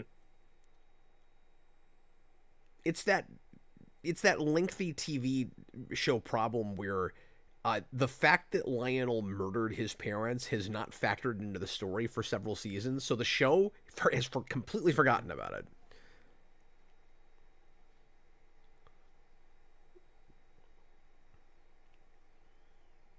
Oh, look, there's like paralleling happening with Lois and Lana, because Lois just said that no matter what Oliver does right now, she could ignore it because she loves that guy. And that's what Lana is ostensibly doing, except it's not. It's kind of more that she is ignoring stuff and justifying it, not that she's head over heels. So I don't know if that's supposed to... I don't know how much of a parallel that's supposed to be, but where that scene falls, it feels like it's... I don't know, I'm waiting for John to say something. I have nothing to say. Wow, that's a lot of popcorn, Clark. You didn't bring the gasoline. Cap, that's a prop to show how strong he is. Because if either of us picked up that popcorn, we'd fall right to the floor. Exactly.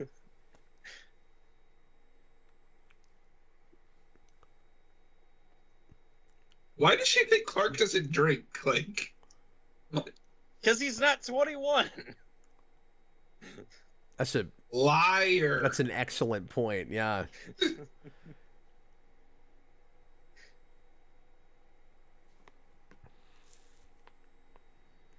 Remember when Lex, at the age of 17 or 18, walked into a club and ordered apple martinis?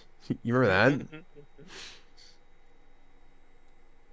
You probably had this conversation. That seems like less of a problem when, he is a rich guy and, he's going to get away with yeah, and stuff. And he either owns the place or has partial ownership in it or whatever, but it's still kind of weird. Yeah. I would need to watch it again. You're right, but something about the way that played in that episode, that's first season, the 0 episode, the way that plays really feels like they don't know how old he is. Right. That's probably true. Because he's old enough to drink at this point, but he'd be 23 or 24, and that episode happens 5 years earlier, and they don't treat it like he's any younger. That's what was weird about it to me.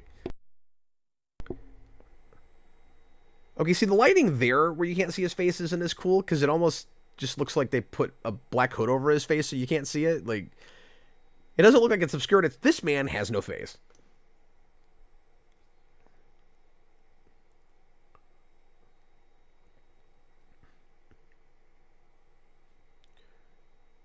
Robert, Mark Snow has a easy stand-in in his score for superheroes. If a superhero thing happens, you just hear and it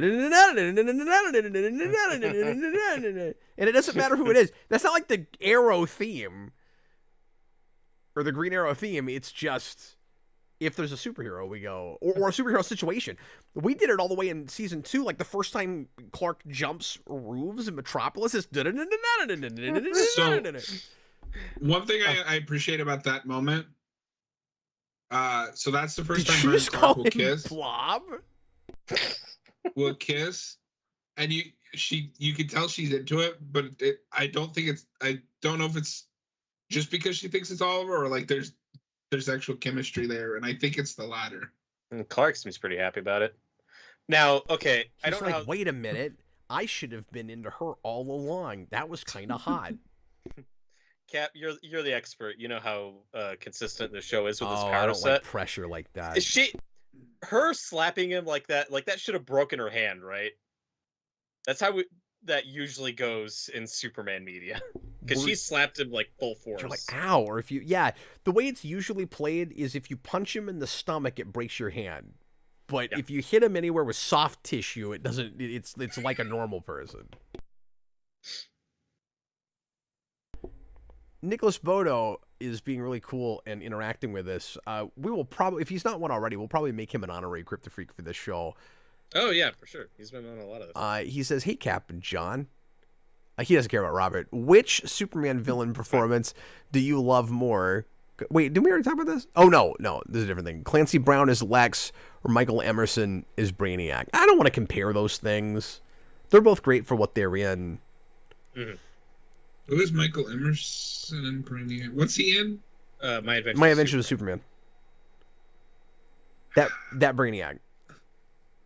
I mean, he's really good, but just on instinct, Clancy Brown, because like that's, even though I don't love Superman the animated series, that's like the iconic second. That's one of the two like good Lex Luthor adaptations we've had. But Emerson should become the iconic Brainiac because that performance is ridiculous.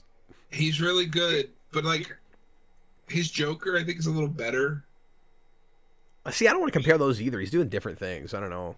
Yeah, I like his I Joker. mean, Cap's just like, I am not going to compare anything, even though I'm being asked to. Brainiac's usually great on TV. He's usually a highlight. We can't get a movie with him made. But I feel like they're weird things to compare, John. Yeah, but we were asked. Oh. I mean, gun to my head, I guess I'm going to say Emerson right now. But I don't appreciate you putting a gun to my head. So quit it. Nicholas said he already is an honorary Kryptofreak. Oh, he is. He's got origami powers. Oh, that's right. That's great. Yeah, no, he's on there. It's just hard to see because this backdrop is too bright and I should put something behind it, but I'm stupid. And I didn't do that. I'll fix that later. Why isn't she using her water powers? Oh, I don't know. What's happening? Are we watching Smallville? You're not riveted? No. Oh, I'm sorry. I thought we were still doing that thing where I could only say yes or no. The episode where she comes back is much better. It's so weird that this is a recurring character. I can't even get my head around that. Oh my god! Wait a minute, and she's just fine. That was no big deal. Yeah, she's dead. You just slammed Chloe's head into a newspaper box. I don't remember how they stop her. Use your water powers. Why would you? Is that a car crash? Are you counting that as a car crash? No, it's not a crash. That was funny. She just came out of nowhere. You better sharpen your teeth. Lana, what are you doing out here in the middle of nowhere? Yeah, and like nobody else. You're in the city. Lana's the only other person. Chloe's not like, wow, this is quite the coincidence. Lana showed up. So in Smallville, like, she lives on coincidences. And John, is she a Kryptofreak? He made me count it, but I don't know if she's actually a Kryptofreak. I don't know. She might just be a regular sort of DC villain, even though we made her up. I don't think there were any Kryptofreaks in the first, like, 4 episodes. And now there's been, like, 9. Oh, I know. It's ridiculous. There have been more Kryptofreaks than Zoners, and I'm really surprised by it. I was thinking that this is the Zoner season. Me too. And Kat, to your point about every episode taking place over the course of a week. Yeah. I don't think Chloe's gonna have that scar on her cheek next episode. I also don't buy that it would heal. I also don't buy that it would only heal in a week. I think it would take longer than that. Well, we need to be consistent with our internal logic. She could get her head crushed into a newspaper box and not only be fine, but just get up and keep fighting. Don't say that.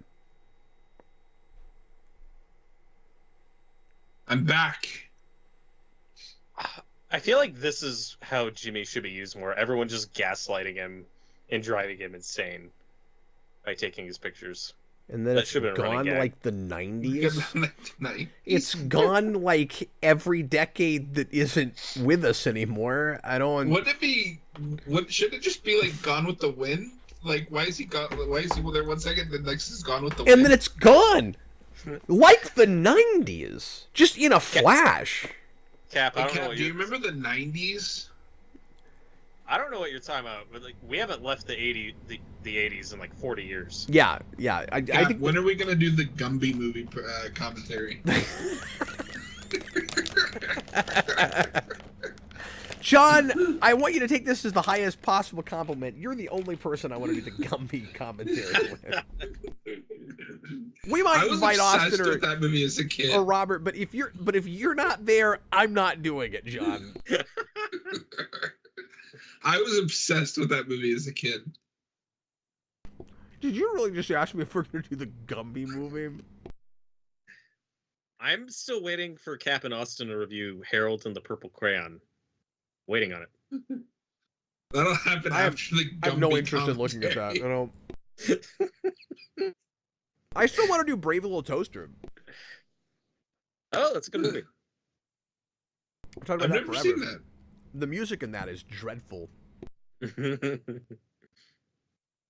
Nicholas wants to know if we want to hear his name for his origami army that he made for his ability. Absolutely. We have nothing better to do. This episode sucks.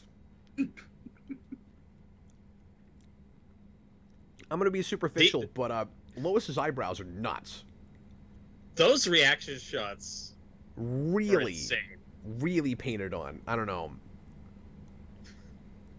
So now we're laying on really thick, like maybe they could be a couple at some point. But I like the much more, I don't know if nuance is the right word, but just, you know, kind of heartfelt way we did it last season.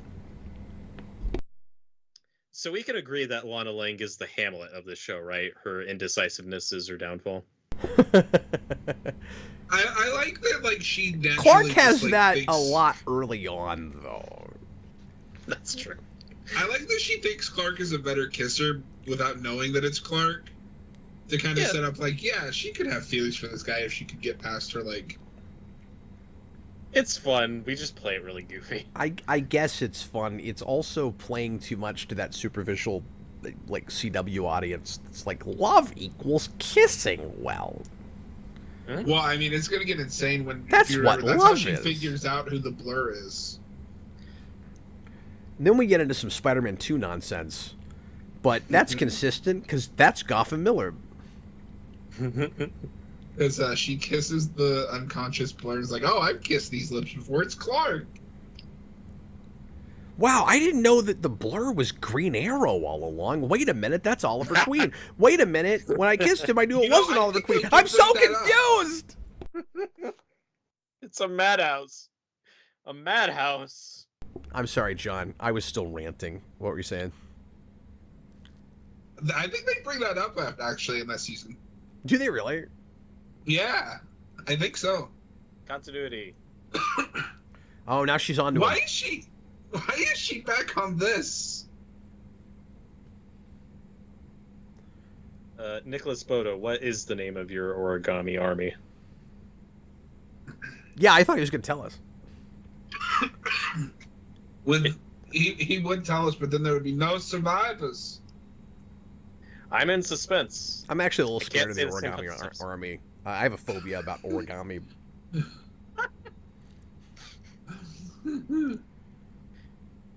Oh my god.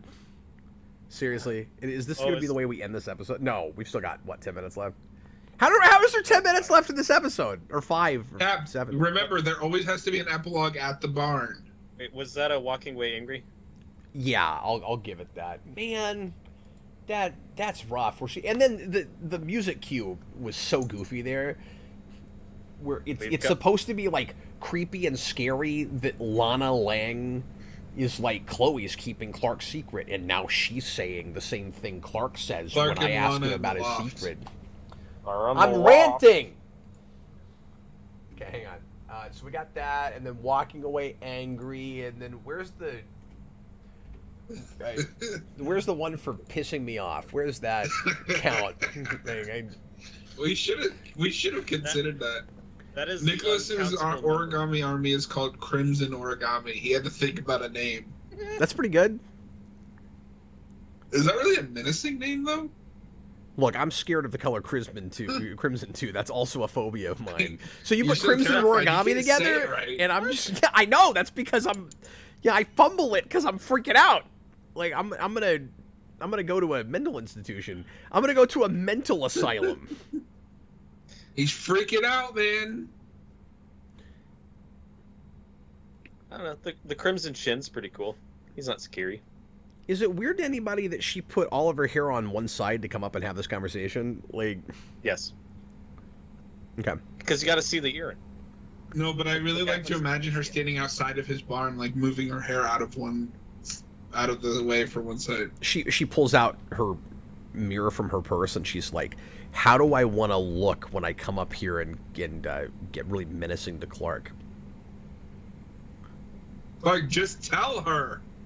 Or I guess she's not being... I thought she was going to threaten him or something. I'm with Clark here. Now This she's isn't just the time begging. to tell Lana.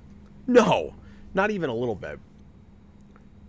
Trust me, you're dating Lex.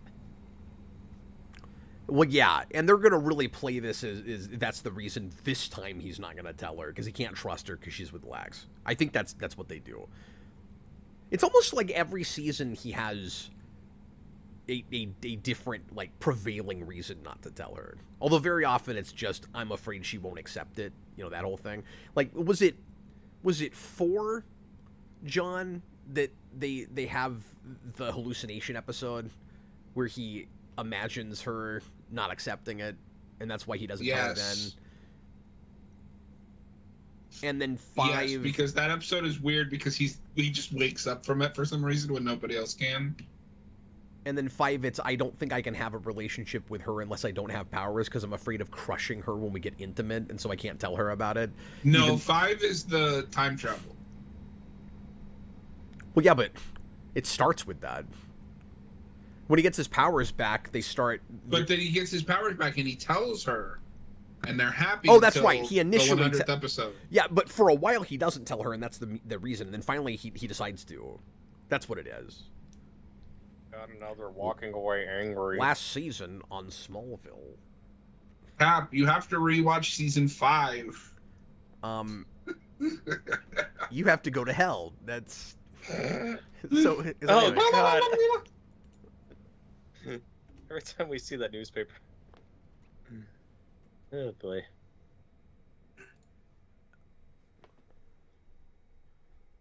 Oh. So... Clark is just like a sort of public figure now? When people read that newspaper, they know about this love triangle? Wait, so did Water Lady just get away? The last time I saw it, she got hit by that car. Yeah, Yeah. and then we see the water, like, go down the drain or Well, something. because that's the sign she'll be back. But did that hurt her enough? Like, she's just water. Why can't she just come back and fight some more? I don't even... Well, because the episode's out of time. So that's Power Rangers logic. You're like... Yeah. That is some... That is some next time gadget stuff right there.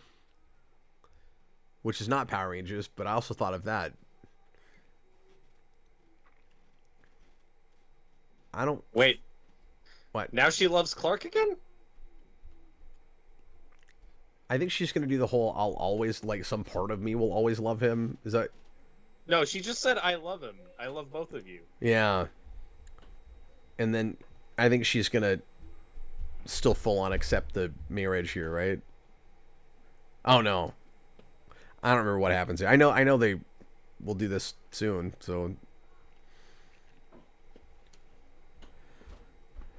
So what makes her finally turn around and do it? I can't even remember. It's a speech. She's gonna get won over by a speech. Oh. No, this is the Anakin I just killed Tusken Raiders scene. Gets Padme super into him. I can't tell you how often Jason goes around and says, "They're animals, and I slaughtered them like animals." He thinks that's so funny. It is. It's a great scene. I want Anakin turning to the dark side being because he murdered sand. I want to do a Spider-Man crossover where he murders Sandman. Okay, Lana, shut up. I have someone in front of me who I know trusts me. What? Where is the evidence? That wasn't true an episode ago. 2 episodes ago. And also remember, it's real time. It's a week in real time. Can you imagine? Can you imagine your relationship status quo changing this often week to week? Well, Cap, you in the process. You guys live in Kansas. In the process of like a month, you must get married, divorced, remarried.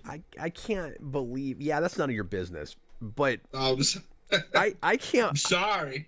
I can't believe that in the course of that speech, she accepted that proposal. Nope. I actually really didn't remember that's how that went. Robert, that was painful. It was. Well, remember when you guys liked this season? What happened? Well, I feel like we're into a crappier season now. The season I was liking is like 7 episodes long. It's got a couple of duds, but other than that, it's good. And then it comes out swinging with terribleness with the Mole Man episode. I mean, Cap, that was your favorite episode. I like torture is the thing. I like it when I hate the characters that I'm watching. So that means we're gonna do all 10 Saw movies, right? No, I don't like that kind of torture. I like the torture of characters postulating and complaining about relationship stuff while I'm looking at right up into their nostrils. That's what I like. Okay, I'm gonna need a minute. I do need to switch discs. No, that's cool. Me too. We're gonna take because we've only got one more episode to watch, so we are gonna take one more like 4-minute break here. Cool. But real quick, Cap's like, my brain is overheating. Yeah, I'm flipping red. No, I want to break my Blu-ray box now. No, I'm overdoing it a little bit. I'm still liking this season overall more than 4. Even the episodes we're not liking are kind of more watchable than 4. I don't know if it's better than 4. It's better than 5. Oh, did I say 4? No, I guess I meant 5. Yeah. 4. Cap is so far gone, he doesn't even know what numbers are. No, you're right. Sorry, momentarily I thought this was 5 and we did 4 before. It's 5 and 6. Whatever, shut up. We've done 10 episodes of this today. You can go away. It's fine. Okay, bye. No, please don't leave. I'll get lonely. Yeah. Okay. Justice. Well, we've already almost done half the season. This has been so much nicer than the 24-hour thing, though. I'm still like, I'm refreshed enough to do this. Not fully refreshed, obviously. I'm talking more. I've been talking a lot. Yeah, Robert just went by. No, don't leave. All right, everybody. He's gonna come back with gasoline. Stop it.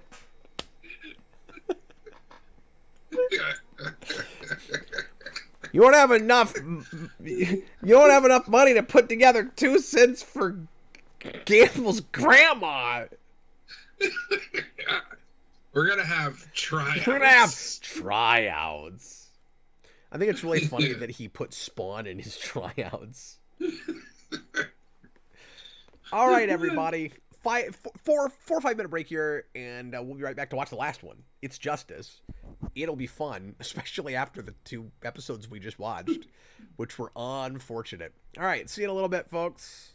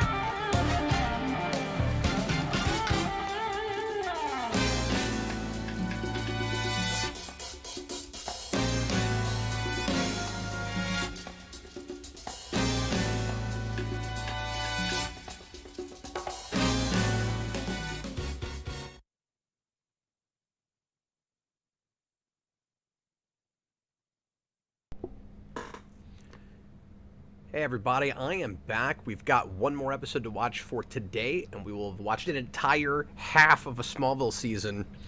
I know we're cheating now. We're not doing 24 hours because I like health.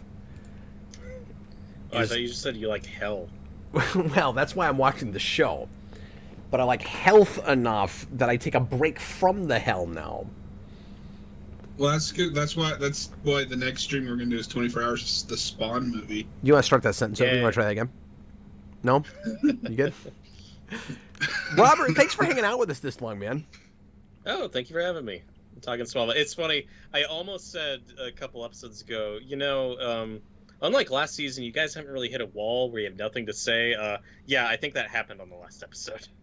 That happened like 3 episodes ago. It happened for John quite a while ago. I'm pretty sure John was sitting there like doing late taxes or something. I don't. I was, yeah. What are you doing, John? John was looking down. There was Sudoku or a crossword puzzle or something. I don't know what's happening there. John, do you watch this show? What show? Counting Kryptofreaks: The Revenge. Do you go back and Do you go back and watch the show that we make after we make it? I can't stand the sound of my own voice, so no. I have never worked with a person that doesn't feel that way. I don't think. Robert, you like that? Yeah, I'm the same way. Do you? Yeah. See, I like call me like self-absorbed or arrogant or whatever. I actually do listen to some of my stuff back. Of course, I used to edit. I do that for various reasons, but I used to edit so much. Obviously, we live stream a lot now, so I could get away with not going back and re-listening to anything. But I got so used to the sound of my own voice, it doesn't bother me at all anymore. And it is now the same voice that's in my head. I didn't used to have that. But no, I'll play back just to get a sense of what my performance in a video was and that kind of thing. I have a tendency to kind of you guys might have noticed, I have a tendency to take over and talk over people, and I worry about that, and I'll go back and look at that. And also I'll sometimes re-listen to things just to see what I said in something that's been a while, or if we've got like a part 2 that we do quite a while away from it. I'll look at bits and pieces of the thing anyway. And also, Austin will very often sneak in things that I'll miss because I'm trying to get my next thought together, or because I'm looking at the chat. And some of the funniest things he says are things that went completely over my head during a thing. And sometimes I can tell because I'll kind of see a look on his face. It's like, how are you not laughing at that? That's hilarious. And then I'll listen to it back later. I'm like, oh, that was hilarious. And I completely missed it. I hate that. I always feel bad about it. All right, we're going to watch Justice. And let's see how well it holds up, because a lot of people think of this as one of the best episodes of the series. I remember liking it, but I also haven't seen it in over a decade, so... Honestly, most of the Oliver Queen stuff has been really good, and the only episode I flipped red on, I think that he's in, is that last one. Mm-hmm. And his subplot was better than the other 2 plot lines. It was also 25% of the episode. Yeah. My biggest issue with this episode is, if you're gonna do a big team up like this, I think this should have been a 2-parter. Yeah. Well, and that's why Absolute Justice is nice, because they finally did one like that. Mm-hmm. Yeah. Well, and that starts the DC's obsession with the term absolute. Yep, that's right. It's also weird that this isn't the finale, or this is just in the middle of the season, but. Yeah, it is mid-season, but then they don't take off. So, and I remember it being advertised really hard too. Like, they poured a lot into this. They treated it like a, because again, it's technically a mid-season, but then they don't take off. Yeah, images from this episode are all over the DVD. Look at that. What's a DVD? It's like a Betamax. It's one of those things. We should make bootleg Smallville VHS tapes. What do you think, Robert? Should we do that? Ooh, yeah. Oh God, how big would that collection be? Every episode of Smallville. We don't have to do every one. What we should do is we should pick the couple of episodes from every season that we think would be on a VHS release. Like, if they only did one release and it was 2 episodes, like, what would they be? And then we could try to come up with like cool art for it. Like, what would the VHS tape be? Yeah, like the one a couple episodes ago. What's weird is there could have been Smallville VHSs. I don't think there were, but we Yeah. still had VHS for 4 more years. You could have had them for season 1 and 2. At least. Do you remember when? You know, we could just start the episode and get into it. We're totally gonna watch this. I swear to God, it's gonna happen. Sorry. What's up, John? I googled it. Apparently, they put the pilot out on VHS. Oh, cool. I have to find that for my collection. Did they really? Here, Cap, I'm gonna send it to you. Does anybody have it on eBay? If I it's will not try. that season 1 poster, that is blasphemy. Are we sure it's not? I mean, it's. I mean, maybe. I can't tell. Here, I'll send it. Here's the picture. I'm gonna see if it's on eBay. Yeah, it's not. It's not. But let me look at this. Sorry, guys, I'm stalling the whole show out. This is very indulgent of me, but I want to know. Let's see here. Oh, it's a limited release of both the pilot and Metamorphosis cut together. Yeah, which they put on the DVD. Oh, cool. I want this if I can ever get my hands on it. Oh, I want here you go, Cap. Are we sure this is real? If I'm it's still not, looking. it looks real. It's Yeah, got the I'm Warner still Brothers looking, logo. But I did find this. This might be more of your. And then they did a second Oh, just a premiere. Interesting. Okay, cool. So that did exist. Apparently. If those are doctored, they look really, really good. I don't think they are. I think they're real. But I'll look deeper. Oh, wait a minute. Okay, it's in a different language, but I found that videotape. Oh, cool. It's like I own this, but it's in Swahili. Although I feel like you didn't see a lot of VHS tapes back in the day for new shows, until they've been on a while. I don't remember that. I don't remember a lot of like pilots getting. Well, that's what I'm saying is you got a lot of like here's 2 episodes of something, and we did it especially with cartoons, but occasionally you would get it with live action shows too, like X-Files did it. Like there are definitely a lot of shows that did it. Okay, so Cap, I did find that in English. It looks like it was a Canadian release. Oh, okay. But it's going for like $100. Sure, not bad because it's probably pretty rare. Let's go ahead and get into this. Here we go. Everybody, please press play. I'll wait for John. I lost my tab. Oh, it's over here. Okay, I'm ready. Are you ready, John? Everybody, please press play right now. We need to ask Austin to track down a copy of that for you. I'll send this one that's in English to you as well, just to be so you have it. But I can't remember. it's expensive. Do we finally get a full-on Martian Manhunter in this episode? Is he? I don't think No, so. that is the next episode, the one that I don't like. It's so weird that they didn't use him to bring the Justice League together. Yeah, we can never get 7 members. Why? We're always we just do that? short. Well, you're really creepy. You should walk in the light or something. Why was that a reveal? Oh my God, it's that guy. Oh my God, look out! It's a creepy old man. Well, that's just ages. You should buy that first one I sent you that's not in English, just like so show. I don't know what this says, but I have it. I'll just have it to put on my shelf. How much was that? Like $30? Yeah. Cap, what I was going to ask though is, sorry. Do you remember when the CW or WB website starts and when they start putting the show online? Because I have to imagine they were doing that at least by the end of the series. Yeah, they were. I think they were. I'm not sure. You know. Actually, I don't know if this this show. I don't well think into this the show. mid-2000s now. I don't think this show was streaming until Hulu. Like anywhere. This wasn't on any official streaming service until Hulu. Okay. Oh, discussing topics. I'm remembering that now. Yeah, when you say the Frame of Mind episode, that's the Asylum episode that John doesn't like. Frame of Mind, John, is a Next Generation episode that's a lot like that episode. Well, and Buffy does one too, and I like it better at Buffy. I think they're pretty on par, this one and that one, but Well, that's what I remember. Maybe not. I don't know.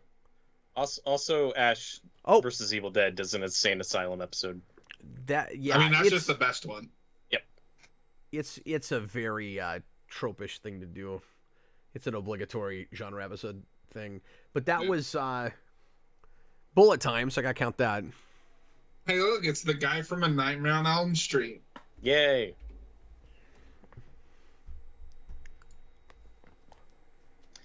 He's not Johnny Depp in that movie. You got to be careful. That guy can move so fast. He'll be gone like the 90s. Oh. Mm-hmm. Do you guys think it's weird how little we bring some of these guys back after this episode? Because I think we only get one more Impulse episode after this. No, because season 9 and 10 are overloaded with superheroes. Yeah, I was gonna say, don't a lot of these guys keep kind of winding in and out during that? It's mainly just Oliver. You don't get many of these guys, but you get new ones like Hawkman and. Does Cyborg ever come back? Well, when you say Hawkman, though, that's Absolute Justice, which I thought that's the Justice Society thing. Well, but he's also a regular after a while. Yeah, he's in 10. What? Oh, he is. I forgot about that. Yeah. Well, he's not a series regular, but he's in a few episodes. But yeah, like, do we ever see Cyborg again after this? No, because that actor passed away. Okay. Oh, I also didn't remember if he passed away when the show was still on the air. Well, so it's a mixture of he gets cast in a new show like as a regular, and then yeah.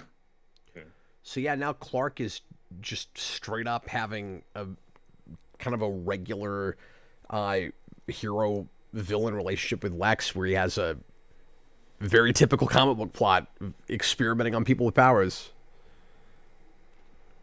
It is interesting that of like this cast of this episode, the two that have arguably had the most successful careers like in recent years are Kyle Gallner and Alan Ritchson as Aquaman, because he's Reacher now. He's got his own whole show. I didn't even know that's who that was. Crazy. Because we just straight up do Atlantis and. I haven't seen Reacher. I didn't know that's who that was. Mm-hmm. Yeah, he's also Hawk in the Titans show. I love how he comes in. Bart comes in and talks about the last time he was there like it's a TV episode. He's like, we had a moment in the Talon. Yep. It was filmed and put on television. I don't believe that like any life has happened with this guy between episodes. Any what? Only exists any life. He just only exists in the Smallville void when they need him. Yeah, exactly. He hasn't experienced any. I don't care how much Spanish he's speaking. He hardly likes to speak English. I don't like this bit. Just like Clark is being a little rough on him. Mm-hmm. At the same time, we thought he'd grown up maybe a little bit more than he seems to have.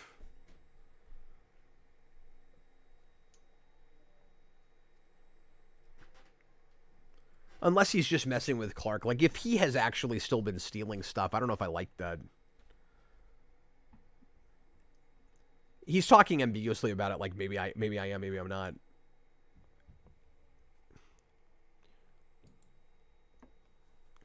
But I'm with you. Clark seems almost annoyed that he has to deal with this kid again. Mm-hmm. And then he's not. What? Maybe he just has social anxiety when people come over to his house. Maybe that's all it is. Sometimes Tom Welling doesn't know what to do when the camera keeps lingering on him. Because he did like 4 different reaction shots in that one close-up. They just used them all. I want to second a thing Cap was ranting about earlier, that we never see people do anything in this show. All Oliver and Lois do are make out. Every few episodes, we cut to them making out just to remind us that they're dating, and that is all these two do. Which, I mean, yeah, that's fun, but there's other things to do, you know? Like that. He's like, I know what girls are for, making out with. Why don't you go see a movie or something? God. Do something. Go bowling. Have you seen that Reacher show? I haven't, but I've heard it's good. Like, Okay, Great says it's good. I'm curious about it now. Because I didn't think that guy could act, but maybe he can act. Oh, no, I've heard he's great. Okay, wow. I've heard season 1 is really good, and then season 2 is not as good. Okay. But Well, that's yeah, 90% of every show made since 2012. I mean, I don't think he's a great actor in this show, but you do see his progression. Like, he's been in a lot of stuff. He is Raphael in the Michael Bay Ninja Turtles movies. Oh, yeah. That's not exactly it. Yeah, that's... I'm not saying that's a great performance, but he's in stuff. Also, I don't think the cast is... Or the Turtles. Yeah, but when you say you're seeing a progression, like... Not with that. I think he's progression of crap. I guess he's fine in that. I don't know. Kind of a poor example there, Robert. I don't know. All right. I've heard he's also fine in Titans, but I haven't watched it. Oh yeah, I haven't watched enough of that. No, I'm sorry. I'm just kidding. It's just a voiceover. I don't see you're like there's a progression. No, I'm like, I mean, they're motion capture. Like, no, I know they are. Like that is a performance. Robert, just take the L. I'm sorry, Robert. I feel bad. I'm gonna lose a lot of sleep for making fun of you about this.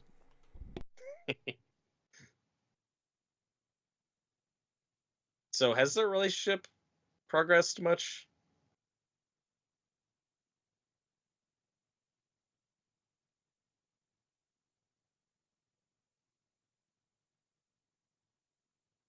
I mean, to be fair, they've also only been dating for like 3 weeks. No, it's been like 2 months. No, it's been 2 months because we haven't seen him in a while. We had 1 episode, but there's been like 5 or 6 episodes he's on him, or 4 or 5. Robert, they're finally going to do something. They're going to go on a vacation where they will then make out some more. It's like The Room. It's the same level of relationship writing. What is no, the it's the Saw? bat. It's the bat wave. Yay.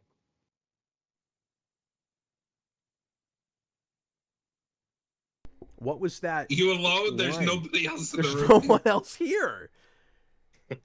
So I'm gonna assume that writing was supposed to be in a different context or something. I want to talk to you. Or he's never asked that in 6 years. He just walks in and he starts talking. Are you alone? Rosenbaum's response should have been, Look around, Dad. Yes, I'm alone. You dumbass.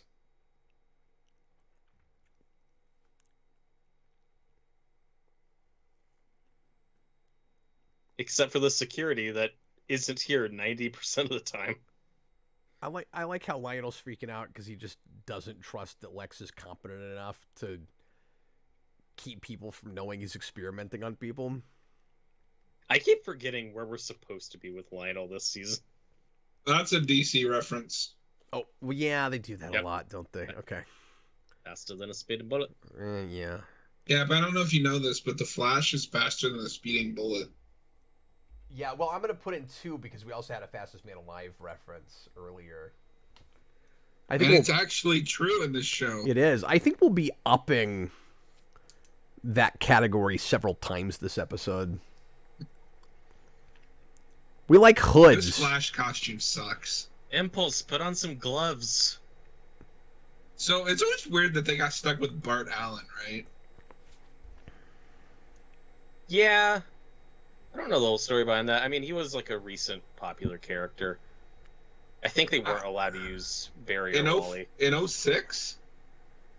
Yeah, I mean, Impulse I think comes out in the 90s, but like he's on one of the teams at this point. Like he's in the comics. Yeah, no, but this would be around the time that Barry Allen is coming back. Maybe, but I don't think they were allowed to use him or Wally. Why, I don't know. That's just what I've heard. Well, no, it's even worse because if you remember in his introduction episode, he has a bunch of aliases, including Barry Allen and Wally West. Yep. Well, this is interesting in hindsight, right? That the first 2 heroes outside of Clark that we put together like this are Bart and Oliver. Like you got the Green Arrow Flash thing. And we started with although in this we started with Flash and then we got Green Arrow later, but they're separate. Now we brought them together. I like that Oliver's solution is, you're gonna start working for me. Here's a pair of sunglasses. that are color coded to your costume. I was considering wearing sunglasses and a hoodie for this one, but I decided against it. Do you often wear sunglasses at night? Yes. He goes, but then I remembered I wanted to watch a TV show and be able to see it, so I didn't do that. Well, because he's not going to be able to hear it. I've got the subtitles on. You don't hear subtitles. I've heard it both ways. So Robert, this is an No, you audio. haven't. This is an audio visual experience. I don't know if.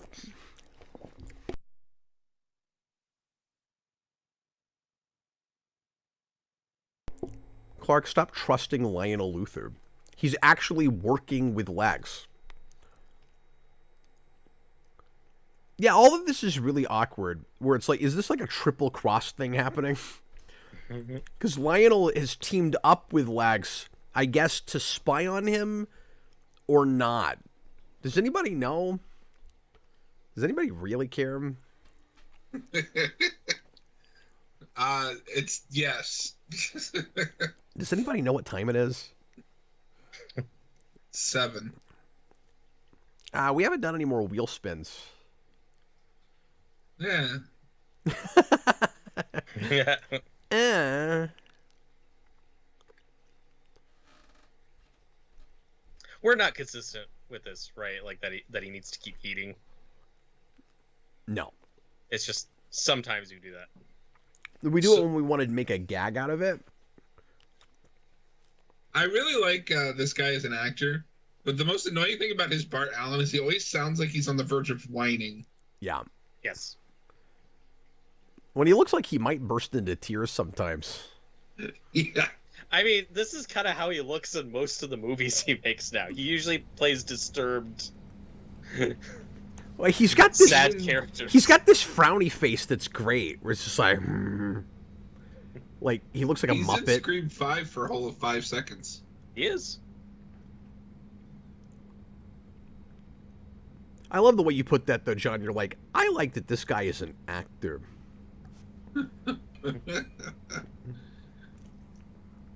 I mean, I watched Arrow. That's not a given. I've seen this show. It's really not a given. How many times the last 2 episodes did we say acting?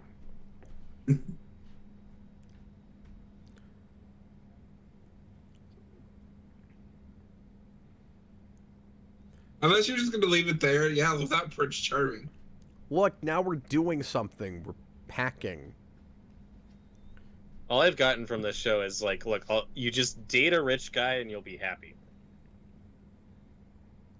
You know, we're 15 minutes into this, and I mean, we put Flash and or Impulse and Green Arrow together, and we're talking about Lex experimenting on people, and that's about what we've done so far in our Justice League episode.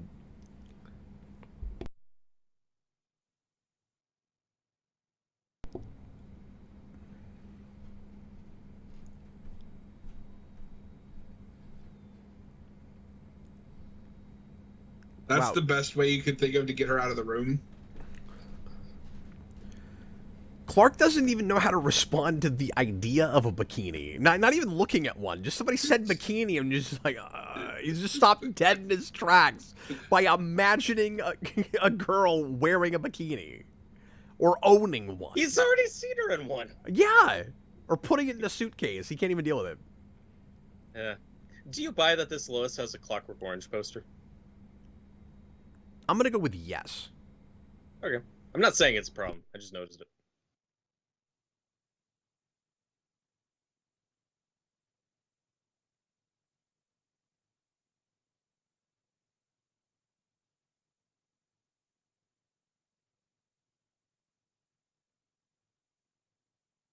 I guess that was consistent enough with what she said the last episode.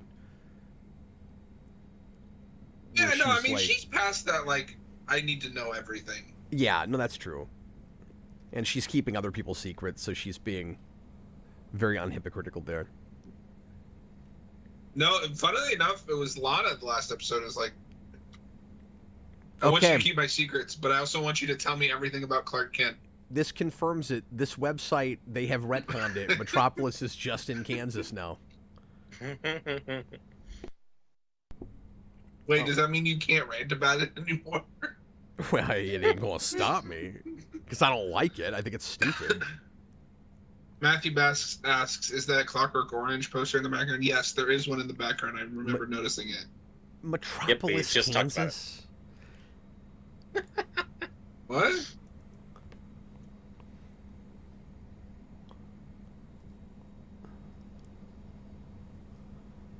Matthew Bass earlier. Obviously, he's alone. Lionel, what are you talking about? That is one of the funniest things this season. Are you alone? Yes. Does that count as a throw? Does that count as convenient unconsciousness? No, it's not convenient. They're gonna unless just getting kidnapped is convenient. It's convenient for Lex. That's not what I mean by convenient. Robert, we hang out way too much. Yeah, it's funny. You guys didn't even really know each other that well when we started doing this. Now you guys talk to each other more than I talk to either of you. That is true. We've done all of Stranger Things season 1. That changes a person. That is true. Yeah, that's crazy. Robert, I know I'd probably asked you this, but are you a Power Rangers person? Not really. Oh, okay. I've not seen much Power Rangers. That's for you guys. I was just wondering. Yeah, it's something I was like kind of tangentially like thought was cool when I was a kid. Like I had one action figure. You know, I had a friend who had a ton of action figures. I was super jealous of that. Looked awesome, and I think I caught like an episode or two on TV. But it's not something I was like super into or super familiar with. The most I know from Power Rangers is just listening to you over the last decade. It was just way too easy earlier in the season, the way Oliver sought his identity. I wish they'd actually done something with that, where he either somehow figures it out or Clark actually lets him know about it. I don't know.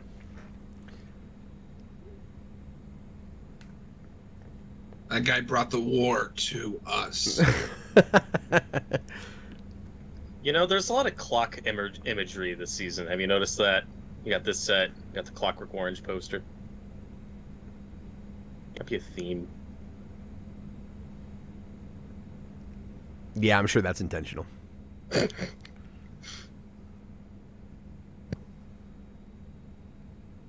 think it's more clock towers are cool. Is it convenient that he somehow found all of the like random people that Clark has met over the years? And that none of them are Kryptofreaks? Yeah, because that just sucks because we can't count them. There's no good guy Kryptofreaks. It's just... That's not true. There was that guy. No, I mean there's no good... No, I know. I'm saying there's no good guy Kryptofreaks in the Justice League. They don't find any and then use them. It's weird.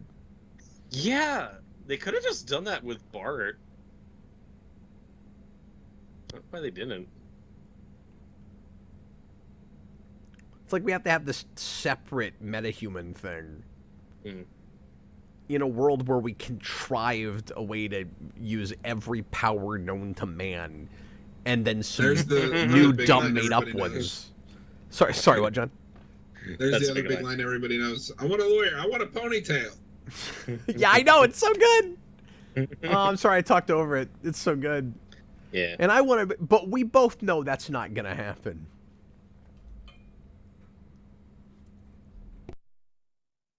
I just like to imagine that Lex's deepest, darkest wish is for a ponytail. I want the big reveal for all the experimentation on Kryptofreaks to be coming up with the crypto power of growing hair.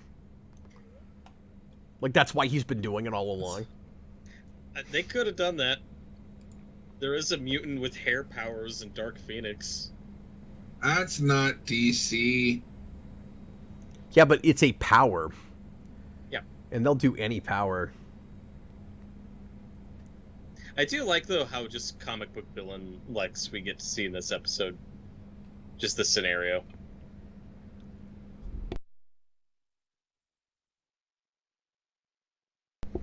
So this is called torture. No, that's called moving with style.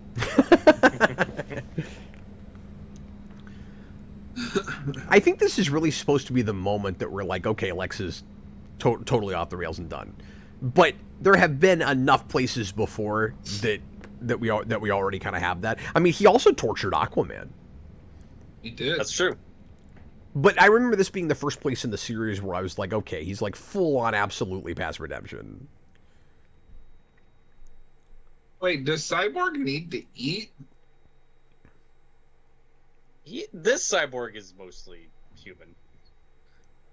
Yeah, he needs oil and stuff, but I think he or whatever it is he uses to power himself. But I can see him also eating. He usually does.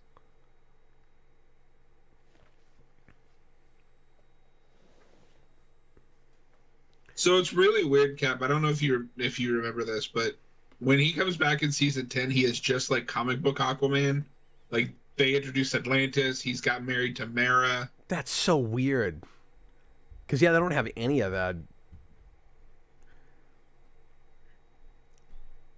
I remember liking some of the banter they do with them through this. And, like, these guys are all pretty charismatic, and you can see on a team together. And it might have been nice if, especially later on when they go full-on superhero, and there's, like, kind of a villain every episode. It's not just a Kryptofreak. If they had actually done a full-on Justice League season and just had all these guys here. Yep. And I think people were sort of expecting that. Yeah, like, you could have done more team-up episodes after this. Why not? At least with a few of them.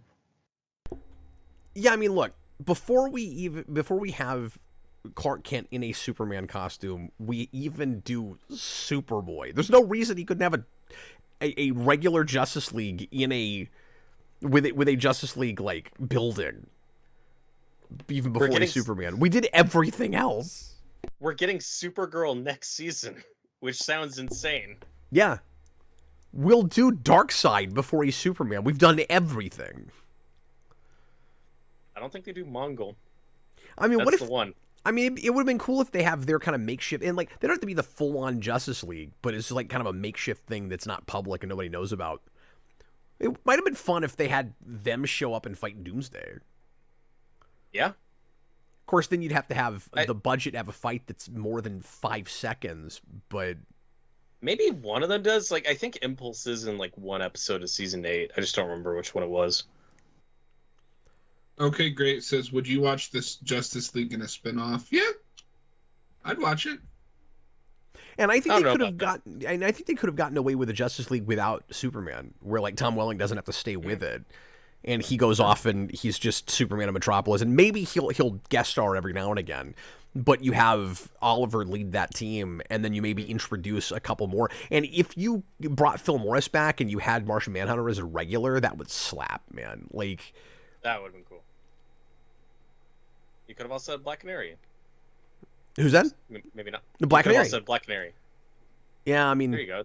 It's just not this one. Yeah, maybe a different Black Canary. I mean, Arrow had 5. James Gunn, just please give us a good Green Arrow and Black Canary. Please. Well, Austin and I predicted that they would announce a Green Arrow, Green Lantern movie, and they didn't do that. Yeah. But we didn't know they were going to do a Lanterns TV show.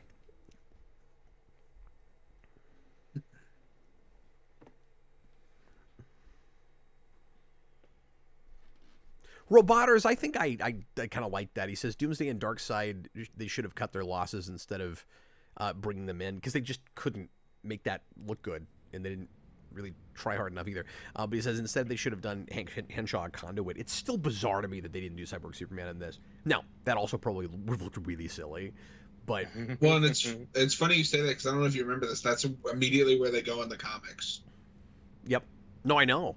And Conduit is a great idea because the show is so much about kryptonite. You just have a character that gets a bunch of kryptonite and then gets, infuses it with their body. It's kind of odd we didn't have a character like that in this, even if it wasn't Conduit. This show does have a live wire, right? For like one episode? I think so, yeah.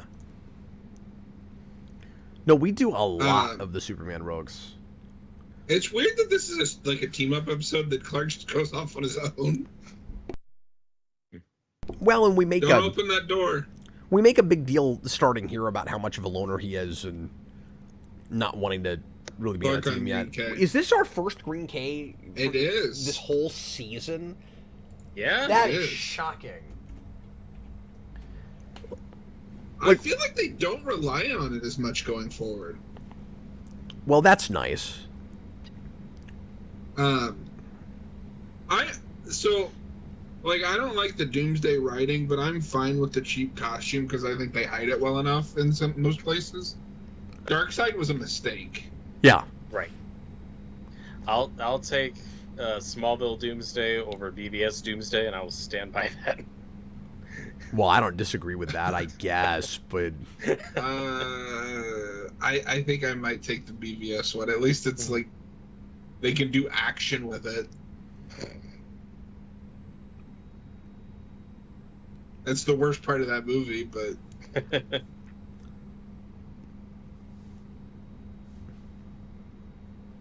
like we were mentioning earlier, though, it is weird that we do this big team up right before they properly introduce Martian Manhunter.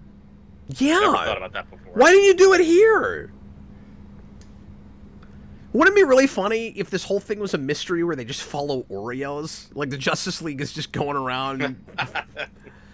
There's another Oreo. We're getting really close to this alien.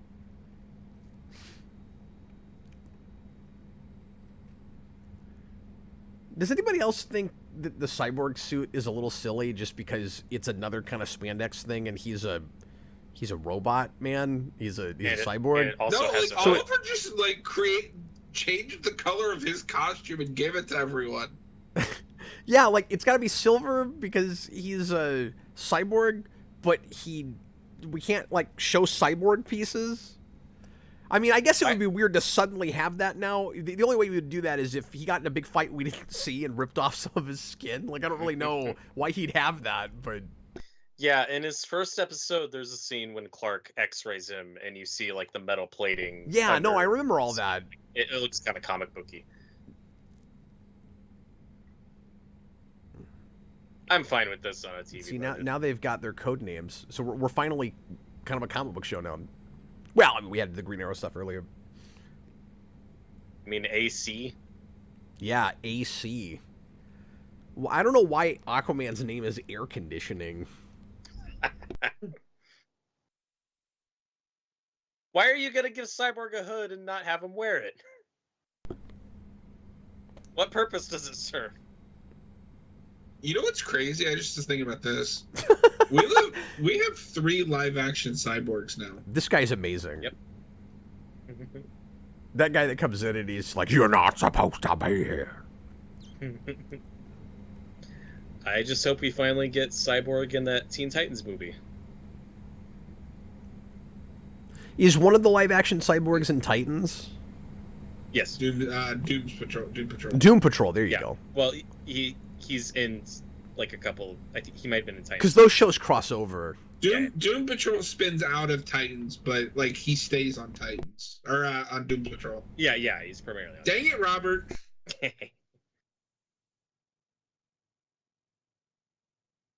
Get it? I'm He's Batman. the Boy Scout.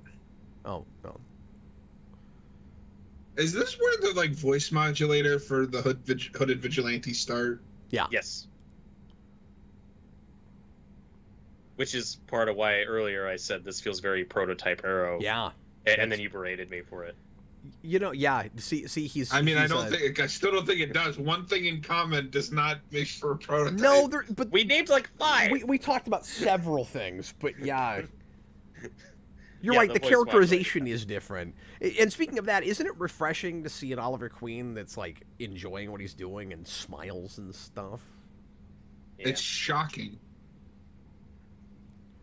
Aquaman's Who knew annoying. that a Green Arrow could have fun? Aquaman feels a little bit like MCU Thor sometimes. That's a good call. Okay, but which MCU Thor? Like the good one or the bad one? I think he means a little more recent I mean stuff. movie 1 Thor. Okay. Oh, really? So the good one. Nicholas Bodo, if you guys had an ideal Justice League with 5 members, who would be on it? That's tough. Batman, Superman, Martian Manhunter, Wonder Woman, and Green Lantern. Was that bullet time? Yeah, I'll count that. I don't think you've counted all the bullet time sequences this season. No, I think I've kept up with it pretty well. I think we've done pretty well. It's more. I've counted all the ones that anybody brought up that I didn't notice, and the ones I noticed. I don't like a Justice League without Martian Manhunter, so he definitely has to be there. And then I would put Black Canary on mine. And I'll say Green Arrow too. That's fun. We'll have both of them.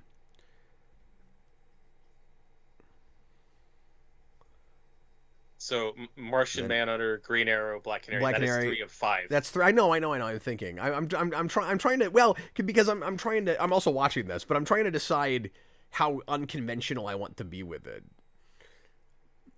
I got to think for a minute because I don't know who else I want to put on mine. It's a very important decision. You should just go completely left field. Be like Lionel Luthor and a lot of Lang. The Bug Kid from Metamorphosis. Yeah. Oh no, Clock King. I'll start putting villains on my Justice League. Can you rattle yours off real fast, Robert? Superman, Batman, Zatanna. Oh, cool. Plastic Man and Booster Gold. Why not? Son of a... Where's my eject button? I mean, Booster Gold is good. You're strong about that one, Kev. I don't care. I just said Zatanna because no one else said Zatanna. I just don't like him. I don't know. Oh, we're at the big money shot. Yep, there you go. Have you seen his Justice League Unlimited episode? There's the shot. Are you asking me? Yeah, I have, and it's good, but I still don't like that guy. This is very silly. I'm not Green Lantern. My suit isn't even green. Yeah, that's pretty funny. As far as walking away from explosions, that's not the worst I've seen, but the crash zooms were unnecessary. Okay, yeah, that's dumb. The walking away from the explosion's okay. I guess what I'm thinking of wouldn't be it would be like a side Justice League team, but it'd be like led by Martian Manhunter, and then it would have 2 couples on it, right? So it would have, like I said, Green Arrow and Black Canary, and then it would have Supergirl and Steel. Ooh, I do like Steel. That's like my side Justice League team.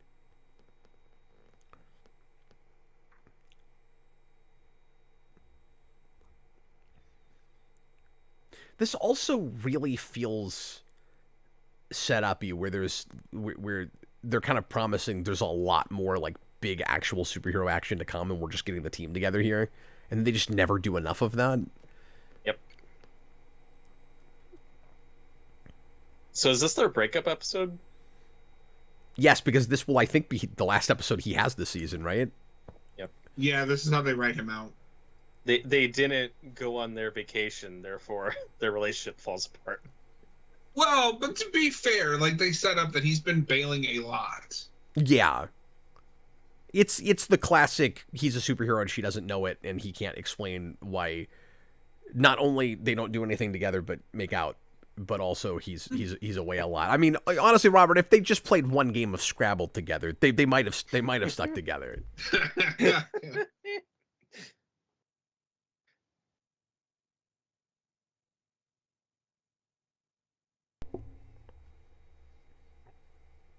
Shut up, Oliver. I'm still more invested in this than the Lex and Lana stuff. Yeah, of course, me too. It is really kind of interesting retroactively that she just said Seattle or Bay Area, because Seattle is an area that Green Arrow goes to in the early 2010s. Discussing topics of importance really wants you to watch the Smallville episode with Booster Gold. We'll get there. We'll get there. I want to say that's the second to last episode of the whole show, is it not? No. It's near the end. I thought it was the penultimate episode. No, it's not the penultimate. There's no way. Fact check. I'm checking. I don't know. That's what I remember, but I'm probably wrong. Got a fact check here. I guess, I mean, it's not the penultimate, but it is episode 18. Out of how many? I mean, 22. Yeah, it's really close. Is the episode that brings back the bug guy after that or before that? Before that, because didn't they do that as like episode 200? Yes. See, I know stuff. That's the 4th episode of season 10. Because that's the big high school reunion episode. Oh, okay. And somehow he survived that. God, Cap, can you believe that was 14 years ago? No, I can't. Why did they do a high school reunion? That's like 6 years later. My class got together like 5 or 6 years after graduation. Yeah, they do it. That's true. To be fair, that's funny, but to be fair, high schools do a 5-year. Well, yeah, this show aired its finale on May 13th of 2011. Yep. Isn't that crazy? I was already 2 years into the channel. I was getting ready to enter my final year of high school.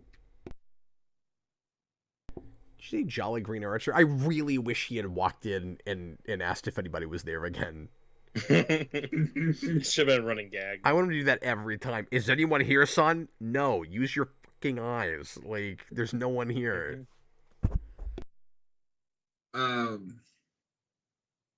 Season 10 also has that really unfortunate episode where Lois gets possessed by like the spirit of Isis or something.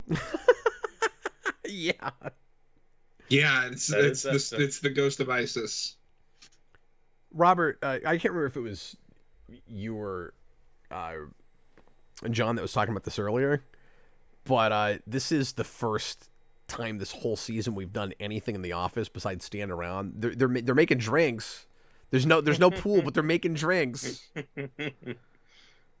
Discussing topic says, no wonder this episode is good. Lana's not the cause of the drama. That's true. Also, unlike some previous episodes, this one did fly by fast.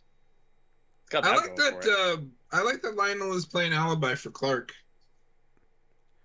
Yeah, and at the same time, he's also stirring up Lex's jealousy and anger at both of them. Yeah. So it's not just an alibi. It feels like he's intentionally pitting them up against each other, and that will probably not pay off in any way, but it feels like that's what he's doing. Well, no, it will, because that's why Lex becomes obsessed with the Traveler. Oh, is he trying to make Lex obsessed with the... I don't think that's what's happening. Well, yeah, that's totally not retroactive, and they have that plan from scene 1. Okay. Boy, they are a well-oiled machine here. Also, he looks way too young for her. Yeah. He really What are you does. talking about? She's like 19.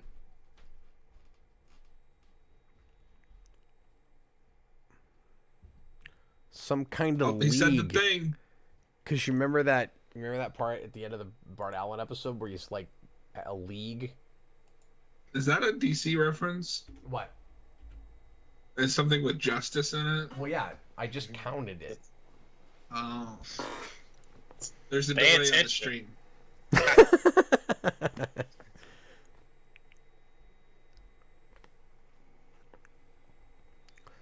And so I just don't have time to make out with my girlfriend anymore.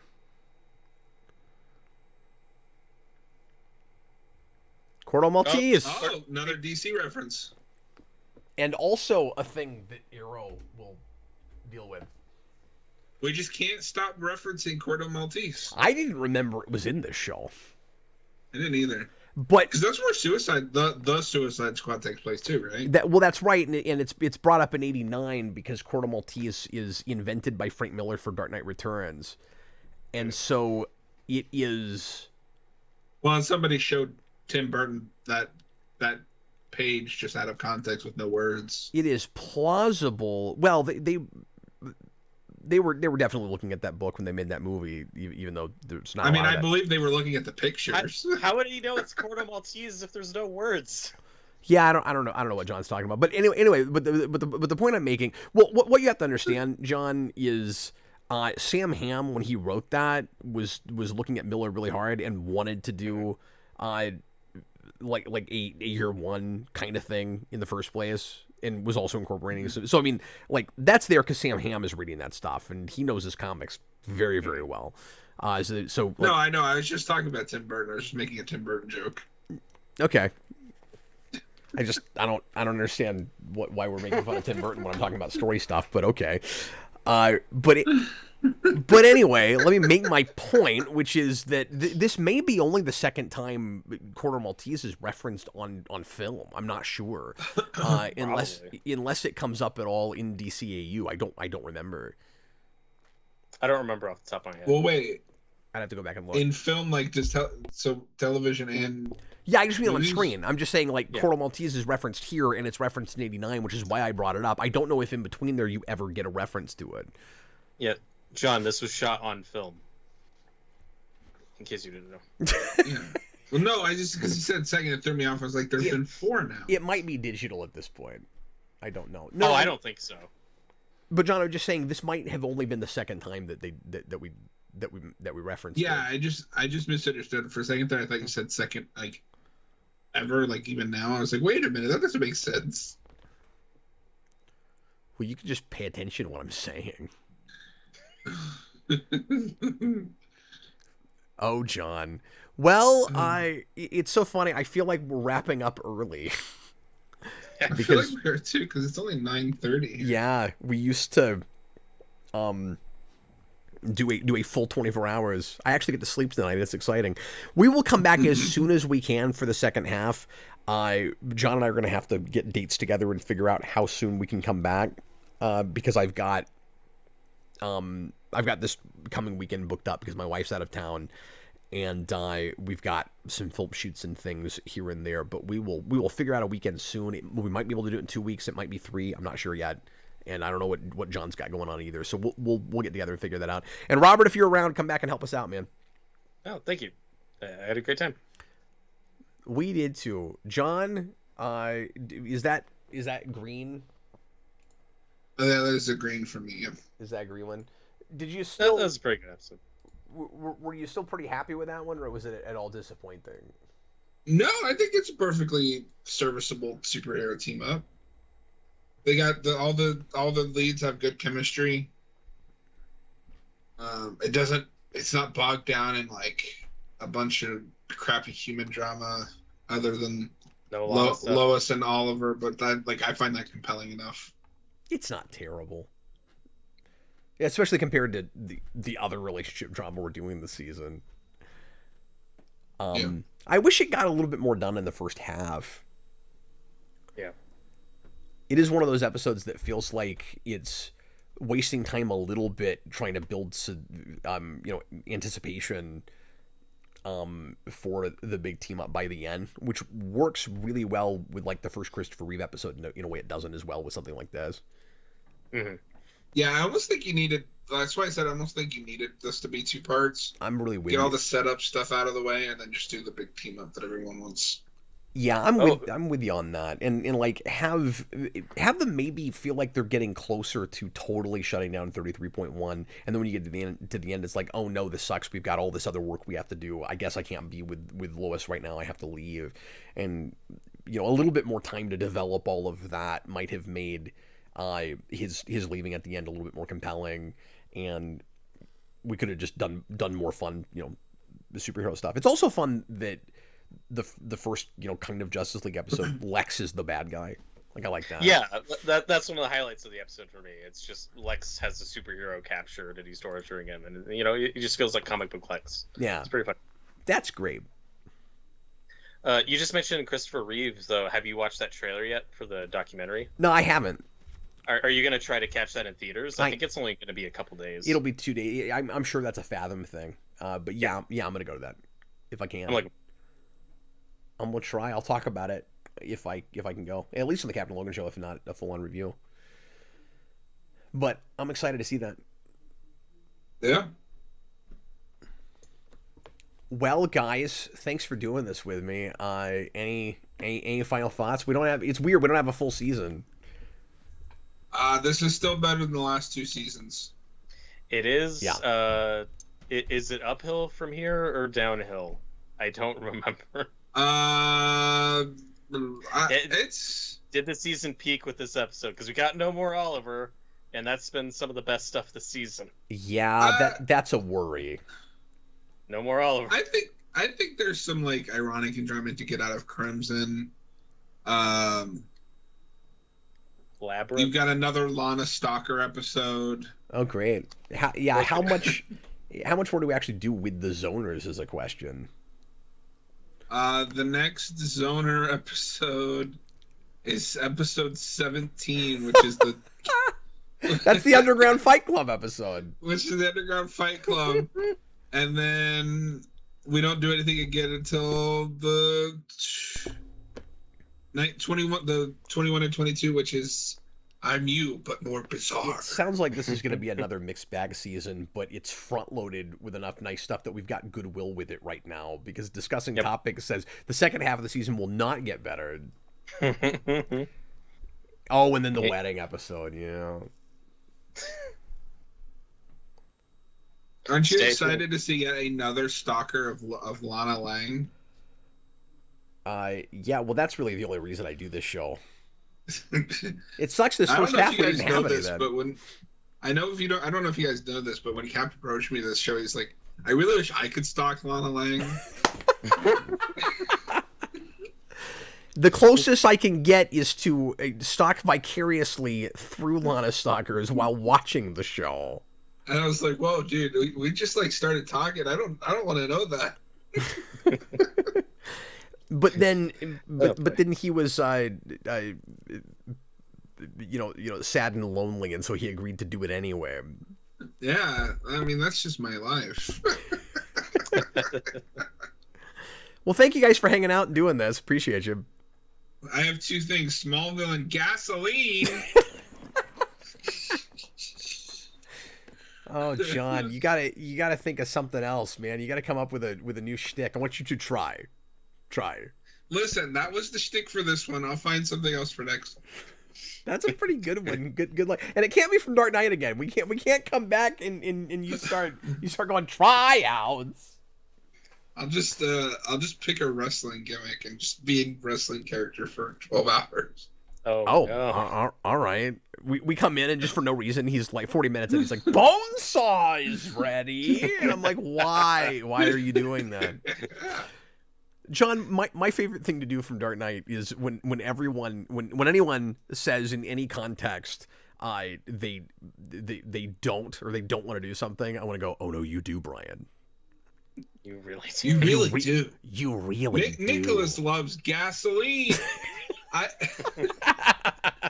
And it's funny because I didn't really pick up on it, but like Noah and Austin won't stop saying it, so now it's like stuck in my head. Yeah, you co-opted their bit. Nicholas wants me to use something from the Batman.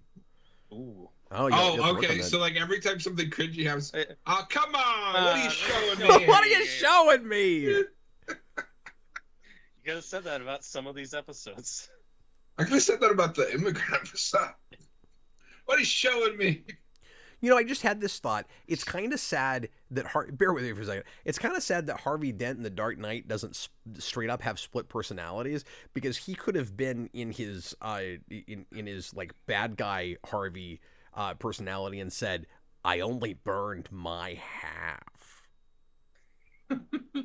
Harvey.